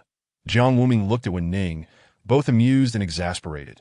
This silly girl always took advantage of him while he was busy roasting, occasionally snatching one for herself and sharing the meat with Hong Yue. It seems he is regarded as an outsider. His eldest disciple, Hong Yue, also found it perplexing. Ever since they emerged from the secret realm, she had been avoiding his gaze, as if she were fearful of something. What could be the matter? Jiang Wuming wondered. Was he too intimidating? Or was there an issue with the Qiyin sacred cup or Qiyin fruit?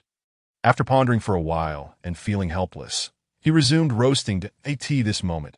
Hong Yue, out of the corner of her eye, observed her master. Noticing he had stopped looking her way, she let out a slow breath. Finally at ease. How embarrassing. This was quite torturous. Immersed in refining the sacred cup within the secret realm, all her focus had been there. Yet upon exiting, Every time she saw Jiang Wuming, her mind would flash back to that moment. The sensations felt as if etched into her very bones. Hong Yue bit her lip, covering her face with her hands. How could she face her master? It was too difficult. What on earth should she do? Hong Yue felt an overwhelming shyness. Just then, a small head poked over, golden eyes filled with confusion as they gazed at her. I see it now. This guy is so wicked. It's bad enough he drugged me. But he even drugged his disciple. Pa! Jiang, you scoundrel. Chapter 61. Truly, Wen Ning is the most reassuring presence. After devouring another 10 or so roasted rabbits, Wen Ning patted her little belly contentedly, a blissful smile gracing her face. It seemed she was still savoring the flavors, licking her lips. Jiang Wuming observed her with an odd expression. The dragon clan is indeed quite affluent. Upon hearing this, Wen Ning paused, lifting her small chin slightly. Of course, our dragon clan has a profound foundation throughout the entire upper realm. Not only is it the foremost among the 3 clans, but it also ranks just below the human clan's heavenly court in the entirety of the upper realm. As she spoke, the pride in her expression swelled. Hong Yue, unable to contain herself any longer, leaned her forehead against her hand and remarked dryly, "What master means is that the dragon clan can afford to support you," demonstrating just how deep their resources run. With her words, Wen Ning fell silent. She pursed her lips, her golden eyes shimmering, her small hands gripping her robe as she looked down, her cheeks growing increasingly flushed. I merely indulged a bit too much. How stingy." After saying this, she turned her head away, refusing to meet Jiang Wuming's gaze. Internally, she began to curse. Jiang the scoundrel speaks in such riddles that I can hardly comprehend him. He subtly insults me. How infuriating! Wen Ning gritted her teeth, shaking her little fist at the air, still unsatisfied. Not knowing where to find her release, she picked up a twig and squatted down, beginning to draw circles in the dirt. At this moment, Jiang Wuming chuckled softly that it was quite amusing to tease the little creature.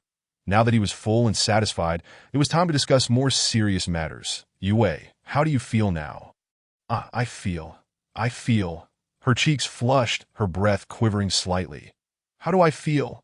Why, I want to experience it again. It was wonderful.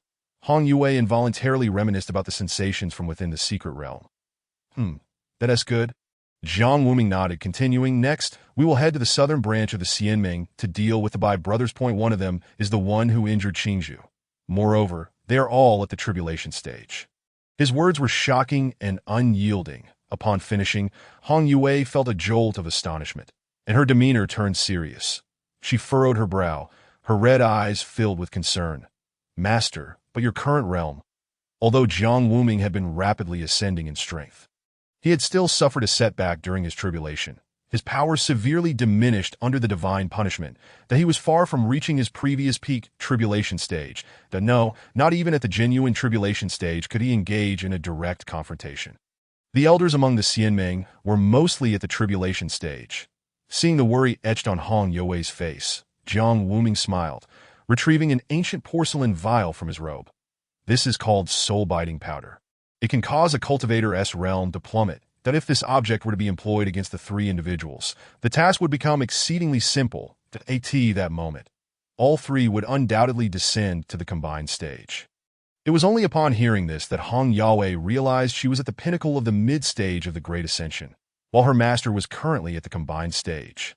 Along with that foolish child, dealing with them should be more than sufficient. However, Hong Yue's gaze fixated on the porcelain vial, which brought forth another dilemma.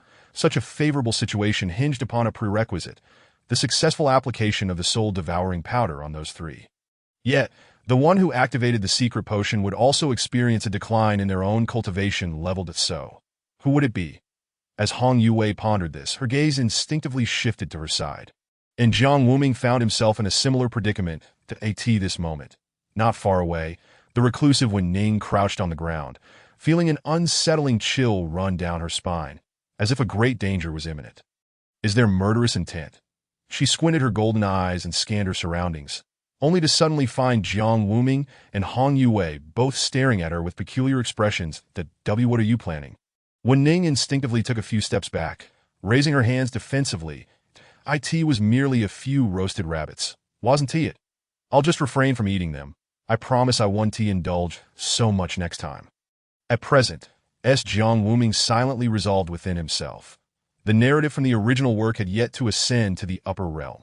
Who knows how that wretched, slow-updating author, who seems to revel in sowing discord, plans to unfold the plot? Thus, this individual deemed it imperative to clutch onto the formidable dragon clan as his greatest support for his future ascension. The night deepened as Jiang Wuming, having meticulously devised his plans, succumbed to a deep slumber. Han Yue, however, felt a tinge of shyness that hindered her ability to sleep. Her mind was a tumult of thoughts, her cheeks flushed pink as she reminisced about that particular scene within the secret realm. The mere recollection caused her great embarrassment, though a hint of regret also lingered. Regret for not having inscribed that moment with the imprint stone to later share with her junior sister. Yet, on the other hand, she had accumulated quite a few delightful memories. The image of herself sleeping beside her master, the intimate garments crafted personally by him. Surely, these would bring immense joy to her junior sister. And she was resolute in showcasing them with great pride that a smile crept upon Han Yue's lips as she anticipated her junior sister's reaction. The moon hung bright and solitary in the expansive night sky. Yet sleep evaded her still. Tossing and turning, her heart raced increasingly to this hour. Her master must surely be sound asleep. Should she take a glance? No, perhaps it was best not to. The thought alone filled her with shyness. Han Yue grappled with her internal conflict, biting her lower lip until it turned pale, her fists clenched and slick with perspiration. Should she look? After a moment's hesitation, she steeled herself, rising slowly to peer at Jiang Wuming. But upon casting her gaze, her pupils dilated in shock, her expression transforming into a bizarre amalgamation of anger, embarrassment, astonishment, and predominantly, sheer disbelief. There, beside Jiang Wuming, a small figure leaned in, shyly planting delicate kisses upon his cheek. 1, 2, 3, clumsy and awkward in her affections. Han Yue's breath quickened, her expression darkening as she narrowed her eyes, a surge of murderous intent boiling within her. With silent steps, she approached, leaving no sound in her wake. Finally, her voice emerged, frigid and biting. Wen Ning, what are you doing? The small figure before Jiang Wuming, with her back turned to Han Yue, trembled slightly, her body stiffening at the inquiry. After an indeterminate pause, she slowly turned her head. I was just admiring the beauty of the moonlight. Ah, she stammered, her golden eyes glistening with a pitiful innocence, attempting to feign ignorance. Chapter 63. The infuriated Han Yue and the mischievous Wen Ning. The moonlight shone brilliantly that night. Jiang Wuming, lost in dreams, felt something soft and warm pressing against his face. A sensation both curious and inviting. He groggily opened his eyes, his vision still clouded with sleep, only to be struck with clarity, or perhaps sheer astonishment. The little silly dragon was nestled beside him, clumsily kissing his cheek over and over again, seemingly enjoying herself immensely. Her cheeks were flushed, her golden eyes sparkling with delight as she murmured to herself, "If you want tea, give it to me. I'll take it myself." Humph, it seems I've succeeded after all. With a rather forceful peck, she startled herself, her heart racing as she turned to glance at Jiang Wuming. Thankfully, he remained asleep, his breathing steady and deep. Suddenly, a cold voice broke the silence. Wen Ning, what are you doing? The chilling tone was unmistakable. Though Wen Ning did not turn, she could sense the murderous intent laced within the words. A crisis was upon them. Hadn't she been asleep? Swallowing hard, Wen Ning slowly turned to face Han Yue. Ah, the moon is particularly lovely tonight. I think I'll go to bed now. She attempted to retreat. But Han Yue, with her crimson eyes filled with cold fury, stood firmly in her path, her silence echoing volumes. Meanwhile, Jiang Wuming remained deeply asleep, oblivious to the brewing storm. This allowed both women a moment of respite. Initially, Wen Ning felt a twinge of embarrassment, but soon her resolve hardened. You've kissed him already. I want to as well, she declared defiantly, raising her chin with determination. Han Yue narrowed her eyes, suppressing her rising fury. Her voice was laced with frost as she replied, "Tomorrow, there are important matters at hand that I do not wish to trouble our master, but if not, I shall ensure a decisive confrontation with you tonight." With that, she sat upon the ground, dismissing sleep entirely, and commenced her cultivation. Wen Ning remained frozen, uncertain and akin to a child caught in wrongdoing. She glanced between Jiang Wuming and Hong Yue, squatting down with a distant gaze. Lost in her thoughts that I in the upper realm, she was a formidable Xianxian, having reached the pinnacle of the golden immortal realm in terms of spiritual power and vitality, while unmatched among her peers. Even seasoned golden immortals could not easily best her. However, the transition from Xianxian to golden immortal required more than just spiritual energy. It demanded a profound elevation of one's mindset. The elder of her clan had personally conducted a 12-grade array to predict her tribulations, foretelling a calamity yet to come, which had yet to manifest even after 8,000 years. She had thought that her descent from the upper realm signified her trial, but now it appeared that Jiang Wuming was the true source of her tribulations.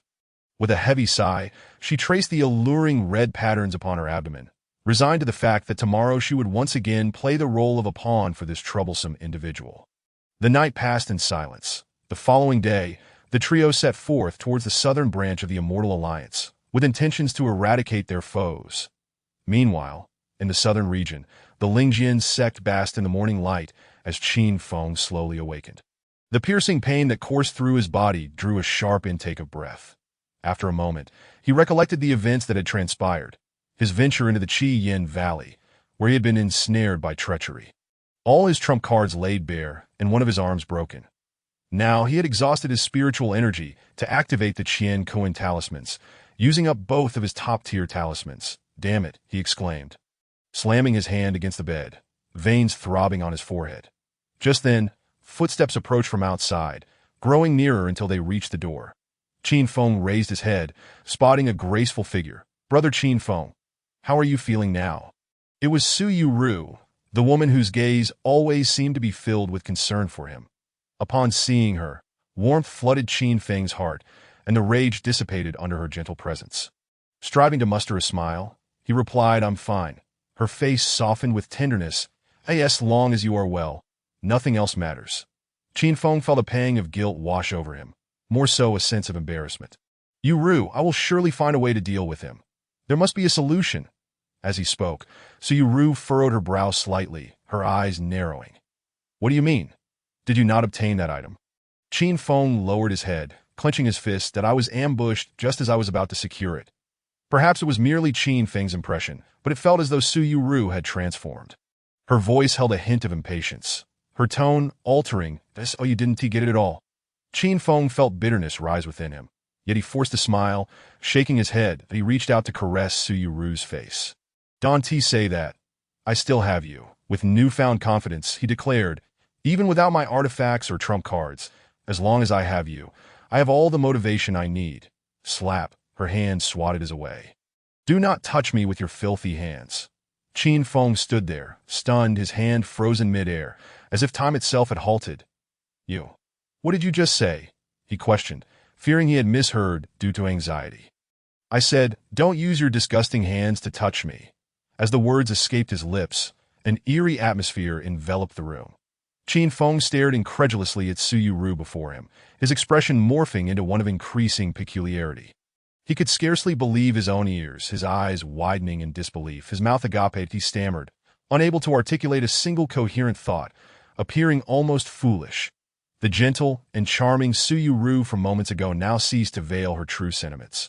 "I had thought you were a cut above the rest, distinguished in appearance and blessed with exceptional fortune. Who would have thought you were merely a waste?" Su Yu shook her head as she spoke, her visage marred by disappointment. Before he could respond, Su Yu shrugged dismissively. "You don't actually believe I have affection solely for you, do you, O genius?" Qin Feng stood there, dazed, his pupils hollowing out. Suddenly, a realization struck him. But we have already cultivated together. This cannot be a fabrication." Su Yu, initially taken aback, soon burst into laughter. "I delight in your navet. It is simply too amusing, adorably foolish. What do you mean?" Qin Feng's pupils contracted, his complexion darkening, that he had begun to piece together the disheartening truth, yet he clung to disbelief. "Surely, no one could actually think that I have only cultivated with him." Chapter 64. "I am Bai San. Might I request that you accompany me, Taoist friend Yu?" At this moment, Qin Feng stood frozen, as if struck by a bolt from the heavens. Utterly bewildered, he abruptly lifted his head. fervently gazing at Suyu Ru, veins bulging on his forehead, his voice tinged with impatience to know, "I refuse to believe that you are such a woman." Suyu Ru, resting her forehead in exasperation, displayed a countenance of both resignation and disgust. To be frank, she had once harbored a favorable impression of Qin Feng, which had prompted their shared cultivation. After all, a child of fate such as he could easily encounter various prodigies and treasures. Moreover, his numerous hidden talents, exceptional gifts, and mere century of life had already led him to possess the cultivation level of fusion, that he could be considered a rare gem among cultivators. Yet the problem lay in his overwhelming infatuation, which made her feel quite uncomfortable. Furthermore, with his arms severed and all his trump cards exhausted, he had become devoid of any utility. Although his cultivation quality was commendable, reaching the tribulation stage would require an inordinate amount of time. Faced with Jiang Wu Ming, he had no means of resistance. Hence, she questioned, what use was he to her now? "If you remain in disbelief, then there is little I can do," she remarked, extracting a jade pendant from her robe. Upon seeing the object before him, Qin Feng's pupils constricted, his expression growing increasingly grim that he recognized it as a communication jade pendant. "What do you mean by this?" Suyu Ru remained silent, her sole desire being to dissuade him from further attachment. Shortly after, the pendant illuminated with intricate patterns, and an ethereal image materialized before them that it was a tall and imposing man with dark skin. "What has happened, my little ancestor, to warrant a transmission from you?" Ouyang Lei exclaimed joyfully, unable to conceal his delight. This was the most joyous occurrence since his confinement, but he had never imagined that Suyu Ru would take the initiative to contact him. "Have you seen clearly? This is the one I cherish. You are merely a backup, that he ought to recognize his role as a backup and promptly remove himself from the picture. You, a failure who achieves nothing but causes trouble." Upon hearing these words, Qin Feng's heart plummeted, that he stood up, despondent and unsteady, and stumbled out of the cave, his movements sluggish. He had intended to glance back, but was abruptly kicked out. "Get lost, you waste." The finality of the cave's restrictive barrier echoed in his ears. Qin Feng felt as though his heart had been rent asunder. He wandered aimlessly forward, devoid of direction, descending the mountain and exiting the sect. Resembling a living corpse at this moment within the cave, Suyu Ru let out a long sigh. That was not that she was particularly reluctant to part with Qin Feng. Rather, she found herself at a loss on how to confront Jiang Wu Ming. The pent-up frustration was suffocating, making her feel utterly miserable. Upon reflection, there were few individuals she could rely on. Perhaps Qin Feng could devise a means to deal with him, but for reasons unknown. He had been outmaneuvered by another. Now, with an arm severed and all his cards played, he was of no further value. Although he possessed a high-quality cultivation, reaching the tribulation stage would require an extensive period. In the face of Jiang Wu Ming, she felt utterly helpless. Therefore, what purpose did he serve? "As you refuse to believe, there is little I can do," Suyu Ru continued, producing a jade pendant from her robe. Upon witnessing the scene, Qin Feng's pupils constricted further, his expression darkening that he recognized this object as a communication jade pendant. "What do you mean by this?" Suyu Ru did not respond, her sole intention being to dissuade him from further attachment. Not long after, the pendant illuminated with intricate patterns, revealing an ethereal apparition that a tall, formidable man with dark skin emerged. "What is it, my little ancestor, that you would contact me?" Ouyang Lei exclaimed, his face alight with joy. This was the happiest moment he had experienced since his confinement, but he had never anticipated that Suyu Ru would take the initiative to communicate with him. "Have you seen clearly? This is the one I cherish.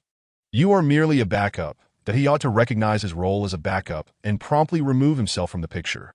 You, a failure who achieves nothing but causes trouble." Upon hearing these words, Qin Feng's heart plummeted. He stood up, despondent and unsteady, and stumbled out of the cave, his movements sluggish. He had intended to glance back, but was abruptly kicked out. "Get lost, you waste." The finality of the cave's restrictive barrier echoed in his ears. Qin Feng felt as though his heart had been rent asunder. He wandered aimlessly forward, devoid of direction, descending the mountain and exiting the sect, resembling a living corpse at this moment. Within the cave, Suyu Ru let out a long sigh. It was not that she was particularly reluctant to part with Qin Feng. Rather, she found herself at a loss on how to confront Jiang Wu Ming. The pent-up frustration was suffocating, making her feel utterly miserable. Upon reflection, there were few individuals she could rely on. Perhaps Qin Feng could devise a means to deal with him, but for reasons unknown, he had been outmaneuvered by another. Now, with an arm severed and all his cards played, he was of no further value. Although he possessed a high-quality cultivation, reaching the tribulation stage would require an extensive period that in the face of Jiang Wuming, she felt utterly helpless. Therefore, what purpose did he serve? As she pondered, a resounding roar echoed from outside, shaking even her cave. Su Ru's expression darkened, her demeanor frosty. Who is the fool who dares to make such a ruckus? She seethed through clenched teeth, striding out of the cave. Yet upon witnessing the scene before her, her pupils dilated in shock. The ground was strewn with corpses, the mountain peak bathed in blood, resembling a hellish landscape. The air was thick with chaos, obscuring the far-off happenings. Yet the sounds of clashing swords and the cries of disciples rang in her ears. Su Ru's complexion paled. Sensing something amiss, she turned to flee, only for a figure to emerge from the tempest. I am Bai San, the third elder of the Southern Region branch of the Immortal Alliance. Might I request that you accompany me, Taoist friend Ru? With those words, Bai San tossed an object from his hand, which rolled several times before coming to a halt. As Su Ru discerned what it was, a wave of nausea surged within her, and she collapsed to the ground, retching violently, her gaze filled with terror and rage. Father! Su Ru's face turned ashen, her voice piercingly sorrowful. The object Bai San had thrown was none other than the severed head of the sect master of the Spirit Sword sect. Su Ru's father. Chapter 65. Bai San's Massacre. The obliteration of the Spirit Sword sect. At this moment, Bai San advanced steadily, his approach mirroring the growing pallor of Su Ru's face. Her gaze was fixed on the grotesque, rolling object. A tumult of grief and fury overwhelming her senses. As the haze of dust began to settle, she beheld a horrific scene on the mountain peak. Bodies littered everywhere, blood flowing like a river. You have slaughtered our Spirit Sword sect's disciples? Su Ru's voice trembled, her face a canvas of fury. Upon hearing her words, Bai San helplessly shrugged. That I initially intended to converse amicably, he said, a hint of mockery gracing his features. However, upon reflection, as a cultivator in the tribulation phase, why should I bother to reason with you? Su Ru bit down hard, her fists clenched tightly, her complexion darkening ominously. Do you dare to bully me? Are you not afraid of Jiang Wuming's retribution? Bai San chuckled, shaking his head. Now standing before Su Ru, he delivered a powerful punch to her abdomen, causing her to crumple to the ground. Any resistance against someone of Bai San's caliber was utterly futile. Reluctantly, she resorted to invoking Jiang Wuming's name to intimidate him. Jiang Wuming will undoubtedly kill you. Absolutely. Su Ru's eyes were bloodshot as she glared at Bai San, who merely laughed at her. So, can you guess why I intend to capture you? His words left Su Ru momentarily speechless. You? The color drained from her face as her expression grew increasingly grim. Su Ru was no fool. In fact, she was quite astute. It didn't take long for her to piece everything together. You wish to capture me to lure Jiang Wuming out. Bai San nodded in satisfaction, a smile curling on his lips. That if you hadn't uttered those words, I might have still harbored doubts. But now I am 100% certain that I initially thought there was some conflict between you two, which would complicate matters. Fortunately, you remain Jiang Wuming's most cherished treasure, his heart's desire, and that reassures me. That Su Ru opened her mouth to speak, but no words came forth. That it could be said that she had shot herself in the foot. Now, confronting Jiang Wuming, who knew what kind of wrath he might unleash. Had she refrained from speaking those words, perhaps the situation wouldn't be so dire. That I haven't been in contact with him for quite some time. We are now bitter enemies. Su Ru had intended to explain further, but upon meeting Bai San's playful gaze, she fell silent. His expression seemed to question. Do you truly believe what you are saying? At that moment, Bai San bound Su Ru and surveyed the surroundings, where blood flowed like a river. He nodded in satisfaction, lifting Su Ru into the air, slowly gathering his spiritual energy. Wait! What are you doing? Stop, you fiend! Su Ru's face turned ashen as she sensed the terrifying power of Bai San's gathered energy. This man intended to obliterate the Spirit Sword sect. No, to be more precise, he aimed to annihilate everyone within the sect. A smile spread across Bai San's face. That I have no choice. This is the only way to provoke Jiang Wuming's anger. To know. That's not true. I have no connection with him. Su exclaimed, panic evident in her voice.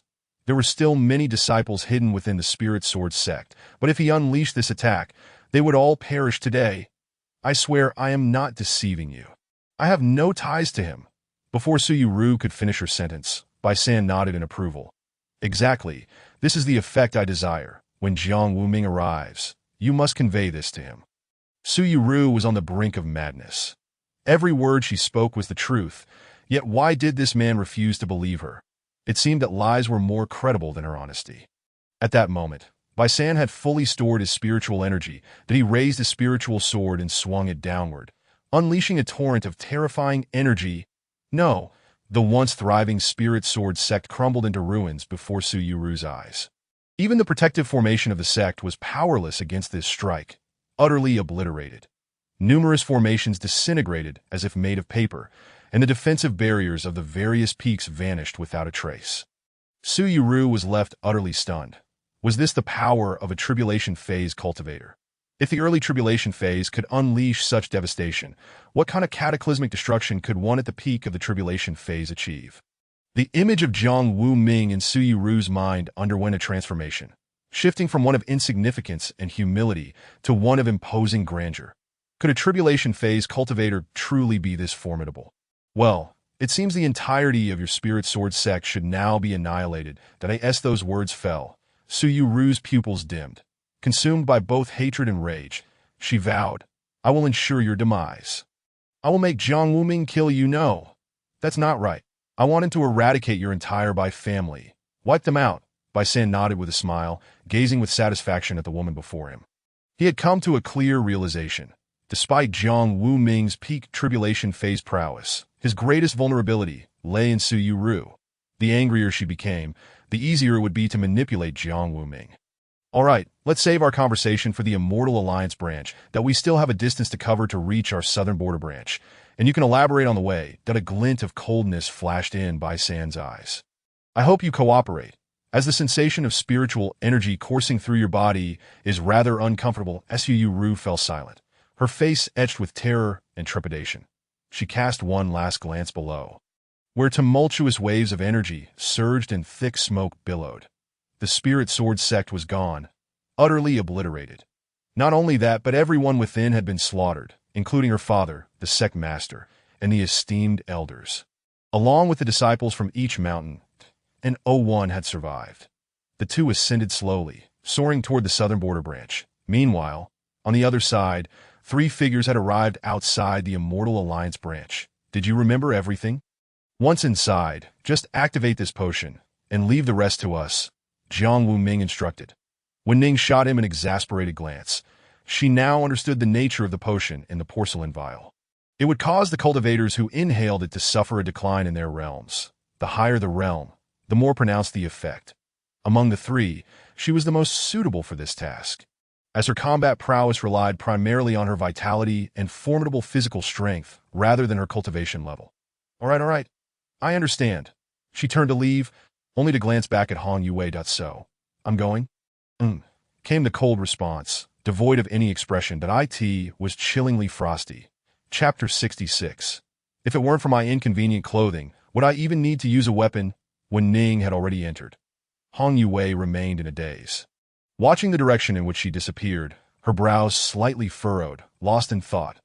You two had a falling out? Jiang Wuming inquired. Hong Yue forced a smile and shook her head. What would I argue with her about? I'm just worried about her. As she spoke, her voice dwindled, her expression growing increasingly complex. Helplessness, entanglement, and above all, concern. Suddenly, she realized what she had just said and quickly waved her hands that no, I'm not. I'm just worried she might delay masterous matters. It's not about her safety. The more she spoke, the more tangled her words became, leaving Jiang Wuming sweating in embarrassment. Last night's incident had indeed been quite troublesome, that if he were to involve himself further, it could complicate matters even more. However, it seemed that their relationship remained strong to this moment. On the other side, within the southern border branch of the Immortal Alliance, in the Great Hall, Bai consumed a medicinal pill to mend his wounds, while Bai sat in meditation. Both awaited Bai San's return. That moment, footsteps echoed in the hall, and Bai's face lit up with joy as he opened his eyes wide. By air followed suit. The third brother is back. Did he bring someone? This is foolproof now. Haha. However, they soon sensed something was amiss. The footsteps belonged to someone who didn't respond to them, and the sound was far too light. Reminiscent of a child's steps. Who goes there? As they spoke, the figure became visible. A child with golden hair cascading to her waist, eyes radiant and pure, lips red and teeth white, exuding an adorable charm. She shrugged helplessly and spoke softly. If it weren't for my inconvenient clothing, I would have dispatched you both right here. There's no need for a weapon. Her cryptic words hung in the air. Leaving Bai Yi and By Air, exchanging bewildered glances, both filled with apprehension and astonishment. What is going on? Who is she? And why did the protective formation not react to an outsider's intrusion? Time was of the essence, and the little creature had already made her move. She deftly retrieved an ancient porcelain vial from her bosom, and with a surge of spiritual energy, the vial exploded in an instant. Medicinal dust howled and swirled throughout the grand hall before she swiftly turned and fled. Bai Yi's pupils contracted as he covered his mouth and nose, urgently pulling By Air backward. However, they were still too late. The soul-devouring powder was not effective solely through inhalation. The dust seeped through their skin and began to take effect. By Air's complexion grew increasingly grim as he felt his cultivation level plummeting. Big brother, I've fallen to the great ascension stage. What is happening? Upon hearing this, Bai Yi's expression darkened as well. Could it be that the blood essence from that esteemed individual has lost its potency? That shouldn't be possible. It has been stable for hundreds of years. How could there suddenly be an issue? Second brother, do not panic. Before he could finish, he suddenly felt his own realm falter. Impossible. How could my cultivation also drop? The brothers' faces turned ashen, silenced by the gravity of their predicament. Their realms plummeted from the tribulation stage to the great ascension stage, then further down to the integration stage. Finally halting there. Bai Yi was at the peak of the integration stage, while By Air was in the later phase. Brother, what should we do now? Bai Yi's face was grim, his eyes glinting with cold intensity. Pursue her. Capture that girl. Subject her to severe torture until we uncover the mystery behind this strange powder. Then, let her endure 1,000,000 tortures. He exhaled slowly, his expression fierce, brimming with murderous intent, that I will ensure she has no means of survival nor escape. The two men shot forth like cannonballs, their speed unparalleled. They had to apprehend this individual and demand answers. The sacrifices they had made to reach the tribulation stage were far too great. They had dealt with the murky affairs of the Immortal Alliance, offering a drop of their heart's essence every century, and even masqueraded as members of a demonic sect to slaughter mortals without restraint. Therefore, they absolutely had to return. The two pursued with fervor, and before long, they reached the Grand Hall's entrance, spotting the girl who had just fled at this moment. She was hiding behind another woman, peeking out with her little head. Blinking innocently. You shall surely die. Bai Yi's fury ignited. With a taut arm, he transformed his hand into a claw, lunging towards the girl with ferocious speed. Yet a piercing scream erupted, chilling to the bone. By Air barely registered what had transpired before his elder brother's arm was severed. Big brother! A sense of dread washed over him. Bai Yi's severed arm was engulfed in crimson lotus flames, exuding a terrifyingly exaggerated temperature that even warped the surrounding space. What kind of hellish heat is this? At that moment, the woman spoke coolly. You think you can capture her while disregarding my presence. Han You's beautiful eyes flared with anger as she coldly regarded the two men, her confidence bolstered. Her master had been correct. Under the influence of the soul-devouring powder, their cultivation levels had indeed diminished. However, even if they were still at the tribulation stage, she possessed the strength to fight back. With the refinement and transformation from the scarlet flame fruit, her spiritual veins now ranked among the world's finest. Coupled with the supreme sacred artifact, the scarlet flame cup, her control over the crimson lotus flames was as vast as the ocean. Who are you? How do you command such terrifying heat? Bai Yi and By Air were rendered speechless, their eyes wide in disbelief. They were utterly confounded, unable to comprehend the situation that had spiraled beyond their understanding. Stop your prattle. Simply await your demise. Han Yue uttered without further ado, unleashing her full spiritual power as the oppressive heat surged forth. The crimson lotus flames enveloped the two men, that we are doomed. Bai Yi had no time to ponder as he drained all 5 drops of heart's essence he was meant to offer. Sixth grade pursuit wind 4 directions formation. Activate. In an instant, his blood surged backward, causing blood to pour from his ears and eyes, and he violently spat out a mouthful of blood. Second brother, run, escape, avenge me. Bai Yi's heart raced with terror, even with all his might focused on the formation. He could barely withstand the pressure that it appeared futile for both men to flee today. He could only hope for his younger brother's escape. Bai gritted his teeth, casting one last glance at Bai Yi before he whirled and dashed away, his body transforming into a streak of light. Observing this scene, Bai Yi felt a measure of relief. As long as one of them escaped, he could be at ease. Yet, at that moment, a bizarre and shocking sight unfolded. A black vortex materialized from thin air, followed by a second and a third, as countless black whirlpools spun ominously in the air, suffusing the atmosphere with an aura of annihilation and death. These whirlpools blotted out the sky, swallowing both light and heat, emanating an icy chill that was inexpressibly unsettling, completely surrounding Bai and sealing off his escape routes. Jiang Wuming spoke coolly. I believe I never said you could leave. Chapter 77. The Shy Wen Ning. I am not ready yet at this moment. The atmosphere grew tense. Bai burned his source blood to resist the terrifying heat, beads of cold sweat dotting his forehead as his complexion paled. Bai also wore a grim expression, as the all-encompassing black vortex blocked all avenues of escape. They could only watch as the vortex expanded, their space for movement shrinking further. Both brothers were utterly bewildered, their eyes wide in shock. What in the world is happening? 3 individuals appeared out of nowhere, employing ruthless and insidious tactics, and their realms and powers are not to be underestimated. Most importantly, their sinister abilities. One can command vast crimson lotus flames, while another conjures this eerie vortex of death. With immense pressure bearing down on him, Bai Yi hoarsely shouted, "Who are you all? We of the Immortal Alliance have not provoked you. Why such cruelty? If you seek magical artifacts or treasures, simply say so." Before he could finish, the red-haired woman coldly interrupted, "Silence."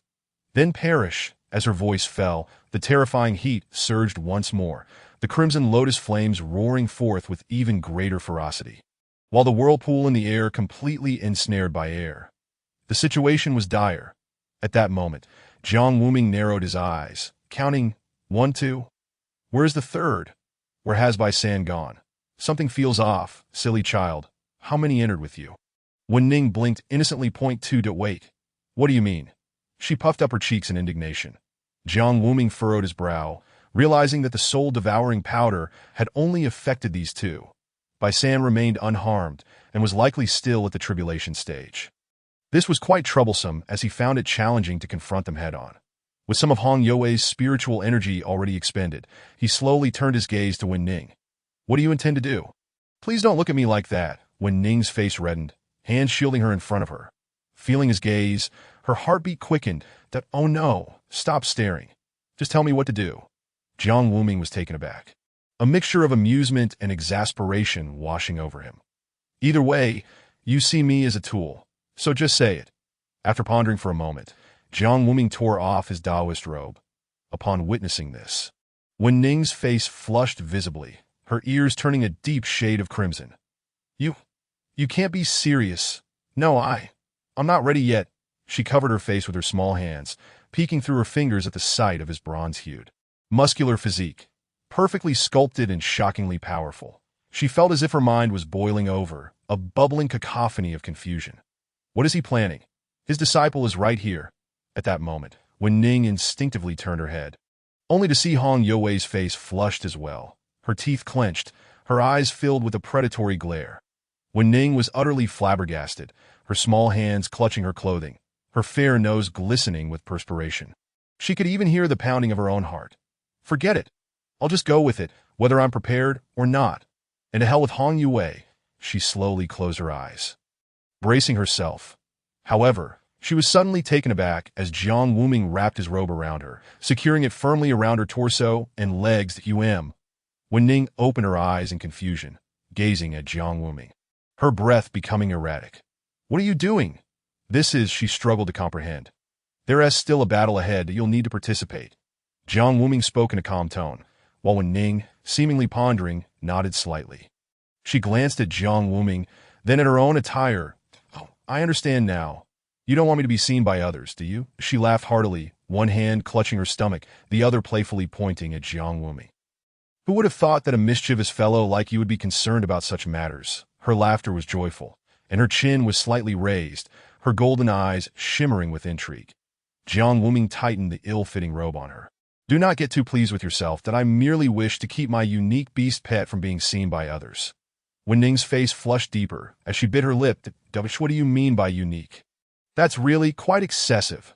She pursed her lips, her beautiful eyes curving like a crescent moon, but then she realized, "Wait, I'm not a beast pet." Who do you think is your beast pet, you scoundrel?" Wen Ning fumed.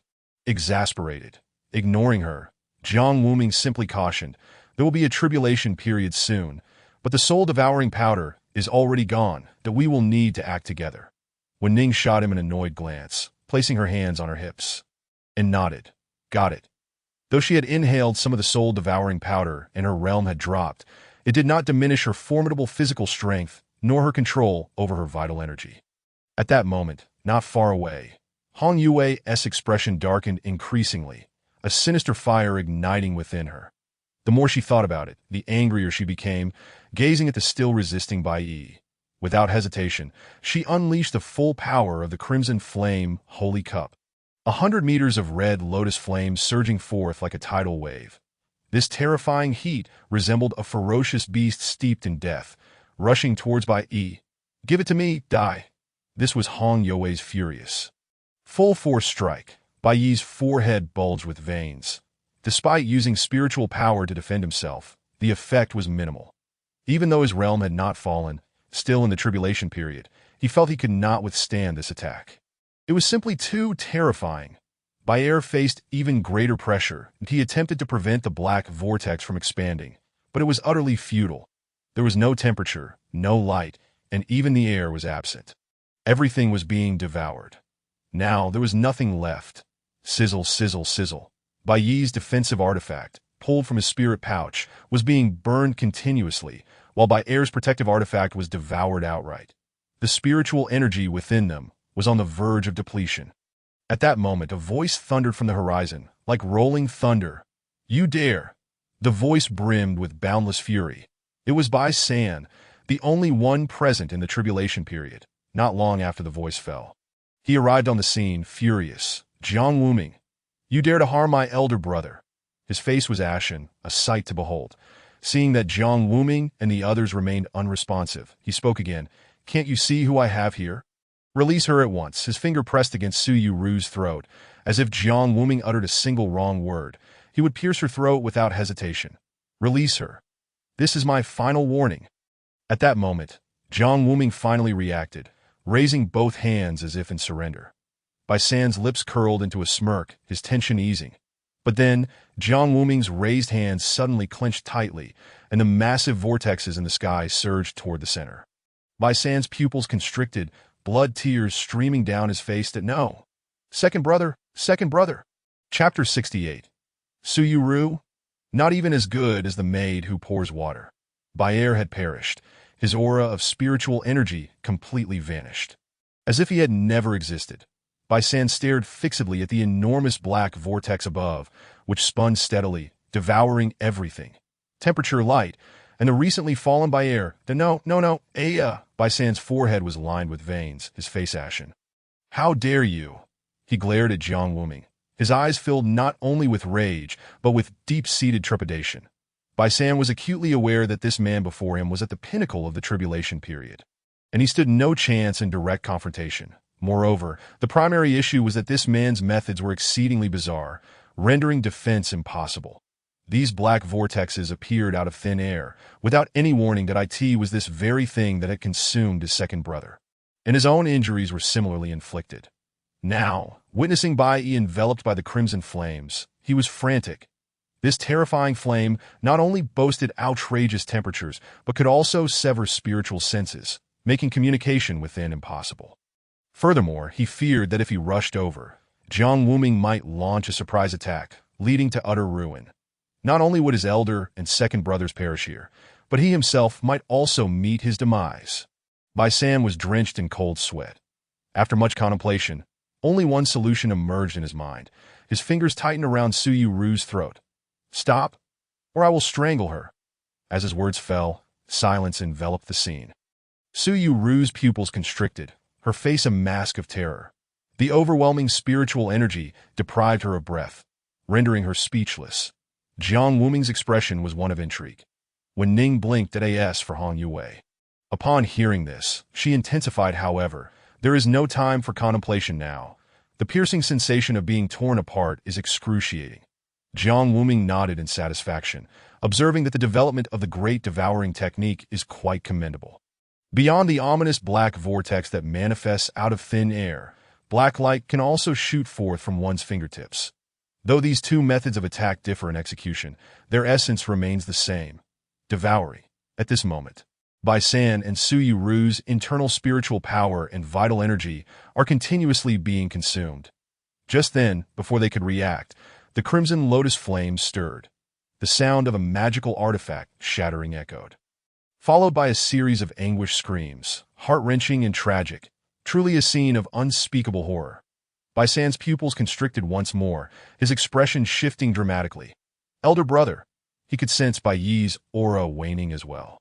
After 10 breaths, it fell completely silent, the fluctuations of spiritual energy vanishing entirely. Now, as the terrifying red tide gradually receded, the scene before them became clear. A charred corpse with but a single arm remained. Indeed, it was utterly lifeless that in this moment Bai San had completely lost his reason to hell with notions of peak power. His singular focus was on one thing: to slay Jiang Wuming. No, annihilate every member of the Wanma sect. Exterminate the sect. Bai San concentrated all his spiritual energy into his hand, forming an eagle claw as he lunged toward Jiang Wuming. This strike was unfathomably fierce. Time seemed to slow. A flash of gold flickered. "Buzz, buzz, buzz. Not bad. That move of yours."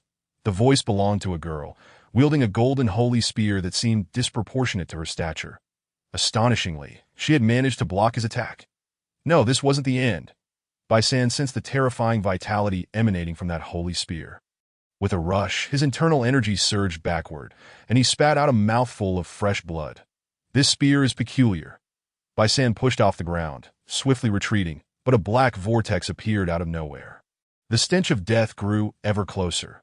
"This is bad." 2, 3, 4. Several vortices appeared simultaneously, merging and expanding. Bai San attempted to evade, but there was no space to maneuver. And it did not end there. An immense crimson wave howled toward him. Its searing heat palpable at this moment. There was no escape. He had no choice but to brace himself. Gritting his teeth, Bai San steeled his resolve, channeling all his spiritual energy into his protective artifact. In that instant, a brilliant golden light radiated, dazzling and resplendent. "I possess a spear that can slay immortals, vanquish gods, part the heavens, and shatter the earth." Wen Ning's golden eyes were devoid of their youthful innocence.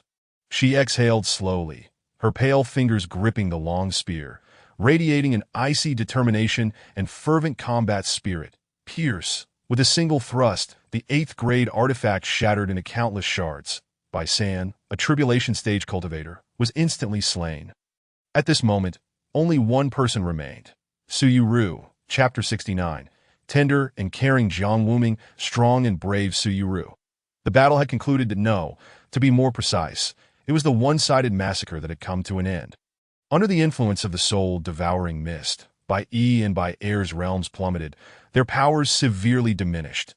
The only one who put up a struggle was Bai San, but even he was ultimately slain under the combined assault of 3. With Wen Ning's full-powered strike, the scene was rife with the pungent scent of blood, leaving only Su Yuru standing alone. The woman's complexion was ashen, her eyes wide with terror, fixated on the figures before her. Meanwhile, Hong Yue furrowed her brow. "Master," she. Jiang Wuming waved his hand with a smile. "You should head to the main hall and deal with the remaining individuals and take Wen Ning with you." After a moment's hesitation, Hong Yue nodded, grasping Wen Ning's hand they departed. She cast a cold glance back at Su Yuru, her beautiful eyes brimming with murderous intent, wishing she could slay Su Yuru herself. personally exacting vengeance. Before long, the two women had left the scene, leaving only Jiang Wuming and Su Yuru. The woman seemed to have an epiphany, her expression brightening. "Brother Wuming, now that you've driven them away, you will surely let me go, right?" Yuru, before she could finish her sentence, Jiang Wuming's finger glided lightly, a sharp black light shooting forth, forming a stable micro-vortex at the point of impact. Devouring everything in its path, that a heart-wrenching scream erupted, that as Yuru clutched her legs, cold sweat beading on her forehead. In that fleeting moment, she had lost a leg. Jiang Wuming shrugged apologetically. "My apologies, it was an accident. But this isn't entirely my fault. Your words were simply too repugnant." And he placed his foot on Su Yuru's face, pressing it into the dirt. Her face turned a deep shade of ashen blue as she struggled to turn her head, glaring coldly at Jiang Wuming. "You, how ruthless!" She gritted her teeth, her eyes seething with a desire to kill Jiang Wuming. The pretense was dropped, revealing her true nature. "You scum, bastard, beast, disgusting sycophant. You, another leg." Jiang Wuming kindly staunched her bleeding. "This one couldn't perish so easily. Now hand it over." "Hand over what?" Su Yuru's expression shifted dramatically. "One finger." "You be clear, 2 fingers." "Tell me." 3 fingers. Jiang Wuming sighed, his patience waning. "What a bother." Before Su Yuru could utter another word, he devoured the remaining 2 fingers of his left hand. You demon. You're a madman. I will kill you. I will ensure they kill you." Su Yuru's voice grew increasingly frenzied. In that moment, Jiang Wuming slowly crouched down, tugging at Su Yuru's hair, his fingers gliding across her face. "You should cherish this face of yours, shouldn't you? True, severed limbs can be restored with divine treasures. But the face, it won't recover so well." Upon hearing this, Su Yuru's pupils constricted, her expression shifting. She was intelligent and had long surmised what Jiang Wuming was after, the treasures that the Wanma sect had offered to the Lingjian sect over the past century: artifacts, spiritual items, and elixirs. Though purportedly given to the Lingjian sect, they were in truth meant for her, Su Yuru, for safekeeping. "Still not saying?"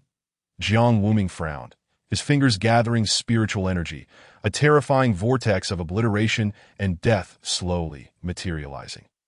At this point, Su Yuru was thoroughly frightened. "No, stop.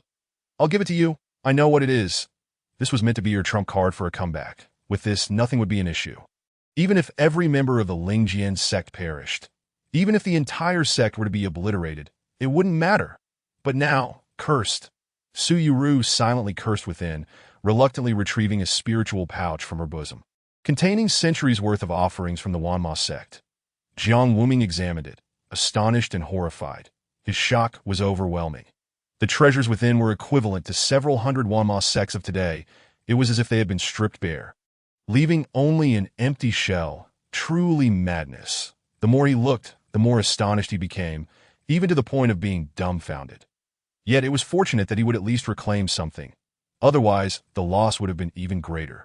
At this moment, Su Yuru's expression was grim. Both her legs were gone, and her left arm was nearly severed. "Oh, now. Can I leave?" Su Yuru gazed warily at Jiang Wuming, her eyes filled with fear. "When did I say I would let you go?" Jiang Wuming crossed his arms, looking at Su Yuru with a feigned innocence that could deceive anyone into believing he was a naive, well-meaning young master. "You truly are a scoundrel, a vile scoundrel." That Su Yuru's voice was laced with coldness. Jiang Wuming, upon hearing this, was not angered. Rather, he chuckled. "Thank you for the compliment. Well then, shall we continue?"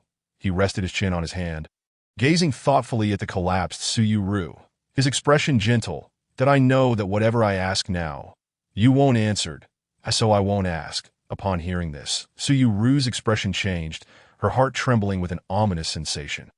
Before she could react, she felt a sharp pain in her abdomen as Jiang Wuming thrust his sword directly into her da. "This spot is quite painful. Does it hurt? Why are you so silent?" The color drained from Su Yuru's face, leaving her pallid as she sweated profusely, utterly unable to utter a sound. "Did I remember incorrectly? How strange." Jiang Wuming mused, scratching his head, shaking the spirit sword in his hand. There was no doubt that he was tearing the wound further. The blood flowed more freely now, and the pain intensified. "Yuru, how are you feeling?" He continuously twirled the sword in his hand. while his other hand gently caressed Suyu Ru's face, gazing at her with tenderness that I in her eyes. However, there was an abundance of hatred, mingled with fear and rage. You, she stammered, that I know that you, a woman of such strength and courage, would not cower. Jiang Wu-ming withdrew his sword, thrusting it again and again, each strike followed by a considerate gesture to staunch her bleeding, deliberately avoiding any fatal blows. That I know, Yu Ru is the strongest, he murmured with a gentle smile, his hands never pausing in their grim dance. Time seemed to stretch endlessly, and Suyu Ru's face began to contort in agony, cold sweat soaking her robe. She looked at Jiang Wu-ming in terror, her voice trembling as she pleaded, "Please, spare me, that I beg you." The arrogance and superiority that once characterized her demeanor had vanished. Yet Jiang Wu-ming merely shook his head with a smile, drawing forth his spirit sword and flicking away the blood upon it. "What are you saying? Fairy Yu Ru is the strongest. How could she possibly plead for mercy?" After uttering these words, another thrust followed. Chapter 70. Enjoy well. The beast you have longed for, that is Yu Ru, feeling the pain, had grown somewhat numb, her thoughts consumed by the torment. She could not predict where his next thrust would land or how much force it would carry. She was engulfed in uncertainty, teetering on the brink of collapse. Suddenly, she broke into tears, her voice hoarse and piercing, nearly a howl. "Spare me. I beg you. I will give you everything. I want nothing in return. Please, truly, I implore you." Jiang Wu-ming frowned in distaste, flicking the blood from his spirit sword. "What is this? It hasn't even been an hour, and you cannot endure it." With her remaining arm, she struggled to prop herself up, laboriously rising to her knees and bowing repeatedly. "Lord Jiang, Sect Master Jiang, I beseech you, spare me. I truly beg you. I will give you whatever you desire. I can even engage in dual cultivation with you right now." The moment she uttered those words, her last remaining arm was lost. Jiang Wu-ming's expression soured, a look of revulsion crossing his face, even a twinge of nausea. "Did I say, you have failed to grasp the situation from the very beginning?" He grasped Suyu Ru's chin, patting her cheek with an icy tone. "Do you genuinely believe you possess any allure? Do you truly think your charm is compelling? Dual cultivation. Do you think you are worthy of that?" Suyu Ru felt a wave of humiliation wash over her, her teeth clenched, her voice trembling. "Then what do you want? I have already returned all the treasures of your sect. Do you not believe me? That is all there is." Jiang Wu-ming shook his head with a smile, continuing to observe her in silence. "That no, what I desire is not merely what belongs to our sect." Upon hearing this, Suyu Ru's pupils constricted. This man had intended this from the start. He sought it all, and this all did not merely pertain to the entirety that the Wanma sect had offered over the century, but also included the son of the Lion King from the Beast Domain, Ouyang Lei, the ghost cultivator Li Yuan from Zhongzhou, and numerous lesser-known characters that he aimed to possess them all. Suyu Ru felt her internal energy in turmoil. Yet under the chilling and ruthless gaze of Jiang Wu-ming, she swallowed her words. "That I can give you that, but This time she lost her ear. Jiang Wu-ming frowned. I say, you have misunderstood entirely. I am not negotiating. I am demanding. You understand?" He followed this with another thrust. "I am asking you a question. Do you comprehend? Answer, you waste." The pain caused Suyu Ru's pupils to dilate, her complexion paling. Agony consumed her mind entirely. Jiang Wu-ming regarded her with a frown, his expression one of disdain. He flicked the blood from his spirit sword as though discarding something filthy, and spoke coldly. "Do you still not understand? You have no right to negotiate with me." Upon hearing these words, Suyu Ru's expression turned increasingly venomous. Her teeth gritted as her breaths grew heavier. After a long moment, she exhaled deeply, a mocking smile spreading across her face. "Very well. I will give it to you, everything. That I will not lift the restrictions above. Let us see how you will open them." With those words, she summoned her spiritual power, revealing the hidden spirit bags that had been concealed upon her person. Jiang Wu-ming picked them up, narrowing his eyes as he examined them. They indeed emanated a powerful spiritual wave, surrounded by a radiant glow, filled with numerous pills and treasures. However, the restrictions posed a bit of a challenge. Seeing the expression on Jiang Wu-ming's face, Suyu Ru grinned, her laughter sharp and piercing. "Even you, Jiang Wu-ming, at the pinnacle of the tribulation stage, cannot accomplish this. No one can forcibly open a spirit bag without lifting its restrictions. Before she could finish her sentence, the restrictions on the spirit bag vanished. Huh? Suyu Ru's mouth gaped wider, her eyes growing round with disbelief. What is happening? How is this possible? She was not mistaken. One by one, the spirit bags were opened by Jiang Wu Ming. But how had he achieved this? Suyu Ru was utterly baffled, unable to comprehend. You. Her face was a tableau of shock and horror. Such a reaction was, after all, quite normal. Any rational cultivator witnessing this scene would be left utterly dumbfounded. It was a well-established fact in the cultivation world that the restrictions on spirit bags could not be opened by others. Yet now, the truth did not hold sway over Jiang Wu Ming. He simply touched the spirit bag with his fingertip, a small black dot appearing out of thin air. And then it opened. Surprised, Jiang Wu Ming found great satisfaction in Suyu Ru's current expression. A satisfaction that was palpable. This was an advanced application of the great devouring technique, including the black line projected from his fingertip, which functioned similarly. Although the core principle remained unchanged, the method of invocation varied, resulting in different effects. Previously, he had erased the spiritual energy of the formation in Chien Valley and consumed the barrier at the exit of the secret realm using the same technique. Now, he employed it again. Devour. Erase the restrictions. Forcibly open. What? Surprised, Jiang Wu Ming gazed at the woman before him, a smile gracing his lips. Her face was streaked with blood and tears, dirt clinging to her fair skin. What a pitiful sight. Suyu Ru. The woman's lips twitched, realizing that her last bargaining chip had vanished. The tide had turned against her, leading her to a point of no return. With a mocking smile, Suyu Ru scoffed, her face a mask of derision. What do you wish to say? That I should plead with you? Or do you want me to regret it? How laughable. Jiang Wu Ming, you truly amuse me. With her limbs severed and in a state of utter disarray, her laughter rang sharp and piercing. Jiang Wu Ming. Even if I were to engage in dual cultivation with thousands or tens of thousands, I would never choose you, you pathetic sycophant. You, a repugnant creature, will never make me regret my choices at this moment. Jiang Wu Ming gazed at her silently, a hint of pity etched on his face. He let out a soft sigh.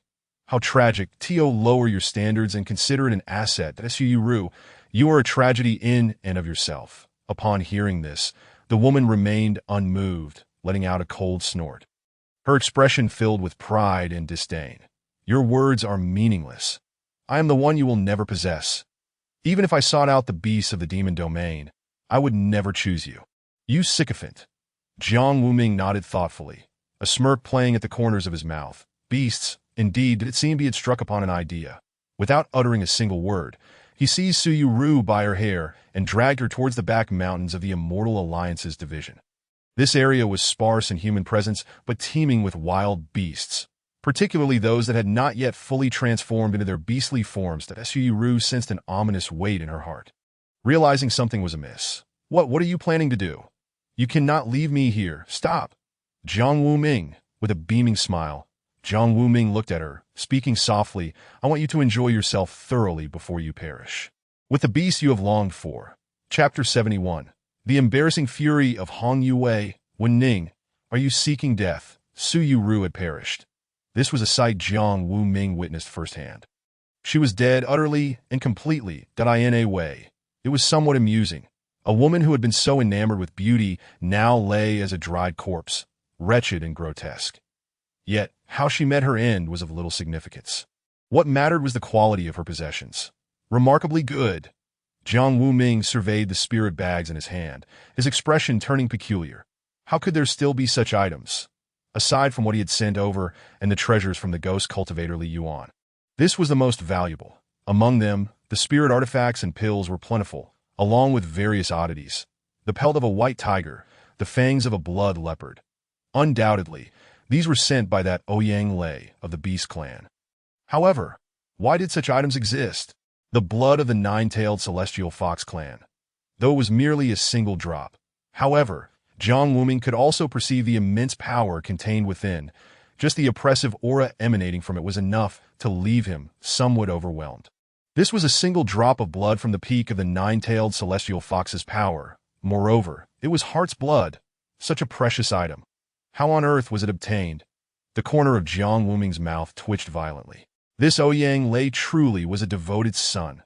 He originally thought that Jiang Wuming's predecessor had already been excessively sycophantic, yet he never anticipated that this young master of the demon clan would be even more obsequious. Impressive. One could only say impressive. This kind of treasure could undoubtedly be regarded as a clan's treasure possession. And it was just delivered like this. Jiang Wuming narrowed his eyes, scrutinizing the drop of blood intently. Speaking of which, he had a little fox at home eagerly awaiting nourishment. This item seemed quite suitable for her. However, his second daughter was a six-tailed spirit fox, while this was a nine-tailed celestial fox. The disparity between them was not trivial. He could not determine whether this would be beneficial or detrimental for her. Frowning, Jiang Wuming found himself at an impasse. After contemplating for a long while, he shook his head. The nine-tailed celestial fox was one of the four divine beasts of the upper realm. Although he did not fully understand, he had a little fool who did, despite being simple-minded.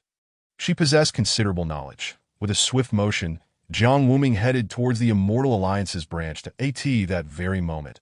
On the other side, Achu, Wen Ning rubbed her little nose, feeling a touch of bewilderment. Had she caught a cold? That shouldn't be the case. Her current physical resilience was already remarkably robust, that if judged by the standards of this lower realm, she had already reached the tribulation stage. Although her spiritual energy was not abundant, she could use her vitality to reinforce her physical body, nearly reaching the pinnacle of the tribulation stage. However, this would deplete her vitality considerably, that if all the vitality stored within her were to be exhausted, it would spell disaster. When Ning shook her head, feeling perplexed at that moment, her golden eyes scanned the surroundings. Where is everyone? The southern wilderness branch was indeed vast. She had inadvertently lost track of them again. Strange. She sniffed the air, taking small steps forward. Sure enough, as she turned a corner, she spotted a flash of red. What are you doing? Wait for me. Hong Yue supported her forehead, a few black lines appearing on her face. Wait for what? When Ning touched her head, disregarding it entirely, and bounded over to Hong Yue's side. Oh, fine, I'll just share half with you. Good things are meant to be shared. Despite her small stature, she spoke with utmost seriousness. Hong Yue's mouth twitched violently as she cast a cold glance at her. You need not share with me.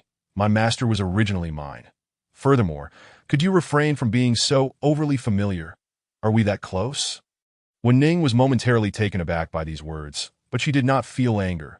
Instead, she squinted her eyes slightly, a smile gracing her face. Clearing her throat, she placed her hands on her hips and deliberately lowered her voice. Her crisp tone took on a deeper, more mature quality that if you wish to seize her.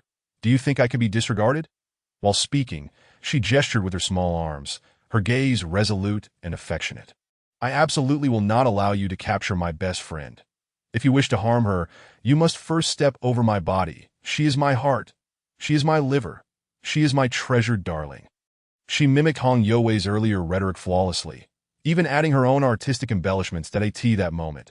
Hong Yue's complexion could no longer be described as merely red. She gritted her teeth, her cheeks appearing as if they could spring forth water. Her delicate fists were clenched so tightly that the knuckles turned white, her beautiful eyes fixed on Wen Ning as if she wished to carve her into pieces. Wen Ning, are you looking to die? Hong Yue could no longer contain herself. She raised her hand and pinched Wen Ning's face without holding back. Now, feeling both shy and angry, she thought to herself that she should have let by air capture this fool. She should have let them take this annoying person away. Furthermore, those last few lines were your own additions, weren't they? That wasn't what I said. You idiot. Wen Ning's fair face turned red from the pinch, her small hands flailing in the air. Ouch, that hurts. Hong Yue released her grip, a sneer escaping her lips. What are you pretending for? Do you think a few pinches would hurt that powerful body of yours? Wen Ning grinned, inching closer. But you still let go. Admit it, you are my closest friend. Hong Yue was furious, embarrassed and enraged. Who is your closest friend? Our relationship is not that good. If it weren't for the fear of delaying my masterous matters, I would have killed you the moment I exited the secret realm. Don't get all smug about it, you fool. After this outburst, she lengthened her strides, deliberately creating distance and not looking back as she walked ahead. Wen Ning, grinning foolishly, trotted after her. So you're not angry anymore, right? I was never angry. Ah, You're all flustered but claim you're not angry. I am not angry. Hong Yue was thoroughly annoyed, her heart in disarray at this moment when Ning, deep in thought, propped her chin up and leaned closer. Really, really not angry. Really, I beg you, don't bother me anymore, Dutto, okay. After a moment of silence, when Ning tugged at Hong Yue's robe. Just to clarify, you said you were not angry anymore. Okay, you can't get angry later, all right? Hong Yue furrowed her brows, feeling that something was amiss, yet curious about what this little fool wanted to say. She nodded instinctively that I'm not angry. Just say what you need to say. When Ning first flashed a bright smile, then bit her lip, seemingly a bit shy. Her delicate fingers intertwined, swirling around, So since you're not angry anymore, it's not that uncomfortable Hong Yue's patience was being gradually depleted. Her brows furrowing tighter. Hurry up and say it. I want to kiss him again. When Ning clenched her small fist, a fine sheen of sweat on her fair forehead, her golden eyes filled with shyness. Kiss him again. Kiss him again. Hong Yue's mind was consumed with this phrase, and she did not react at all. Her head lowered, her red hair cascading down, obscuring her facial expression. When Ning blinked, suddenly feeling a twinge of fear. We agreed earlier. And getting angry. Okay. No, before she could finish her sentence, Hong Yue finally spoke. When Ning, how would you like to die? Chapter 72. Not allowing Wen Ning to eat grass, yet urging her to run quickly? Jiang Wuming observed the trembling haul of the branch before him, his expression somewhat peculiar. What on earth were these two up to inside? Were they starting to demolish the place again? He suddenly felt a headache coming on. Who knows what these two are up to now? However, judging by his eldest disciple's nature, she would not proactively provoke trouble. That meant Xiao Wenning had said something inappropriate again. Jiang Wuming rubbed his forehead. Feeling quite helpless, this dragon, Saidi stepped into the hall, where a sweltering heat engulfed him, and the terrifying crimson lotus flames howled fiercely. Stop! Don't run! Ha ha! Just run! Just run! The golden figure was in front, while the red figure trailed behind, one in front of the other, enjoying themselves immensely. Not running would be foolish. Wen Ning was certainly no fool.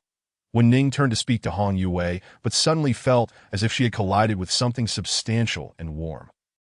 Surprised, Wen Ning slowly turned her head, and their eyes met. Those were deep, profound eyes that, hello there, little beast pet. The voice was hoarse, tinged with a hint of mockery. Wen Ning inexplicably felt her face heat up. Her heart skipping a beat at hello, master. Oh no, wait, she hastily covered her mouth, fearing the next word would slip out to, oh no. I'm becoming weirder and weirder. It's all this bad guy's fault. This rascal in front of me, tempting me to eat that roasted rabbit. Then I just vanished without a trace. Upon hearing her unfinished sentence, Jiang Wuming was momentarily stunned, scratching his head in bewilderment. Well, self-guided conquest, huh? I haven't done anything. Feeling Jiang Wuming's peculiar gaze. Wen Ning clenched her small fists. What are you looking at? Want to fight? You rascal. At this moment, the red-haired Hong Yue approached from a distance, her eyes filled with suspicion as she observed the two individuals before her. Although she was unaware of the events that had transpired, her feminine intuition assured her that something significant had occurred. Wen Ning's face was flushed, while her master wore an expression of astonishment. You, master, you didn't do anything to this little fool, did you? Hong Yue narrowed her eyes, her beautiful gaze fixed on Jiang Wuming. The latter quickly laughed awkwardly and waved his hand in denial. It's just that Jiang Wuming took some blood essence from my spirit pouch. In an instant, a vast and formidable spiritual energy surged forth, accompanied by an overwhelming aura. Wen Ning's complexion shifted dramatically. You slaughtered a celestial fox. Her delicate face was filled with terror. Jiang Wuming shot her an exasperated glance, as if regarding a simpleton. Have you lost your mind? I am but a mortal from the lower realm, and I have failed my tribulation. Wen Ning, feeling a bit embarrassed, scratched her head and quickly realized. Oh, I see. Yet soon after, she sensed something peculiar. But how do you possess this? Upon uttering those words, Hong Yue also turned her attention towards him. The atmosphere was undeniably strange, as both pairs of eyes converged upon Jiang Wuming. Well, I employed a small trick to have Suyu Ru willingly give it to me. Hearing this, Hong Yue's eyes glimmered with a chilling light. By the way, master, what became of that woman? She is dead. Jiang Wuming replied indifferently, offering no further explanation. And Hong Yue chose not to inquire further. As for little Wen Ning, her golden eyes were fixated on the drop of blood. Her interest peaked at, can I have this? The moment she spoke, a profound silence enveloped the scene, the atmosphere growing even more peculiar. Jiang Chen's face bore several dark lines, and his gaze could no longer be described as merely looking at a fool. It was akin to gazing at an imbecile. That no, he replied firmly. Why not? Before Jiang Wuming could respond, Hong Yue interjected. Because this is meant for my junior sister. Wen Ning was taken aback, her large eyes brimming with confusion and astonishment. Your junior sister? You have another one? The implication struck Wen Ning like a thunderclap, and her pupils constricted in shock. You have another disciple. Jiang Wuming shifted uncomfortably under her gaze, slightly turning his head. Hong Yue crossed her arms and calmly stated, Master has 2 disciples aside from me. Wen Ning's mouth fell agape, her eyes wide with disbelief. The my heavens! How can your body withstand it? Her expression was a spectacle to behold, and the already awkward atmosphere grew even more bizarre. All right, that's not the main point. What I really want to know is, how much do you actually know about this? Wen Ning, still in shock, struggled to regain her composure. After a lengthy silence, she finally exhaled slowly, her gaze becoming complex, tinged with melancholy and resignation. This thing is quite precious. Jiang Wuming's lips twitched at her words. Noticing his expression, Wen Ning pouted. Why are you in such a hurry? Let me finish, she continued. This is the blood essence of a 9-tailed celestial fox, and it's even more precious, being its heart's blood. Such blood can only be obtained by slaying a celestial fox. And each fox yields at most 10 drops. Upon hearing this, Jiang Wuming finally comprehended the rarity of this heart's blood, his expression turning peculiar. So, the existence of this blood signifies that a celestial fox has been killed. Wen Ning nodded, responding calmly, yes, that's one way to understand it. However, it's truly strange that something so rare in the upper realm would appear in the lower realm that I don't understand either, Wen Ning murmured. Her brow furrowed, resting her delicate hand on her chin.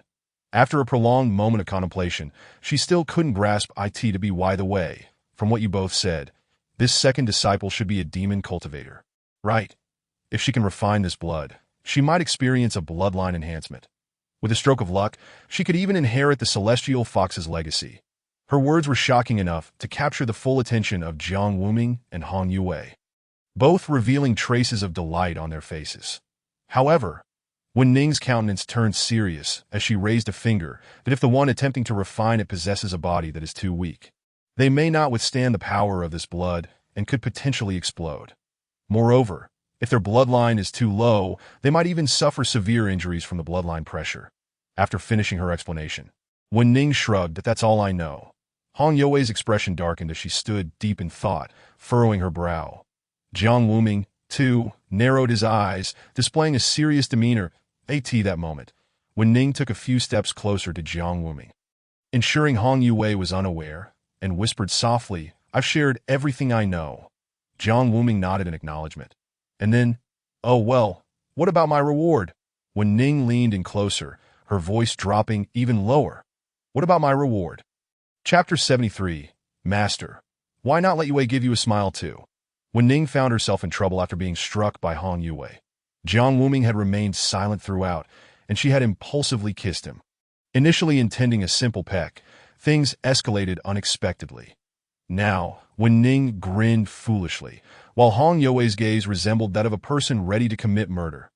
No, it was more akin to that of a dragon ready to slay. With her arm wrapped protectively around Jiang Wuming, she ensured Wen Ning could no longer approach him. Although dragons did not exist in this world, there was an adage that rang true. Dragons are inherently detestable. Wen Ning's presence was driving Hong Yue to the brink of despair. All matters had come to a close. They had ventured to the Crimson Flame Valley's secret realm, acquired the soul-devouring powder, and dealt with the Bai brothers. Additionally, they had unexpectedly slain Su Yuru. However, the pressing concern was that the nearly 100 types of medicinal herbs in her spirit pouch remained unused. Hong Yue fumed, her beautiful eyes fixated on Wen Ning. That it's this wretched girl. If she hadn't shown up, it would have been the perfect opportunity to administer the drugs. If not now, then when? Yet this girl had appeared. If she were to proceed with her plans now, that would mean Hong Yue furrowed her brow, carefully considering to know that would merely serve to tailor a gown for her, that it's difficult to evade her. And to be frank, I doubt I could defeat her, but if she were to snatch it away, there would be no place for my tears. Shaking her head, she began to ponder. What if we collaborated? Her brow furrowed tighter, caught between the imminent capture of her master and the sudden emergence of this foolish girl. Together, Hong Yue blinked, her mind conjuring images that caused her complexion to redden and her expression to grow increasingly peculiar. She ceased breathing, her heart skipping a beat to no. Absolutely not. This is far too shameful. It cannot be allowed. Clenching her teeth, Hong Yue resolved, even if I cannot have it, I will ensure this foolish girl does not get it. If it comes to that, then neither shall partake. Beside her. Wen Ning looked utterly bewildered, scratching her head in confusion, entirely unaware of Hong Yue's thoughts, still savoring the sensations from earlier. As for Jiang Wuming, he was mentally assessing the situation, with everything settling down. He had devoured 3 tribulation stage cultivators to this moment. His realm had advanced from late-stage integration to the pinnacle of late-stage ascendance, on the verge of achieving perfection. His physical strength rivaled that of a genuine tribulation stage expert. He was now capable of confronting some ordinary tribulation stage cultivators, though those ancient beings who had lived for thousands of years would still present a challenge. However, he no longer had to overly concern himself with his reputation. To be frank, his cultivation was now superior to that of his 3 disciples. Even with the significant enhancement of Hong Yue, she was no match for him in direct confrontation, psychologically and in terms of strength. He could completely dominate them. His choices no longer required the same level of deliberation as before. That a smirk curled at the corners of Jiang Wuming's mouth. Moreover, his current situation was not as perilous as it had been before. Living a blissful and joyful life with 3 rebellious disciples and 1 foolish girl was all Jiang Wuming wished for. Such was his greatest aspiration. Little beast. What is it? The little fool raised her head, gazing at Jiang Wuming with a look of utter bewilderment. Hong Yue also turned her attention to her master, only to hear him nonchalantly say smile. Both women were momentarily taken aback. Wen Ning's delicate face flushed a rosy hue. Her golden eyes filled with astonishment, accompanied by a hint of shyness. Absolutely not. You want me to smile? Wouldn't that be utterly embarrassing? My laughter stems from my own desire to do so, not because you commanded it. Wen Ning was far from obedient. The little fool rambled on to herself. While Hong Yue regarded Jiang Wuming with suspicion, her eyes narrowed slightly. Master, your mood seems exceptionally good at the moment. Shall I also offer you a smile? Jiang Wuming's lips twitched as he coughed lightly. It is indeed time for us to return to Ha.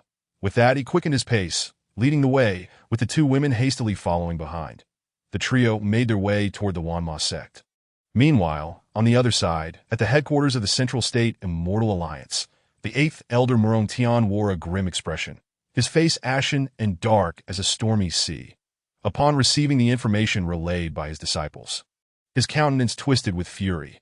The distribution of the Immortal Alliance in the southern region had met with disaster. The Bai brothers had been annihilated. 3 tribulation phase practitioners, all perished in an instant. The violent waves of spiritual energy surged around Murong Tian, causing the ground to crack and cave in beneath him. That a terrifying aura filled the grand hall. More alarmingly, this was the presence of a late-stage tribulation practitioner, truly a source of dread. Who could it be? Murong Yun's forehead throbbed with rage. With the divine phoenix now vanished and the regional leaders all dead, he demanded, who was responsible for this?